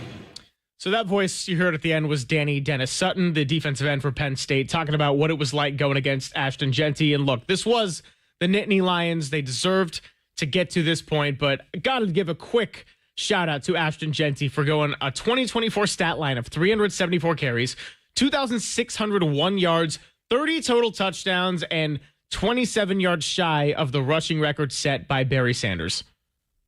Amazing. The running back from Boise State, incredible. You know what's interesting is watching this, and I the last few years we've been locked in on the 49ers in the playoffs and just kind of glancing at the college football playoffs, and now it's more expanded. And it's like going back to my days with the Raiders, where you're looking at all these draft eligibles, and college football is a little bit different. You got to wait a few years for them to be eligible. But as you watch this, and I'm sure John Lynch is going to show up on your TV screen, not just getting mad when they give up a 4th and goal from the 4-yard line touchdown, or the former Michigan kicker misses a field goal for him now, but he'll be out watching these bowl games. And I know John's been out a lot. So as you're watching these teams play, for the national championship in the coming weeks, the Niners have their first-round pick this year. Right now, I think we're number 11 overall. We'll see. They can get into the top 10 possibly, and then they're going to, all the rounds. They've got to treat this draft a lot like the 17, 18, and in particular the 19 drafts. In 17, they got George Kittle. In 18, they got Fred Warner. And the 19 draft is when you got Bosa and Debo and Trey Greenlaw, Mitch Wishnowsky, the punter who we missed right now, and it built to what you were able to accomplish. So they've got to treat, this 2025 draft, which will be at Lambeau Field in Green Bay. Maybe we'll go there. Maybe we'll go to the Combine this year. This is a huge, pivotal draft, and a lot of these guys we're watching in the playoffs are going to be Niners coming up next year. Yeah, Combine's out in Indianapolis, which I got to visit for the first time last summer. Had a great time there. And then the draft taking place at Lambeau Field in Green Bay, which is going to be a lot of fun as well. Giants will be playing the Milwaukee Brewers actually at home, so thought we were going to get the Wisconsin crossover on that Thursday. But that's a day game, so day one of the NFL draft will have our complete coverage. Maybe we'll be in Lambeau. 1265 Lombardi Avenue. Going to have to pitch some ideas there as we work to rebrand the show. We're also going to be rebranding some trips possibly, but I'll tell you right now that you're listening to KNBR and KNBR FM San Francisco, the sports leader, a Cumulus media station. Papa and Silver back at it for the new year, going on hour number 4, 3 down. And right now it's about the college football playoff. And after 5 games that weren't the most exciting, we got nothing but drama with Peach Bowl, Texas and Arizona State. Texas was in command as the 12.5-point favorite. Arizona State and Cam Scatterbo came storming back. This one had one of the great broadcasters jinx I have ever seen. Texas seeming like they were going to blow the game with their kicker, Burt Auburn, missing a pair of kicks. Ultimately, escape in double overtime with a 39-31 victory and a game-sealing interception at the goal line. Here is the drama package. A 38-yarder to win the quarterfinal. The curly locks flowing out of the back of that white helmet. Auburn sizes it up. Kern to hold for the win. Here's the snap. Here's the kick. Auburn puts it up. Off the upright. No good. No good. The Arizona State bench explodes, and we've got overtime here in Atlanta. Jet motion from Stovall. The snap. Scatterbo up the gut, and he ran into a buzzsaw on Bill Norton, and Scatterbo somehow got out of it and crossed the goal line for a touchdown. What a player. What a player, and what a performance. Here's the snap. Play fake. Ewers steps up, throws downfield. He's got his tight end held, who walks it in for a 25-yard touchdown. Texas 37, Arizona State 31. Levitt modifies the pistol into a shotgun. Snap. Fake to Scatterbo. Throws. Left side. Intercepted. It's picked off by Texas and Mukubu, and the Longhorns on to the semifinals. What a dramatic way for Texas to get to the semifinals after seeming like they were in command. Then there was the safety, which kind of got Arizona State back in the game. Touchdown from Scatterbo throwing one. Then the interception in which they reviewed another targeting call. And no, I'm not talking about the one that's gone all around social media and has been talked about. Jack Loader tweeting, by the way, shout out to our guy Jack Loader, Sun Devil alum, says, I'm still mad. Look, I respect anyone that is going to bleed for their team. I'm glad I didn't have a severe rooting interest in this one, but I was wildly entertained, and got to give Texas some credit when it seemed like they were getting ready for one of the all-time choke jobs. Quinn Ewers on a 4th and 13 delivered in overtime with the game on the line, had a touchdown, and ended up winning it in double overtime. What a game. Whew. I mean, that one bled a little bit too long. It cost us the early part of the Rose Bowl and Ohio State's demolition, but what a game. I mean, it was, right away, Texas goes down the field and scores, then runs the punt back, and the speed on the field looked like, are they all Xavier Worthy fast on this team? And they got ahead. It was 17-3, but that safety in the end zone flipped that whole game, and Arizona State came back, and that's one of the great names in college football, Cam Scataboo. Not as good as Major Ogilvy years ago, but we do love a good Scataboo.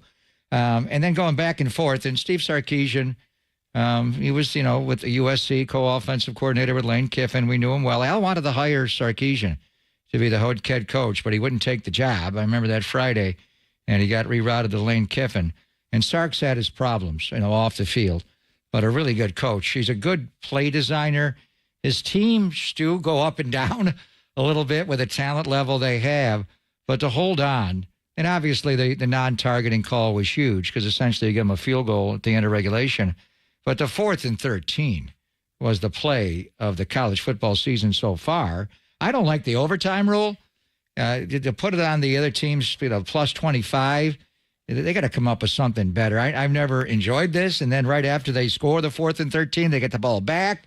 And now they score on the first play of the second overtime and then the pick. We'll see what they can do. I'll tell you one thing. A week from Friday, Texas is playing Ohio State. And that's going to be in the Cotton Bowl. It'll be in Jerry's World.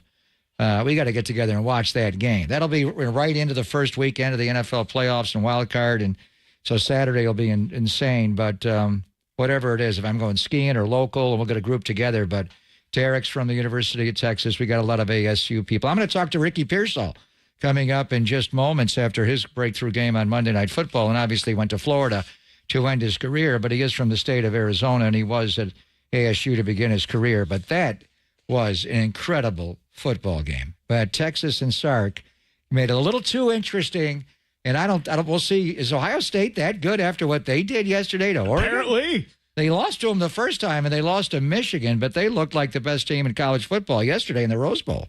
Yeah, it truly was the any given Saturday, I guess I should say, although we're at the point where it's played on all days of the week here with these bowl games and these playoff games. And Cam Scataboo, look, if I'm going to shout out one losing running back in Ashton Genty, I got to do it with the player who still won offensive MVP of the Peach Bowl, Cam Scataboo, going 30 carries, 143 yards, a pair of touchdowns, not to mention 8 catches for 99 yards. Oh, and a passing touchdown. So really putting the team on his back. He was profusely vomiting on the sidelines, and we had probably had a lot of people who were vomiting on January the 1st, but I would say Cam Scataboo probably got a more valid reason than most. You're going to all Pete Sampras on us. Scataboo!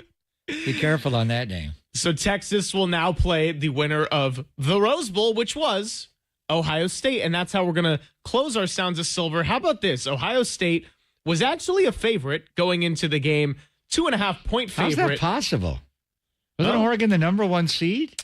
Oregon the number 1 seed. Oregon undefeated. Didn't Oregon beat Ohio State earlier in the year? Oregon beat Ohio State earlier in the year off of a little clock mismanagement, but Ohio State looked nothing like the team that lost to Michigan in their rivalry game. Just took it to them from the get-go, jumped out to a 34-0 lead, and any windows it seemed like Oregon had a chance to get back in it.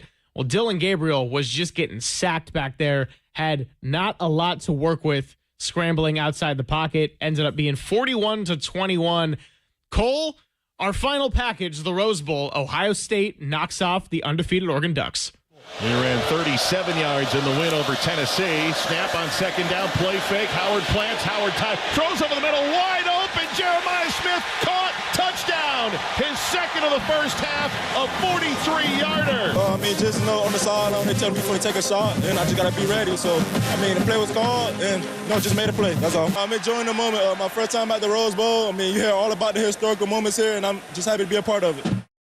So why does Ohio State get so many great receivers? And I'm talking about guys who translate to the NFL, too. It's one thing to be a great college receiver, but we're talking Chris Olave, Michael Thomas when he was in his prime, Jackson Smith and Jigba now, Marvin Harrison. Keep going. And this guy, Jeremiah Smith, yesterday, 7 catches, 187 yards, 2 touchdowns. Ohio State had a guy that they lost to the 4th pick in the draft to the Arizona Cardinals, who the 49ers will see this weekend, and Marvin Harrison Jr., And they're just like, okay, Jeremiah Smith, your turn. 7 for 187 and a pair of touchdowns. They had no answers for him. He's only a freshman?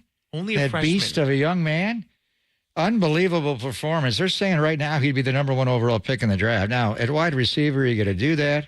Emeka. How do you say the other guy's name? Egbuka? Yeah, I'm going to get stumped on this one.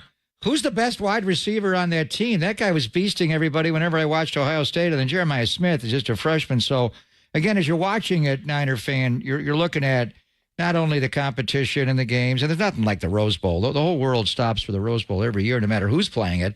But yesterday, to me, that seemed like the national championship game. We'll see what Texas does with Ohio State, but just watching Oregon and then what Ohio State did to them, it was 34-0. Well, you knew they would come back a little bit in the game with the lefty quarterback, but still, what a performance by the Buckeyes. So we got a week coming up. A week from Friday is going to be the showdown in the Cotton Bowl, Ohio State against Texas. How great of a game is that going to be? And then obviously Penn State will play the winner of the game tonight, and our thoughts and prayers go out. Just watching all those bowl games and knowing what happened in New Orleans and on Bourbon Street, an area we love, and the Super Bowl's there this year. And the Niners played in the last Super Bowl inside the dome there, Mercedes, whatever it's called, Mercedes-Benz Superdome, whatever it is now, and that was Super Bowl 47. So, I mean, the security, obviously, for the Super Bowl now and what happened with that truck and the terrorist attack, it's beyond comprehension to be able to move that game. So they'll play it tonight. It'll be a whole different environment. Then we're just so used to the Rose Bowl rolling right into the Sugar Bowl every year of our lives. But we'll watch it tonight. So I mean, to me, Georgia should be able to beat Notre Dame tonight. Correct? Are they heavy favorites in that game? Yeah, I don't know what the exact spread is, but I would anticipate close to double-digit Georgia. And then Georgia should take Penn State. And that game actually being carried on KNBR 1050 with the kickoff happening any moment now because it was set for 1 p.m. today. Oh, it is? It's a day game now? It's a day game. It got postponed up to a day. Fire that one up. So if you head over to our sister station and want to catch some of that, you should be able to catch the radio broadcast. But, of course, our priority lies with Papa and Silver for another 50 minutes, and then we'll hand it off to Dirty Work. By the way, it's now the Caesars Superdome, which I learned yesterday. They just kicked off at the Sugar Bowl. So there it is. Notre Dame. Georgia's got the ball first. All right. Well, we'll be breaking that one down a little bit tomorrow then because we got 3 of the 4 semifinalists set. So congratulations to Penn State, Texas, and Ohio State. And also slight congratulations, tough end of the season to Boise State, Arizona State, and Oregon. I think if you're ASU, you can't be too disappointed, although maybe a little heartbroken with how it ended. Boise State's got to hold their head high, and Oregon, undefeated up until yesterday, but that's got to be a tough one to swallow, going undefeated and run out the building. The co-host of Dirty Work went to both schools. He started at Arizona State and wound up at Texas. Oh, right. He did tell me that, and I said, so where's your heart at with this one? And he said, kidding me? Full of joy. Hook 'em horns. Hook 'em horns. What a game that was. Oh, incredible game. And we'll keep getting into the college football playoff stuff because now we have more reason to watch it with the 49ers wrapping up their season in Arizona this Sunday. Silver Linings playlist on the other side. It's Papa and Silver rounding out a Thursday on KNBR 104.5 and 680, the sports leader.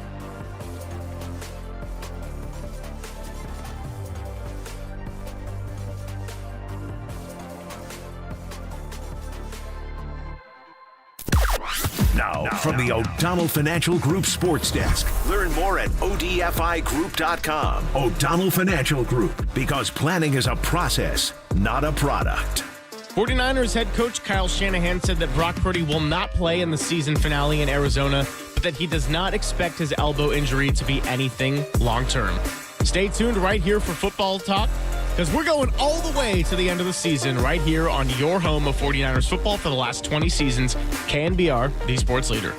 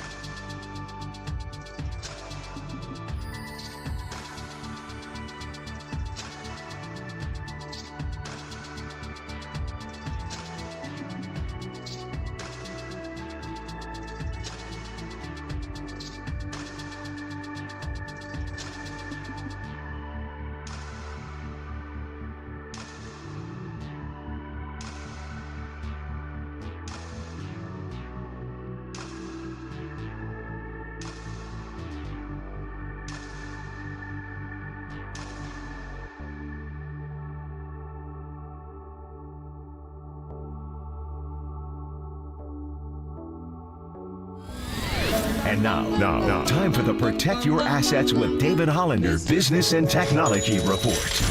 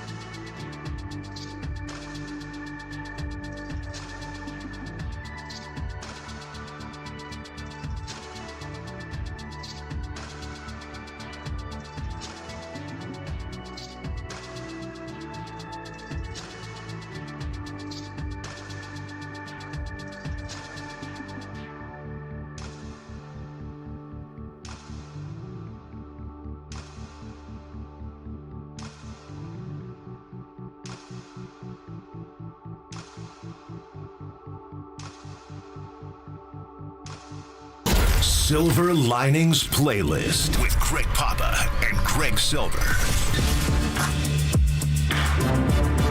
Playlist of the year 2025. And as I said at the end of our interview with Susan Slusser Papa, I ended this one with a long December on December 30th because felt like that was an adequate way to sum up not just some of the sports lows for the Giants, the Warriors, and the Niners, but also when the heavier news of how many people we lost, both of our 24s, and we lost Greg Gumble, which came out on December 27th. Just a good handful of people. Bill Walton, another big one. Jerry West. I mean, the list is quite long, and I could name a lot of different people. And Adam Schefter had a nice long post about a lot of the people we lost. Dikembe Mutombo, I did a sports phone show a couple of days after he passed. So, yeah, it was a long December, and there is reason to believe that maybe this year will be better than the last. But we're looking ahead to 2025 now, and a lot of different directions I could go. Thought about teasing a little Natasha Bedingfield Unwritten because she performed at the Rockin' New Year's Eve thing they always do, and that one made me laugh. I'm not going that direction. The Ryan Seacrest. The Ryan Seacrest. I do have to say, you didn't watch Anderson Cooper doing shots at tequila? No. I was, was kind of doing my own thing, put on YouTube TV, realized the stream was about 20 seconds behind, heard fireworks when the clock was at 25, and yeah, it was a pretty low-key New Year's over for me, but I was laughing because sometimes on sports, it's lighter days, we have fewer guests, we're trying to get creative and figure out what to talk about. Broadcasting an event to be like, well, 45 minutes have gone by and that ball's still up in the air. I know you guys all know what's coming. It's going to drop. And let's go over to Sharon and find out what's going on. That is some next level professionalism. Well, you got to watch CNN when they take you around the world. I saw Sting performing in Athens like 12 hours before ours. So you go all over the world. It's amazing. You know, like Anderson Cooper doing shots and getting snockered and talking to a guy who just dropped acid on live TV. It was awesome. It was very I just didn't see it. I'm sure I would have enjoyed it. Dick Clark did it for years. Is Ryan Seacrest, is he perpetually 35 years of age? The guy's been 35 for he's not 70, but, well, Dick Clark was like that. But Ryan Seacrest looks the same now than he did when American Idol started, how many years ago? 25 years. The guy never ages. It is incredible. And he did turn 50 on Christmas Eve, 50? Actually. So he just hit 50. I was having this conversation. Does he look 50 to you? No, not Dr. Botox says no. No. 38 maximum. It's incredible. I was having the Ryan Seacrest conversation a couple of weeks ago, going back to some American Idol related conversation because my family would always watch that when I was a little bit younger. And so he's the ageless one. But the song that I'm going with to start 2025 has to relate to the targeting call of yesterday. It has to relate to NCAA football. And if we're going to go back to the band Live in 1994, the first single off of their album, Throwing Copper, is called Selling the Drama. That is exactly what the NCAA ordered yesterday after 5 rather underwhelming college football playoff games. Selling the drama is what needed to happen in that game. Texas created plenty of drama of their own with some unforced errors, And that targeting call, look, I got to say this. Whether the non-targeting call. Right, the non-targeting. Whether that was clear targeting, whether you think, oh, he didn't quite lower his head, the rule's got to go. I don't like the ejection that comes with it. Just do the normal personal foul thing. I just can't stand it. It's the most subjective rule I've seen. Cal and Miami had one at the end of their game where looked like a pretty clear targeting on Miami. They didn't end up calling it. And it's not that I don't think there should be any player safety or anything valued like that. But what is targeting versus not targeting? I know that they have criteria and I know they have a written statement, but even as Gene Steratore put out on Twitter, it just feels like the most subjective thing possible. I can't stand the rule. If any college football rules I would change. They kind of all are, aren't they? Yes. I mean, interference as well on both ways. Yeah. I was surprised they picked the flag up. But did you want to end the game on that, or do you want more drama? I wanted more drama. I wanted to sell the drama per the song, and I didn't really have a strong rooting interest in this one overall. It certainly made for a better game, but I just don't like that was going to be a major talking point no matter what happened. Would you? Well, the play happened, so it happened in midfield. So either way, if they're going to call the target and get 15 yards from that spot and they're essentially in field goal range, if they're not, then they've got a punt. It's a football play. And when watching it, I thought they would call targeting, but they did not. And I think that was the surprise. But did you want the game to end that way? No. If they call that, I mean, the two plays that cost ASU the game was that play, and there were many, but the 4th and 13 touchdown pass in the end zone, which was an incredible play. But if they call that one, does the ASU kicker make the field goal? I mean, how far would that have been? I would have put it on the 35. It'd be like a 55-yard field goal, 53. So who knows? But you got your drama. It was a hell of a football. They have got to change the overtime rule in college football. I don't like the overtime rule in the NFL, even the regulation with 10 minutes now, and obviously what's going on in the Super Bowl and playoff games, and they just can't get it right. But to put the ball on the plus 25-yard line, how is that? It's like you're going to a shootout or home run derby to decide it. That's not football. So I like the fact that in college, both quarterbacks will touch the ball unless it's a pick six or something on the first possession. Whereas the NFL, you might have a case where both quarterbacks might not touch the ball. And as the Elder Silver likes to say, if you can't explain the overtime rules to me in one sentence, probably should change the rules. But I want to ask you. But why don't you put it on your own 25? So I was going to say, what's your proposal? Put it on the minus 25 and not the plus 25. I like that. Or how about just have it, you don't want to kick off? You don't want to play it like an actual football game? You just want to pick it up like it's a shootout is what you're looking at. By the way, Georgia tried very hard to block Notre Dame's punt twice. Or Notre Dame tried to block Georgia's punt. Twice they ran into the kicker. So drama's a good call. You may get more of it in this game. They couldn't even punt the ball after the first series of the game. They went so aggressively on the block. Notre Dame is favored to beat Georgia in this game? So I was going to say, I was wildly wrong on my projection of the spread, saying Georgia close to double digits. It's actually Notre Dame -1, depending on the sport. Is that because so many people are betting on Notre Dame because it's so popular? Yeah, I mean, look, the thing with betting is it's all about where people are putting the money as opposed to who is really the better team and all that sort of thing. But I'm glad I exposed myself in the 10 o'clock hour as someone that doesn't really gamble, even though Walter likes to send me his prize picks slate sometimes, because, yeah, that just showed exactly why. I was way off on that one.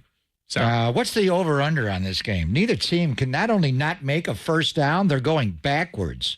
This could be a low-scoring Sugar Bowl. 45.5 is the over-under on that. So, you know what'll happen? It'll be tied at like 17, go to like quadruple overtime. It'll wind up 42-40 or something. How do you factor that in when you go to overtime in college football for the over-under? Yeah. Major problem. Yeah, it is a problem. Over-under gets really toyed with. I wonder if it's gonna ever switch to over-under regulation only. No, I'm kidding. It probably won't. Because the same amount of people that get lucky are the same amount of people that get unlucky by that. So that's kind of our selling the drama theme. I hope there's not a ton of drama in 2025, but I am looking forward to more action, more pleasant surprises. I was thinking about some of the pleasant surprises of this year, and when I was talking Giants with Kerry, Elliot Ramos, Tyler Fitzgerald, Hayden Birdsong, big-time pleasant surprises. So Elliot Ramos hitting a home run in McCovey Cove as a right-handed hitter, and McCovey Cove Dave being there in the kayak to get it right in the water. Yeah, he and Bags had a nice little stand down on Twitter after that. I remember that one. Too bad it was too late in the season. Georgia just broke a big play. Georgia Notre breaking Dame 38. Why the hell are they playing this game in the middle of our show? You've lost me. I'm watching the Sugar Bowl. It is true. When we were going into our last break, Papa was just had full volume on watching the game, and I'm like, it's all right. We got a half hour left anyway. My college roommate, Sean McDonough, is doing this game. Oh, nice. Nice little back shoulder there. All right, yeah. Do you think so? Where do you think Syracuse's guy goes? How good were they? First round. How good was their bowl game? Yeah. In San Diego. That kid was at Ohio State. Why'd the Buckeyes get rid of him? Who's this quarterback for Georgia? Gunnar Stockton. Love that name. They got the best name. I was going to say, it sounds just like Stetson Bennett to me. He's no Scattaboo. No Scattaboo. The scat back. Scattaboo. We're going to go ahead and take a break now. On the other side, we'll get in a little bit of basketball talk because the Warriors do play the 76ers tonight. It's been a rough offensive showing for those Golden State Warriors in the blue and gold, and we'll have more to talk about. Reminder that Dubs OT with John Dickinson, you can catch that right here on KNBR after every Warriors game, and I'll probably join him for one of those coming up, but maybe not a Sixers game tonight. The Sixers, they got stonewalled on a 15-0 run by the Sacramento Kings to end last night's game. Paul George was terrible in the clutch. We'll talk about that next. Papa and Silver closing up shop on a Thursday on the Sports Leader.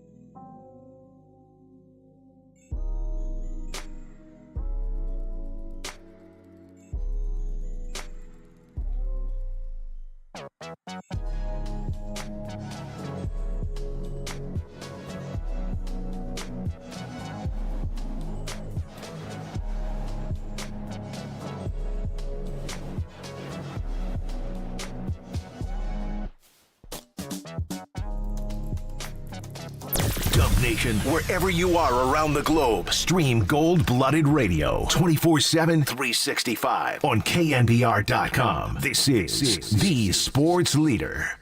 How the kids say it, we're very mid right now. We're just very average. And I think we understand that better days can be ahead if,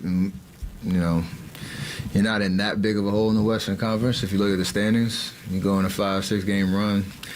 To us, that sounds like a lot, but it is like the numbers. You can make up a lot of ground pretty quickly. It's a tough task, but that fine line between losing hope and confidence and understanding, one good week, you're kind of back in it. That's where we are. So that's Steph Curry calling his own team mid. And I think that's fair given that they're 16-16 heading into the new year. They'll face the Philadelphia 76ers tonight. By the way, Papa, this one coming from Matt Williams. The Warriors shot 33% on Monday night against the Cleveland Cavaliers, which marks for their worst field goal percentage in a home game under Steve Kerr. The offense is struggling. Steph has been fatigued, and he's questionable tonight with a thumb.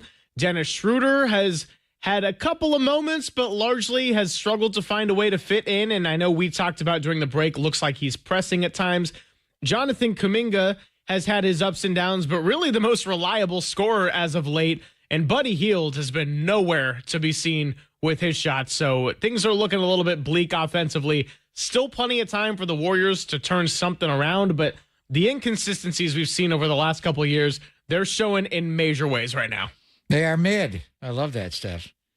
They're average is what he's saying. So, they were 12-3, and then they went through a stretch where they were 3-12. And then they beat the Phoenix Suns on Saturday night. And obviously, Kuminga's becoming a more of a go-to guy. Speaking of the mid, it's interesting they don't want him to take a mid-range. If you're open, shoot the ball, son. That's player development. That's Chris DeMarco and those guys. And I thought he would develop. He has. His tempo, his timing, the way he plays, the free throw shooting is better. He's going to get to the line a lot. His rebound, he's gotten better. But you got to get in the gym. And you've got to knock down shots. If the mid-range is open, you got to take that shot. Because they're going to sag off of you. They know. I was at the game on Christmas night, and Trace Jackson Davis playing well. I'm so glad he's back in the rotation, but you got to develop more of a game where you can shoot the ball from outside. He finds a way to get inside. He had a great offensive rebounding game against the Cavaliers, had 16 in total and 6 on the offensive glass, but just so many makeable shots around the rim. They're not making. They need Steph Curry to play tonight, but they need Steph Curry to play the way Steph Curry's capable of playing, and he had a poor game the other night. The second quarter on, they scored 11 points in 12 minutes of basketball. Whoa. Do the math there over a 48-minute game. What is going on? You don't care how good your defense is. That's not a recipe for success in today's three-point shooting NBA game. Well, and Cleveland's got the two bigs, and we'll see what, Philadelphia may not play the first Joel. He's been not playing both ends of back-to-backs. He didn't play in their loss when they had the big lead and lost in Sacramento last night, so he may play tonight. But you got to deal with Tyrese Maxey. Paul George is back. Can't call him PG-13. He's not wearing 13 anymore. But anyway, for the Warriors, Dennis Schroeder, and we were all on board with them getting him, and he's going to be fine. But this is why it's hard to make. There was a long time you didn't make trades in the middle of a year. You didn't bring guys in. It's hard, but so many people play the same system. It's an open court. It's a three-point, it's just a barrage of threes. So the game is kind of bled, kind of like the NFL where, 18 teams run Kyle's system, and on defense they run Fangio's defense or cover three. So you can make midseason acquisitions, but Schroeder's just he's not comfortable. It's surprising guys have played so many teams, but how many times has he been traded and moved on to a new team in the middle of a year? His shot is he's career numbers in Brooklyn, shooting the ball and scoring and everything. It's just watching him, it's funky. He shoots that shot on the way up. He doesn't go all the way up into the top of his jumper, the apex. He loads it a little bit. He makes it, but he hasn't been making it lately. He did make a big shot to beat Phoenix on Saturday. Had a big driving layup, had a big three, made a couple of free throws, getting a rebound. He's tough the way he guards. Tonight, Just put him on Tyrese Maxey and let him pick him up and let Wiggins deal with PG. And then, if Joel plays, Draymond can play him or, a tag team with Trace Jackson Davis, maybe get Looney going a little bit tonight. But Schroeder is just, and it's the in-between game. He's getting his shot blocked a lot where it looks like they're not respecting his shooting. So they're going under every screen. And he's not a Chris Paul point guard. He's an attack off the screen and coming downhill. So they're going under the screen and they're meeting him at the pass, or they're coming in behind him and he's having a hard time finishing around the goal, or he gets his shot blocked, or he does the Steve Nash, Wayne Gretzky, where he circles behind the goal and comes out the other side. It's been a little more awkward than I thought with Dennis Schroeder.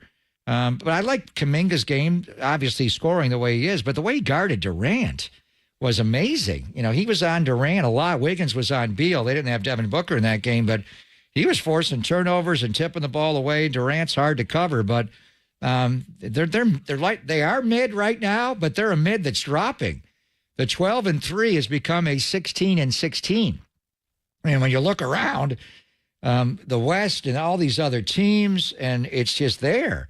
And you've got a lot of home games here, to lose to Cleveland and to the Lakers game and the way Steph shot you back in the game. And then you can't stop the ball with Austin Reeves, beats you off a dribble. And nobody's there to help at the rim. The last show we did was December the 23rd. Indiana played that night here. Yeah. And all I saw was not Miles Turner shooting threes. He can shoot a three. But it was the rim protection, the shot blocking. And Trace Jackson Davis can give you that. You'd like to have them both on your team. Mm-hmm. But it's the three-point shooting too. But, so many times around the goal against Indiana, they just couldn't finish. If you had a shot blocker and Austin Reeves jab steps Andrew Wiggins and beats you off the dribble and Kuminga's late to come over, then you got a shot blocker under the rim. It's waiting for him. He's not going to make that shot. He's going to make it hard on him. So anyway, they're at a crossroads here right now. And is Steph even going to play tonight? All of a sudden, he's got a sprained right thumb. When did that occur in the game on Monday against Cleveland? He is listed as questionable. Draymond Green listed as probable. Brandon Pajemski is out. And for the 76ers, Joel Embiid with a left foot sprain is questionable. Andre Drummond, Kelly Oubre Jr., KJ Martin, Jared McCain all out for this one. No Oubre Jr.? No Oubre Jr. revenge game. I know. So, yeah, the Warriors offensively are struggling in a major way. And Anthony Slater wrote a good column on this. And over the last 7 games on the schedule, which I understand is a small subsection of a schedule, but Dennis Schroeder has made 22 of his 74 shots. He's 7 of 34 from beyond the arc. And that's not even the worst player on his team, because Draymond is 9 for 34, which is at 26.5%. And he was 1 of 10 against Cleveland in that front line. Wait till you get to Buddy Hield's numbers. Keep scrolling down. And Buddy Hield, 1 of 15 shooting in the last 2 games, 0 for 10 from 3. And he's missing layups now. And he's missing. So when they got off to the 12-3 start, Buddy Buckets was Buddy Love. He was playing hard. He was making all those shots. Draymond Green snapped at him on Saturday night. Wake the F up or sit the F down. And it wasn't. He didn't recognize the switch. The ball should have gone in the post, and then Draymond was forced to take an awkward 3 at the buzzer, and Draymond ripped him. And then he played sheepishly after that. This is a veteran player. Steve said he's going to be patient with him, and you need him. I would like to see Moses Moody start to get back into the rotation. He played really well the other night against Cleveland when it was a competitive game, and then when it went sideways. And he could make shots, but if Buddy Hield is not making shots, he doesn't help you a lot of other ways. He's not a good ball handler. He does run the floor hard and aggressively, but they attack him. They're constantly trying to get him switched onto the best perimeter scorer. There'll be times he's forced to guard Tyrese Maxey or Paul George tonight over and over. Then you got to scramble and get in the rotations. It's hard. I'm not saying bench him, but you got to make a concerted effort to get him going. But he's right now, Greg, he's missing wide open catch and shoot threes. And then he's missing layups around the goal. He's doing the clay up thing. So he can't get out of his own way right now. And he was a Sixer last year. They didn't play him a whole lot last year. He lost his way. And then tonight, if Steph does play, this is Nick Nurse. So he will box and one you. He will, they threw a little box and one with Kenny Atkinson the other night. He loves his zone defenses. The Warriors are playing more zones here and there. So they're mid right now, but they're dropping mid. They're 16-16 after they were 12-3. So we don't want to panic. But they are at the crossroads of theirs. They got time to save it. It's a long, long year. But this team is having a lot of breakdowns. Offensively, the Schroeder energy boost we thought he would give, it's just not happened yet. So you've got to find, these are two veteran players that you cannot bench. Schroeder is going to start for you. He's going to run the non-Steph minutes, and Buddy Hield, after Kuminga comes in, first sub off the bench, Buddy comes in. But Buddy Hield and Dennis Schroeder have got to start making shots right now. Warriors in their 17-game 4-13 skid, which started on November 23rd in San Antonio when they just completely ran out of gas in the fourth quarter and gave up a 17-point lead. They have the 23rd offensive rating in the NBA. They are dead last in overall shooting percentage, which you cannot have if you're a team that is already a little bit undersized. Tick below the shooting percentages of the Wizards and Hornets, who respectively have a 3-13 and 1-16 record during that span.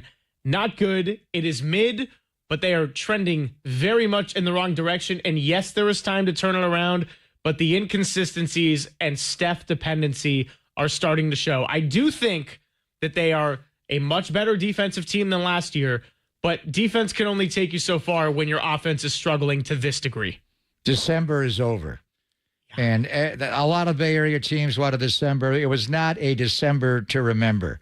But for the Warriors, look at the numbers in the month of December. Not good. Then it's a new year. It's a new month. January starts.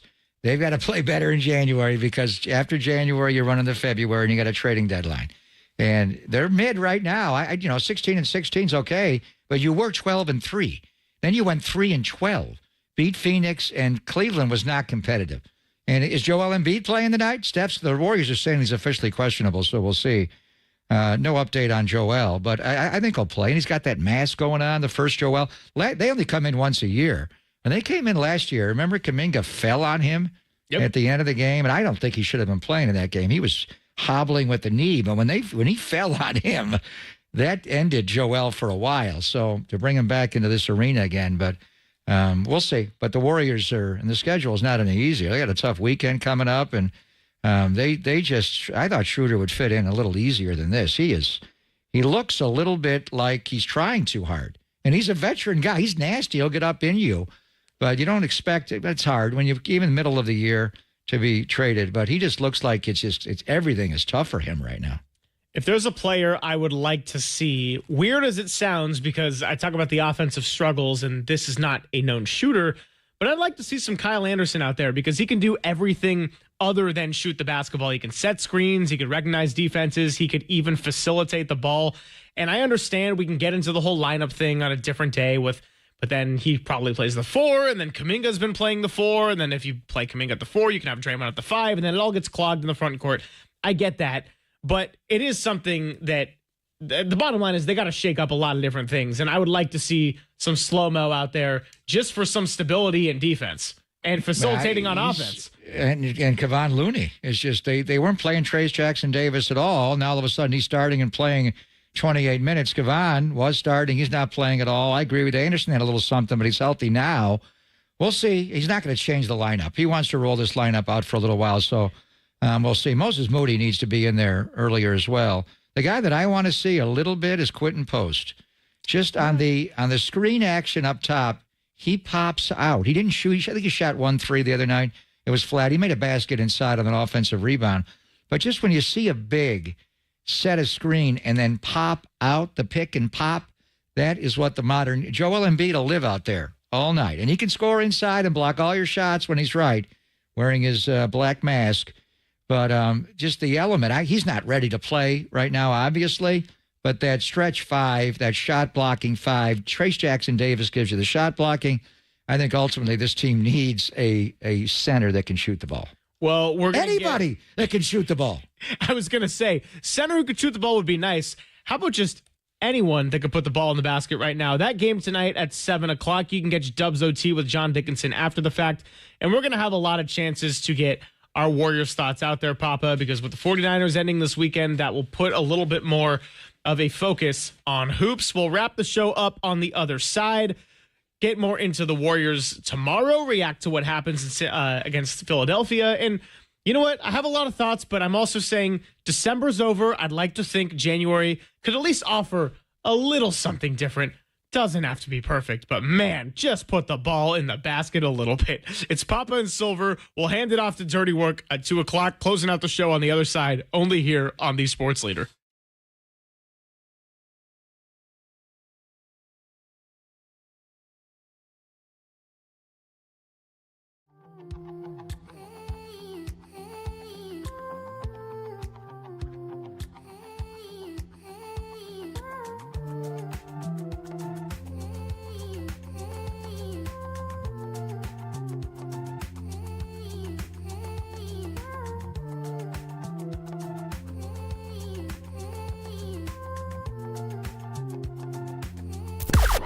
Now, from the O'Donnell Financial Group Sports Desk. Learn more at ODFIGroup.com. O'Donnell Financial Group, because planning is a process, not a product. The Warriors face the 76ers tonight as they look to avoid falling below 500 for the first time after a putrid shooting performance, 33% on Monday against the Cleveland Cavaliers, which was their worst in a home game under head coach Steve Kerr. See if they can turn it around, and stay tuned right here on The Sports Leader for all the talk on the Dubs.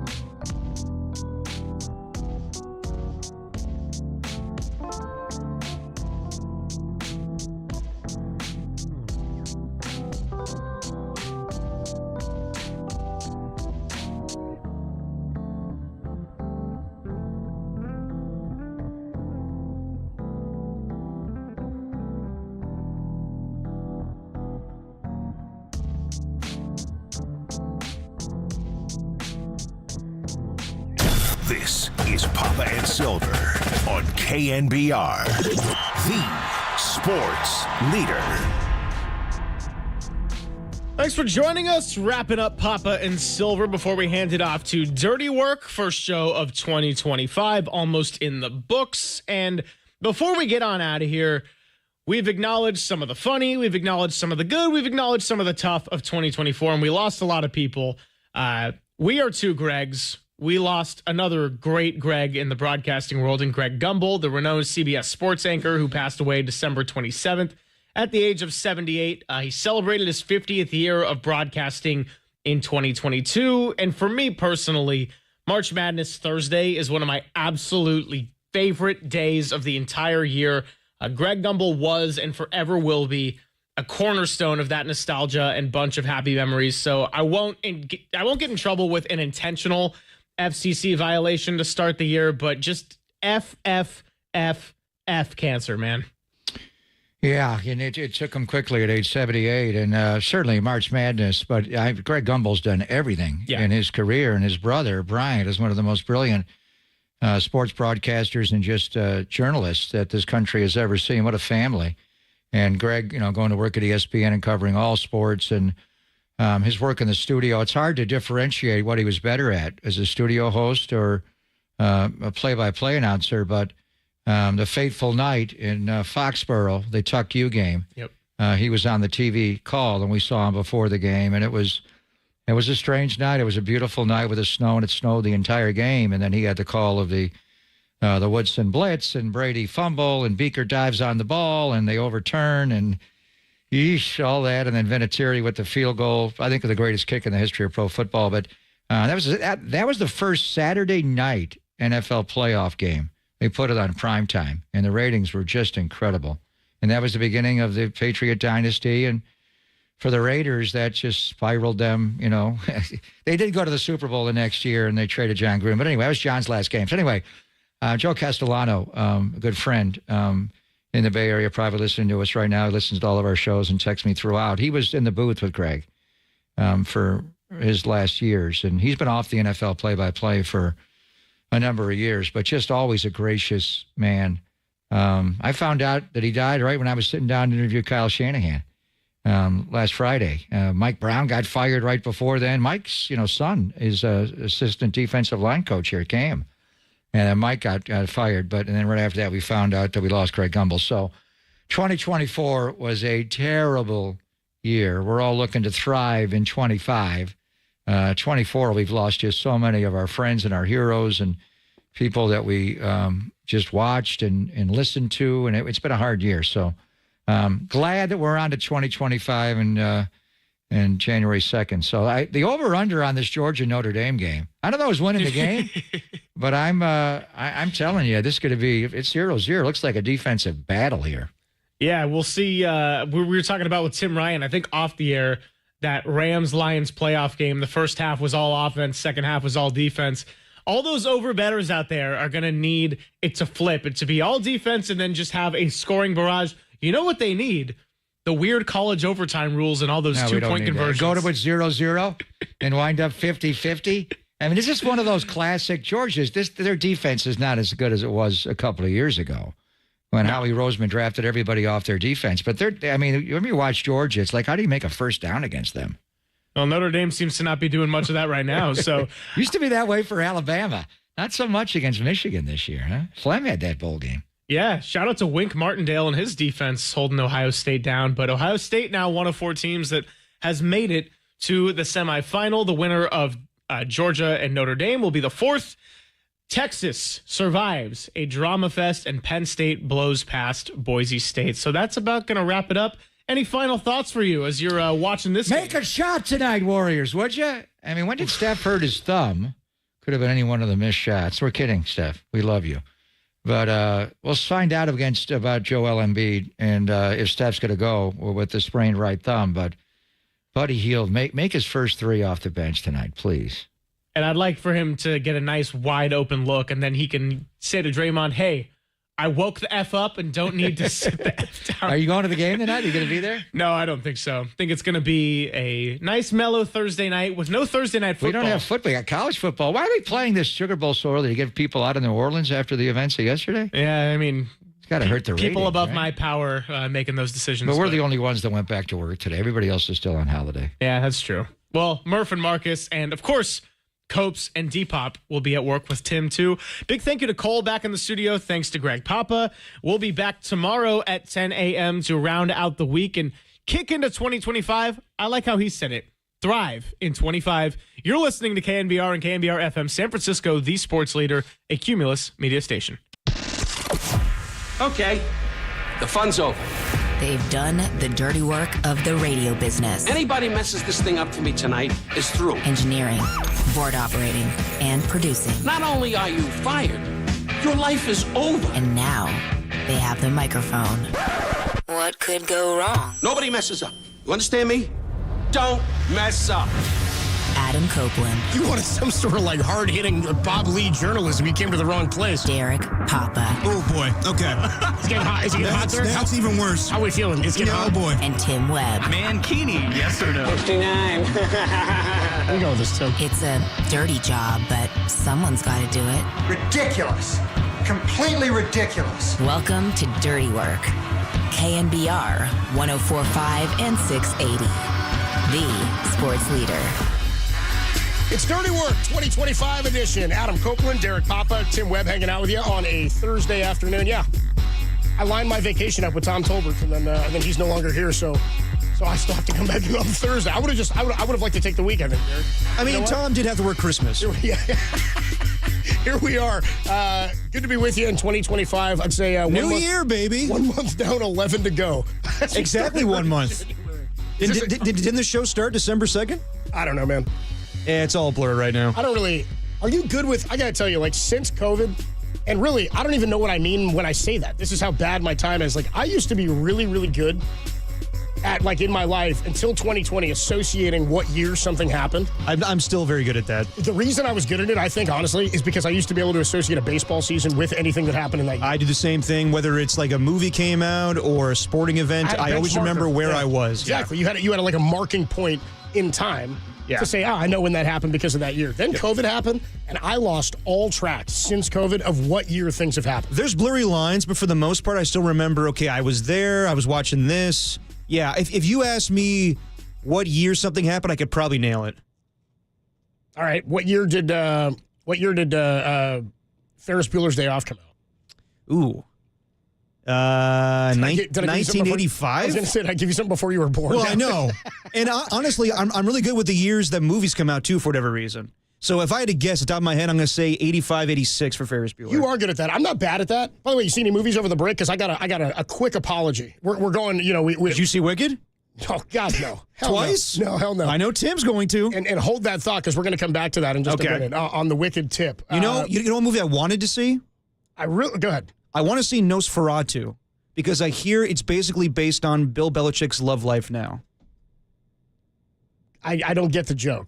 Basically, it's about a creepy, monstrous creature that gets with a very young woman. That was not good. Come on. That's where you're starting? That's where you're kicking off? I was like going to come. I've been on that one for a couple of days now. Oh, Jesus. Maybe put it back in there. Maybe to restart the show. I always put it back in. Thank you. Maybe let it cook for a little longer. I'm not good at cooking. Before we bite into it again. Okay, so I went to see a movie. Went up to Roner Park for a couple of days. Went to, I like to go to Creighton. Yeah. Went to Creighton. Went and saw a movie one of the afternoons I was up there. Rainy Sunday, Saturday afternoon or whatever. Went and got some lunch at this bar. Awesome food there. I can't remember the name of the brewery, but awesome food. Anyway, went to see a movie, and I was like, you know what? I think I'm going to go in. It was like the only movie that fit the time that I wanted to go. No. I went and saw Derek's movie, Mufasa. All right. I was baked, right? Like I had a few out of heat on. I was a little baked. I'm like the only adult in the theater. You know what I mean? Just hanging out. Been there. I mean, that wasn't with kids, I should say. Yeah. What I'll say is this. The movie stunk. Yeah. Had no redeeming qualities. And I'll say what I said before about like when they're making these Broadway musical movies for, like they're taking Broadway musicals like Wicked and making them into movies. I don't know who they're for. Yeah. Like, I know people go see them and they love them and they say they're these masterpieces. I'm like, go see the damn play. The show is incredible. I've seen it on Broadway. But I don't need to see 2 hours and 40 minutes of part one when the entire thing was like 2.5 hours with an intermission. Right. You know what I mean? Now you're just adding fat onto this thing. It's just a cash grab, too. And I felt like they were sleazy with Wicked about not telling us this was only part one. Because they didn't call it Wicked part one. No. They kind of did the Dune thing. It's just Wicked. Yeah. Kind of did the Dune thing. You didn't know a sequel was coming. Here's the thing with the Mufasa movie. I totally forget, because I don't go to see kids' movies, that they're musicals also, dude. Yeah. This movie had a bunch of songs in it. I've seen the clips. None of them good, none of them catchy, nothing entertaining about any of the songs in the entire movie. Yeah. And here's the other thing. Hold on. Were the animals at least lifelike? Yeah, like to an extent. Like you watch them, and that was the thing. There were so many times where I was like, "Damn, they did a pretty good job." Look at it. There's so many things though that just get drawn out. Like it's a 2-hour movie. It didn't need to be. It gets drawn out for so long where I'm like, I'm not really looking at Africa. You know what I mean? If you're gonna give me like Roaring Hill, we have drones. Just go do the shot. You know what I mean? And then put the live animals out there. You need to make something that looks just like real life, and then create anyway. The other thing too is. There's this albino lion who's like one of the villains. He's like the villain, but he's got these 2 henchwomen lions, right? Who are there lionesses, but their voices don't really fit with them. It's kind of like when General Zod comes with like Ursa and Nan, and he's got his henchmen. Yeah. But the voices don't fit I don't know. The whole thing's weird. Wasn't into it. Stayed the whole time though. Got myself some popcorn. I mean, it was one of these theaters. How often do you walk out of a movie? Almost never. Yeah, never. Like I went to I put money down. I'm there. Went to the Roxy. It's like an old school theater kind of in I think it's in Santa Rosa's where that is, but pretty cool. Good spot. Anyway, we're at. Hold on. So did the whole plot point come to be where Mufasa is so here's what not happens. part of the bloodline? He's an orphan. He's not, dude. And by the way, Scar's dad hates Mufasa. Oh, like he's pissed. He's like, you're a stray. We don't take in strays. Oh boy. Scar's dad is kind of like he's like a deadbeat king of like their little I forget what they call their packs, whatever the lions roll in. Right. Anyway, Scar shows up. Actually, he saves Mufasa because Mufasa's parents die in this flood, something like that. Or do they? Anyway, Mufasa's they don't. One of them doesn't. I don't care if I'm spoiling it for anybody. We see what happens to Mufasa. We didn't need this prequel. Exactly. Anyway, he gets adopted by the crew.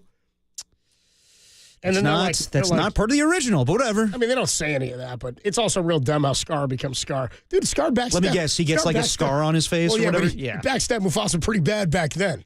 It's a wonder he was even allowed to take his son out and hang with him. Yeah, I heard, I don't want to give anything away, but foreign people have told me there's a little thing with the way Scar hates Mufasa for many reasons, but one of the biggest one, I guess, is Sarabi. Oh, dude, Scar was all into Sarabi. Oh. Mufasa worked in on his girl. Sarabi? Dude, also you get some... You get to find out where Rafiki comes from. Dude, Rafiki's still badass. The only character, he was always the best character. Only character worth his salt in all of Mufasa. I agree. Is Rafiki. I mean, even the original Rafiki's amazing. The king has returned. Yes. He's the man, dude. Rafiki's killing it. And also Zazu. Yeah. Yeah, Zazu's still like an annoying kind of brat. Well, you know what I mean? I kind of think John Oliver's kind of annoying to begin with. Yeah, it is John Oliver. I'm a John Oliver guy. I know. Yeah. It's enough already. Yeah, for a guy who doesn't like... We get it. What's enough already? We get it. Well done. I didn't get enough of that. No, I mean, I'll take some OG Lion King. Dude, I'm just saying this, and they've definitely they're opening it up for more. And Pumbaa and Timon, that you've run your gamut. Yeah, I mean, it's enough with them You've too. run the gamut. I mean, to me, I love the '90s version. So Nathan Lane and the other guy, well, I'm not even trying to compare it to that because this is a standalone. Nathan Lane and the other guy, Matt Broderick. No. Whoever the voice of Pumbaa was. I don't think we all remember that guy. Matt Broderick was Simba. Was older Simba. Yeah, right? Yeah, I got you. No, it was Nathan Lane who was Timon, and then Pumbaa was. I have no idea. Exactly. I will tell you this. There was a poll up at the KNBR YouTube chat. It said, should Copes be going to kids' movies without kids? Of course not, weirdo, and let him live are your two choices. Those are fantastic options. Hey, man, let me live. So did Mr. KNBR come up with that one? Let Copes cook. Let me cook, dude. Let me rock. Hey, I'm not rocking tanks at the kids' movies. No kids. You know what I mean? I'm doing my tanks among the people. All right, just here for the chat. Well, just in Hawaii. I mean, it's been pretty cold. Bay Area this time of year, tanks probably not for the best of anybody. So the music in that movie sucked. Wasn't any good. Anyway, then bringing us back to the Wicked, why that's significant to the show is, yes, for those who remember or don't. Well, we got a lot of bets going down lately. Yeah, there's a lot of things getting paid off here at the end of the year. Anyway, they won't be aired in the grievances of next year when we do our Why am I blanking on it? Festivus? Festivus, thank you. For the rest of us. Anyway, before the little holiday break, Tim and Derek had a head-to-head bet because they were both in the semifinals for the KNBR Fantasy Football League. Loser was going to have to do something dumb. One of the two options we had out there were loser would have to, spend 24 hours here at KNBR. 28 hours. 28, really. After, come in for your prep of the show, stay all through the night after the show, and then be here until the show's over the next day. Tim ended up losing, and that was supposed to be what he paid off. But the other option, and Tim is going to opt in, I think, to option 2, which is go see Wicked double barrel back-to-back. But I said, look, that was supposed to be the initial thought, the initial part of the bet. If Tim wants to opt into that now, I think he should have to go see Wicked back-to-back double barrel, but one of the versions has to be the sing-along version. Now, to me, that's more than fair. I would suggest him seeing the sing-along second so you can participate. Exactly. You know? That's the only reasonable way to do that. However, I would say this.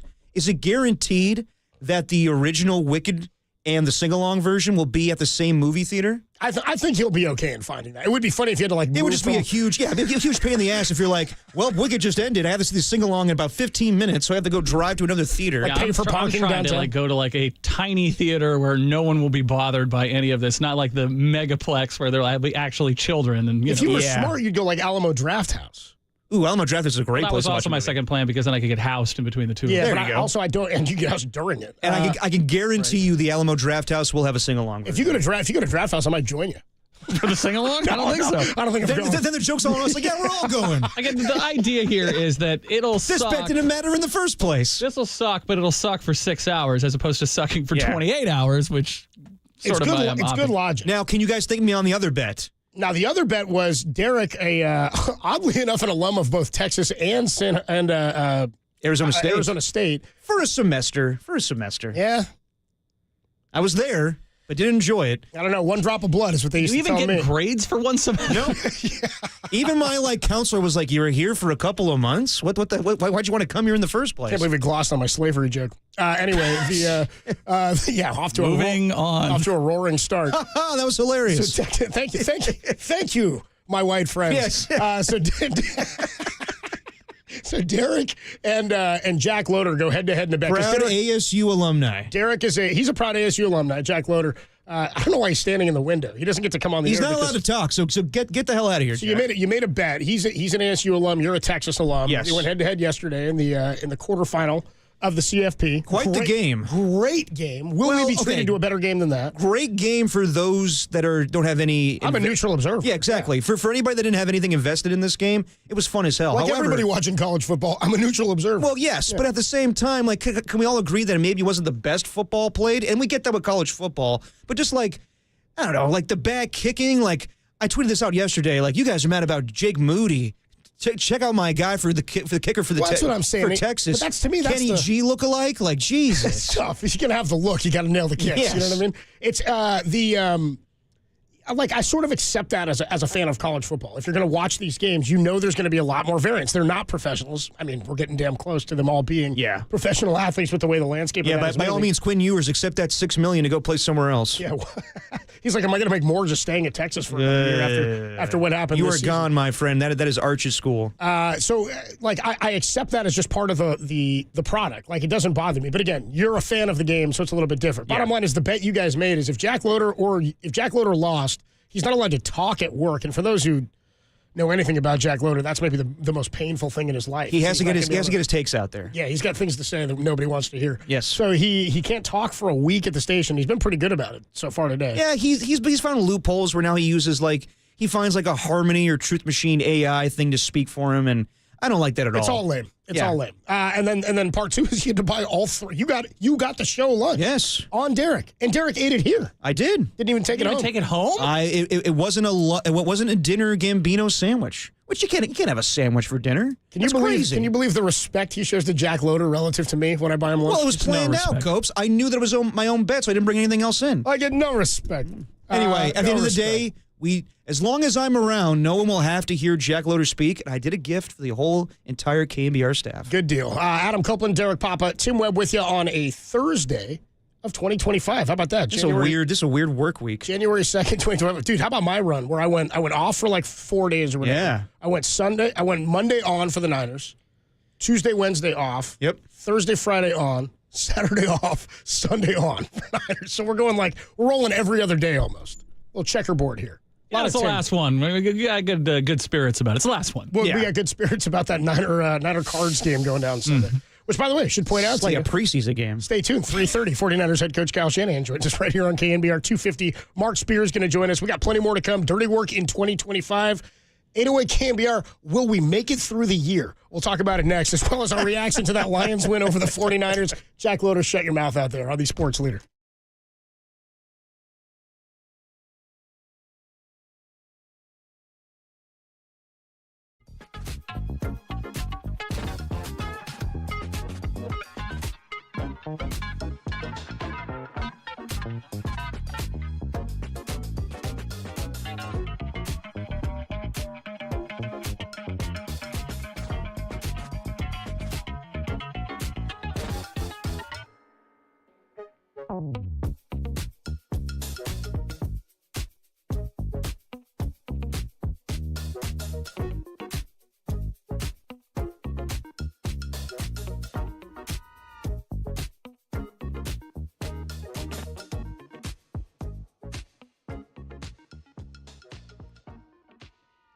'49ers head coach Kyle Shanahan joins Dirty Work today at 3:30. But Derek, I'm watching the Sugar Bowl. I'm working at 3:30. I'm going to miss the interview.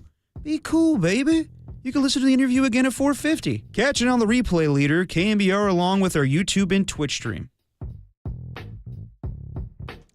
Hey, what's going on, everybody? Adam Copeland here. Me again for Underdog Fantasy. Underdog is the best place to cash in on all your takes, just like Jack Loader during the playoffs. Which players are going to go off?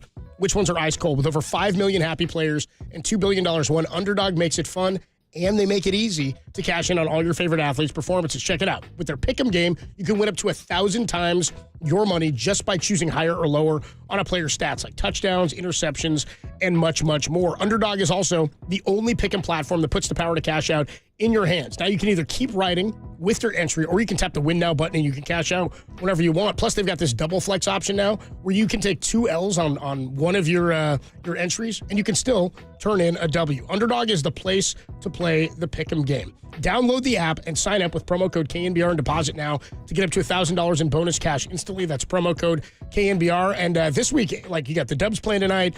49ers go down with their final game on Sunday at 1:25 against Arizona. What are you thinking in terms of Brock Purdy's numbers for that game? I don't know if he's going to play the whole time. We'll see what happens and how they try to nurse, or if he's going to play at all. We'll find out more a little bit later today, but you can get in on that with some of your Pick'em entries this Sunday or even tonight with the Dubs. Must be 18 or older, present in a state where Underdog Fantasy operates.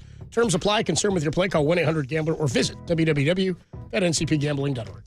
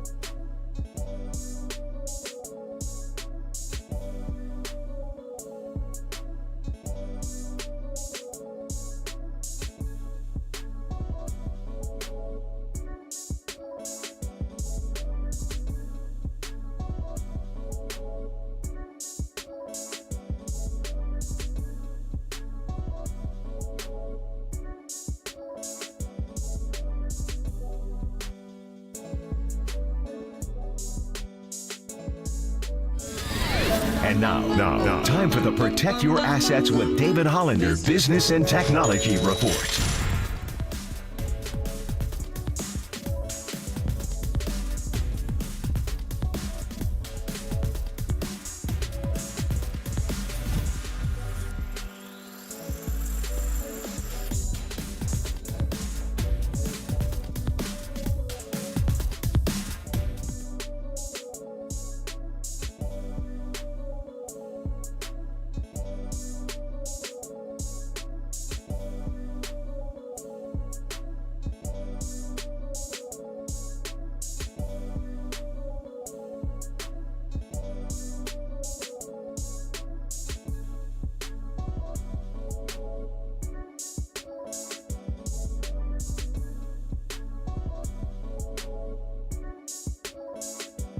Now, back to Dirty Work. Adam Copeland and Derek Papa on KNBR 104.5 and 680 AM. The Sports Leader. First and 10, Niners at midfield. Brock to ride the mesh point to Garendo, throw over the middle. High! Intercepted by Joseph. His 8th of the year. Brock threw him the ball directly, and he runs it back into Niner territory. Yeah, that's brutal. That is not good by Brock Purdy. That ball sailed on him to Ricky Pearsall. First and 10 on the 36. They fake the handoff to Debo. Throw over the middle. Intercepted by Kirby Joseph again. And the Lions take the ball back. That's twice Brock Purdy's been picked. Well, he just poached by Kirby Joseph. Kirby Joseph. That's interception number 9 on the year, and he poached it. He was all over it. They've gone to the well too many times this year with that drift route. Joseph did not play anything but that route. Brock never saw it. Brock out of the gun. A blitz coming, and Brock gets sacked by Branch. Is Brock okay? Brock got hit on that sack by Brian Branch, and Josh Dobbs is in. Dang it! Nah, F it all. You know? That music went perfectly with that. That's pretty good. That was nice. What is this, like Dua Lipa? Like one of her sad songs? I have no idea what the hell this is. Sounded good, though. Oh, you didn't put this one? No. Oh, I thought this was something you made. You think I listen to this? This is like Justin Bieber or some kind of like, who's like the ginger-haired kid that plays the guitar? Ed Sheeran? Yeah, Ed Sheeran. It's like one of those songs. All right. Adam Copeland, Depop, Tim Webb with you. Moving on a Thursday. We're moving on. Dirty Work. Right. Yeah, we're just going to move Arizona. on. We're going to move on. We're on to Arizona.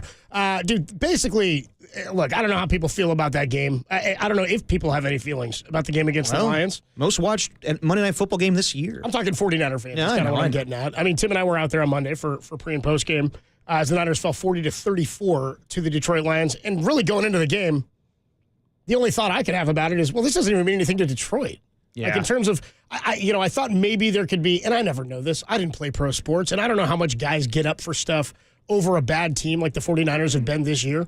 But I was wondering if there was maybe a little bit of juice for the Lions in that, like, the Niners had that juice from losing the NFC Championship 2 years ago to Philadelphia. Then they go into Philly last year and really kick the crap out of the Eagles and then send them into a tailspin. The difference is that the Eagles were a good team record-wise at that point. Right, we kind of thought they were fraudulent, but they were a much better team overall 10-1 than the 49ers are this year. Yes. Right, they had been really good. The Niners just sort of exposed them and proved, okay, this is not a contending team for this season. And then Niners went on their run. A little bit different for the Lions, and they lost the NFC Championship, but on paper, like 6 months ago, this was a game that everybody was licking their chops for, thinking the Niners would be a competitive team.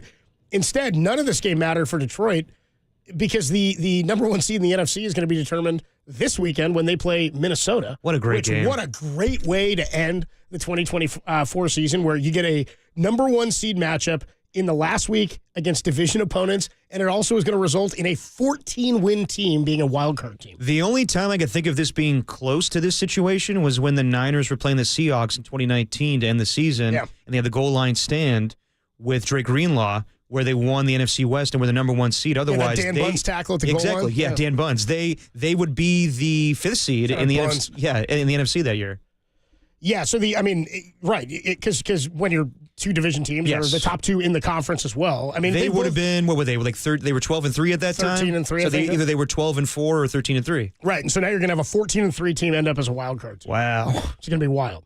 And we'll probably get people say like, "Oh, you should realign for the playoffs. Best teams get the buys whenever." Like, no, just keep it the way it is. It's perfect with the division winners getting the home games, the wild card teams going half on the. Otherwise, the regular season doesn't mean much. Exactly. Otherwise, I mean, it means something, but it's like that's my argument with baseball is when you only give a bye now to, is it the top team gets a bye in each? The two teams top in baseball? seeds, yeah. The top 2 teams get a bye.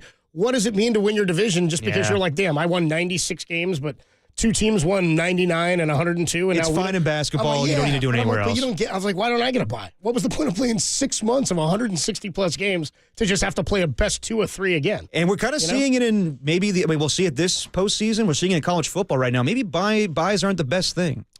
Yeah, I mean, if Georgia loses to Notre Dame today, it'll be all 4 teams that had a bye. I mean, you got to play. That's the thing. There's the rest versus rest thing, and I think it's easier to be rusty when you're an inexperienced team, and college football teams by nature are inexperienced. Which is why I understand why Dan Campbell wanted all of his starters to play. Because I get it too. Because right now he sees a weakness on his team. His defense is a sieve right now. Niners put up 34 points on that defense, and that defense has been, I mean, look, they've held up this year, but since they started dropping like flies, and they've got 22 total players or something on IR right now, like since that team, I mean, they held up fine for a while, even after Aiden Hutchinson went down. Because he went down like week 4. It was pretty early on, that Cowboy game where they were kicking their ass. Yeah, week 5? I think it's like week 5. Yeah, he goes down. So, and then they made a trade, but they get Zadarius Smith. Yep. They bring him in, and then they just continue to fall apart. Their secondary is pretty damn good. No, it is. I mean, they got young guys like Terrion Arnold, and Kirby Joseph is leading the league in interceptions right now. But they may have to score like 35-plus every game this postseason. And I don't know if that's sustainable. Like, I'm thinking of like other teams that, faced injuries and went on runs like the Philadelphia Eagles in 2017. But that was one guy. That was Nick Foles. Their entire team was pretty stacked. Defensively, they got problems. But as focusing on the 49er game, I think this was a perfect example of how good a play caller Kyle Shanahan is. And people are going to give him crap and whatever went down this year. And we get into him and Grant going back and forth with each other the other day. But I'd rather not. Yeah, I know. But I watched that game and I thought, wow, Ben Johnson and Kyle Shanahan might be the 2 best play callers in all football right now. Ben Johnson is incredible. That's out of his mind. Again, once I read that they were once I read that before they did the fake stumble play to throw that touchdown, once I realized that his initial thought was, you think we could fumble on purpose? I was like, he's a lunatic. Oh, yeah. I was like, he's going to do stuff. But not only that, like the hook and ladder play with Amon-Ra St. Brown to Jamison Williams. Jamison Williams doesn't end around for a touchdown. Same play, different design, but same play that he ran against the 49ers in the NFC Championship game. So my takeaways were Kyle and Ben showed why they were really good at what they do. At the same time, was both teams' defenses totally depleted? Absolutely. Yeah. Like the 49ers, this is a shell of what the 49ers defense used to be. Forget offensive line, too. Brock played pretty damn well until he went down, considering the offensive line play. Yeah. He made that one interception was bad. The other one was just a really good play by Kirby Joseph, where the one that you had in the highlight there where he jumped the route. Their secondary can be exposed. Their linebackers are bad. Yeah. Like, that's where they're weak.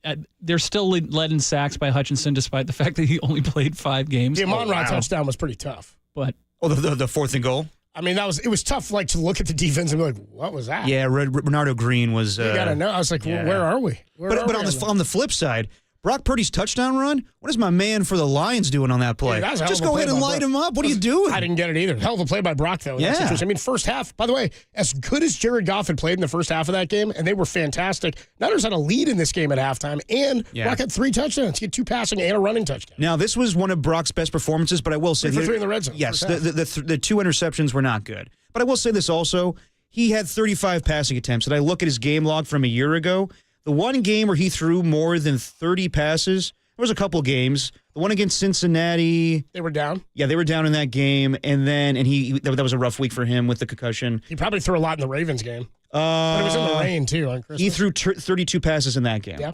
And then in the game that he had the most attempts was against the New York Giants on Thursday Night Football, where he had 37 attempts. The reality is, Brock Purdy is not the type of quarterback that you want him throwing 35 passes a game. And the truth is, when hopefully he gets a new contract and McCaffrey's healthy, he'll be handing the ball off a lot more. It needs to be more of a balanced attack. While Brock looked impressive, he was throwing way too much in these last 2 games because he didn't have a running game. He's got a 4th-string running back. That's exactly. kind of my point. I mean, look, not only that offensive line, which was total patchwork, and they had guys from other people's practice squad. Matt Hennessy, I mean... Actually didn't do terribly due to the game plan of being like, okay, we're just going to throw the ball real quick to Ricky Pearsall and see what happens. Now, Pearsall... I would say the biggest positive from this game was Ricky Pearsall finally living up to expectations. 8 catches, 141 yards, a touchdown. I know that people are going to be like, well, I still don't know about him for next season. I feel comfortable with the receiving core of him, Juwan Jennings, and George Kittle. And then I'm on record saying I would trade Debo Samuel. Eventually you'll get Brandon Ayuk back. I think that you could come away. It's been a turbulent season for Ricky Pearsall, obviously. Well, yeah. Well, yeah, yes. Yeah. I mean, going back to the training camp. Understatement, yeah. Yes. And obviously getting shot. I think that from what I saw, I think you could be comfortable with him being your slot receiver in this offense for years to come. I really believe what that did for me, what Ricky Pearsall's performance did for me was now we know what's in there. Yes. We hadn't seen a ceiling game for Ricky Pearsall. That to me is like, okay, when you're playing fantasy football, that's like when I'm debating between two guys and you're like, man, do I want to go with a young guy who maybe like has the potential to blow up, or am I going to play a dude who is going for 15 fantasy points a week? This is a simplification of an application to real football. But what I'm saying is that's kind of my thought when I'm waiting to see what a rookie is capable of or a young guy is capable of. Like we saw Debo last week go off and have a pretty damn good game. It was nice to know that's still in there. But that wasn't even a ceiling game for Debo, right? Now we know what Ricky Pearsall is capable of. I know that was a porous defense for the Lions. Niners had to throw a bunch. Bottom line is, when I saw that, I was like, okay, now we know what we're working with going into next year. Now you've got something to build on. And maybe as big, if not a bigger deal to me, is that Ricky Pearsall had that game the week after. It felt like he was at the lowest point, at least with a couple of mental errors and those pre-snap penalties. Yeah, I mean, I feel really comfortable about him, and people could say what they want about Debo right now. He had one catch for 1 yard, and that was just a flip play that he scored the touchdown in. I think Debo Samuel is a very good player with the ball in his hand. But as far as like a pure wide receiver, it just doesn't make sense for him to make the amount of money he does and feel like he's going to contribute on this football team than being a Swiss Army knife as far as being a running back or whatever they use him as.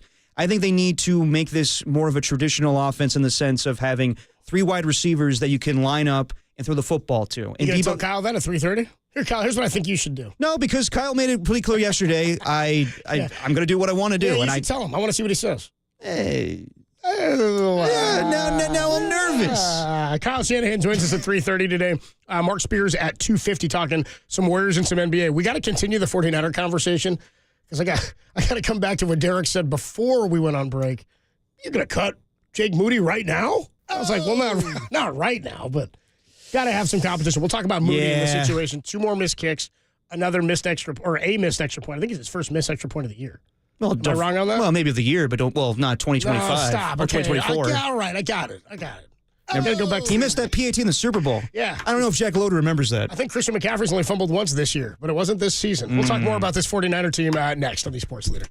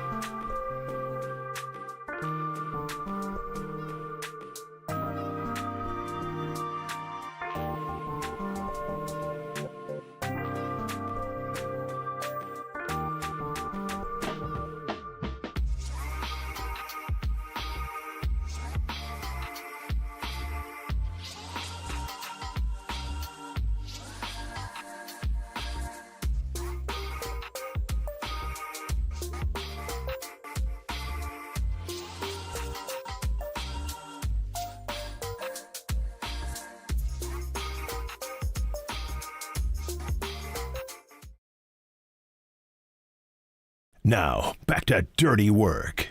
Adam Copeland and Derek Papa on KNBR 104.5 and 680 AM. The Sports Leader. Do me, baby. Dirty Work. Adam Copeland, Derek Papa. So last time... Tim Webb's here too, bro. Yes, Tim Webb is here too. Sorry, Tim. Hi. So before we left, I was talking about how Jake Moody, we all need to simmer down now. We all need to calm down. He misses kicks, but so does Evan McPherson. So does Justin Tucker. Everybody misses kicks. Hold on. Yeah, stop. I know. He's saying don't worry about it. Don't worry about it. Be happy. Come on, people. There's a lot of problems with the 49ers. Jake Moody's just one of them. You think Ravens fans are happy right now about Tucker? I mean, this guy's one of the most beloved Ravens. He's been kicking better. One of the most beloved Ravens in history. But if you're a Ravens fan right now, one of my buddies up here at Luke's Local in North Beach, big Ravens guy, he was like, I'm nervous about kicking in the playoffs. And I'm like, yeah, man, getting to the playoffs and not being super confident in your kicker. I think that Justin Tucker will turn it on in the postseason. All right. But my main thing was, I was like, okay, Jake Moody, maybe you bring in some competition. Maybe you figure it out this training camp of if he should be the kicker for this football team. But I wasn't ready to go, okay, he needs to be cut from the team. And then I see this game, and yeah, he misses a 51-yard field goal, and he should make that. The 58-yard field goal, that feels a little long. Like, there's been many instances this year where... It's not a gimme, no. No, it's not a gimme. Like, Antonio Pierce made Daniel Carlson kick a 58-yard field goal, and D'Amico Ryans, I want to say, made his kicker make a 58-yard field goal. They're hard to make. But the missed PAT, and it looks like a guy that's lost a little confidence. We were texting about it, Copes. I said he kind of has Vanderjack yips right now. That's kind of where we're at. Yeah. To me, I'm with you on the 58-yard miss. Like, I'm not asking for that to be an absolute. Would have liked it. I mean, he's a guy. There's a couple things with him. I don't need that one. I'd like it to be one. I mean, Robbie Gould would never have attempted that. No, right? Like that's not one they would even try with him. You know, he has the leg for it, but you like him to make it. 51, yes. Yeah, I feel like you got to have in 2024, 25. You got to have that kick. The extra point, probably an even bigger deal. And to me, the bigger issue here is more about what you're saying. It's not so much the 58-yarders missed or the 51-yarders missed. It's that it feels like it's a product of maybe something else happening. Confidence. And people talk about. Yeah, confidence. People talk about, like, when you're drafted that high as a kicker, it's like being a number one pick as a quarterback. It's like you're a third rounder. People are looking at you to make a difference, to be an automatic dude. Now, Larry Kruger's talked about this a lot, and he'll come up tonight at 6 o'clock on Niners Nightly, 6 to 7 weeknights here on KNBR. But he said numerous times that the biggest fear you can have is when you take a kicker like that high, you cut him loose, and then he ends up being a 20-year kicker on some other team. Yeah, that's the bummer of it. My whole thing is it's a lost season right now anyway. Yeah. Not that it's okay that this is happening. You want to build stuff and you want to see progress towards next season, whereas this feels and looks like a regression. I basically have the same point and take on this that I had last week or a week and a half ago when we talked about it. Jake Moody, without question, has to come into next season, it feels, with competition. Yeah. And, like, legitimate competition. It does make me wonder, too, like, How come Zane Gonzalez was here in the preseason? What was the logic behind that? Was that a competition thing, or was there a health issue? Now, the other thing we can point to, and I don't want to put this all, I've said this before, I don't like psychoanalyzing athletes because unless they tell you something or they behave in a way, like Jake Moody's done nothing to behave in a way that makes us think anything. We just immediately, when a kicker misses kick after kick and we think they're easy ones, we're like, dude, this guy's got the yips, or he's in his head about it. Sure, that's maybe part of it. The other thing is his numbers after the injury are staggering. I think he missed one kick before his ankle injury, and it is on his kicking foot. Yeah.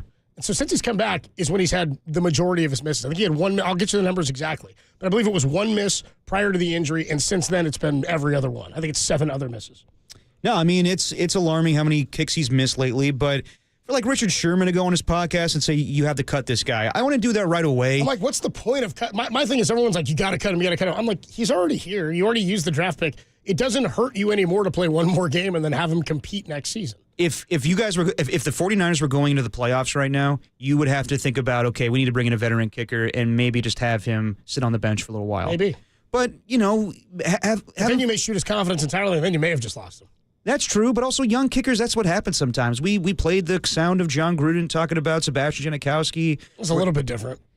Yes and no. I mean, he was a young kicker drafted in the first round. He was missing field goals, and then he found, I mean, let's be honest. I love Jano. He's also drunk on the field in that story. Yes. He's drunk. He's drunk. And I don't care. And then Gruden wanted him to miss it. But the thing about Jano was never incredibly accurate. You look at his numbers, and he had one of the strongest legs I've ever seen in a kicker. But I remember games where he missed 3 kicks, and you're like, what the hell's going on with the Polish cannon? Yeah, but he would miss a lot of kicks. So, and people say to me all the time, Seabass should be in the Hall of Fame. Seabass should not be a Hall of Famer. Come on, relax. But as far as Jake Moody, yes, there's nothing wrong with bringing competition. Hell, bring Zane Gonzalez into training camp again. But I wouldn't just say right away you need to cut this guy. It's very early on in his career. If it's the same thing next season where he's missing kicks, then you need to have that conversation. But, like George Kittle talking to him in the postgame or whatever on the sidelines, just being like, do you believe in yourself? And he says, yes. Then I believe in you. And George is always going to be the ultimate, pep talk guy for the whole team. But I just think it's early on. And, yes, if they were going to the playoffs, it'd be a different story. You may have to have a conversation about just sitting Jake Moody. But right now, with nothing to play for, let's see how he finishes the season off. And then next year, let's see how he does. Well, I'm not convinced it's mental. Again, the numbers before his injury, 13 for 14. Okay. Post-injury, he's 10 for 18. Yeah. Then there's something going on. So I just think you've used the 3rd round pick to your point. You don't have to cut him right now. It doesn't behoove you to cut him or do anything for you. Why not just see what you got? And if he comes back and he's banging him in preseason next year and everything seems fine, then you roll forward. But kicking is so fickle. Like it's something that I feel like it's hard to draft. It's hard to find them. No, not Finkel. Fickle. I know. Finkel is Einhorn. Yeah. Einhorn is Finkel. Oh God. Do you want to play the sound here you got? Yeah. I just thought it was interesting because it's not so much the dynamic between Kyle Shanahan and Grant Cohn. We know the deal there. But it's to the point that Steve Young talks about where Kyle needs to reinvent himself. And I think this sound kind of speaks to the fact that while I'm not dismissing what Steve is saying, Kyle knows that he needs to change things. So this is Grant Cohn asking Kyle a question about that the other day. Will you assess yourself this offseason, how you feel you did compared to other seasons that you've had in the NFL? You've been around so long. Wondering if that's a process that you would do and if that would be No, I'm not going to do that this year. Yeah, I do that every day, every year, every play, every second. So, are you frustrated with your individual performance this season, or do you feel like you controlled the things you could control? I don't understand how to answer that question. I work as hard as I can at my individual performance. So I'm frustrated with our season. I'm responsible for everything. So I think you can figure that out. I think that Kyle is basically saying there, you guys don't think I'm pissed off? You don't think that I want to do a better job coaching this football team? I don't understand why that narrative is created. And I know that Grant is one of those guys that will frequently create that or egg that narrative on. And I think that's where fans get flamed. Mm-hmm. And flames get fanned and then fans get flamed about Kyle Shanahan. That was poetic. And what's going on. Yeah. So the notion that he doesn't care is so outrageously ridiculous. Yeah. And they're baiting questions a bit in that you're asking... if you're asking, will you evaluate yourself in the offseason? Do you think he's not evaluating throughout the year? Do you think he's not tried to make changes? Also to act as though Kyle Shanahan is responsible. Again, he said in that same press conference, I'm the head coach. It all falls on me. Yeah. I'm responsible. We all agree with that. Nobody thinks he's not taking responsibility. But the notion that like there's been a lack of success because he doesn't care or because he's too stubborn or unwilling to do something different, you're not like that's insane. It's outrageous to me because what is it based on? It's just based on you watching television and deciding based on his answers to questions like this that he doesn't care enough or that he won't do enough. And like that him saying, I evaluate all the time every day. I know there are people that are going to scoff at them. Oh, well, then why is blah, blah, blah. Like, dude, what are you talking about? A handful of teams make the playoffs every year. Nobody does it every single season, except for Patrick Mahomes. He's like an outlier. Except for Tom Brady. He was an outlier. Except for Peyton Manning. They're outliers. The 49ers are not that right now. That said, if you can't have that quarterback, the next best thing is to have a head coach like Kyle Shanahan. And they have one. They have one who's one of the best play callers in the game, whether you as a fan think he is or not. It's an outrageous notion, and I hate that we have to have this discussion or debate all the time because people don't like where the team is or because Kyle's got to, like we talked in the pregame show on Monday a lot about whether or not you believed in Dan Campbell's ability to make the right decisions for the Lions throughout the playoffs. And I said, next year is going to be the fun year to see what happens with the Lions. When they play a first or second place schedule, everybody's gunning for their throats. They don't have their defensive coordinator. They don't have their offensive coordinator. They've had to hire new people or elevate new people, and Dan Campbell's going for it on fourth down every single time. Yeah. He is more likely as a head coach to play his team out of the playoffs, regardless of talent, which we saw happen last year, than Kyle Shanahan ever will be. You might not like that he's conservative or that he doesn't do things in a, quote, creative manner in the way that Ben Johnson's doing it. He absolutely does. Because every year teams look at other teams' video and other teams' tape. Kyle Shanahan is where he is because other teams are looking to pull from what it is that he does. Yeah, and I know a lot of people didn't like the way he answered that, but I like the... He doesn't care. No, and I know. He shouldn't. No, he doesn't, because at the end of the day, I know that like a lot of people want answers from him, but the reality is he doesn't, like, this is my belief. I know I'm part of the media, but he doesn't owe us a damn thing. He's just there to win football games, and it hasn't gone right this year. But at the same time, like, he's doing his damnedest to act like he doesn't care. That's ridiculous.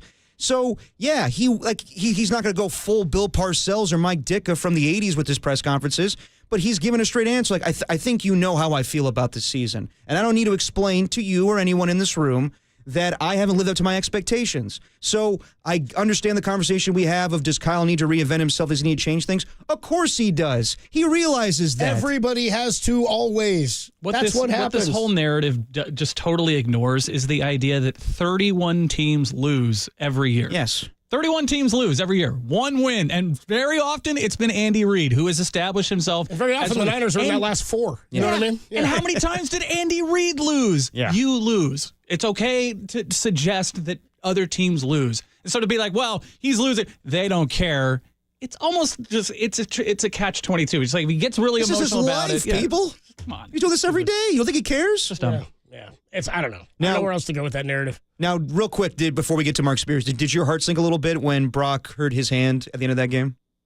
Did my heart sink? Just because, like, you're like, oh, like, at first I thought it was a broken hand. Like, okay, broken hand, you could give him the contract. Once I heard it was nerve stuff, as Kyle put it, I was like, oh, boy, we're going back to the UCL. Yeah, the one that got me was when Brock said my arm was on fire on the sideline. I was like, that usually doesn't mean good things. You know? Now, I'm glad he played in the game. At the same time, I don't think he should have played in the game. But he showed that he can handle his business. At the same time, you do wonder why he was out there. But at the end of the day, like, it's fine. Like, he's not going to play in this last game. Josh Dobbs getting the start.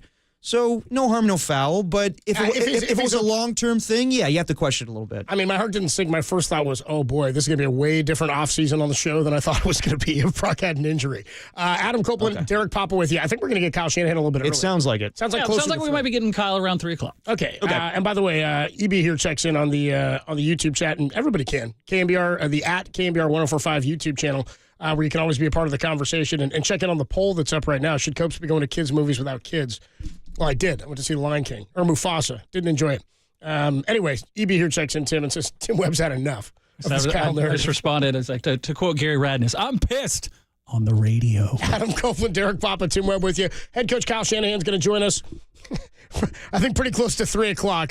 So stay tuned with us. If you miss it, the replay leader will have it again for you at 4:50. More to come. It's Dirty Work on a Thursday, the 1st of 2025 on the Sports Leader.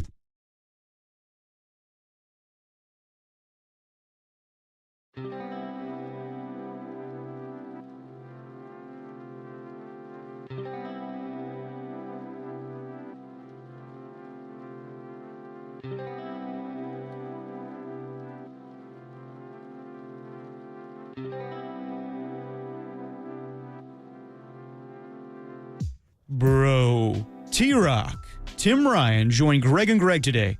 Yeah, that's right. I called it Greg and Greg. That's the name of the show as far as I'm concerned. Listen to the interview on KNBR.com or the KNBR app. Nothing wrong with that groin.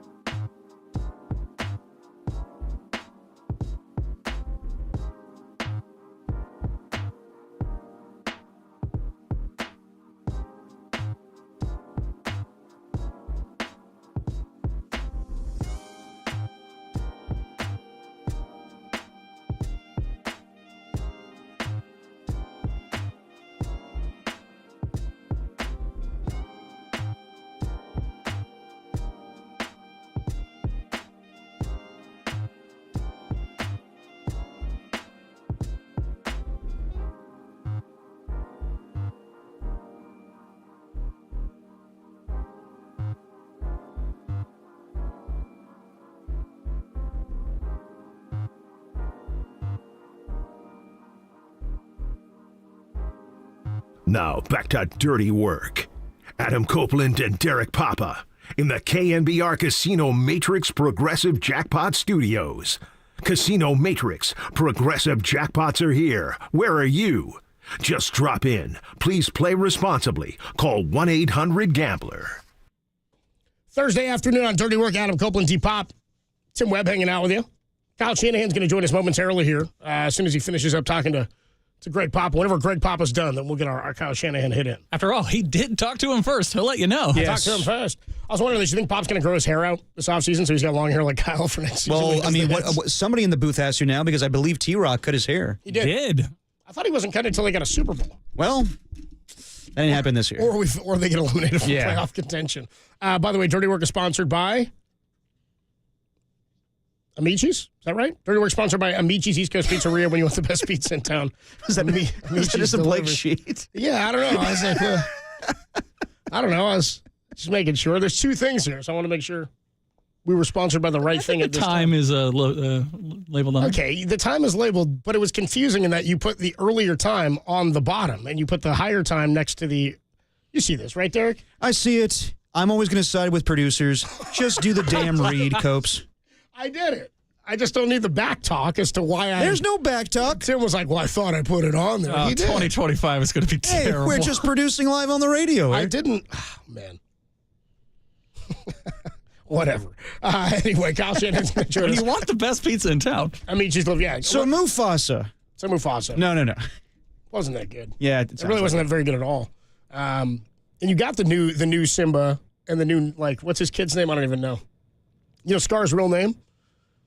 I don't know. Taka, evidently. Oh. Yeah, but he basically, it was sort of a, he wasn't allowed to be called that anymore because Mufasa's like, I can never speak your name again. Oh, damn, it's like that. Dude, and then he quite literally, this is how he goes, well, then just call me Scar.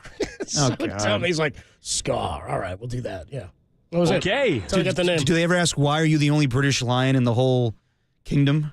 I actually got the impression that he was more Australian this time around, but I could be wrong. I don't know. Maybe they recast the ethnic background of Scar.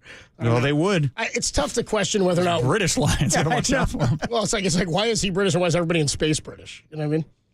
Or Australian. Space. Like all the space movies, all space shows, like all the time. Yeah, am I right on that, Tim? Star Wars, they're all British. Yeah, all the bad guys are British. That is true. C-3PO is like a British robot. Well, that was like an old thing, like a stereotypical thing in movies, whereas like the British people are the evil people. Well, it's a thing in life, I think, too. At one point. Thinking in colonization, that is I think, true. at some point as well. I can't remember when exactly, but I know it was a thing. Mm-hmm. Now, not so much. You know what I mean? They swing a big hammer, that small country. The Brits, you know?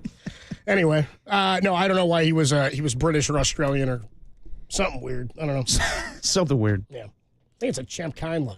It is. Thank you. No, it's a Brian Fantana. I think she was Chinese or Brazilian or something weird. That's what he says. Yeah, Brian Fantana, dude. That's what he's talking about. He's talking about his colognes, right? Yes. Sex Panther by Odeon. London Gentleman, No Wait I Know, Blackbeard's Delight. Ah, Blackbeard's Delight. Some good ones. Yeah, I also told you that over the break I saw the Happy Gilmore trailer. Sequel, Happy Gilmore 2. Were you in on that? I mean, like, I think we discussed this when we found out how many cameos there were going to be in the movie. I was a little concerned. I'm still a little bit concerned because I was like, we've gone so far away, and Anchorman 2 was one of those where it's like you get so far from the source material that you're like, is it even worth doing a sequel? And now everything is a sequel. Movies from the 80s. Yeah, I know. The best thing you can do, in my mind, if you want to continue a franchise like that, and I haven't seen Beetlejuice yet. I saw it. Yeah. So have you seen any of the new Ghostbusters? I saw the latest one. No, sorry. Frozen Empire? You saw the first No. Sorry, not the latest one, but I guess the new iteration of the Paul Rudd and the kids, the Stranger Kids. What I'm saying is, whether you enjoy them or not, it's sort of like the new Jurassic Park franchise.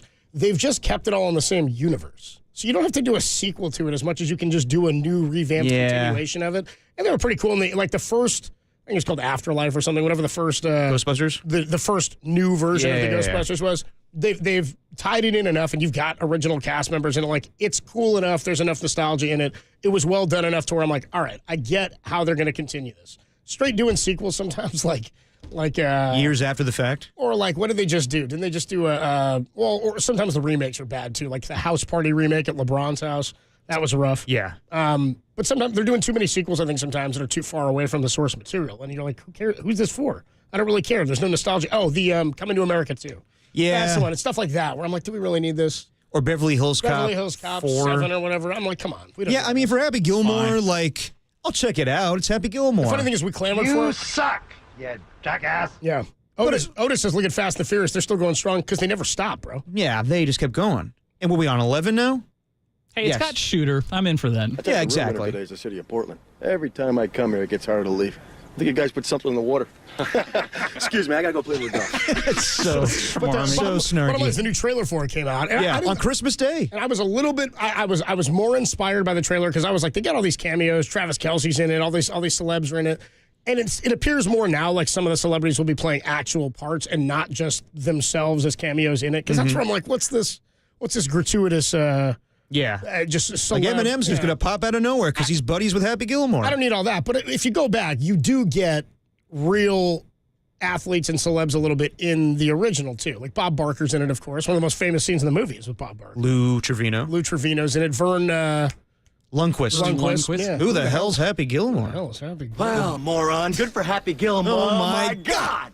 By the way, delivery's fantastic. The YouTube poll has ended on my going to see Mufasa. It's officially come to an end. That's a quick poll. Should Copes be going to kids' movies without kids? Let Him Live, 52%. Of course not, weirdo, at 47%. It was close. So I won. I get to go. Mr. KNBR checks in on the YouTube chat. He's out of his mind. Yeah, he is. He says I don't really know if you won. He says the audience has spoken. Copes is allowed to go to kids' movies.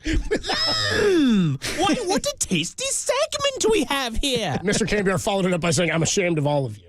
Oh, as you should. And then he said, I may be a lunatic, but when I go to kids' movies, I'm taking kids. It's like another old Gary throwback where this guy they used to call in, his name was Disneyland Rob, and he was famous because he would go to Disneyland by himself and then call Gary. Well, that's Walter. It's creepy But as he hell. goes with it. I gotta tell you, I'll come down on Walter in a minute. But that's like, but he goes with his girl, doesn't he? Yes, he does. They go like as a couple. And Disneyland Rob went solo.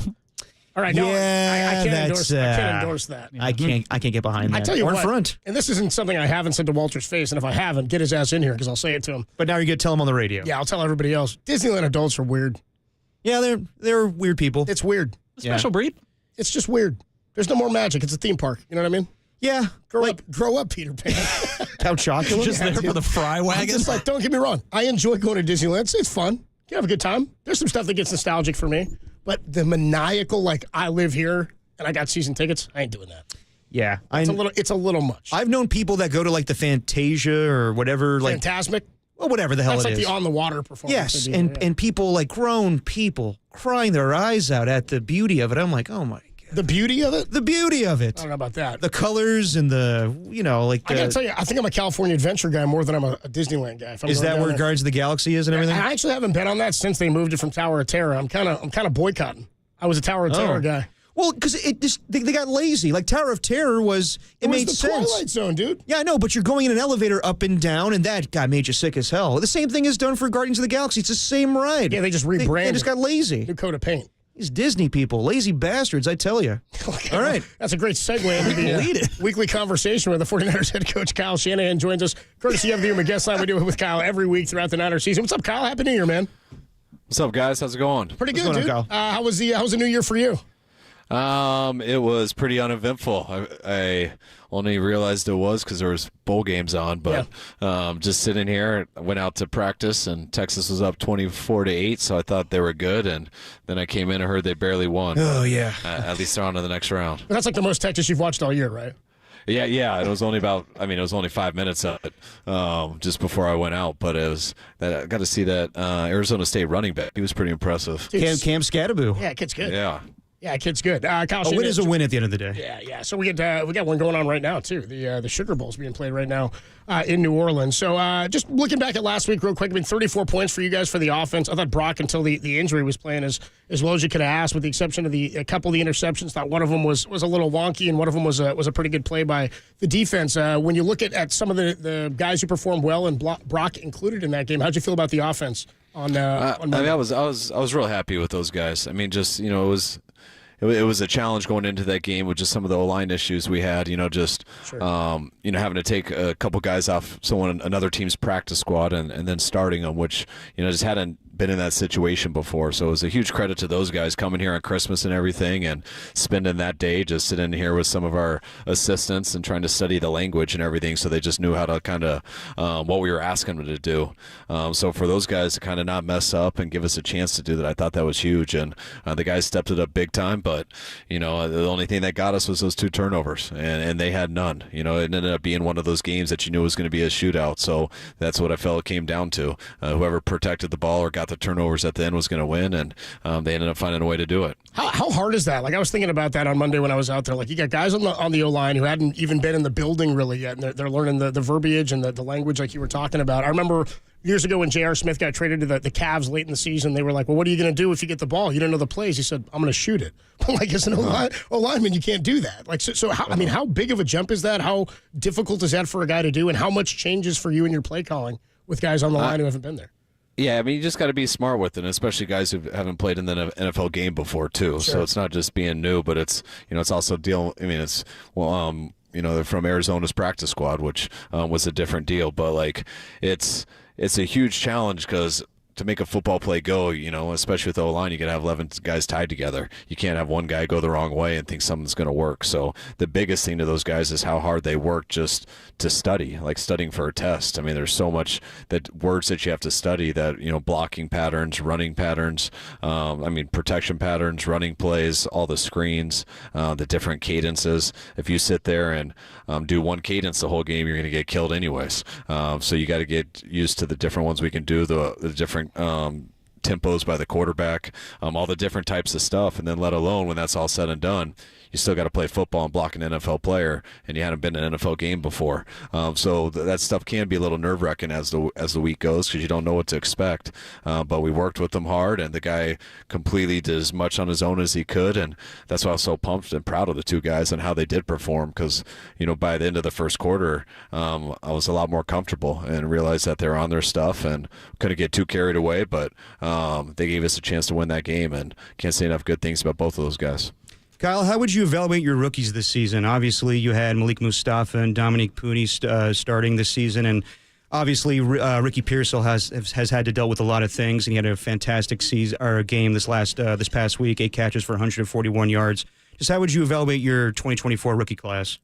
Well, yeah, we were going into the draft thinking that, you know, we really didn't have to find a day one starter. You know, we felt we had our starting guys, but we knew we wanted to hit on all these guys because we wanted some eventual starters, and we also wanted to improve the depth of our team, but we didn't think we were going to have the pressure on people right away to have to go.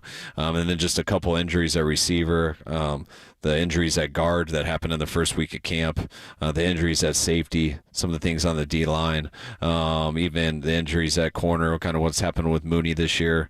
It got all these guys opportunities a little bit before we thought, and that's, you know, it's always hard at first, but it's been good for them in the long run because I think all those guys have really jumped up to the challenge, taken advantage of the opportunity.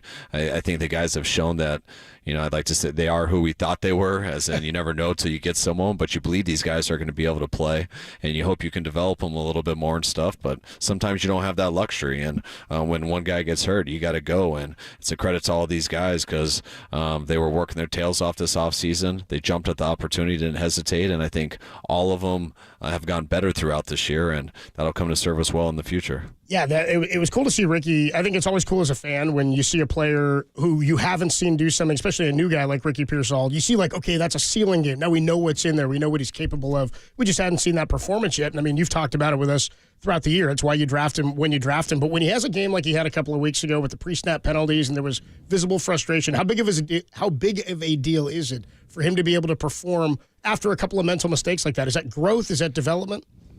I think it's just not getting too down and wiping. I mean, all that stuff happens all the time. Sure. But when it happens on a big play in the game, and then cameras catch a coach getting on you, then it's going to get blown up a lot. I mean, you guys know, I'm sure, whether you played Pop Warner football, college football, any high school. I mean, that's part of sports, and that stuff happens all the time. But when it happens on this stage, it's a bigger deal, and sometimes people can go into a shell over it, and they stop working through things and getting better. And So I think that's the best sign. It just shows the type of guy Ricky is. I mean, that didn't stress him out. That was water under the bridge the next day, and he came to practice and got to work kind of like he always does. And that's kind of what I really can't say enough about Ricky, that I don't think people realize that, I was talking about all those other rookies and how hard they worked this offseason, right when they got here, throughout phase 3, all of OTAs, staying around here in the summer when the coaches go away, what they do throughout training camp to kind of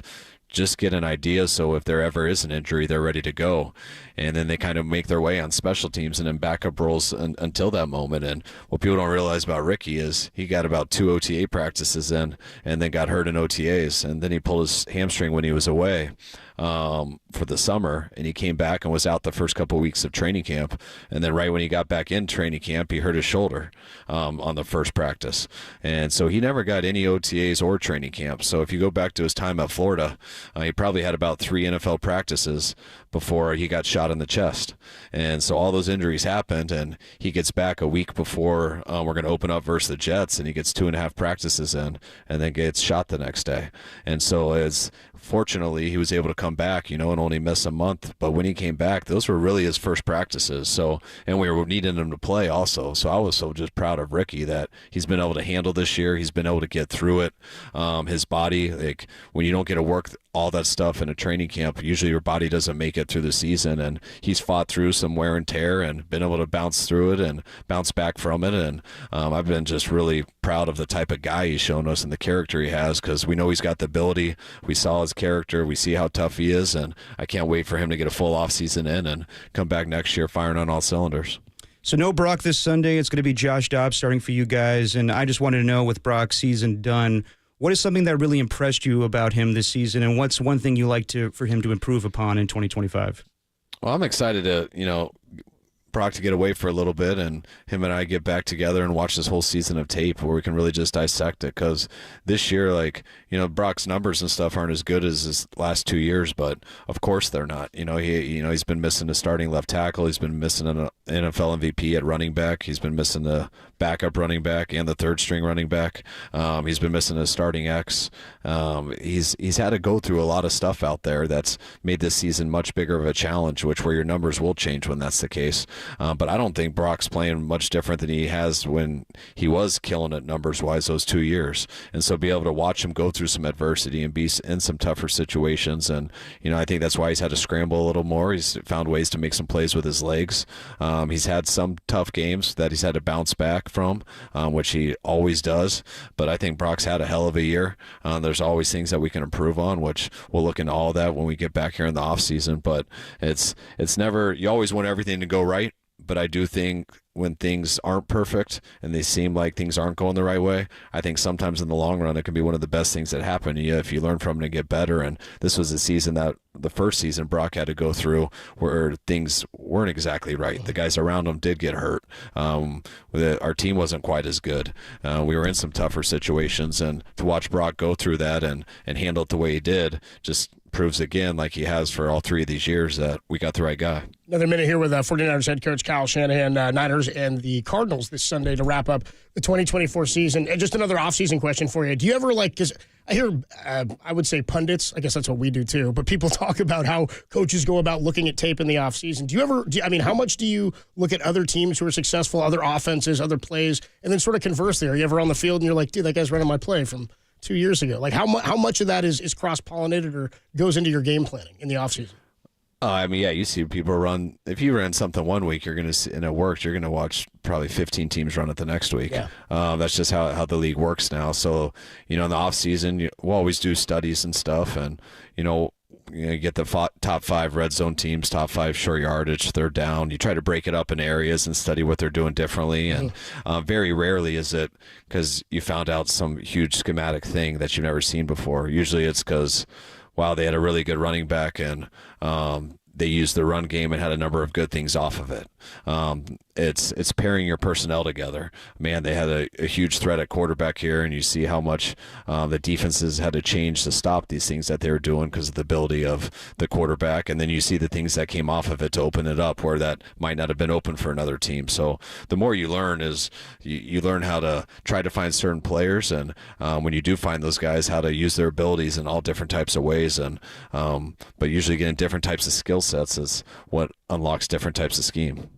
So as a coach, how difficult is it to decide between resting players and doing what's best for the team than going for history? So like this weekend, Nick Sirianni is deciding to sit Saquon Barkley because it's best. They already have everything locked up, but he could go for Eric Dickinson's rushing record.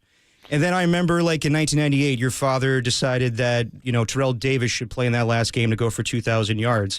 Even last year, Christian McCaffrey, that game's in hand against the Jacksonville Jaguars, but you guys wanted to go for the Lenny Moore record. How difficult is it to do what's best for the team, but also do what's best for the player chasing history? I think it's real difficult because it's never a clean answer. It's like best for the team and best for the player. And what is best for the player? Yeah. Getting him the record or keeping him healthy. Yeah. And what if he can get the record and stay healthy? Well, that's the best thing for the player and the team. It's who knows what's going to happen. So you got to weigh all that stuff in. And even the Lions last week, they're in the same situation this week, whether they beat us or not. So it's you take that whole week off and they come out rusty and they lose this week, then it's then you're looking at, man, that wasn't a good decision. But the fact that they played against us, they didn't seem, from what I checked, they didn't get anyone hurt. And if they go out and they play well versus Minnesota, that might be the reason why. And so you got to understand that, like, no matter what happens, if it doesn't work out, and it's a result-based business, and if it doesn't work out, you're going to look back and be like, oh, I guess in hindsight I should have gone the other way. But you got to look into everything always, and no, there's not an absolute decision.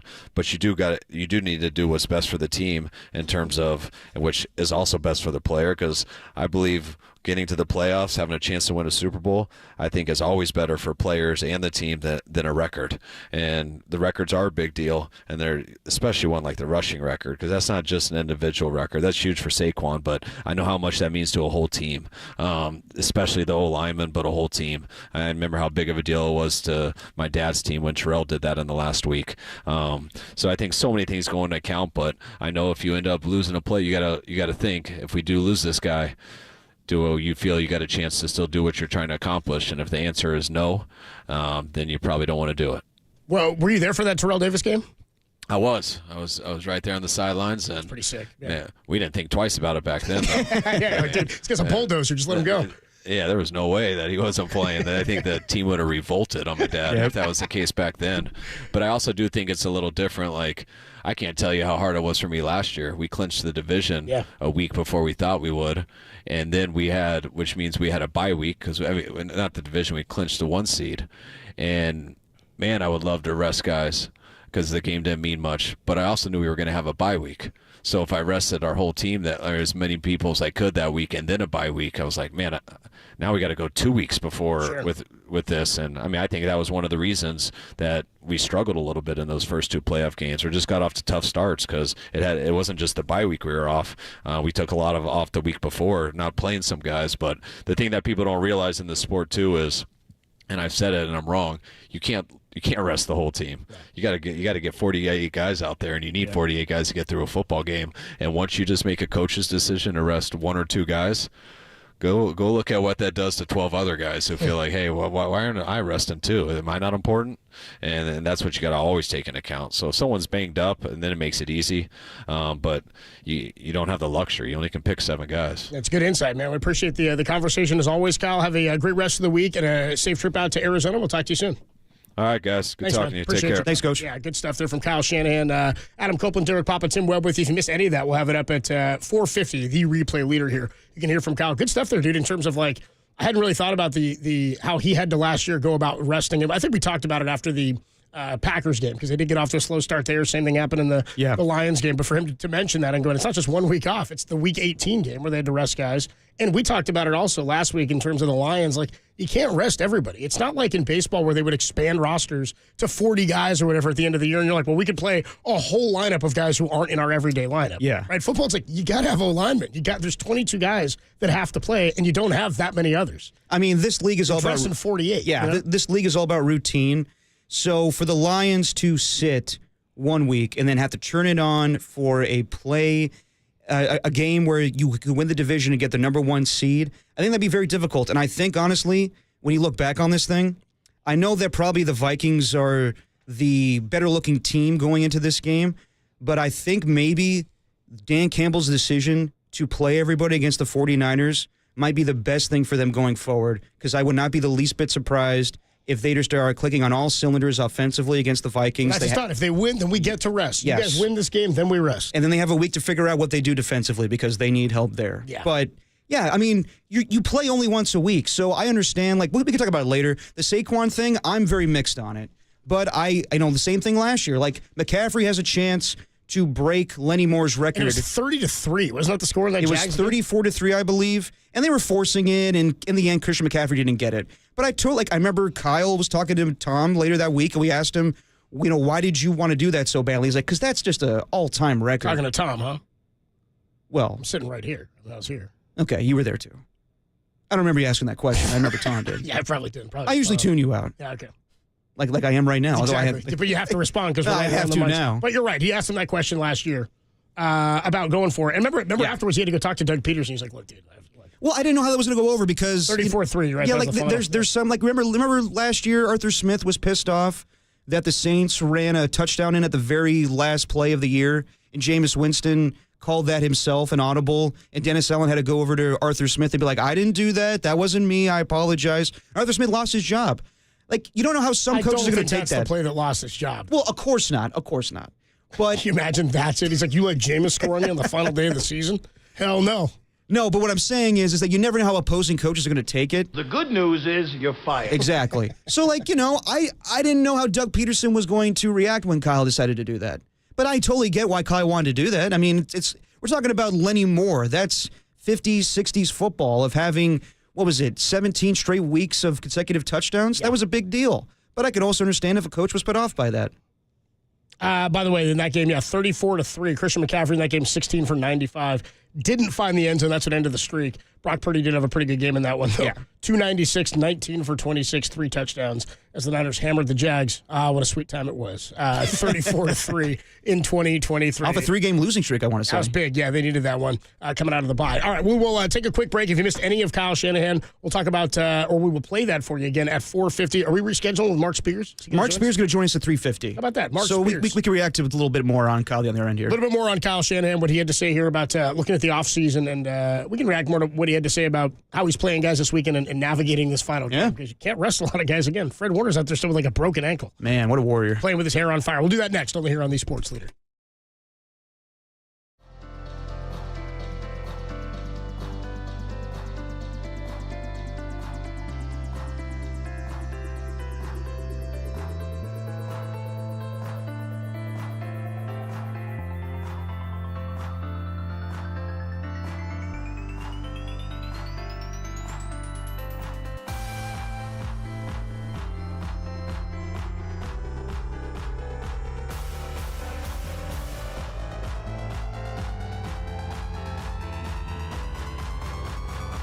The Warriors take on the Philadelphia 76ers tonight. As soon as the game goes final, listen to Dubs OT with John Dickinson.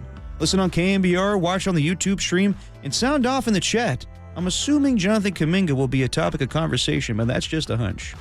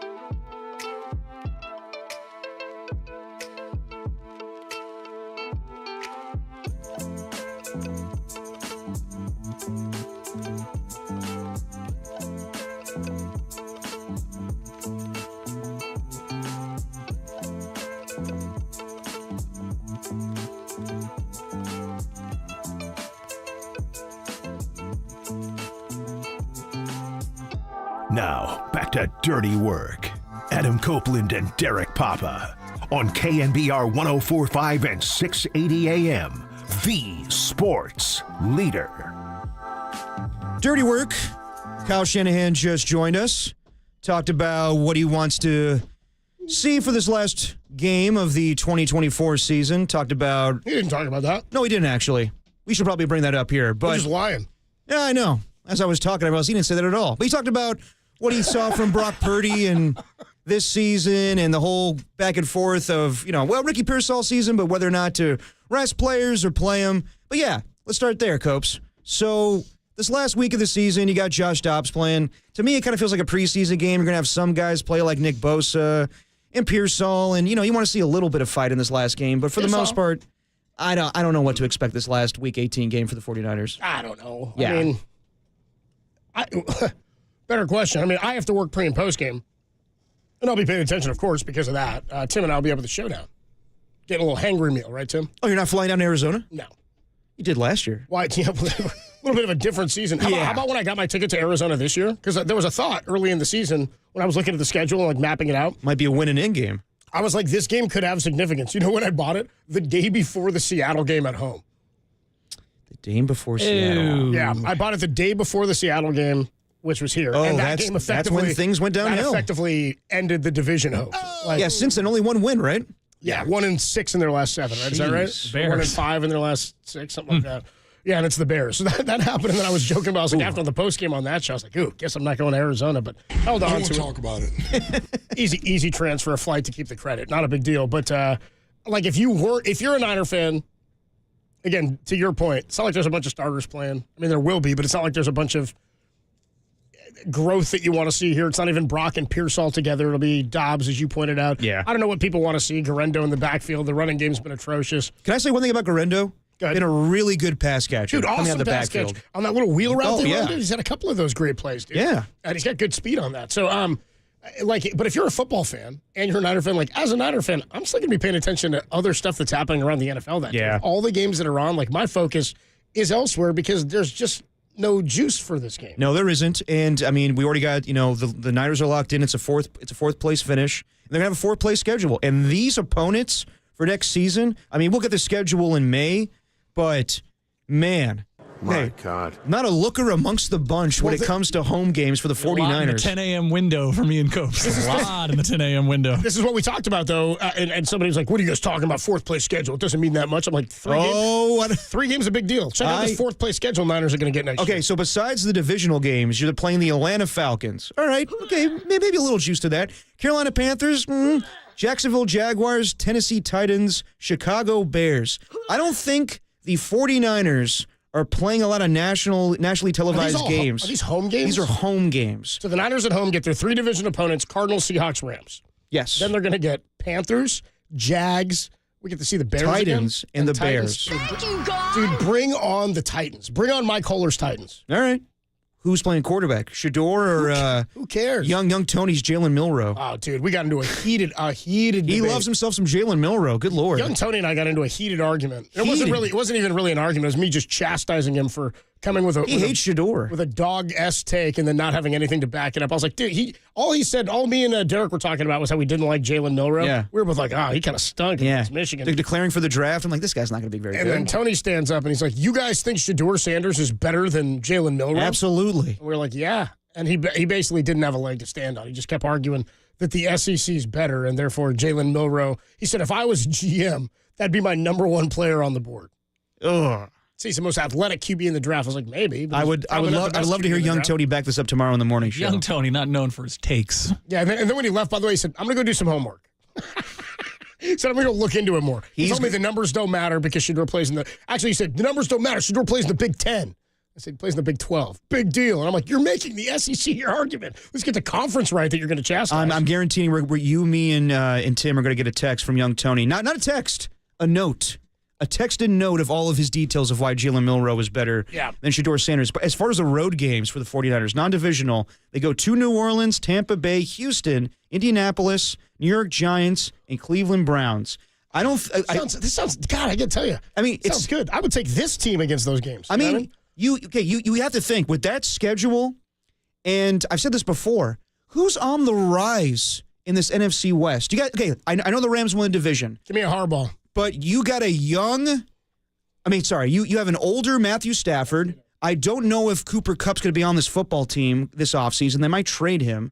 Seattle, I have no idea what the hell they're doing with Geno Smith. And I'd like to believe the Arizona Cardinals are making the next step, but all I see is Kyler Murray one week doing fantastic things, and the next week he runs around and throws interception. Yep. So this is easily a time for the 49ers to flip things around. Who's on the rise in the NFC West? Nobody! That's exactly why I'm feeling good about the 2025 Niners schedule. Would you say over under 2.5 nationally televised games for the 49ers at home? Okay, on that schedule of home and away, the only games that I can see, they go to Tampa. They go to Tampa. The only games I can see is... Well, I'm saying home games, non-divisional. Home game. I can see a Rams game or a Seahawks I'm going game. Thursday night. They'll get a Thursday, one of those for sure. They'll probably do something to feature SoFi because that's always on national TV. Super Bowl, But maybe Tampa Bay. Maybe. Well, see, the Rams... as far as a road game, but home games, I'm not sure. They don't need to feature SoFi because the Rams will get more prime time because they're going to the playoffs. You're saying, sorry. They're going to prime. They're going to be in the playoffs this year. They'll be a prime time team for next year because they'll be a matchup against a playoff opponent or something. They'll get their nationally televised games at SoFi. Don't worry. They'll make sure of it. And the Chargers are going too. Okay, so what about Levi's, who hosts the Super Bowl next year? Levi's, they host the Super Bowl, which may be something they want to do. That means, I know. That means Rams game or probably a Rams game on like Thursday night. I'd say Rams, They offer you Rams at home, prime time, and then another home primetime game. God, an AFC or an NFC South opponent. I mean, maybe Atlanta, Carolina, no. Jacksonville, no. Tennessee, no. Chicago, maybe. No. Jesus. Maybe. Chicago? Well, Thursday night's not the best of the best. Al Michaels hates to travel, so that's an easy trip for him from L.A. to San Francisco. I'll go do the Niner game. Can you believe I'm doing this game? Yes. Can you believe that they're scheduling games based on where Michaels will travel? And can you believe just a couple of years ago, those girls were in grades? This game was played only in driveways. Yeah, those girls were only in grade school. What a weird thing. He's like, what? Excuse me? Daddy, don't touch me there. I'm saying Al Michaels lines from basketball. That's what we're doing. Well, that's what he's doing. Yes. I think. So in terms of games for next year, over. That's a good line. 2.5. 2.5. Yeah, I can't see a lot of nationally televised games at Levi's next year. It's gonna be tough. Yeah, because again, there's not good opponents unless somebody comes out hot. You know what I mean? And they flex one. But in. Even those teams. The thought would be maybe if Chicago was early in the season with new coach and Caleb, maybe. But let's. I'm gonna think about like the national appeal. Carolina, Jacksonville, Tennessee. I can't see it. Yeah, God, I like that schedule. Maybe Atlanta. Give me another one, Tim. Give me another one. Who's got an easier schedule than the 2025 Niners? Nobody. That's how I'm feeling about it. On paper, it's looking good. What if Shedeur ends up with the Titans? You just wrap me up on the air? Yeah, we should. We should wrap this up. Yeah. All right, fine. I'll wrap it up. Adam Copeland, Depop, Tim Webb. It's Dirty Work. Shedeur on the Titans? We'll do it next segment. Who wants to hear about Shedeur on the Titans? He ain't going to be on the Raiders. He ain't going to be on the Raiders, I'll tell you that. By the way, we got a score update on the Sugar Bowl going on at the Score Center. The Mercedes-Benz Superdome. Yeah, let's go out to the KNBR Score Center for a score update. And it's Notre Dame, the number 7 seed against. We were just talking about this. If Georgia loses, all 4 teams with a bye end up going down. It's 20-10. 6:06 to play in the third quarter in favor of the Fighting Irish. And Texas couldn't beat this backup quarterback in Georgia. And if you need to hear it, you can hear it on Mike Holler's KNBR 1050. It's over there right now. 808 KNBR. Not on 680. 41. Yeah, no, it's on Mike Holler's KNBR 1050. 808 KNBR. 415-808-5627. You just wanted another day off. When we come on back, let's do a little Giants. You want to do some Giants talk? You want to talk Corbin Burnes? That's not Giants talk. That's D-backs talk next. That's next on the missed free agent leader.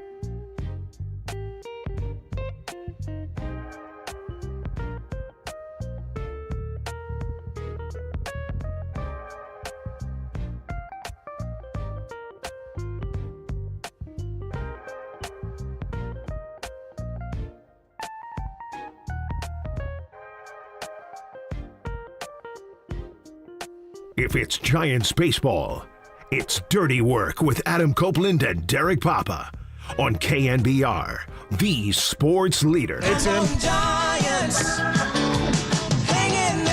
Well, that worked. Did it say something about the Giants at the beginning of that Dirty Work Open? Yeah, it did. What did it say? Time for Giants baseball, right? If it's Giants baseball, it's Dirty Work with Adam Copeland and Derek Papa on KNBR, the sports leader. Nope, don't like it. That's the slogan of the show, baby. I don't like it. Can we hit the stream here, Tim? I don't like it. If it's Giants baseball, it's Dirty Work. What does that mean? If it's Giants baseball, it ain't for Corbin Burnes, I'll tell you that. Have you watched any games in the last 3 years? No, not really. So last Friday, I think we were all expecting Corbin Burnes to sign with the San Francisco Giants. Who was expecting it? Walter Ikabalseta. He was filling in, and that was the most confident thing he was into, right, Tim? We were doing like our confidence scores, and number one it was his number one most confident lock of 2024. We're on to 2025. Oh, Jesus, relax. Why would you lock that in? There's nothing to suggest that would have ever happened, dude. They talked there was a lot of reports. The reports now that we know how it played out, it's a hilarious thing to lock in. Because Susan Slesser wrote in her piece, she's like, yeah, we found out that like it never got off the ground after the initial meeting that was reported between the Giants and Corbin Burnes at the winter meetings. They were like, never got off the ground. Okay, what is the offer? Never even got things moving. She said. Okay, which is hysterical to me. Walter's lock of the year. So Susan reports that they never offered more money than the Blue Jays or Diamondbacks. And John Heyman and Bob Nightingale think differently. But whatever, there's always differing reporting. Especially our guy, I'm going with Susan, obviously. I'm going with Sluss, too, because Sluss is like, I remember both those guys are tweeting out, like, no, I'm hearing they offered more. Yeah. I'm like, I don't care what you're hearing. Susan's got the in on this. And if Susan's like, I am told like vehemently or specifically, whatever the terminology If anybody would know, it's Susan and Bob Nightingale and John Heyman. Good reporters. They've been known to get things wrong in the past. Bob Nightingale. Yeah. Is it synonymous with it? Yes. Can I get, do we have a Heyman soundbite? Do we have a Heyman? I can't believe it. Yeah. He'll fight it. That's what Heyman thought when he heard So this. Corbin Burnes signed 6 years, $210 with an opt-out after 2 years and little deferred money. Now, there's a lot of factors in place. It could be that Buster didn't like the opt-outs. It could be that Corbin Burnes, preferred the non-taxes and everything. It also could be that he lives in Scottsdale. He has a family there. He just had 2 kids. So I know a lot of fans are going to be upset. But, Copes, when you saw this news, what was your reaction? Okay. Really? I mean, like, I wasn't happy about it, but I was also like, I don't know how more Giants fans aren't resigned to the idea that we're just not going to land guys. Yeah. I can't even believe it. That was Walter's reaction, I think, when he heard that the Giants didn't land. Dude, Walter went live on his show and went around driving around like taxi cab confessions. He was awesome. Pissed. Yeah, I was like, I guess the more agitating or irritating thing to me is that it was the D-backs. I was like, really? Yeah. I was like, oh, seriously? This is happening? Because the D-backs have been known to flare up like that. Like when they signed Zach Greinke. I mean, like they'll hand out some big contracts periodically. They paid Goldschmidt for a long time before they let him go. But again, this, and I heard Murph and Marcus talking about this, and I'm in agreement with them. Murph said this tells me one of two things. Either Charles Johnson doesn't want to pay, which is kind of what we heard be reported by Andy Baggerly earlier this offseason. Pitchers or in general? In general. They said they were going to cut salary. Yeah. Right? Which is why when they went out and they gave the huge contract to Willie Adames, I was like, oh, damn, maybe they're not. Maybe they're going to recalibrate this a little bit based on what's available and who's willing to come. But because whatever the offer was in Susan's article that was out either today or yesterday on more details regarding the pitch the Giants made, she said it never got off the ground relative to what we'd heard at the winter meetings. It had just gotten going. She said an offer didn't really get the ball rolling on the Giants front with Burnes. So it didn't seem to me like it was something that he was super adamant about coming to. He was meeting with multiple teams. The Giants were a team that was interested. And the other part is, and I'm with this, maybe they do not want to deal with opt-outs. You're already handing him this contract at nearly $200 million. And maybe they were willing to hand him something huge. Whether you believe what Susan reports, and I do, or you go with Knight and go, maybe whatever the contract was they were going to offer was going to be massive. But either it's the number of years or it's we don't want to deal with opt-outs. And if Buster wants to build something like to be a stable, long-term plan and develop this thing out, I understand not committing yourself and your dollars for a year in this season that I know a lot of people are going to be in agreement with me. You're not on the board as like a big contender this year, right? You've got to get better over a number of years, which is why they give a long-term deal to Chapman. They gave a long-term deal to Jung Hoo Lee. This is last year. They give a long-term deal to Willie Adames. I'm good with that, to getting stabilizing pieces. But if you're not going to be here long-term and we're going to hand that kind of money, Buster doesn't want to re-up, I don't think, in 2 or 3 more years or go through this every single offseason with your best or second-best starting pitcher. You need to have some stability to build forward. Now, I don't know what the deal is. And this is what Murph and Marcus were talking about. Those are the top 2 things, and I thought the exact same thing. Either they don't want to pay and it's too much money, or they don't want to deal with the structure of this contract, which I'm okay with. But isn't the irony that Farhan did a lot of opt-outs, and that's how he got Blake Snell, and that's how he got Matt Chapman? Right. And Buster's doing things differently. Everybody is, but also real quick, and we need to make note of this, the Arizona Diamondbacks were a World Series team 2 years ago. Yes. And they ran out of pitching. Yes. And now they're looking at, we need a frontline ace. We believe we're good enough to make a wild card and make a run again. They have talent. They went out and they got Eduardo Rodriguez last year. The D-backs are a dangerous team. Zach Gallen's really good. Zach Gallen's a monster. They've got some really, really good pieces, especially in the staff. Now, you put him at the top, they're going to be one of the more dangerous teams. Certainly, in my mind, a potential to be the number 2 team in the West. Okay, but... So they're in a different position to be we're willing to deal with the opt-outs if we think we have a window right now. No, okay, and that's fair, but... You would know this better than me. How common are opt-outs now in baseball contracts? Even Juan Soto has an opt-out in his contract. I think they're really common. I think they've always been common. In my mind, it's the only sport that has them in that capacity. Is Buster being a little too old school in this regard? No, because opt-outs go back 30 years. Opt-outs go back pre-Buster Posey. Alex Rodriguez famously, when he signed his contract with the Texas Rangers, had an opt-out. And when he did, he opted out. He said he wasn't going to. And then he did and made the Yankees pay him again. Yes. Another big contract. Opt-outs go back a really long time. I don't think it has anything to do with being old school. I think it has to do with being... And again, we don't know what the reasoning is that Burnes went there. It could simply be the Giants weren't going to offer that much money. Yeah. I'm just talking if the reason is in fact opt-outs, my belief is that, not my belief, my sort of reasoning with it is maybe he doesn't want to deal with this every offseason, or maybe they've circled other free agents in 2 offseasons. Maybe there's other, you don't just, it's not all in a bubble right here. It's not all just in this, this is the offseason and you got to get everything done. This is going to be a rollout. Now, you want to make progress, and you want to be in the playoffs every single year, and you want to get enough pieces that will help you do that. But if you know in a couple of years you're going to have to pay X, Y, or Z, or you're circling a certain player and you may be able to bump salary in a couple of years, you also see the growth of where your salaries are going over the next few years with Lee, with Adames, with Chapman. Maybe that's not where they wanted to commit it for just this number of years. Maybe they weren't willing to pay that much. Again, there could be a lot of reasons, but I don't want to be Buster's not willing to do this because it's an old school way of thinking. It's not really. We don't know why he didn't sign. I'm just trying to reason with what the reasons could be. What's so frustrating about it, I think, for Giants fans is I don't think any rational Giants fan goes and looks at the Dodgers and goes, oh, yeah, we're competing against them. No. But if you eliminate, if you can, you silo yourself out from that and you go, okay, well, look around the rest of the division. Can we compete with these teams? One of your direct competitor got better for a player that ostensibly would make your team better as well. So would you say right now it's kind of what we expect? Dodgers 1, D-backs 2, Padres 3, Giants 4 now? I don't know. Giants, could be Padres 2, D-backs 3. I mean, either or. Either or. On paper, that's what it is. And what I said when they signed Adames is people go, well, this doesn't make you that. I'm like, dude, so you never get anybody because it doesn't make you. If you hadn't got Aaron Judge, you weren't an immediate contender. It's just not the way it works. It's not the way it works. You need pieces all over the diamond. You need to acquire them when and how you can, and they've got to just get better across the board talent-wise. Yeah, we'll see where they pivot. Yeah, and if you're not going to have Tyler Fitzgerald as your starting shortstop, to me, that's a positive. You got a guy who can play short. You've got a veteran. I don't need 35 homers from him every year. I need a shortstop who's going to be a consistent offensive presence and a defensive presence every single night. That's what you need. Yeah. Adam Copeland, D-Pop, and Tim Webb hanging out with you. Dirty work on a Thursday, the first Thursday of 2025. We'll catch up with our guy Mark Spears. Going to join us, ESPN and Anscape.com. The Hall of Famer joins us talking NBA next on the Sports Leader.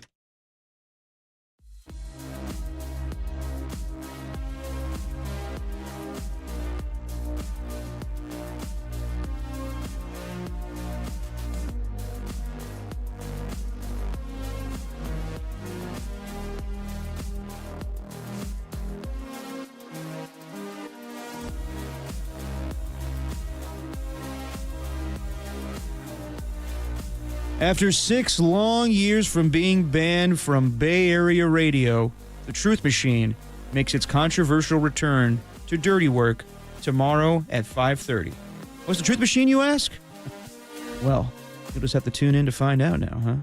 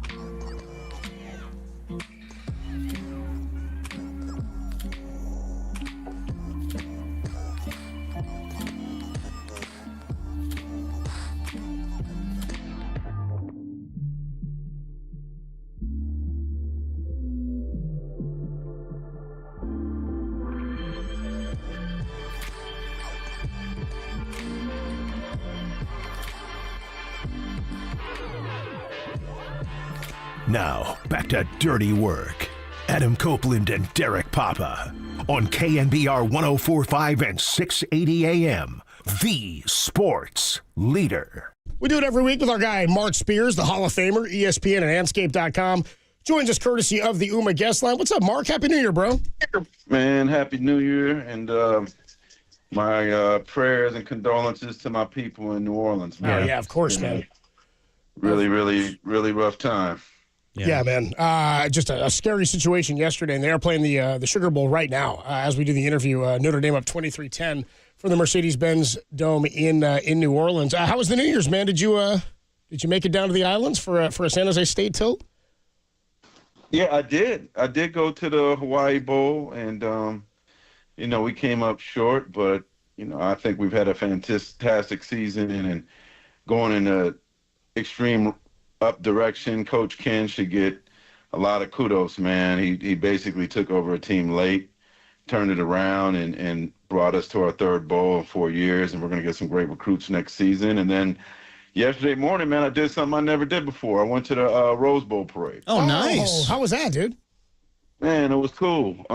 Had some great tickets, and it's interesting. You see, like, the performances only really happened once. I didn't know that. It was at the beginning, kind of where we were at the main grandstand, and it's basically a cool TV show to watch up close. And I don't know how they put all them flowers on there, but I got to see Debbie Allen, my boy Eddie Kennison, former NFL wide receiver, gave me tickets. He was on the Louisiana float, but Jackson State band, they were the star. Yeah. They were amazing. Nice. So want to get your thoughts on what Steph Curry said to the media the other day when he said we're mid, as the kids would say. And Marcus Thompson brought this up this morning with Murph and Marcus. He thinks that was kind of a subtle way to tell Mike Dunleavy Jr., I need help big time. Do you take that the same way? Does he need to do that to tell me? Yeah. Probably just call him, right? It might get me something. That's the biggest known secret in Warriors world, right? Is that they need help. I mean, I actually think he was being complimentary by calling them mid. I mean, this team has been bad, pretty subpar for a while. Mid? I know. I thought the same thing. I was like, they're not good at all, man. Yeah, they've lost 7 of their last 10 games, or beat a boy at home, can't score in the clutch. Look, I've seen a lot of, Schroeder basketball. Schroeder's got to wake up, man. He is much better than this. I don't know what's going on. I know he told me his family was finally coming in town, I think yesterday. Maybe that gives him a boost tonight. I don't know why he's been just so bad offensively. And Steph has been a roller coaster. About the only thing that has been great for them is the play of Jonathan Kuminga. So where are we with Jonathan Kuminga right now? Is this? I guess all I care about with Kuminga is their value. That's all I care about. We're like, hey, he's been good. I don't care. What does everybody else think of him though? I don't know what to think, man. That's what I'm saying. I mean, he averaged 21 points in December, 6 rebounds. I'd still like to see him get more rebounds with 2.5 assists. That's pretty solid. That's what we've been wanting from him, right? That's what the Warriors fans have been asking for. So if anything, it kind of tells me that if you can move Wiggins for that next player and keep Kuminga, maybe that's the way to go. I mean, I'm starting to come to the realization that, if Kuminga is your number 3 scorer, then they have a pretty interesting team. So, you could still, use Schroeder in a trade if need be. So there's some money there. But to me, if I'm, playing novice GM, the way that Kuminga basically showed improved in December, 2 30-point games, I believe, 34-point games, I'd be more inclined to try to move Wiggins at this point. Yeah, but just curious, Mark, do you talk to other people in the league about how they perceive Kuminga? Because everything I hear from the national perspective, I hear Richard Jefferson and Doris Burke on the Christmas Day broadcast, and they talk about how they just need more consistency from Jonathan Kuminga. Yeah. But it's been 4 years now, and I'm just wondering, like, how much longer do we need to wait? 21 points in December is pretty impressive. Yeah. I got to give him that. He gave us a sample size for an entire 31 days of what you wanted from him, right? Like, let's give him some credit. Like, has he been a box of chocolate player since he got here? Yes. You never know what you're going to get.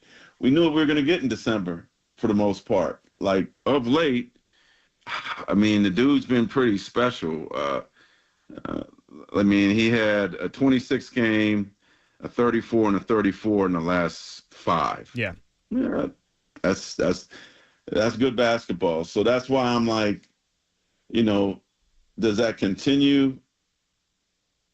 Perhaps not. I don't know with him, but he's trending up. Does that give him more value? Yes, but if I'm with his age and the flashes, I'm starting to lean toward moving Wiggins, man. If you can move Wiggins, and you know, even if it means you're getting a rental player for the rest of the year, I am so worried about this mid thing for the Warriors, right? If they're less than mid and they don't make the playoffs, or they got to go through the playing game again, I think you can't assume that Steph is just going to be like, I'm okay with it just because I've been with the Warriors forever, man.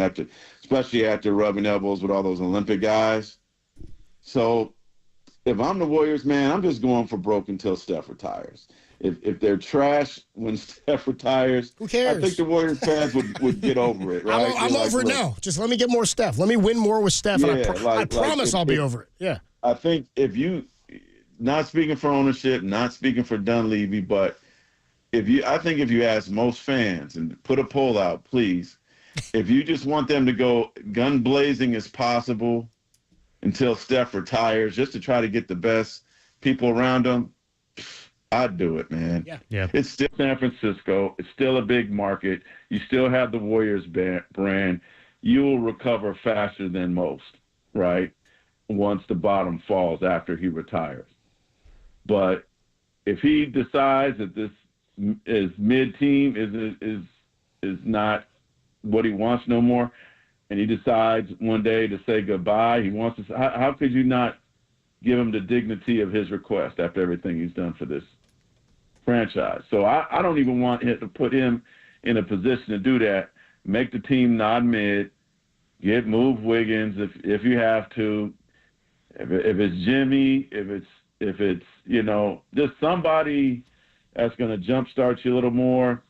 And then the thing is, if you do that, Steph can't say you didn't try. The one thing you don't want him to say is they didn't even try.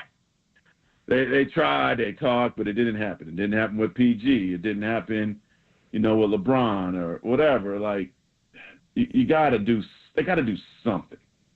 Yeah. You got to do something and just go guns blazing until he decides to hang it up, hopefully in your uniform. Talking to Mark Spears, ESPN and Anscape.com, joins us on the UMA guest line. And when you start talking about being open to trading Wiggins and doing it for a rental player, you know who we're talking about. Who? Jimmy Butler.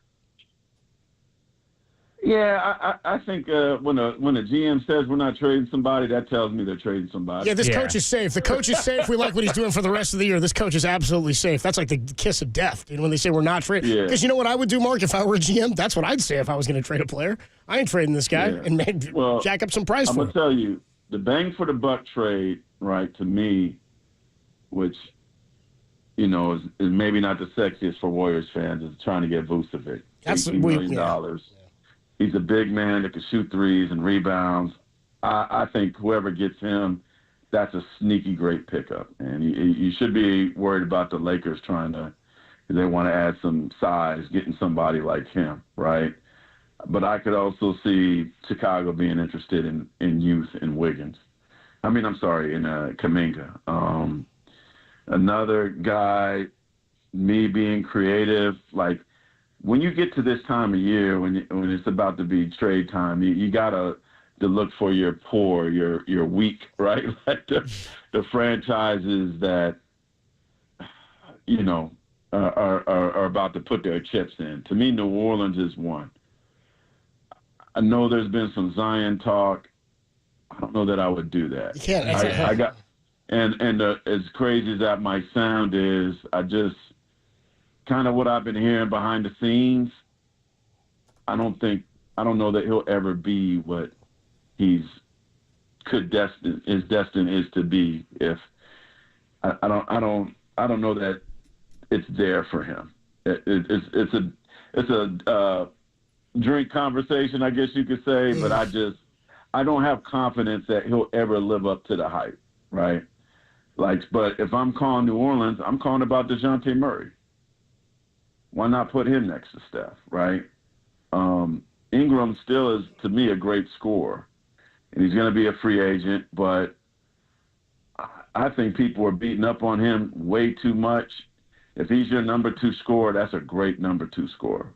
I have no problems with them getting Ingram. I don't have any problems with Zach LaVine. I don't have problems with Kuzma. There's some players out there that they could get, but they got to get somebody. What about De'Aaron Fox? Just from the fallout of what went down with the Kings, they ain't doing that. Just saying. You think the Kings are gonna send him here, man? Well, I don't know. You from the Bay? You from the Bay, right? You know. Well, I don't know what the hell they're doing there, though. Firing Mike Brown? I don't understand that situation. I'm with you. Yeah. I hear you. You think they're gonna try to? No, they're not. It's just rumors out there. I hear you.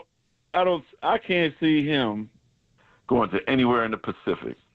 When you have a guy like De'Aaron Fox, if you're gonna move him, I guarantee you he's going to be east of the Mississippi. Yeah, he's going to the Atlantic, Mark. Yeah. Yeah. You're not going to see him 4 times a year, man. You're not. You know what I'm saying? You're going to see him once at home, once on the road. Maybe that game's been played already. But, shoot, after you trade Mike, why would you trade him? I mean, after you cut Mike, why would you trade him? Well, I'm keeping you now. So what exactly happened there? Because I know they weren't playing well and they lost that game against Detroit, but how the hell did they fire Mike Brown? That's a very good question, and there's a lot of fingers are pointing at different people. Like I've heard he didn't have a great relationship with Sabonis.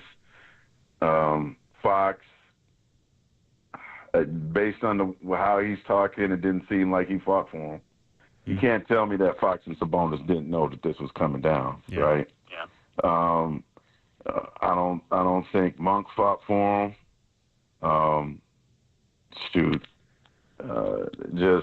Obviously the owner made a decision, very rash. I just think the thing is that Kings are doing is wrong. Is they've just built up so much equity.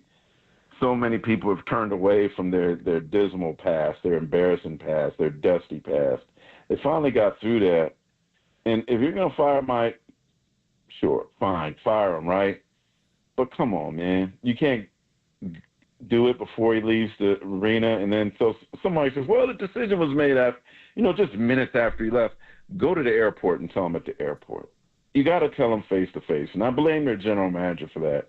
Even if the owner tells you to do it, have some dignity. Like they're blaming Vivek. You need to blame the GM too. Show up to the airport, pull him to the side, talk to him, and let him know, and do it in a respectful manner. And so for that story to come out is quite embarrassing. And the thing that's interesting about Doug Christie is, that was the one guy that Mike didn't want on his staff. That was the one guy that the Kings forced onto his staff. So, the Kings always seem to have somebody on every coach that they, put on there. And so I just wonder what's the relationship with those guys on the coaching staff now and Doug Christie. None of those are Doug's guys. Those are all Mike's guys, right? Jay Triano has years of experience as a general manager. As a head coach, and Jay didn't get it. You know what I mean? And I'm happy for Doug, but I just think that in the coaching world right now, man, it's going to sniff bad for Doug, right? The way that coaching fraternity is for Doug to get that job after he was a guy that they didn't want on the staff, that wasn't picked to be on the staff by Mike. I think that smells a little bit, and that's not fair for Doug, but that's reality for Doug. And Toronto is the assistant head coach, isn't he? Is that his title? Associate head coach. Yeah. There you go. I'm just like, so why wouldn't you ever go to your second guy, except that they didn't want to go to one of his guys? It's that simple, right? There was only one guy that wasn't his guy. Exactly. So, I mean, I'm happy for Doug. He paid some dues and got an opportunity, but it just doesn't smell good all the way around. So, I mean, ultimately, I think what happened was Mike was coaching them too tough. And you had players that didn't like to be challenged like that, even though they're saying they like being challenged like that. I don't agree with that. I think he coached them too hard, and they didn't want to be coached hard like that. One more, Mark. I made the mistake of not asking this last week, but I want to get your thoughts on a guy that you knew and a guy that you covered in Ricky Henderson.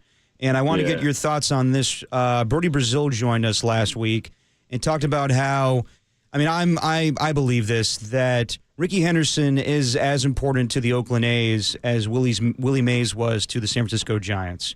And they had a celebration of life for Willie Mays at Oracle Park this year.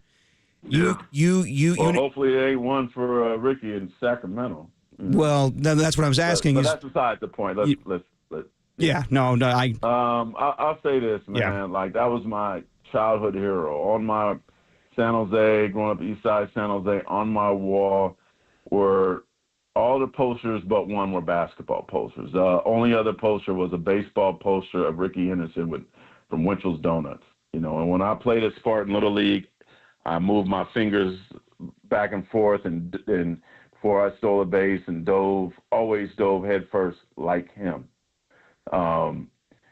And it was crazy. I used to go to Safeway Saturdays, pay the $5. I know I'm putting my age out there. Take the BART up from Fremont, get my hot dog and sunflower seeds and free soda that came with that $5 ticket. It might have been $3. And I went to left field, where Ricky was, and got as close as possible before Mount Davis was built. And then, actually, a lot of people don't know this. I covered baseball for 2 years, 97, 98. Covered the Angels and the Dodgers, and got to cover Ricky and tell him he was my childhood hero. And he goes, "You're making Ricky feel old, man. You're making Ricky feel old." He gave me my favorite quote ever. I asked him about being a great leadoff hitter. He said, "I think I is the greatest leadoff hitter that ever be." Right, and then I just love that quote, man, because it's so Ricky. But I got to know him through Dave Stewart and a friend of mine, Rick Dumas, once I moved back here in 2009. And he never big-time. Somehow he said he remembered me, which shocked me. Maybe he's just being nice. But he was always just a gracious, cool dude, man. And you always felt like you were cool when Ricky was around and you were in his presence. And Rick has, my friend Rick Dumas has a Christmas party every December, and Ricky Henderson was always at the Christmas party, and he wasn't there this year. And I know he loved that party. And I was like, wow, it was kind of in the back of my mind. And then when I was in Hawaii, I got wind the day before that he had passed, before it got announced. So, man, God rest one of the greatest athletes ever sold, man, the greatest Oakland A's ever sold, Oakland hero, legend. I just can't believe that somebody that was always so fit and so athletic is gone. Yeah, it's and for you to say what you said about him being, your hero when you were a kid, like when he came back, and I was a kid, I saw him playing like 97 or something like that, 96 for the A's when he came on back for like the third time. Like, I got to see him in an A's uniform. Like, it's just that's the Willie Mays touch too. So I'm with Derek all the way that he means. Hey man, the only jersey, and I'll say this, I just bought this, and forever for any Oakland Athletics fan who certainly upset like I am that they're gone. The only jersey I own with somebody's last name on it that I'll wear, I just bought it, was that Oakland jersey from the 89 World Series that says 24 at Henderson on the back. Nice. And I just had to own that, man, so I just bought it. I thought for sure you were going to say Tolbert, but no, I Tolbert, I memorialize him in urination every time I go to the Warriors game. Attaboy, dude, that's a true friend, man. That's a true friend. For people that don't know, there's a plaque above the urinal that one at Chase Center in the press room, so don't think I'm being silly. It's actually true. It's the Tom Tolbert urinal. You really do memorialize him in urination. And you will tonight, right? You going out to the game? Yeah. I mean, I still remember one of our fondest times with me on the show was when I told a story about somebody had defecated. Somebody took the Duke in it. Yeah, man, that was tough, bro. Tom Tolbert's urinal. You can't do that, man. Yeah, that was cold-blooded, man. It's probably Tom. I think somebody knew I was destined to walk in at some point and see it, so that's why they did it. They pranked Mark by doing it in Tom's urinal. Yeah.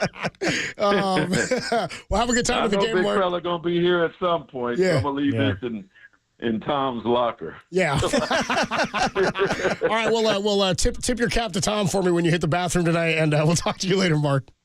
All right, fellas. Happy New Year. Happy New Year, Happy bro. New Year, Mark. Oh, man. Love him talking to Mark Spears, the Hall of Famer, ESPN and Anscape.com. And he says, I think it's time to start thinking about maybe moving on from Andrew Wiggins. Got to tell you, man, when Mark Spears says stuff about that, and he's like, I mean, he was all over the Dennis Schroeder's thing and was telling us in studio a couple weeks back, like, I don't know, maybe they should go and get some of these smaller pieces like a Schroeder. And then after it happened, he's like, I tried to tell you, man. I was trying to let you know what's going on. So you got to listen to what Mark says about certain stuff. We'll talk about it more next segment, but just because Kuminga has a couple of good games doesn't mean that I still think we should hang on to him. Let's not start Jonathan our Kuminga's quite yet. Yes. What do you mean you think we should hang on to him? I'm like, all that matters to me is, does he look attractive to somebody else? Well, that's why I'm over it. Yeah, but that's like, if did you watch the Christmas Day game where Doris Burke and Rich Jefferson, where they were just like, he's a good player. They just need to give him more patience, and he needs to play consistently. And I'm like, come on, he's been here for 4 years now. Like, what else do we need to wait for? I mean, but not everybody, like, not all trajectory is the same, right? Like, he got here at 19, and again, like 3 years before that, he was like living in the Congo. Yeah, You know what I mean, so like, the trajectory for him was always going to be raw and trying to harness what his potential talents and potential would be. That said, the Warriors don't need potential right now. The Warriors need help in the immediate for Steph Curry and Draymond Green. We'll take a quick break. When we come on back, we'll want to react a little bit more to this and some Warrior talk. Yeah, some Warrior talk. We'll also get at 4:30 into some NFL storylines that are going on as we get to the end of the season. Who's the MVP? Saquon Barkley not going to play this weekend in the final game for the Philadelphia Eagles. We'll talk more about that. Our Kyle Shanahan replay, the replay leader, coming up at 4:50. And by the way, tomorrow, the official Dirty Work premiere and the world, what would you call it, return? The global return. It's been a 6-year ban of Derek Papa's Truth Machine. Yeah, we'll definitely see how long we live in 2025 with this segment. We'll get through tomorrow. It's a Friday holiday week. I'm sure there'll be a lot of listeners at 5:30 tomorrow. When we come on back, a little bit more on what Mark Spears had to say out of Copeland, Derek Papa. Tim Webb with you on the Sports Leader.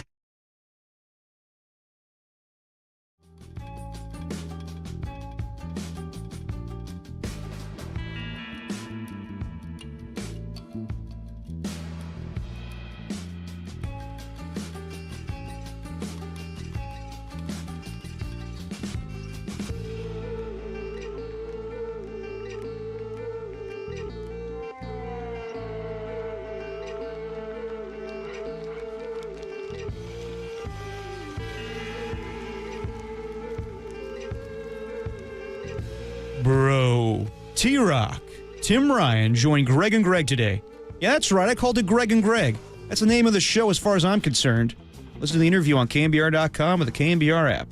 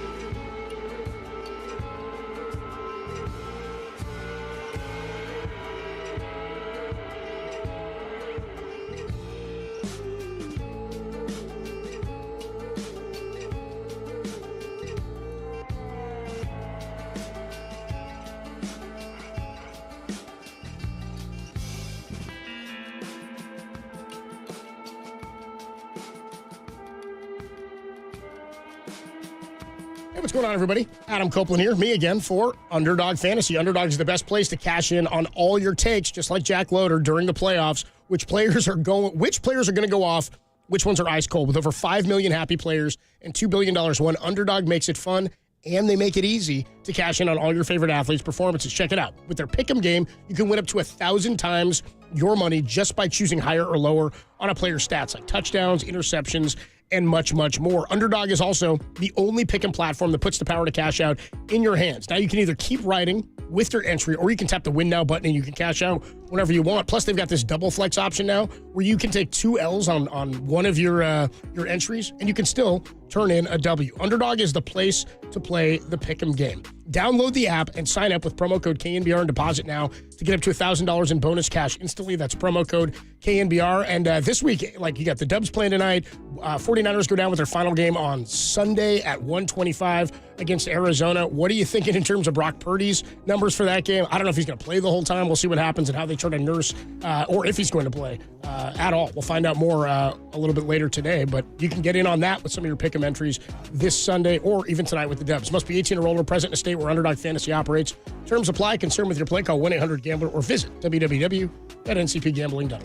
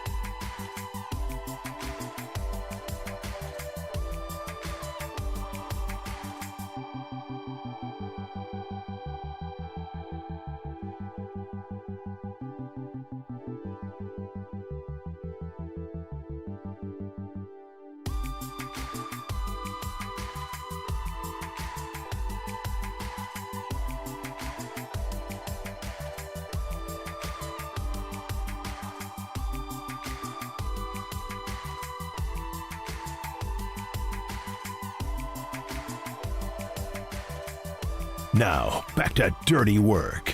Adam Copeland and Derek Papa on KNBR 104.5 and 680 AM, the sports leader. Dabu-dee-dabu-die. Why is this? What is going on? Eiffel 69? I don't even know. Why is it on? This is part of the rotator, baby. I was cutting sound. I was trying to find Mark Spears saying that the Warriors were mid. So you didn't find it? Still working. So we didn't get the soundbite, and we have this? That's what we're saying? You'll get nothing in Lincoln. It's a double whammy of crap. Hey, it's all good. It's like a day of the year. Check out Tim on the Crap Cam, streaming twitch.tv/thesportsleader, KNBR.com, and the KNBR app. Mr. KNBR has checked in numerous times today, by the way. By the way, I've noticed that people on the YouTube chat have been starting their comments to, I think Rockin' did it earlier, Rockin' New Era, talking to Mr. KNBR by saying, Happy New Year. Yes. What a psycho. Well, he is part of the show. You should treat him as a friend of the program. As a person. I don't even know. I call him a friend. Just a weirdo. A rapscallion. Anyway. Tasty. Anything else you want to react to from Mark Spears there? Well, I mean, look, I know he was making fun of me of the De'Aaron Fox thing. I figured De'Aaron Fox wouldn't be on the trading block, but it's out there. And at the same time, like, I wondered if he was the reason that Mike Brown got fired. Mid? There you go. Dude, keep that around. Mid? Keep that on a short leash. Mid? And also, I would say that for anybody that's expecting Mike Brown to get back on the Warriors, I don't think that's happening either. I think it's kind of the same thing with Robert Saleh coming back to the 49ers. It makes more sense for Robert Saleh to come back to the 49ers. That'll be another discussion we have. Different thing though. Real quick. Mike Brown has made so much money in the NBA as a coach who's been fired. Yeah. Because he had the Cavs job originally. Mm-hmm. Then he had the Cavs job again, by the way. Lakers. He had the Lakers, and he had the Kings as a head coach. When he got fired by the Lakers, when the Warriors got him, Mm-hmm. made him an assistant coach, I believe the rule is if you don't take another head coaching job, you are owed all of that money. Correctamundo. So it behooved Mike Brown to stay a assistant for the Warriors, because then he had to collect his check from the Lakers. He was already collecting previously a check from the Cavs. So then he sits that out. Then he sits out the Warrior. You wait out the Laker contract. He gets all that money, and he gets his Warriors assistant coach pay. Then he takes another head coaching job. I don't know how much more time is left on his contract if he had 2 years With the left Kings, after this. he just signed it. I want to say this past year. Find that out. After he got the Kings with the 3 seed and lost to the Warriors in 7, I want to say he got paid. Kings Mike Brown gets big raise, deal extended through 26-27, agent says. This was on June 1st of 2024. I would tell They fired him less than 6 months after extending him at least through 26-27, so that'd be next year's 25-26, at least for the next 2 years. So if he takes an assistant coaching job, which he could just take his pick of the litter, I'm sure, when somebody wants to hire. I mean, he could, but let's also, despite the Warriors having a mid-season, I think that you hear the players talk, and they really like Jerry Stackhouse and Terry Stotts as assistant head coaches right now. So you're not just going to fire those guys because you love Mike Brown. I don't think that's the point. What I'm saying is whether it's the Warriors or not, Mike Brown is going to land on another bench, and probably not as a head coach immediately, because why would you? Just take that. By the way, his raise is up to $8.5 million a season. So he's going to get the rest of this year, and he's owed another $17 million in the next 2 if he doesn't take a head coaching job. You don't have to do nothing. Well, what about Mike Brown being an analyst? I mean, he's very charming. I think he's hilarious. I wouldn't mind hearing him on NBA games. However, the dump button is what I'd tell you.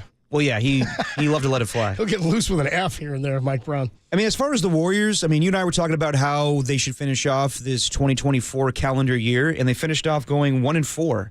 And that Christmas Day game was tough to watch. I think I told you I would have taken 2 and 3. Yeah.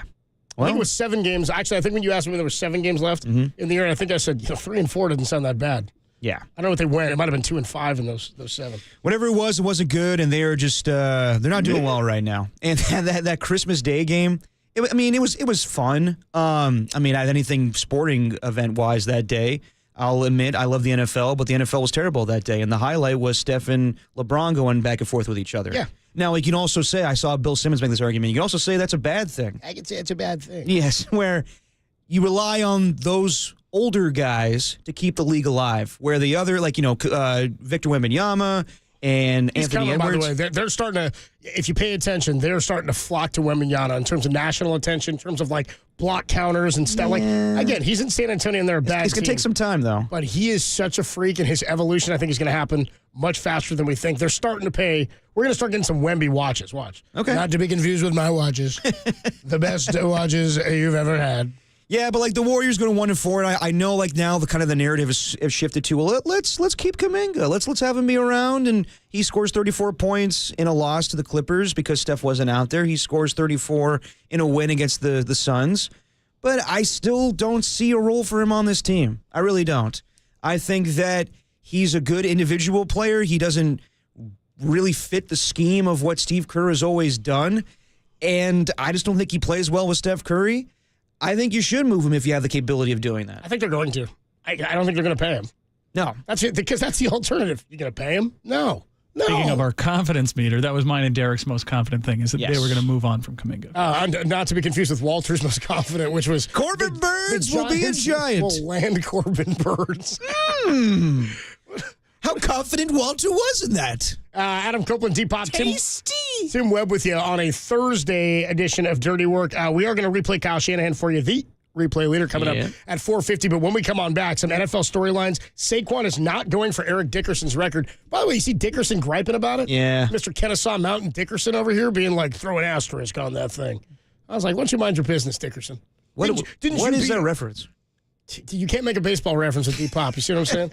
That depends. Tim, you got the reference, right? Yeah, and who was the football player? Marco, the guy that went after Brett Favre, who was all pissed about Gastineau. It's more Gastineau than anything. Yeah, it's more Gastineau. It very well was. Hurt me. Kennesaw Mountain Landis was the commissioner who, I believe he was the one who decided, I think it was him, who decided a season's a season. Oh, yeah, okay. Or that was not a season's a season, that if you didn't break Babe Ruth's record, I could be wrong with the commissioner, but if you didn't break Babe Ruth's record I know the story now. 154, then Roger Maris ended up with the asterisk. And because Dickerson did it in, 14 games?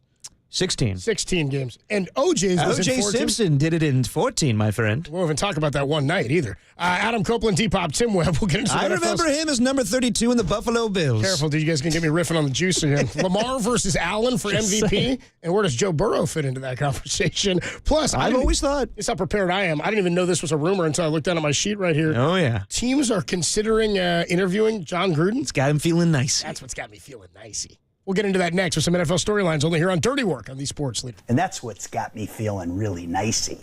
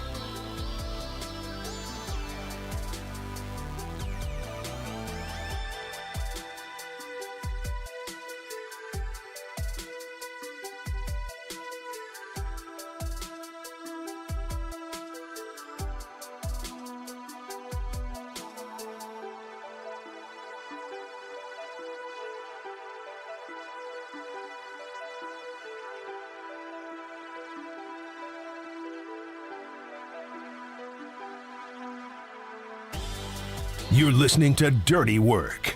Adam Copeland and Derek Papa. On your home for all things 49ers for the last 20 years. KNBR, the sports leader. Dirty Work. Adam Copeland, Derek Papa. Well, I thought we'd go into some NFL storylines because there's not really a lot going on with the 49ers this last week. Although a lot of people, I guess, are questioning Kyle and then the interview we just did, saying he thought that Brock's had a pretty good season this year. And I would say yes, considering the circumstances. I knew people were going to come with that comment from Kyle because he started talking about what he was missing. He's like, dude, he's missing his X receiver. He's missing an MVP running back. But to your point, Derek, you were looking at Brock's like, nobody does it by themselves. There's just this notion that guys do it by themselves, which is ridiculous. Yes, some guys do more with less. Brock Purdy's a very young quarterback, and I did not think he had a very good season relative to what we think he's capable of and for what we've seen. But in the games where he's been good, he's been really good. Yeah. He had a great first half last week. Now, you don't want to just have a first half. You also don't want to lose every game in which your quarterback throws an interception, which basically is the case with Brock Purdy. But the Niners haven't turned the ball over in 3 weeks. They're 1-5 in their last 6 or whatever it is. Since that Seattle game we talked about, their only wins against the Bears. They're just not that good, man. No, they're not. They're just not that good. And Brock, I think this season, a lot of that has been a product of what's been around him. Now, all that said, you pointed out earlier, didn't you say Brock only threw 30 times in a game last year? 37 times against the Giants. How many times did he throw 30 passes in a game last year? I want to say 3 from what I saw in his game log. That's more than double this year. 7 times Brock has thrown 30 or more passes in a game this year. And you might say, well, they're down in some of those games. Sure. Also, it's like by design. We also know that Kyle scripts 24 plays. It's 12 and 12 passing runs. But Copes, if you're going to pay a quarterback $65 million a year, then he has to throw that much. You want my lock of the year? You want my stone cold lock of the year? By all means. After Corbin Burnes is a Giant? Brock Purdy's not getting $65 million. Don't worry. No. Nobody needs to chirp about that. It's not happening. And at the end of the day, I'd be pretty confident he's not getting 60. I'd be pretty confident he's getting around 52 to 58. Whatever he ends up getting, it will pale in comparison to a reworked deal for Josh Allen or even down the line Joe Burrow. Yeah. At the end of the day, yes, it looks like a lot of money, but these contracts change all the time. So yes, he's not in the same tier as Josh Allen or Joe Burrow or Patrick Mahomes, but I would say Brock Purdy's better than Tua Tagovailoa, and he's got $53 million. You think he's better than Jared Goff? I think it's comparable. It's definitely debatable. So I hear all the Trevor Lawrence. Yeah, I mean, geez. I hear all the arguments of you can't pay that guy amount of money. Want to bet? They will. And Kyle came away from the interview saying that he seemed pretty impressed by Brock this I don't know why they're so mad about this, too, because it's like, what does everybody think they're going to do with that money otherwise? Get another quarterback? Get Kirk Cousins. Get Aaron Rodgers. What are they going to do with that money otherwise? Like, nobody wants that. I don't think anybody's calling for that. Go get Sam Darnold argument, but which again, sucks. But you have Sam Darnold. He's probably going to get, Darnold is probably more likely going to get a Baker Mayfield current type of deal, a 30-plus million. And people are going to go, well, give Brock that. Brock's not going to accept that. No. And then you're in a bad place. Like, you're not. He's not going to accept that. And you can say, well, look what he's done. He's taken a team to a Super Bowl and an NFC championship. And he's done more than most of the guys around him who have the same contract. And who have been in the league as long, if not longer. And as you've said, I don't know if it's really going to hurt the cap that much next season. Let's see what happens. Yeah, who knows if it's really going to hurt the cap next year. The Brandon Ayuk thing isn't even getting paid really yet. They can do so much in bonuses. Not this year, not maybe. This year, yeah. But you can give so much in bonuses. Everything gets reworked. There was a thought Debo's going to have to be gone based on... Dude, Parag Marante is a wizard when it comes to maneuvering the cap. At least he has been to this point. Also hasn't had an albatross like this. It's only an albatross if it doesn't work out, by the way. But this is the cost of winning in the NFL, is having a quality quarterback. And I do think Brock is quality. Has he had a good year? No. Is he a quarterback that I think you got to keep around? I don't know if there's any other Once option. again, there are 32 of these, and really, there's probably about 20. And the 20 of them are going to be there, and they're all going to be slotted, and it's going to be every year someone's going to get paid more than the next person. They'll fall somewhere in the top 5 to 10. Get over it. It's the way it's going to happen. Yep. It's not going to be that simple just to find another Brock Purdy or someone that's better than him. 408 says you guys should have asked about his trash kicker. What can we ask Kyle about the kicker today that wasn't asked between Monday and Wednesday? You going to cut him? No, he's not going to cut him. He's going to come into camp next year with competition is the more likely scenario. Just because you think it's a good question to ask doesn't mean that we already know the answer. We all know the answer. You just want to hear Kyle gripe again about the kicker? He wasn't happy about it after the game. He's been asked about it this week. Form your own opinion on what Kyle Shanahan thinks about the kicker missing kicks. there's nothing he knows about it. I was in the draft room there the night that they drafted Jake Moody. And Kyle and he John wanted a running back. He even said it. He came in and he sat with us. Even before we were on the air, Kyle was just like, yeah, I don't know. Like John Lund was like, yeah, kicker, huh, Kyle? And he was like, yeah, well, Yeah, like this, that's not a pick he wanted to have to make. They didn't really have another option. They decided we need a kicker. This is our best route to go instead of trying to get another one that we have to franchise tag. Thanks a lot, Robbie Gould. Anyway, $60 million is probably not what he's getting, but he's going to be in that ballpark, in the 50 to 60 range. You're probably right. We'll see what happens, though. Plus, Corbin Burnes is going to be a giant. Keep it moving. All right, so the NFL storylines going into Week 18. Saquon Barkley is at 2,005 rushing yards. He becomes the 9th running back to ever do so as far as 2,000 yards rushing. I was amazed by that because in a pass-happy league, I never thought we'd see another 2,000-yard rusher. We saw it a couple years ago with Derrick Henry, but Saquon has the opportunity this weekend to rush for 101 yards to become the all-time single-season leader in rushing yards. But Nick Sirianni and the organization thought it'd be best if he rests with everything locked up for the Philadelphia Eagles. What are your thoughts on this? I want to know when you thought, as of when, would we not see another 2,000-yard rusher? I was surprised when Derrick Henry did it in 2020. I just thought with the way that offenses were going with more passing. I kind of thought after AP we wouldn't get another one. That was like, 11 or 12, somewhere in there? 2012, That was what I thought we wouldn't get another one, because he went just under 2,100, I think. Yeah. Well, he almost broke Eric Dickerson's record that game against the Packers. Yeah. I thought that Derrick Henry getting 2,000 was crazy. I never thought we'd see something like that again. The fact that Saquon's doing it, I mean, this Philadelphia Eagles team is based on running the football. Like, they are not going to have success if Saquon's not out there. So they need to run the football and then do play-action passes to A.J. Brown and Devontae Smith. So my reaction to this is it would have been cool. You don't need to start everybody. You can have Tanner McKee out there and, make sure. You probably want your starting offensive line. You don't need A.J. Brown. You don't need Devontae Smith. I do go back to Kyle's dad, Mike, in 1998 when everything was locked up for the Denver Broncos. And they rushed for like 175 yards and Terrell Davis got his 2,000 yards. That was cool, and that's kind of what you did back in the day. Eric Dickerson had 2,000 yards going into the last week of the season, and he rushed for 2,100, whatever it is. 2,105, I think is the number. So my reaction is, yeah, it would have been cool. It's also the safe thing to do, but would I have liked to see it? Yeah, but I'm being selfish as a fan. Yeah, I didn't really care. All right. Because I also... the only time I even cared at all was when Dickerson spoke up last week. And he was like, hell no, I'm not happy about it. He's like, because we did in 16 games. And I'm like, your record that you broke is from a 14-game season, and you did it in 16 games. How many carries did Eric Dickerson have? I found it. He had 379 carries. He went 5.6 a carry. The Juice went 332. He went 6 yards a carry. Yeah, and the Juice averaged 143 a game, which is 12 yards more than Eric Dickerson averaged. I know that we rip on my dad for his love for OJ. OJ probably had the best rushing season of all time. Yeah, that was incredible. 2003. Or 2003 yards is what he went for. Saquon has less carries than Eric Dickerson had in 1984. Saquon has 345. Dickerson's at 379. Saquon's going at 5.8 a tote. Dickerson, again, was at 5.6. Saquon is under Dickerson's yards per game because of the 16 versus the 17, I guess. Yeah, I mean, so my thing is, I would love to see Saquon go after it. Terrell Davis had the best one, though, 21 TDs to go with it, too. Yeah. But he also had nearly 400 carries, 392. He's the most of anybody who's ever run for 2,000 yards. And that was ballsy as hell to do that because that was their offense. The same thing with the Eagles. If Saquon goes down, their season's over. So I totally get why they did it, but it's an all-time record. Like, that's pretty special. And from what I surmised from Kyle, the question I asked him, he kind of would have done the same thing and probably let Saquon go out there. Yeah. He said, you got to weigh the option of what's best for your team, best for the player.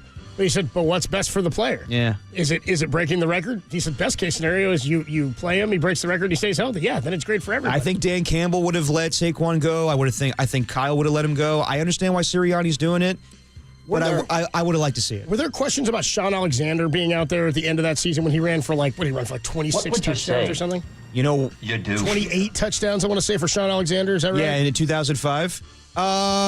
He played the first half, I want to say, and then rested. But I do remember this, the year prior. 27, by the way. Okay, but in 2004, I want to say that it was the last game of the year, and Sean Alexander was, I think, 1 yard That's what it was. Yes. Shy of getting like the rushing title for that year? So Curtis Martin surpassed him for the rushing title. And he wanted to come back into the game. He found this out late in the game. And Mike Holmgren was like, it's best you stay on the sideline. Yeah. And that always pissed off Sean Alexander. It was, Sean Alexander had 19 carries for 80 yards and a touchdown in that game, finishing 1 yard behind Curtis Martin for the NFL. Yeah, Curtis Martin was like 30-something when he got the rushing title. That was pretty amazing. That's pretty tough. That's a tough deal. So, yeah, I would like Saquon to do that. Moving on here. Sean Alexander's quote, by the way, January 2nd, 2005, 20 years ago today. Oh, wow. on finishing 1 yard shy. Quote, I got stabbed in the back. Is what Sean Alexander said. Damn, can you imagine if someone said that today? That'd be all over the place. Oh, man. Dude, it clearly was the Seattle Post-Intelligencer. Yeah. Good Lord. There you go. Okay, so I think MVP, I think we're all going to assume that Saquon Barkley gets Offensive Player of the Year. MVP is basically down to Lamar Jackson and Josh Allen. Now, Lamar is going to play against the Cleveland Browns in a weird scheduled game on Saturday where if the Ravens win, they win the AFC North. And then the Steelers play right after that. And then they're playing for nothing. Maybe seeding. The Cincinnati Bengals is something to play for, but we'll see what happens with that.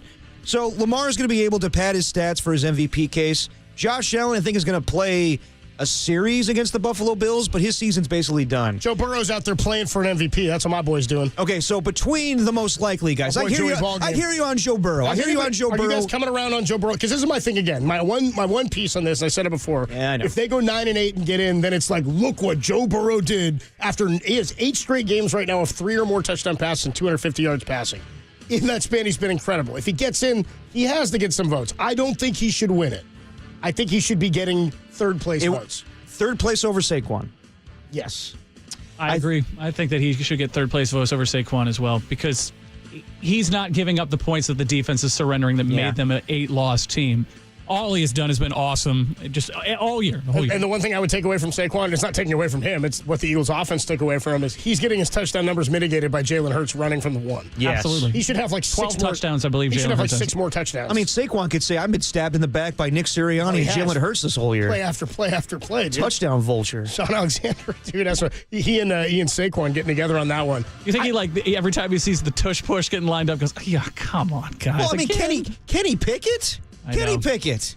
Getting a 1-yard touchdown run. Give me the rock, bro. Give me the ball. Come on. Fantasy managers everywhere, head exploding in championship. By the way, on fantasy, did you see what I did? I mean, shout out to our guy Dan Dunn. I think we all were rooting for him, even me. No one likes when the commissioner wins the championship. Anybody else think suspicious Derek became commissioner of the league in 1 year? Whatever. I think you should go to Wicked with me.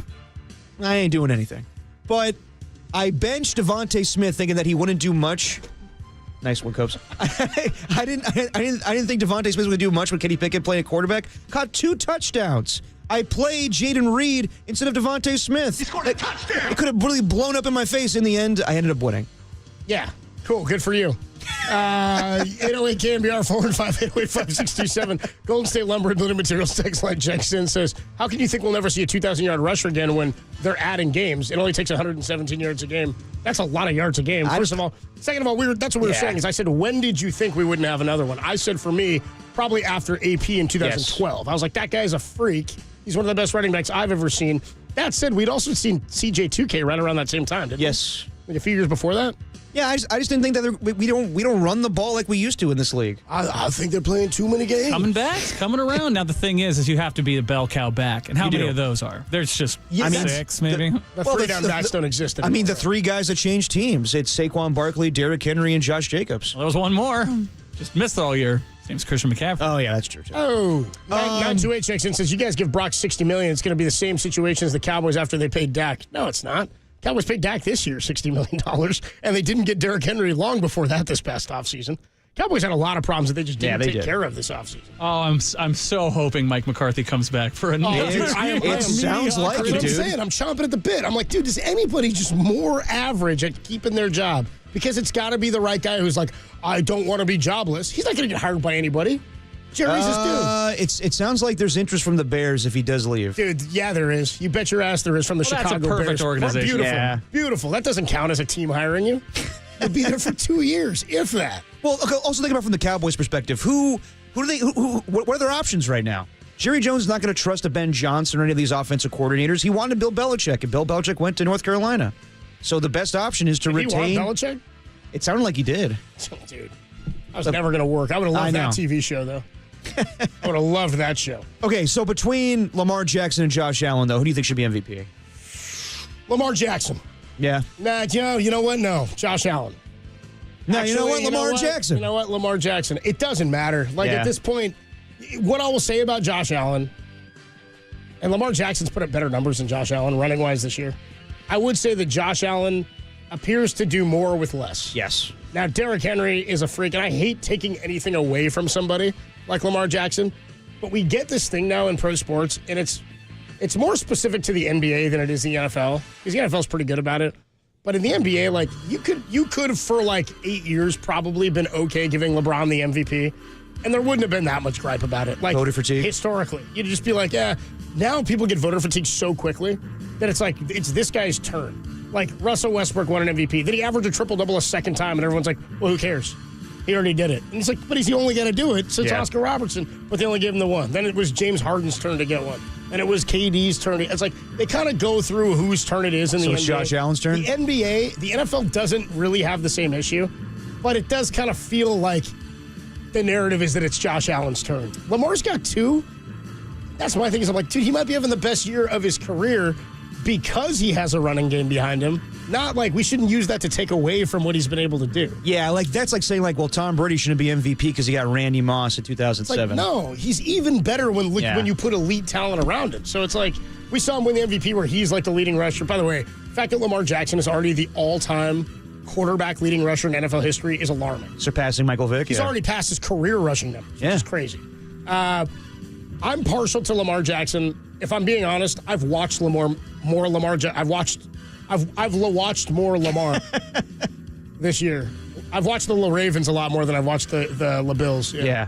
I mean, for my money, I think Lamar Jackson has earned it more. Josh Allen has definitely carried the Bills. He's also been better this year. Everyone's using that as like one of their crutches. Like, he's been better this year than the past. I'm like, why are we then give him most improved player? Like, I'm not crediting it. I know he's turned the ball over far less this year. He hasn't fumbled nearly as much. He's taking care of the ball in a much better fashion. Last year he was incredible with the turnovers and cost him games. Well, I think we agreed that Lamar Jackson won MVP last year after his performance against the 49ers. That's when Brock Purdy lost MVP, and that's when Lamar Jackson won it. Yeah, maybe. So you know who was second in MVP voting last year? Dak Prescott. Wild. Yeah. Wild. I mean, stats-wise, he was fine, but he wasn't like MVP, I think it means more than just stats right now. So while Lamar Jackson is doing fantastic, and so is Joe Burrow, for what the award really means, most valuable player, the Bills would be Poop Creek without Josh Allen this year. Yeah, it's not a creek you want to be in. Yeah, exactly. So not having Stephon Diggs, not having Gabe Davis, it kind of reminds me of, do you know in 1987 there was a big battle between John Elway and Joe Montana for MVP. And Joe Montana had all of the gaudy stats and passing touchdowns, passing yardage. But at the end of the day, they gave the award to John Elway because John Elway wasn't surrounded with a good supporting cast. And a big reason why Joe Montana didn't get the MVP in 1987 was because he crossed the picket line when it was a strike-shortened season. Hey, man, it's all politics, bro, exactly. when it comes to voting. You know what I mean? So you can't go wrong either way. My vote would go to Lamar, but I'm fine with it being Josh Allen. Yeah. As long as I get a third-place vote in there for my guy, Joey Burrow. In fourth place, I'd say. Behind Sam Darnold, fifth. Yeah, I mean, Sam might get some MVP votes. Yeah, does Slinging Sammy Darnold get an MVP vote? Comeback player of the year. Dude, no way. Dude, no way. If we're going with that parameter, then yeah, he's the guy. If we're going with you didn't used to play, but now you do, so you came back. So it's Joe Burrow for you, hands down? For comeback player of the year. How many games did he miss last year? 6? Yeah, quite a bit. 8, maybe? Maybe, yeah. Yeah. Joe Burrow's my comeback. Nerve damage in that hand? It would be his second comeback player of the year award, I believe, too. I believe that's the case. Because he broke his leg, he tore his knee up that first year, got fallen on. We'll get deeper into this conversation. By the way, somebody checks in 623 on the Golden State Lumber and Building Materials text line.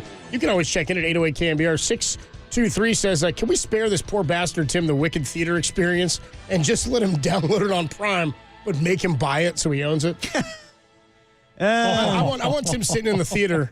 Yeah. I want Tim sitting in the theater singing. I want that on a credit card. Jesus. I want Tim sitting in the theater singing Popular or whatever. Poor bastard. Well, That's how, I just like how he wrote it. We'll have to discuss it. This poor bastard. 808 KNBR is the number to call and to text. We come on back. The replay leader. We spoke to 49ers head coach Kyle Shanahan earlier in the show. We'll get that for you next. Then a sound soiree, plus a little update on what's going on in the CFP. Notre Dame is in to the Final Four. We'll talk more about it next on the Sports Leader.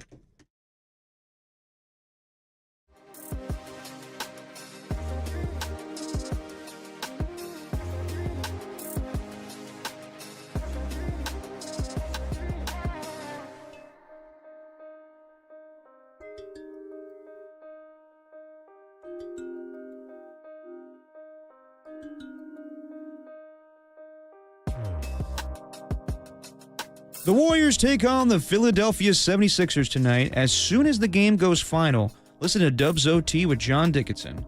Listen on KNBR, watch on the YouTube stream, and sound off in the chat. I'm assuming Jonathan Kuminga will be a topic of conversation, but that's just a hunch.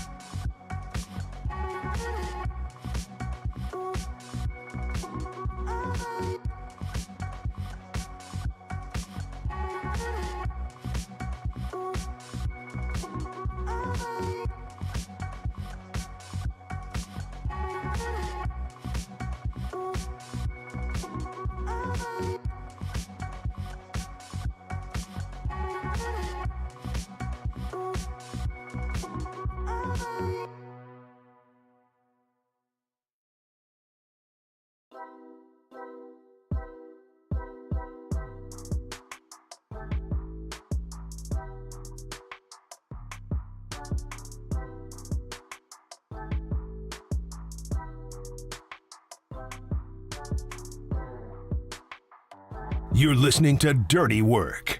Adam Copeland and Derek Papa. On your home for all things 49ers for the last 20 years. KNBR, the sports leader.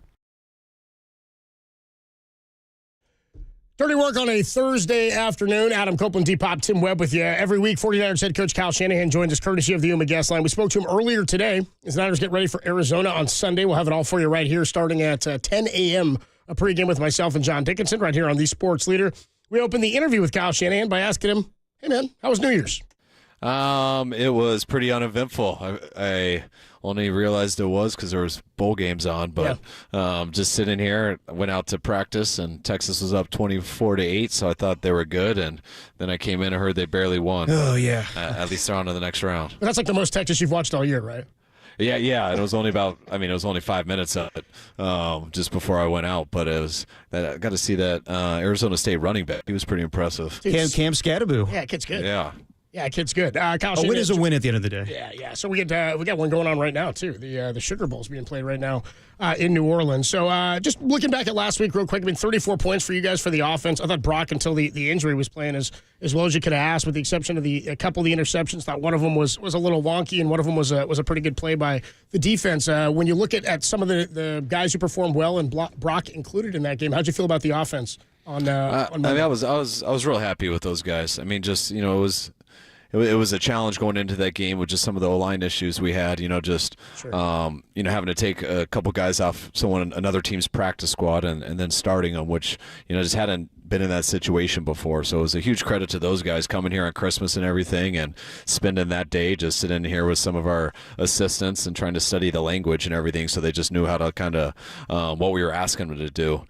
So for those guys to kind of not mess up and give us a chance to do that, I thought that was huge. And the guys stepped it up big time, but, the only thing that got us was those 2 turnovers, and they had none. It ended up being one of those games that you knew was going to be a shootout. So that's what I felt it came down to. Whoever protected the ball or got the turnovers at the end was going to win, and they ended up finding a way to do it. How hard is that? Like, I was thinking about that on Monday when I was out there. Like, you got guys on the O-line who hadn't even been in the building really yet, and they're learning the verbiage and the language like you were talking about. I remember years ago when J.R. Smith got traded to the Cavs late in the season, they were like, well, what are you going to do if you get the ball? You don't know the plays. He said, I'm going to shoot it. But like, as an O-lineman, you can't do that. Like, so how big of a jump is that? How difficult is that for a guy to do? And how much changes for you in your play calling with guys on the line who haven't been there?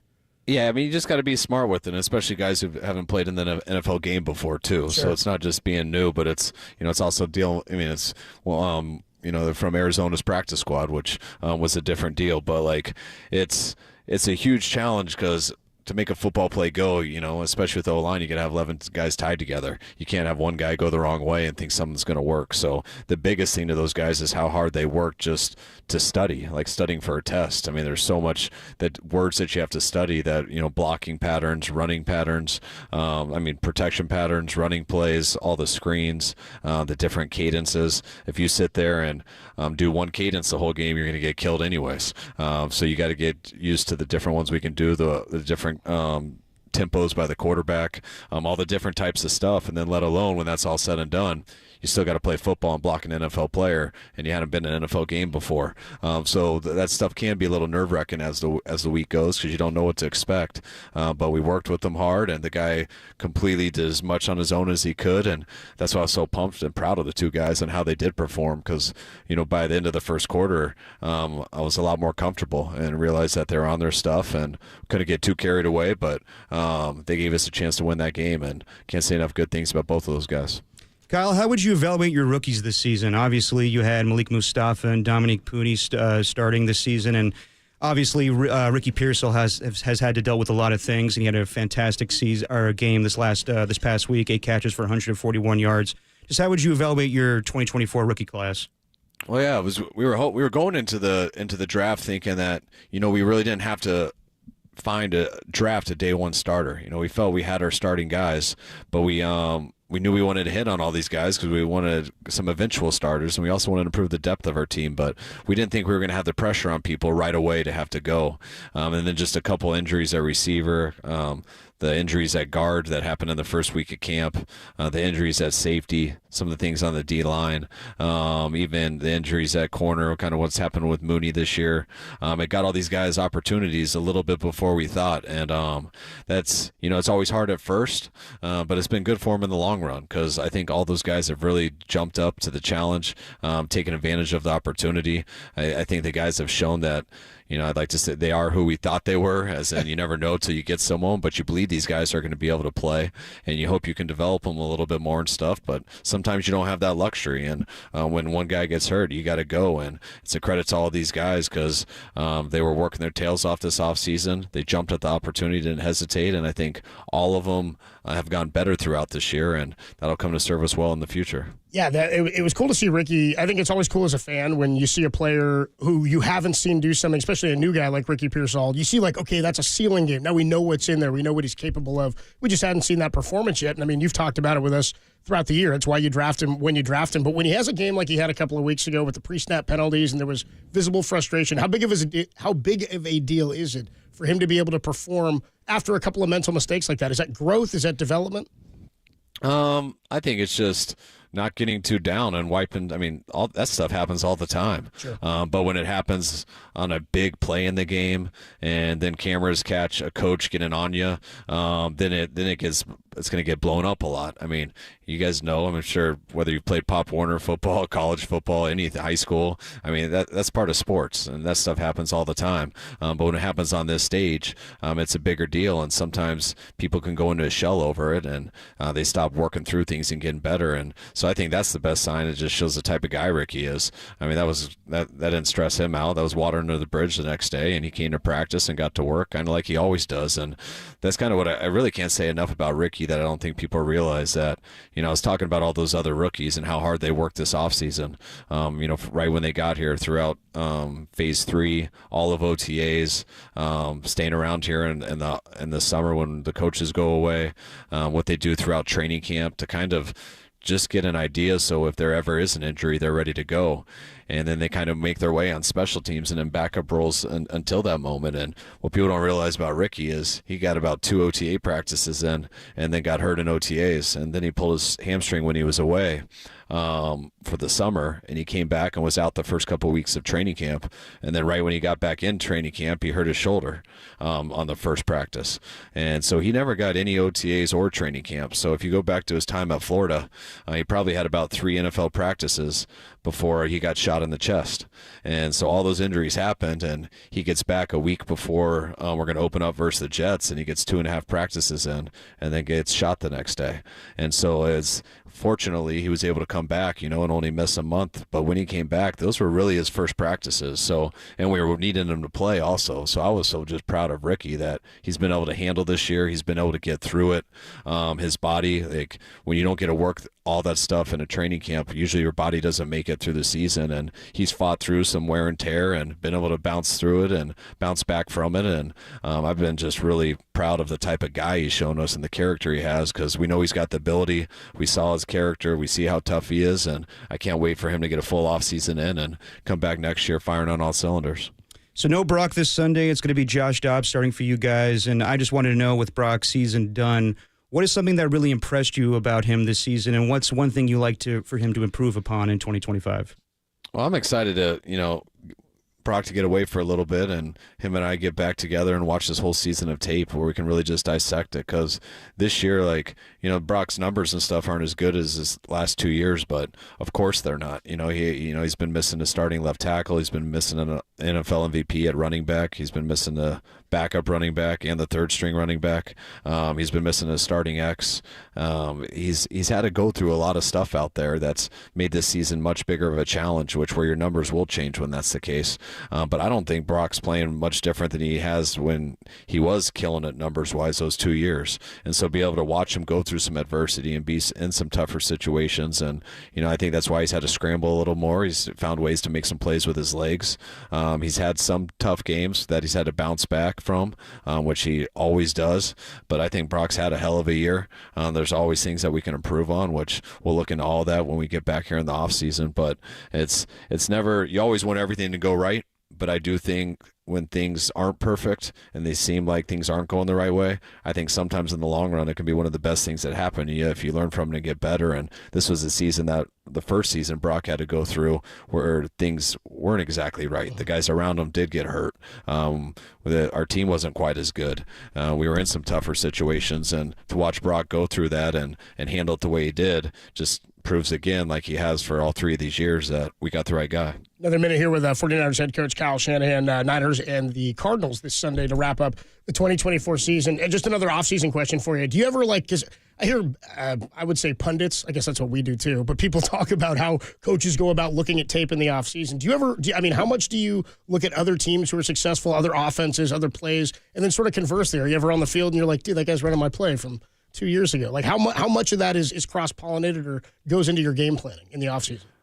You see people run. If you ran something one week, you're going to see, and it worked, you're going to watch probably 15 teams run it the next week. Yeah. That's just how the league works now. So, in the off season, we'll always do studies and stuff, and you get the top 5 red zone teams, top 5 short yardage, third down. You try to break it up in areas and study what they're doing differently. And very rarely is it because you found out some huge schematic thing that you've never seen before. Usually it's because, wow, they had a really good running back and they used the run game and had a number of good things off of it.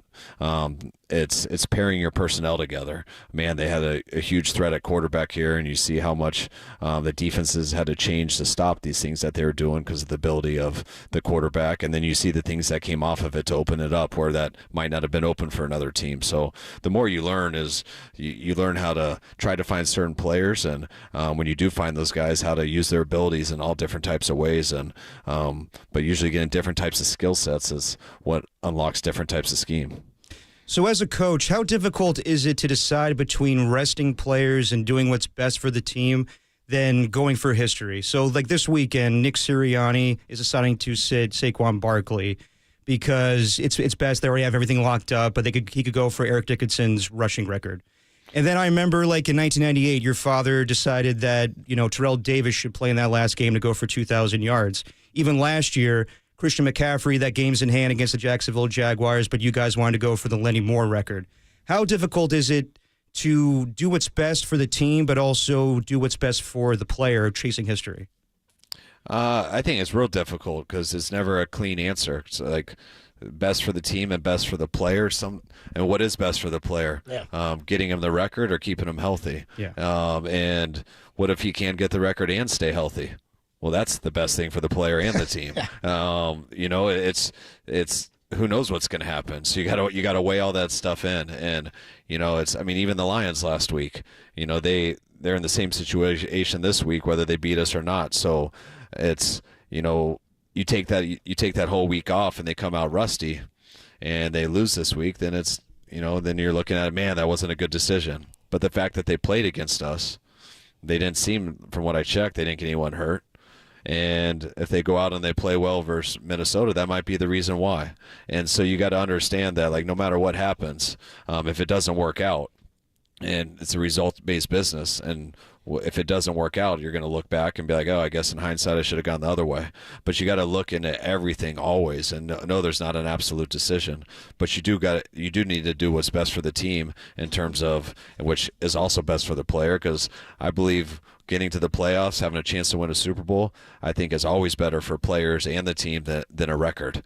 And the records are a big deal, and they're especially one like the rushing record, because that's not just an individual record. That's huge for Saquon, but I know how much that means to a whole team, especially the O-lineman, but a whole team. I remember how big of a deal it was to my dad's team when Terrell did that in the last week. So I think so many things go into account, but I know if you end up losing a play, you gotta think, if we do lose this guy, do you feel you got a chance to still do what you're trying to accomplish? And if the answer is no, then you probably don't want to do it. Well, were you there for that Terrell Davis game? I was right there on the sidelines, and that's pretty sick. Yeah. Man, we didn't think twice about it back then. Yeah, dude, let's get some bulldozer. Just let him go. Yeah, there was no way that he wasn't playing. I think the team would have revolted on my dad if that was the case back then. But I also do think it's a little different. Like, I can't tell you how hard it was for me last year. We clinched the division a week before we thought we would. And then which means we had a bye week, because not the division, we clinched the 1 seed. And man, I would love to rest guys. because the game didn't mean much. But I also knew we were going to have a bye week. So if I rested our whole team, or as many people as I could that week, and then a bye week, I was like, man, now we got to go 2 weeks before with this. And I mean, I think that was one of the reasons that we struggled a little bit in those first 2 playoff games. We just got off to tough starts because it wasn't just the bye week we were off. We took a lot of off the week before, not playing some guys. But the thing that people don't realize in this sport too is, and I've said it and I'm wrong, you can't rest the whole team. You got to get 48 guys out there, and you need 48 guys to get through a football game.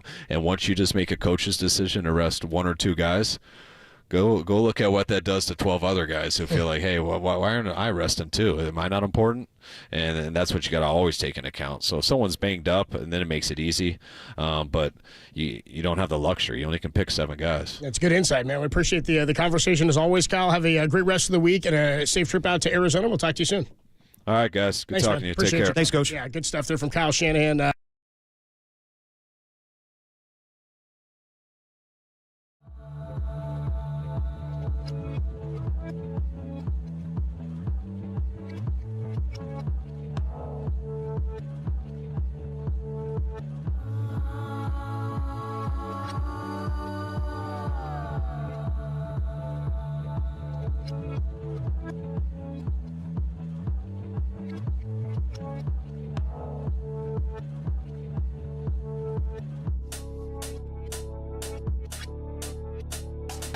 After 6 long years from being banned from Bay Area radio, the Truth Machine makes its controversial return to Dirty Work tomorrow at 5:30. What's the Truth Machine, you ask? Well, you'll just have to tune in to find out now, huh?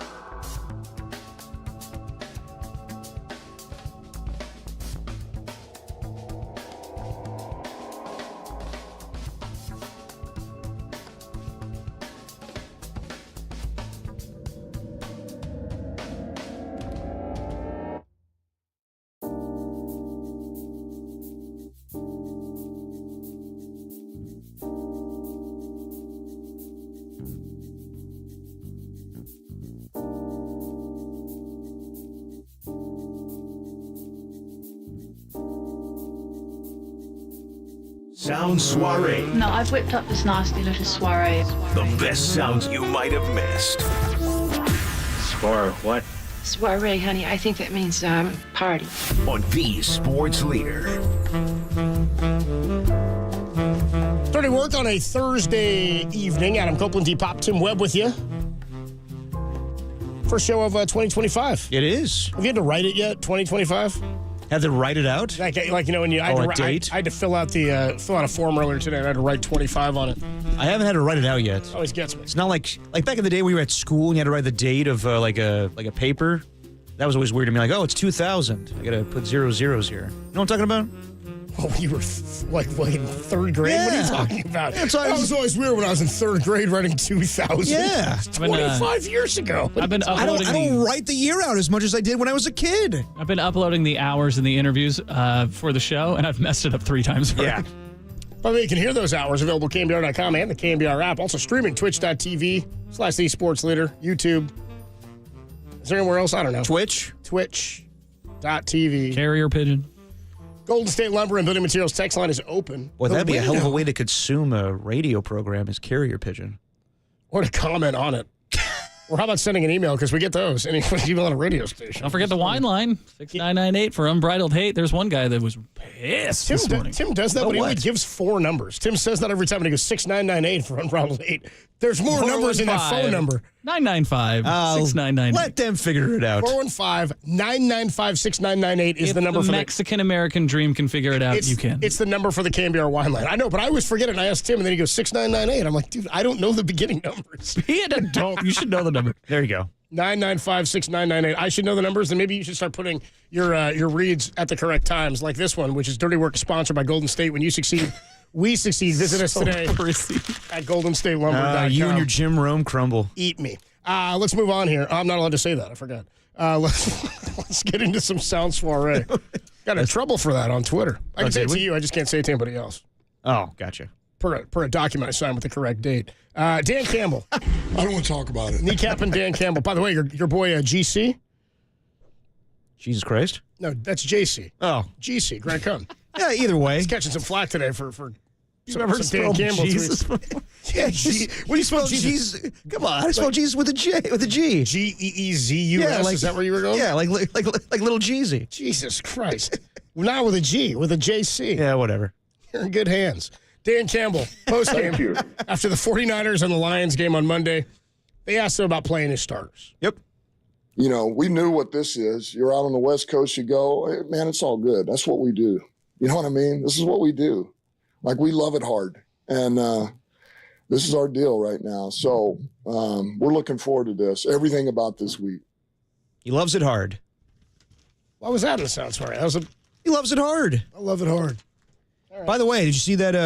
We love it hard. He loves it hard. The halftime interview he did with like a dip in his mouth. Yeah, give me one more though. See? We love it hard. I really just pick pieces of sound so we use them as drops later on. So stupid. Like, we love it hard. He loves it hard. All right, where? Mid? Exactly. Where? What was he? He was doing He was doing an interview with Lisa Salters. And he had a dip in? Oh, yeah. He was packing a lip there. Let him live. Yeah. Let him live. I don't have a problem with it. Next year's the real Campbell test. That is true. Next year's the Campbell test. When he doesn't have Glenn and Aaron Glenn, he doesn't have Ben Johnson as his coordinators. So are we penciling in Aaron Glenn, your head coach of the New Orleans Saints, it sounds like, and Ben Johnson with the Chicago Bears? I mean, I don't know. I don't know. Like, I don't know who wants what. You know what I mean? Like, and I'll tell you what I want, man. I'm feeling pretty nicey for an NFL head coaching job. I'll have to get a head coaching. Yeah, I saw that the other day. Tom Pelissero, they were asking, Peter Schrager was asking him, what's one name in this coaching cycle that will surprise people? And he's like, just watch out for John Gruden to get some interviews. Who is this guy? My favorite is it's all the old coaches that nobody is clamoring for, but have joined and been like, oh, yeah, well, I expect to get an interview. This is the Pete Carroll, Ron Rivera. Yeah, Rex Ron Rivera Ryan, interviewed with the Jets today. I'm like, I like Ron, but he's not getting that job. Why There's Rex Ryan again. Why do we keep getting interviews, or why do we keep getting news about guys who come out saying that? Like, hey, I'm looking for or there's a report, Pete Carroll would love to coach again. I'm like, and if a team would like him to coach, they'll call, I promise. Yeah, I think Pete might have. Do they need to put it in the media to make organizations know? Like, your agents know. Oh, yeah, I'm out there. Great. Yeah, I know. I mean, I feel bad for Pete. Like, he's pining over the Chicago Bears job. I think he would be good in Jacksonville. I think Gruden would be good in Jacksonville. But I think Gruden will be hard to... Like, okay, you think it's easier to hire John Gruden or Brian Flores? I think it's easier to hire Flores. It would be, but, he has the lawsuit against the league. I wonder how the league would perceive that. Gruden, he lost his lawsuit. He also is, I think he's funny. You think he's funny. Some people don't like what he did in the past. I don't know.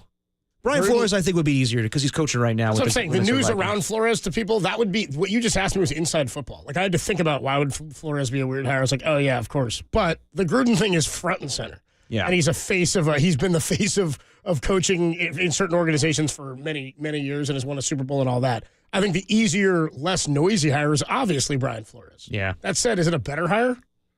I don't know. I'd rather have either of them than Rex Ryan. Yeah, Rex Ryan wants to coach again, too? But that's just primarily Rex Ryan just screaming on ESPN on Get Up saying, I actually coached this football team. And then he gets an interview just to make him happy. Him and Dan Orlovsky arguing about whether or not Saquon should play with some scintillating radio the other night. That was tough. Yeah, we were Tim and I were coming back from the Niner game. We were listening to late night radio or something before Amy Lawrence started up her show. No, Amy Lawrence. They were playing it was like a clip show where they were just playing and here's on ESPN earlier today, Rex Ryan and Orlovsky on Saquon. And it was just clips of them arguing. It was god-awful stuff. Just terrible stuff. Anyway, Rex Ryan, Pete Carroll. Riverboat Ron. Who's the most likely to get a job this offseason? Of those three, who would be the most likely? Sorry, who were they? So you said Rex Ryan, Pete Carroll, Riverboat Ron Rivera. Pete Carroll, hands down. I would say Ron Rivera. Really? He's the most recent to have a job. No, Pete Carroll last year. This is Carroll. Well, then Ron, both of them. Ron, Pete Carroll yeah, Ron. Then they're the same. But Ron Rivera's younger than Pete Carroll. I think that more people, honestly, I would not be surprised if some people are like, I kind of like the offense that Gruden brings. I was going to say, what about Gruden? Would he be the most likely if you added him to the list? I mean, he's the youngest out of all of them, I would say. Tell you what, man. Yeah, I think Gruden would be a good fit in Jacksonville. Ric Flair would love you. Wow! John Gruden's 61. Yeah, he's younger than Pete, obviously. Yeah. Oh, hell yeah. Pete's like 73. How old is Ron Rivera? I bet he's pushing. Actually, he's late 60s. I don't know if Rex Ryan's Ron over Rivera's than... only 62. Okay. Rex Ryan, how old is he? He's older than his teeth, I'll tell you that. Yeah. Still on his feet. Rex Ryan, 62. Same age as Ron Rivera and John Gruden. 69. That's not what we said at all. Nah. Moving on here in the Sound Soiree. How about Cam Scatabo from Jack Loaders losing ASU? This guy. Scum Devils. I will give this guy a lot of credit. I thought I was going to make the same thing, this guy, he's a Peyton Hillis wannabe. I don't know about this guy. Here's the guy who's a white running back, and he's just not going to cut it at the next level. He played his ass off yesterday. You're such a D for just copying him to It's not just me. Peyton Hillis. Yeah, everybody was coming out of the woodwork with the Mike Allstott. Everyone was saying the same thing. This guy kind of reminds me of Stone Cold Steve Austin in The Longest Yard. Oh, white running back, huh? Yeah. Who does Ricky Pearsall remind you of? Austin Pettis? Let's move on here to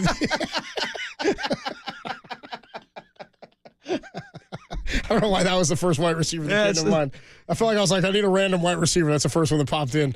Not racist Riley Cooper, I'll tell you that. Here's Cam Scatabo after ASU loses. Here's his postgame. Yeah, I threw up. I threw up. I drank too much water too fast, and I was kind of feeling sloshy, and then felt better after. So, puke and rally. I was... Yeah, he was puking his guts out on the sideline during this game. Yeah, he said he drank too much water? Yeah, and people are calling him out today, say he was hungover for this game. If he was hungover and had that performance, more props to you. Yeah, dude. He's going back to Joe Namath days or Ken Stabler. That's impressive. He's not Joe Namath days. He didn't throw more picks than touchdowns, did he? Oh, easy. Joe Namath was so bad. So bad. Yeah, you saw him play. Yeah, and you did. You're defending him. I've seen clips. The guy has thrown more picks than touchdowns. So does Dan Fouts. And Dan Fouts was putting up big numbers. We love Dan Fouts. Yeah, can we love Joe too? I'm not about Joe Namath, man. I respect Fouts. His San Francisco roots. Thanks, Joe. Yeah. That's exactly it. I ride with Fouts. I couldn't care less about Adam Copeland giving his opinion about me. Dude couldn't say my name. I couldn't care less about interceptions. Yeah, I couldn't care less about throwing more interceptions. Couldn't care less about leading the league in interceptions. Thanks, Joe. Yeah. Some yelling at the end. Poor Susie. Poor Susie. Moving on here. Yeah. Joe Namath was mid. He's 81. Joe Namath. We could skip the Saquon one. We'll actually save this one for tomorrow for the Truth Machine. Okay. By the way, just because we're talking Namath again, I got to take him down. 173 career touchdowns, 220 career picks. It's not like a little bit more. Yeah! Led the league in picks 4 different times. But that's what happened back in the day, man. Guys threw picks.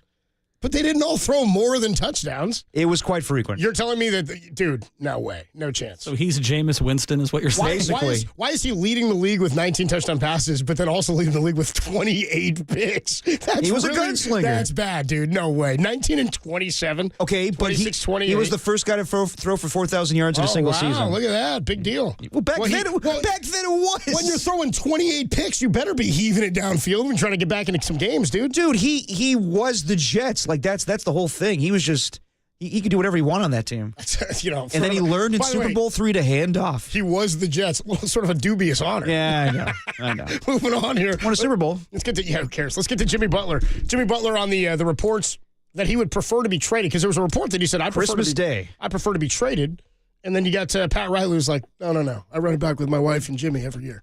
Here's Jimmy Butler when asked about the reports he would like to be traded. My thoughts on it is I like it. Because no matter what I do, somebody's always saying something. So, like I've been doing, I'm going to keep my mouth shut and play basketball. Is it true? Would you prefer a trade? Doesn't matter? Does it? Yeah, sure it does. No, I don't think so. All of that's out of my control anyway. So, like I said, I'm here, I'm hooping. And then Pat made the statement the next day saying you won't be traded. If you finish out the year here, will you be happy and content? I don't know. We will see. Only time will tell. I can't tell you what's going to happen come tomorrow. But, I appreciate the statement. But this is a business after all, so I know what is capable, and I won't have any hard feelings either way. And in your mind, is it in the best interest of both parties for you all to stay together for the rest of the season, or to have an amicable divorce? I don't know. That's up to Pat now. They're going to do what's best for the organization, as they should. And as long as I'm happy, and right now I'm happy. I'm in a good space, I will tell you that. I got my kids here. I'm healthy. I'm smiling. I promise you I'm happy. Jimmy, not to belabor this, but none of us know what'll happen tomorrow, but the next day. I get all that. Do you want to be? It's a good question. Who knows? I don't. But right now I'm here, so I'm going to make the most of it, and I am going to compete, and I am going to win. And that's all that I got. It's a lot of talk, and it is a lot of noise, which I'm cool with. It doesn't bother me at all. The traded, the not. I love that. I thrive in that. But it keeps all y'all wondering. It does. It keeps the world wondering, to where y'all got to keep coming back and asking me about something. So I like it. It's good to be talked about. Even better to be wanted, though. Remember that. It is better to be wanted. Very interesting back and forth. I'll tell you what, I'm in with his answers on a lot of that. Because he's like, he can't project. I don't believe he has a no trade. Not that I'm aware of. I've been trying to find it on here. I've been looking at what I don't think so. I don't believe he has a no trade. I can't find that. That would have been included in reports. I think so too. And so when he says it's out of my hands, and I think that's why I was like, okay, so maybe he doesn't have a no trade clause. Because he's given his preferred teams, which he's been a great Miami Heat player. I think the organization would respect him in some capacity if they decided, especially because he's not demanding a trade, at least not publicly. And you prefer a trade, though. Well, that's the report. And he's like, well, I don't know. But they're asking, do you want to be here? And I think it's totally fair. Like, I'm happy here. My kids are here. I don't know. Will you be happy here if you're here at the end of the year? I don't know. Who knows? They're a playoff team. Yeah. You know what I mean? Like, he doesn't. So again, I don't think he's demanding out. But I think if he's like, yeah, I'd prefer to go somewhere else, maybe win a title this year, still in my prime, have an opportunity to play on a big stage, and maybe get another big contract for a couple of years after this. Yeah. I mean, again, he's getting older. He'll be 36 going into next season. He's got a player option with a deadline is June 29th of this year. So likely would opt out of that as he's making he's due to make 52 next year. He's at 48.7 this year. Yeah. Is the cap hit. So I believe him when he says he doesn't know, but I think there's more to a preference of being traded. I think that you can surmise that Jimmy Butler would like to be traded, but also, the most likely thing is he's not going to sign back with the Miami Heat. So at this point, does it make sense for him to go join a team for a little bit of time and then join another team in the offseason? I just thought that was a really good back and forth, smart conversation between reporters and a player where he was like, I know the questions you guys are asking me, and I'm going to give you honest answers. I don't know. What I can't answer, like, I don't want to be a locker room cancer right now. I don't want to go out here and say I need to get the hell off this team. But you're asking me, and I'll tell you, I don't mind staying on this team, and I don't mind being traded. At the same time, I thought it was very smart reporting by these guys to ask the right questions. Like, we get it. Like, we know that nothing is given tomorrow, but what exactly do you want to do? And yeah, I thought you rarely see that now. Like, you see so much contentious nature between reporters and players and coaches. I just thought that was a good back and forth. forth. They're entrapped. Yes. You know, like no matter what I say, this is going to be perceived the wrong way. So I have to do this in a delicate way. Right. And the reporters, to their credit, have to ask the question because, you know, I mean, how many times do we get it every single? Well, you need to ask this. Yeah. Like, that's the appropriate question. It was smart, and you could tell that Butler was almost kind of laughing about it. Yeah, he was, because, like, you guys... I don't know. Like, he's like, I get it, guys. This is your job, but, like, I don't know. Like, yeah. Is Pat, like, pissing me off with what he said last year where I need to shut the hell up? Yeah, he pissed me off. But am I here? Do I love living in Miami? Of course. So I'm going to be a Miami Heat until I'm told otherwise. Party in the city where the heat is on all night on the beach to the break of dawn.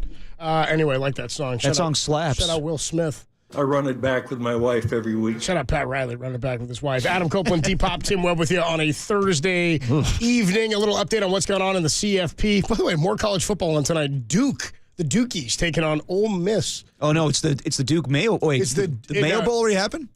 Oh, this is a couple of years ago. Okay, so the Mayo Bowl's happening tonight. Is this the Mayo Bowl today? It sounds. This is the Mayo Bowl, or the Tim Webb Bowl, if you prefer. The Tim Webb, Duke's Mayo Bowl. What's the point of having these bowl games right after, like, CFP, like, games that actually matter? Well, I think game one's supposed to be played today. Yeah, the game was scheduled yesterday. This was supposed to be the only real bowl game on this evening. This was supposed to be the highlight. Yes, yeah, that's true. This is, by the way, this isn't the Mayo Bowl. This is the Tax Slayer Gator Bowl. Oh, of course. The Tax Slayer Gator Bowl. Some of my most fond sports memories involve the Tax Slayer Gator Bowl. Oh, dude, I should tell you about, like, we got preempted on the show last Thursday, me and Greg Silver, 6 overtimes in the Game Above Sports Bowl between, couldn't even tell you. Is that the LA one? No, is that just the LA Bowl? I forget where it was, but 6 overtimes. I think I saw that. I think I saw the title of that bowl, and I was like, what the hell Game are we doing? Above Sports Bowl. Game Above Sports Bowl. Couldn't even tell you who was in that game. So what you guys are doing right now is something that I do at trivia every year. Bowl or not a bowl. Yeah, you just like that's make pretty it good. up. That's pretty good. Dude, they went 6 OTs. What were the teams? By the way, in the final, in the third overtime, fourth, fifth, and sixth, there was only 2 points scored in each overtime. Well, because it's after a certain point. You're just going for 2. Yeah. So you just keep going for 2. That's right. But Okay, who were the 2 teams? It was Pitt was taking on the Toledo Rockets. Dude, the Pitt head coach. God. Drop your balls, sir. You're on the 1-yard line on 4th and goal. Go for it. Kick the field goal to go to overtime. Drop your balls? Drop your balls. I don't even know what that means. It's from Batman. Well, your balls fall off? That's 2 totally different contexts. It's from Batman. You're quoting the Joker in The Dark Knight. Is that what you're saying? Correct. What? I think he's using that to accuse the guy of not having any. Yeah. Drop your balls off is not a thing. Not off. What, your balls drop off? That's what the Joker says. It's a question, not a statement. Sometimes I get quotes wrong. All right, we'll move on, dude. Let's get into the update of the round 2 CFP games. We'll talk about it next as Notre Dame is into the Final Four. The hell are we talking about? The Game Above Sports Bowl. Where was that played? I don't know. Detroit, Michigan. Main sponsor is the Ford Motor Company. What doesn't make any sense? Yeah. More to come, and then Larry Kruger at the top of the hour at 6 o'clock over here on the Sports Leader. That's a rough day.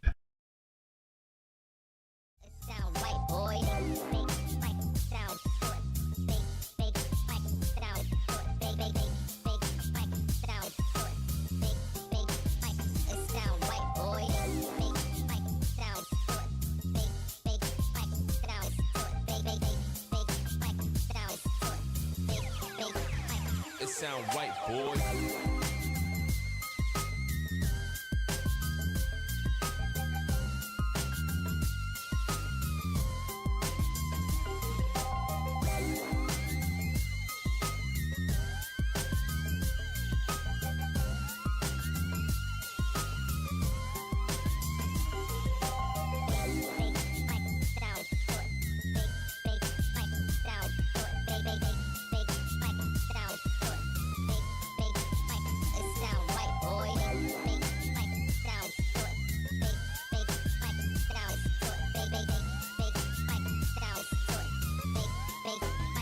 It sound right, boy.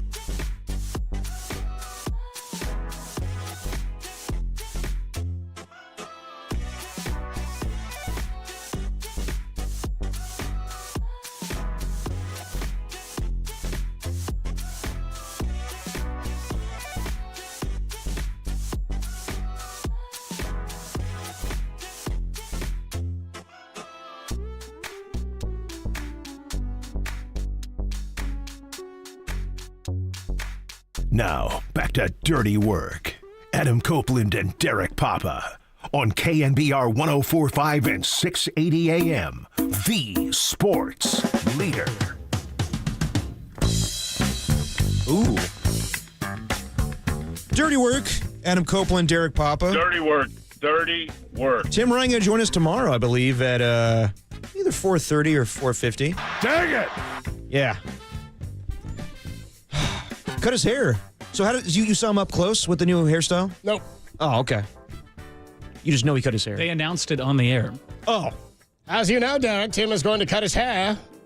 I don't know, he said some crap like that. I don't know, in the pregame. I just glossed over. I was like, okay. He led with it. He led with it. Oh, wow. He did. We come in and I'm like, what's Greg up, Greg? really knows what's important in the Lions-49ers game. Well, that and he got a nickname off quick. He goes, I don't know who will be on this offensive line today, Cubs. Charlie Heck. What the heck? I was like, all right, bro. Worked in a Hennessy Jordan Bell riff. Worked in a Hennessy Jordan Bell he loves that riff, one. Yeah. I worked in a Brad Hennessy line, and he just totally ignored Just me. blew right through. right through. I don't know who that is, Copes. I don't care who it is. Anyway, So I've not seen Tim Ryan's hair. Okay. Well, we'll ask him tomorrow. So the CFP... I will. I'll leave with that. Yeah. D-Rock, we know hair. CFP second round. So all of the lower seeds won. My Texas Longhorns defeated the ASU Sun Devils. Today, the Notre Dame Fighting Irish beat the Georgia Bulldogs. Penn State beat Boise State. Bummer, Kirby. Yep, and then Ohio State beat Oregon. And I know now what everyone complained about the SEC teams not being invited. Now the complaint is going to be that the teams getting the bye weeks, it's just too long of a bye, which I agree with. But there's nothing perfect about any playoff structure. So everybody wanted expanded playoffs. You got it. So what are we complaining about, everybody? You want to see Alabama and Jalen Milroe play? No, you look like crap against Michigan. So all the SEC teams are out. Nothing to complain about. Let's see if Ohio State and Texas and Penn State and Notre Dame give us a good Final Four here. Okay, so the Final Four gets played. I'm trying to get our next Thursday, Friday. Next Thursday, Friday is when it goes down. Hopefully, KNBR takes those games. What time are those games being played? They'll got to be like in prime time, right? Yeah, I think so. We are absolutely taking the Thursday game. I can confirm. Yes. Thursday, January 9th at 4:30. So I guess it'll be what, 4:30 in the evening? Yep. I was trying to make sure I was not on Eastern time. No school for me tomorrow. Trying to make sure I wasn't on like Eastern time here. No, not 4:30 in the morning. No, of course. I just didn't know if it was 1:30, but I was like, that can't be right on a Thursday. It's got to be in prime time. Well, today was extenuating circumstances. Of course. Obviously. So Notre Dame and Penn State is that Final Four matchup? Yes. Number 7 against number 6, and then Friday, January 10th at the same time, 4:30. You'll get Ohio State against Texas. Derek's Texas Longhorns. So can I talk about the game yesterday? I mean, that was a fun game, and I know, like for me as a Texas alumni and fan, a win is a win. I'm not going to. You guys are dogs, by the way. You got no cupcake against Ohio State in Texas. Yeah, in Arlington. Fine. Here's my thing. At a certain point, I was like, what the hell are we doing here? Like, a win is a win. They won in overtime, and it's a good win to get. I just thought, like, up 17-3 for most of that game and going up 24-8 in the fourth quarter. They came away with the victory, but man, does Sark have a hard time putting away teams. They played down to their opponents all the freaking time. So I hope it gets better with Arch Manning. I don't know what to expect against Ohio State. Quinn Ewers is going against his former team, and it's a revenge game. Quinn Ewers is not that good. He's not. I didn't even know Ewers was at Ohio State at one point. He was. But I see him being a second or third round pick, hopefully third round. I can't see. Like, I saw everybody yesterday, too. Like, as soon as they win the game and he threw that touchdown pass in 4th and 13, it was an all-out blitz. Cool, all-out blitz. I would love to see Quinn Ewers actually, do well in man-to-man coverage or when his running game's not doing well. Like, we talk about, like, Josh Allen and all these great quarterbacks, like, taking a game over. Take a game over, Quinn Ewers.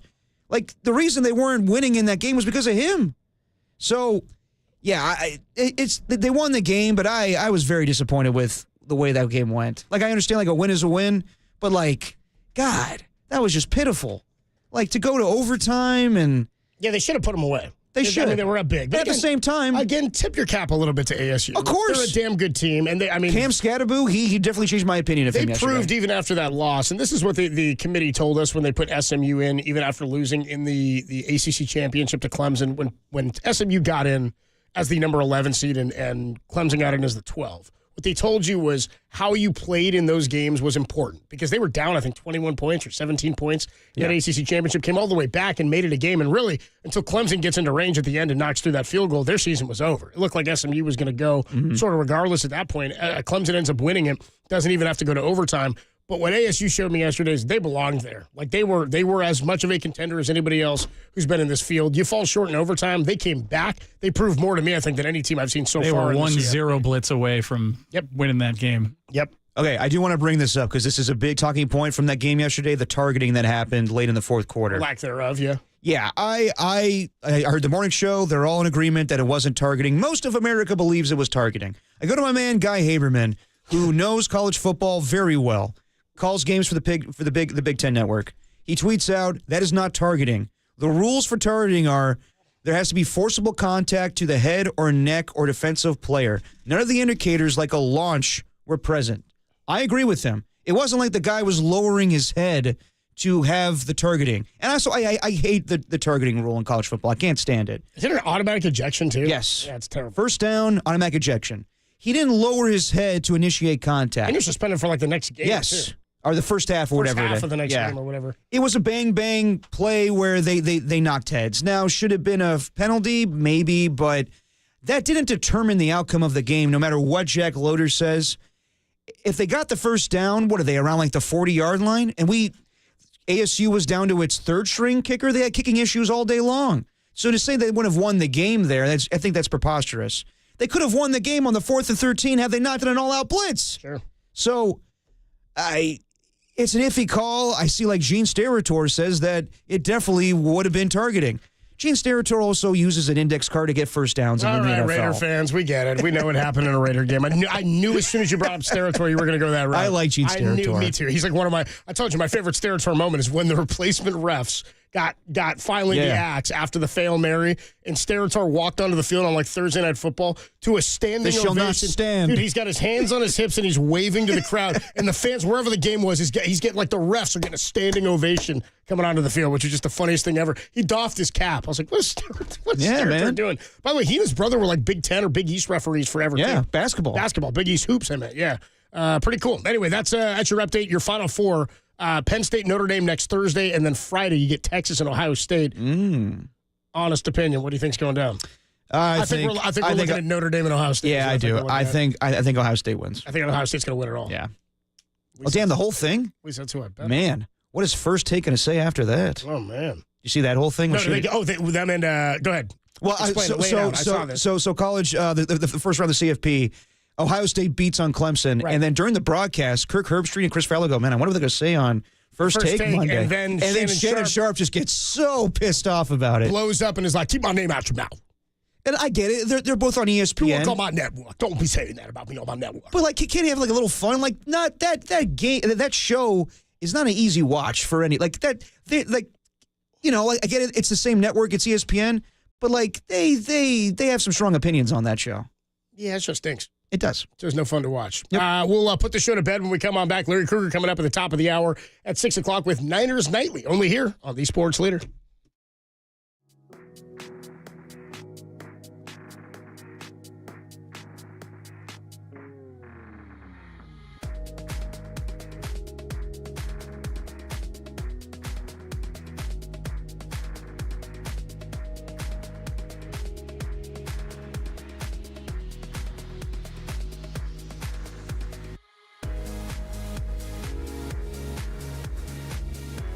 Bro. T-Rock. Tim Ryan joined Greg and Greg today. Yeah, that's right. I called it Greg and Greg. That's the name of the show as far as I'm concerned.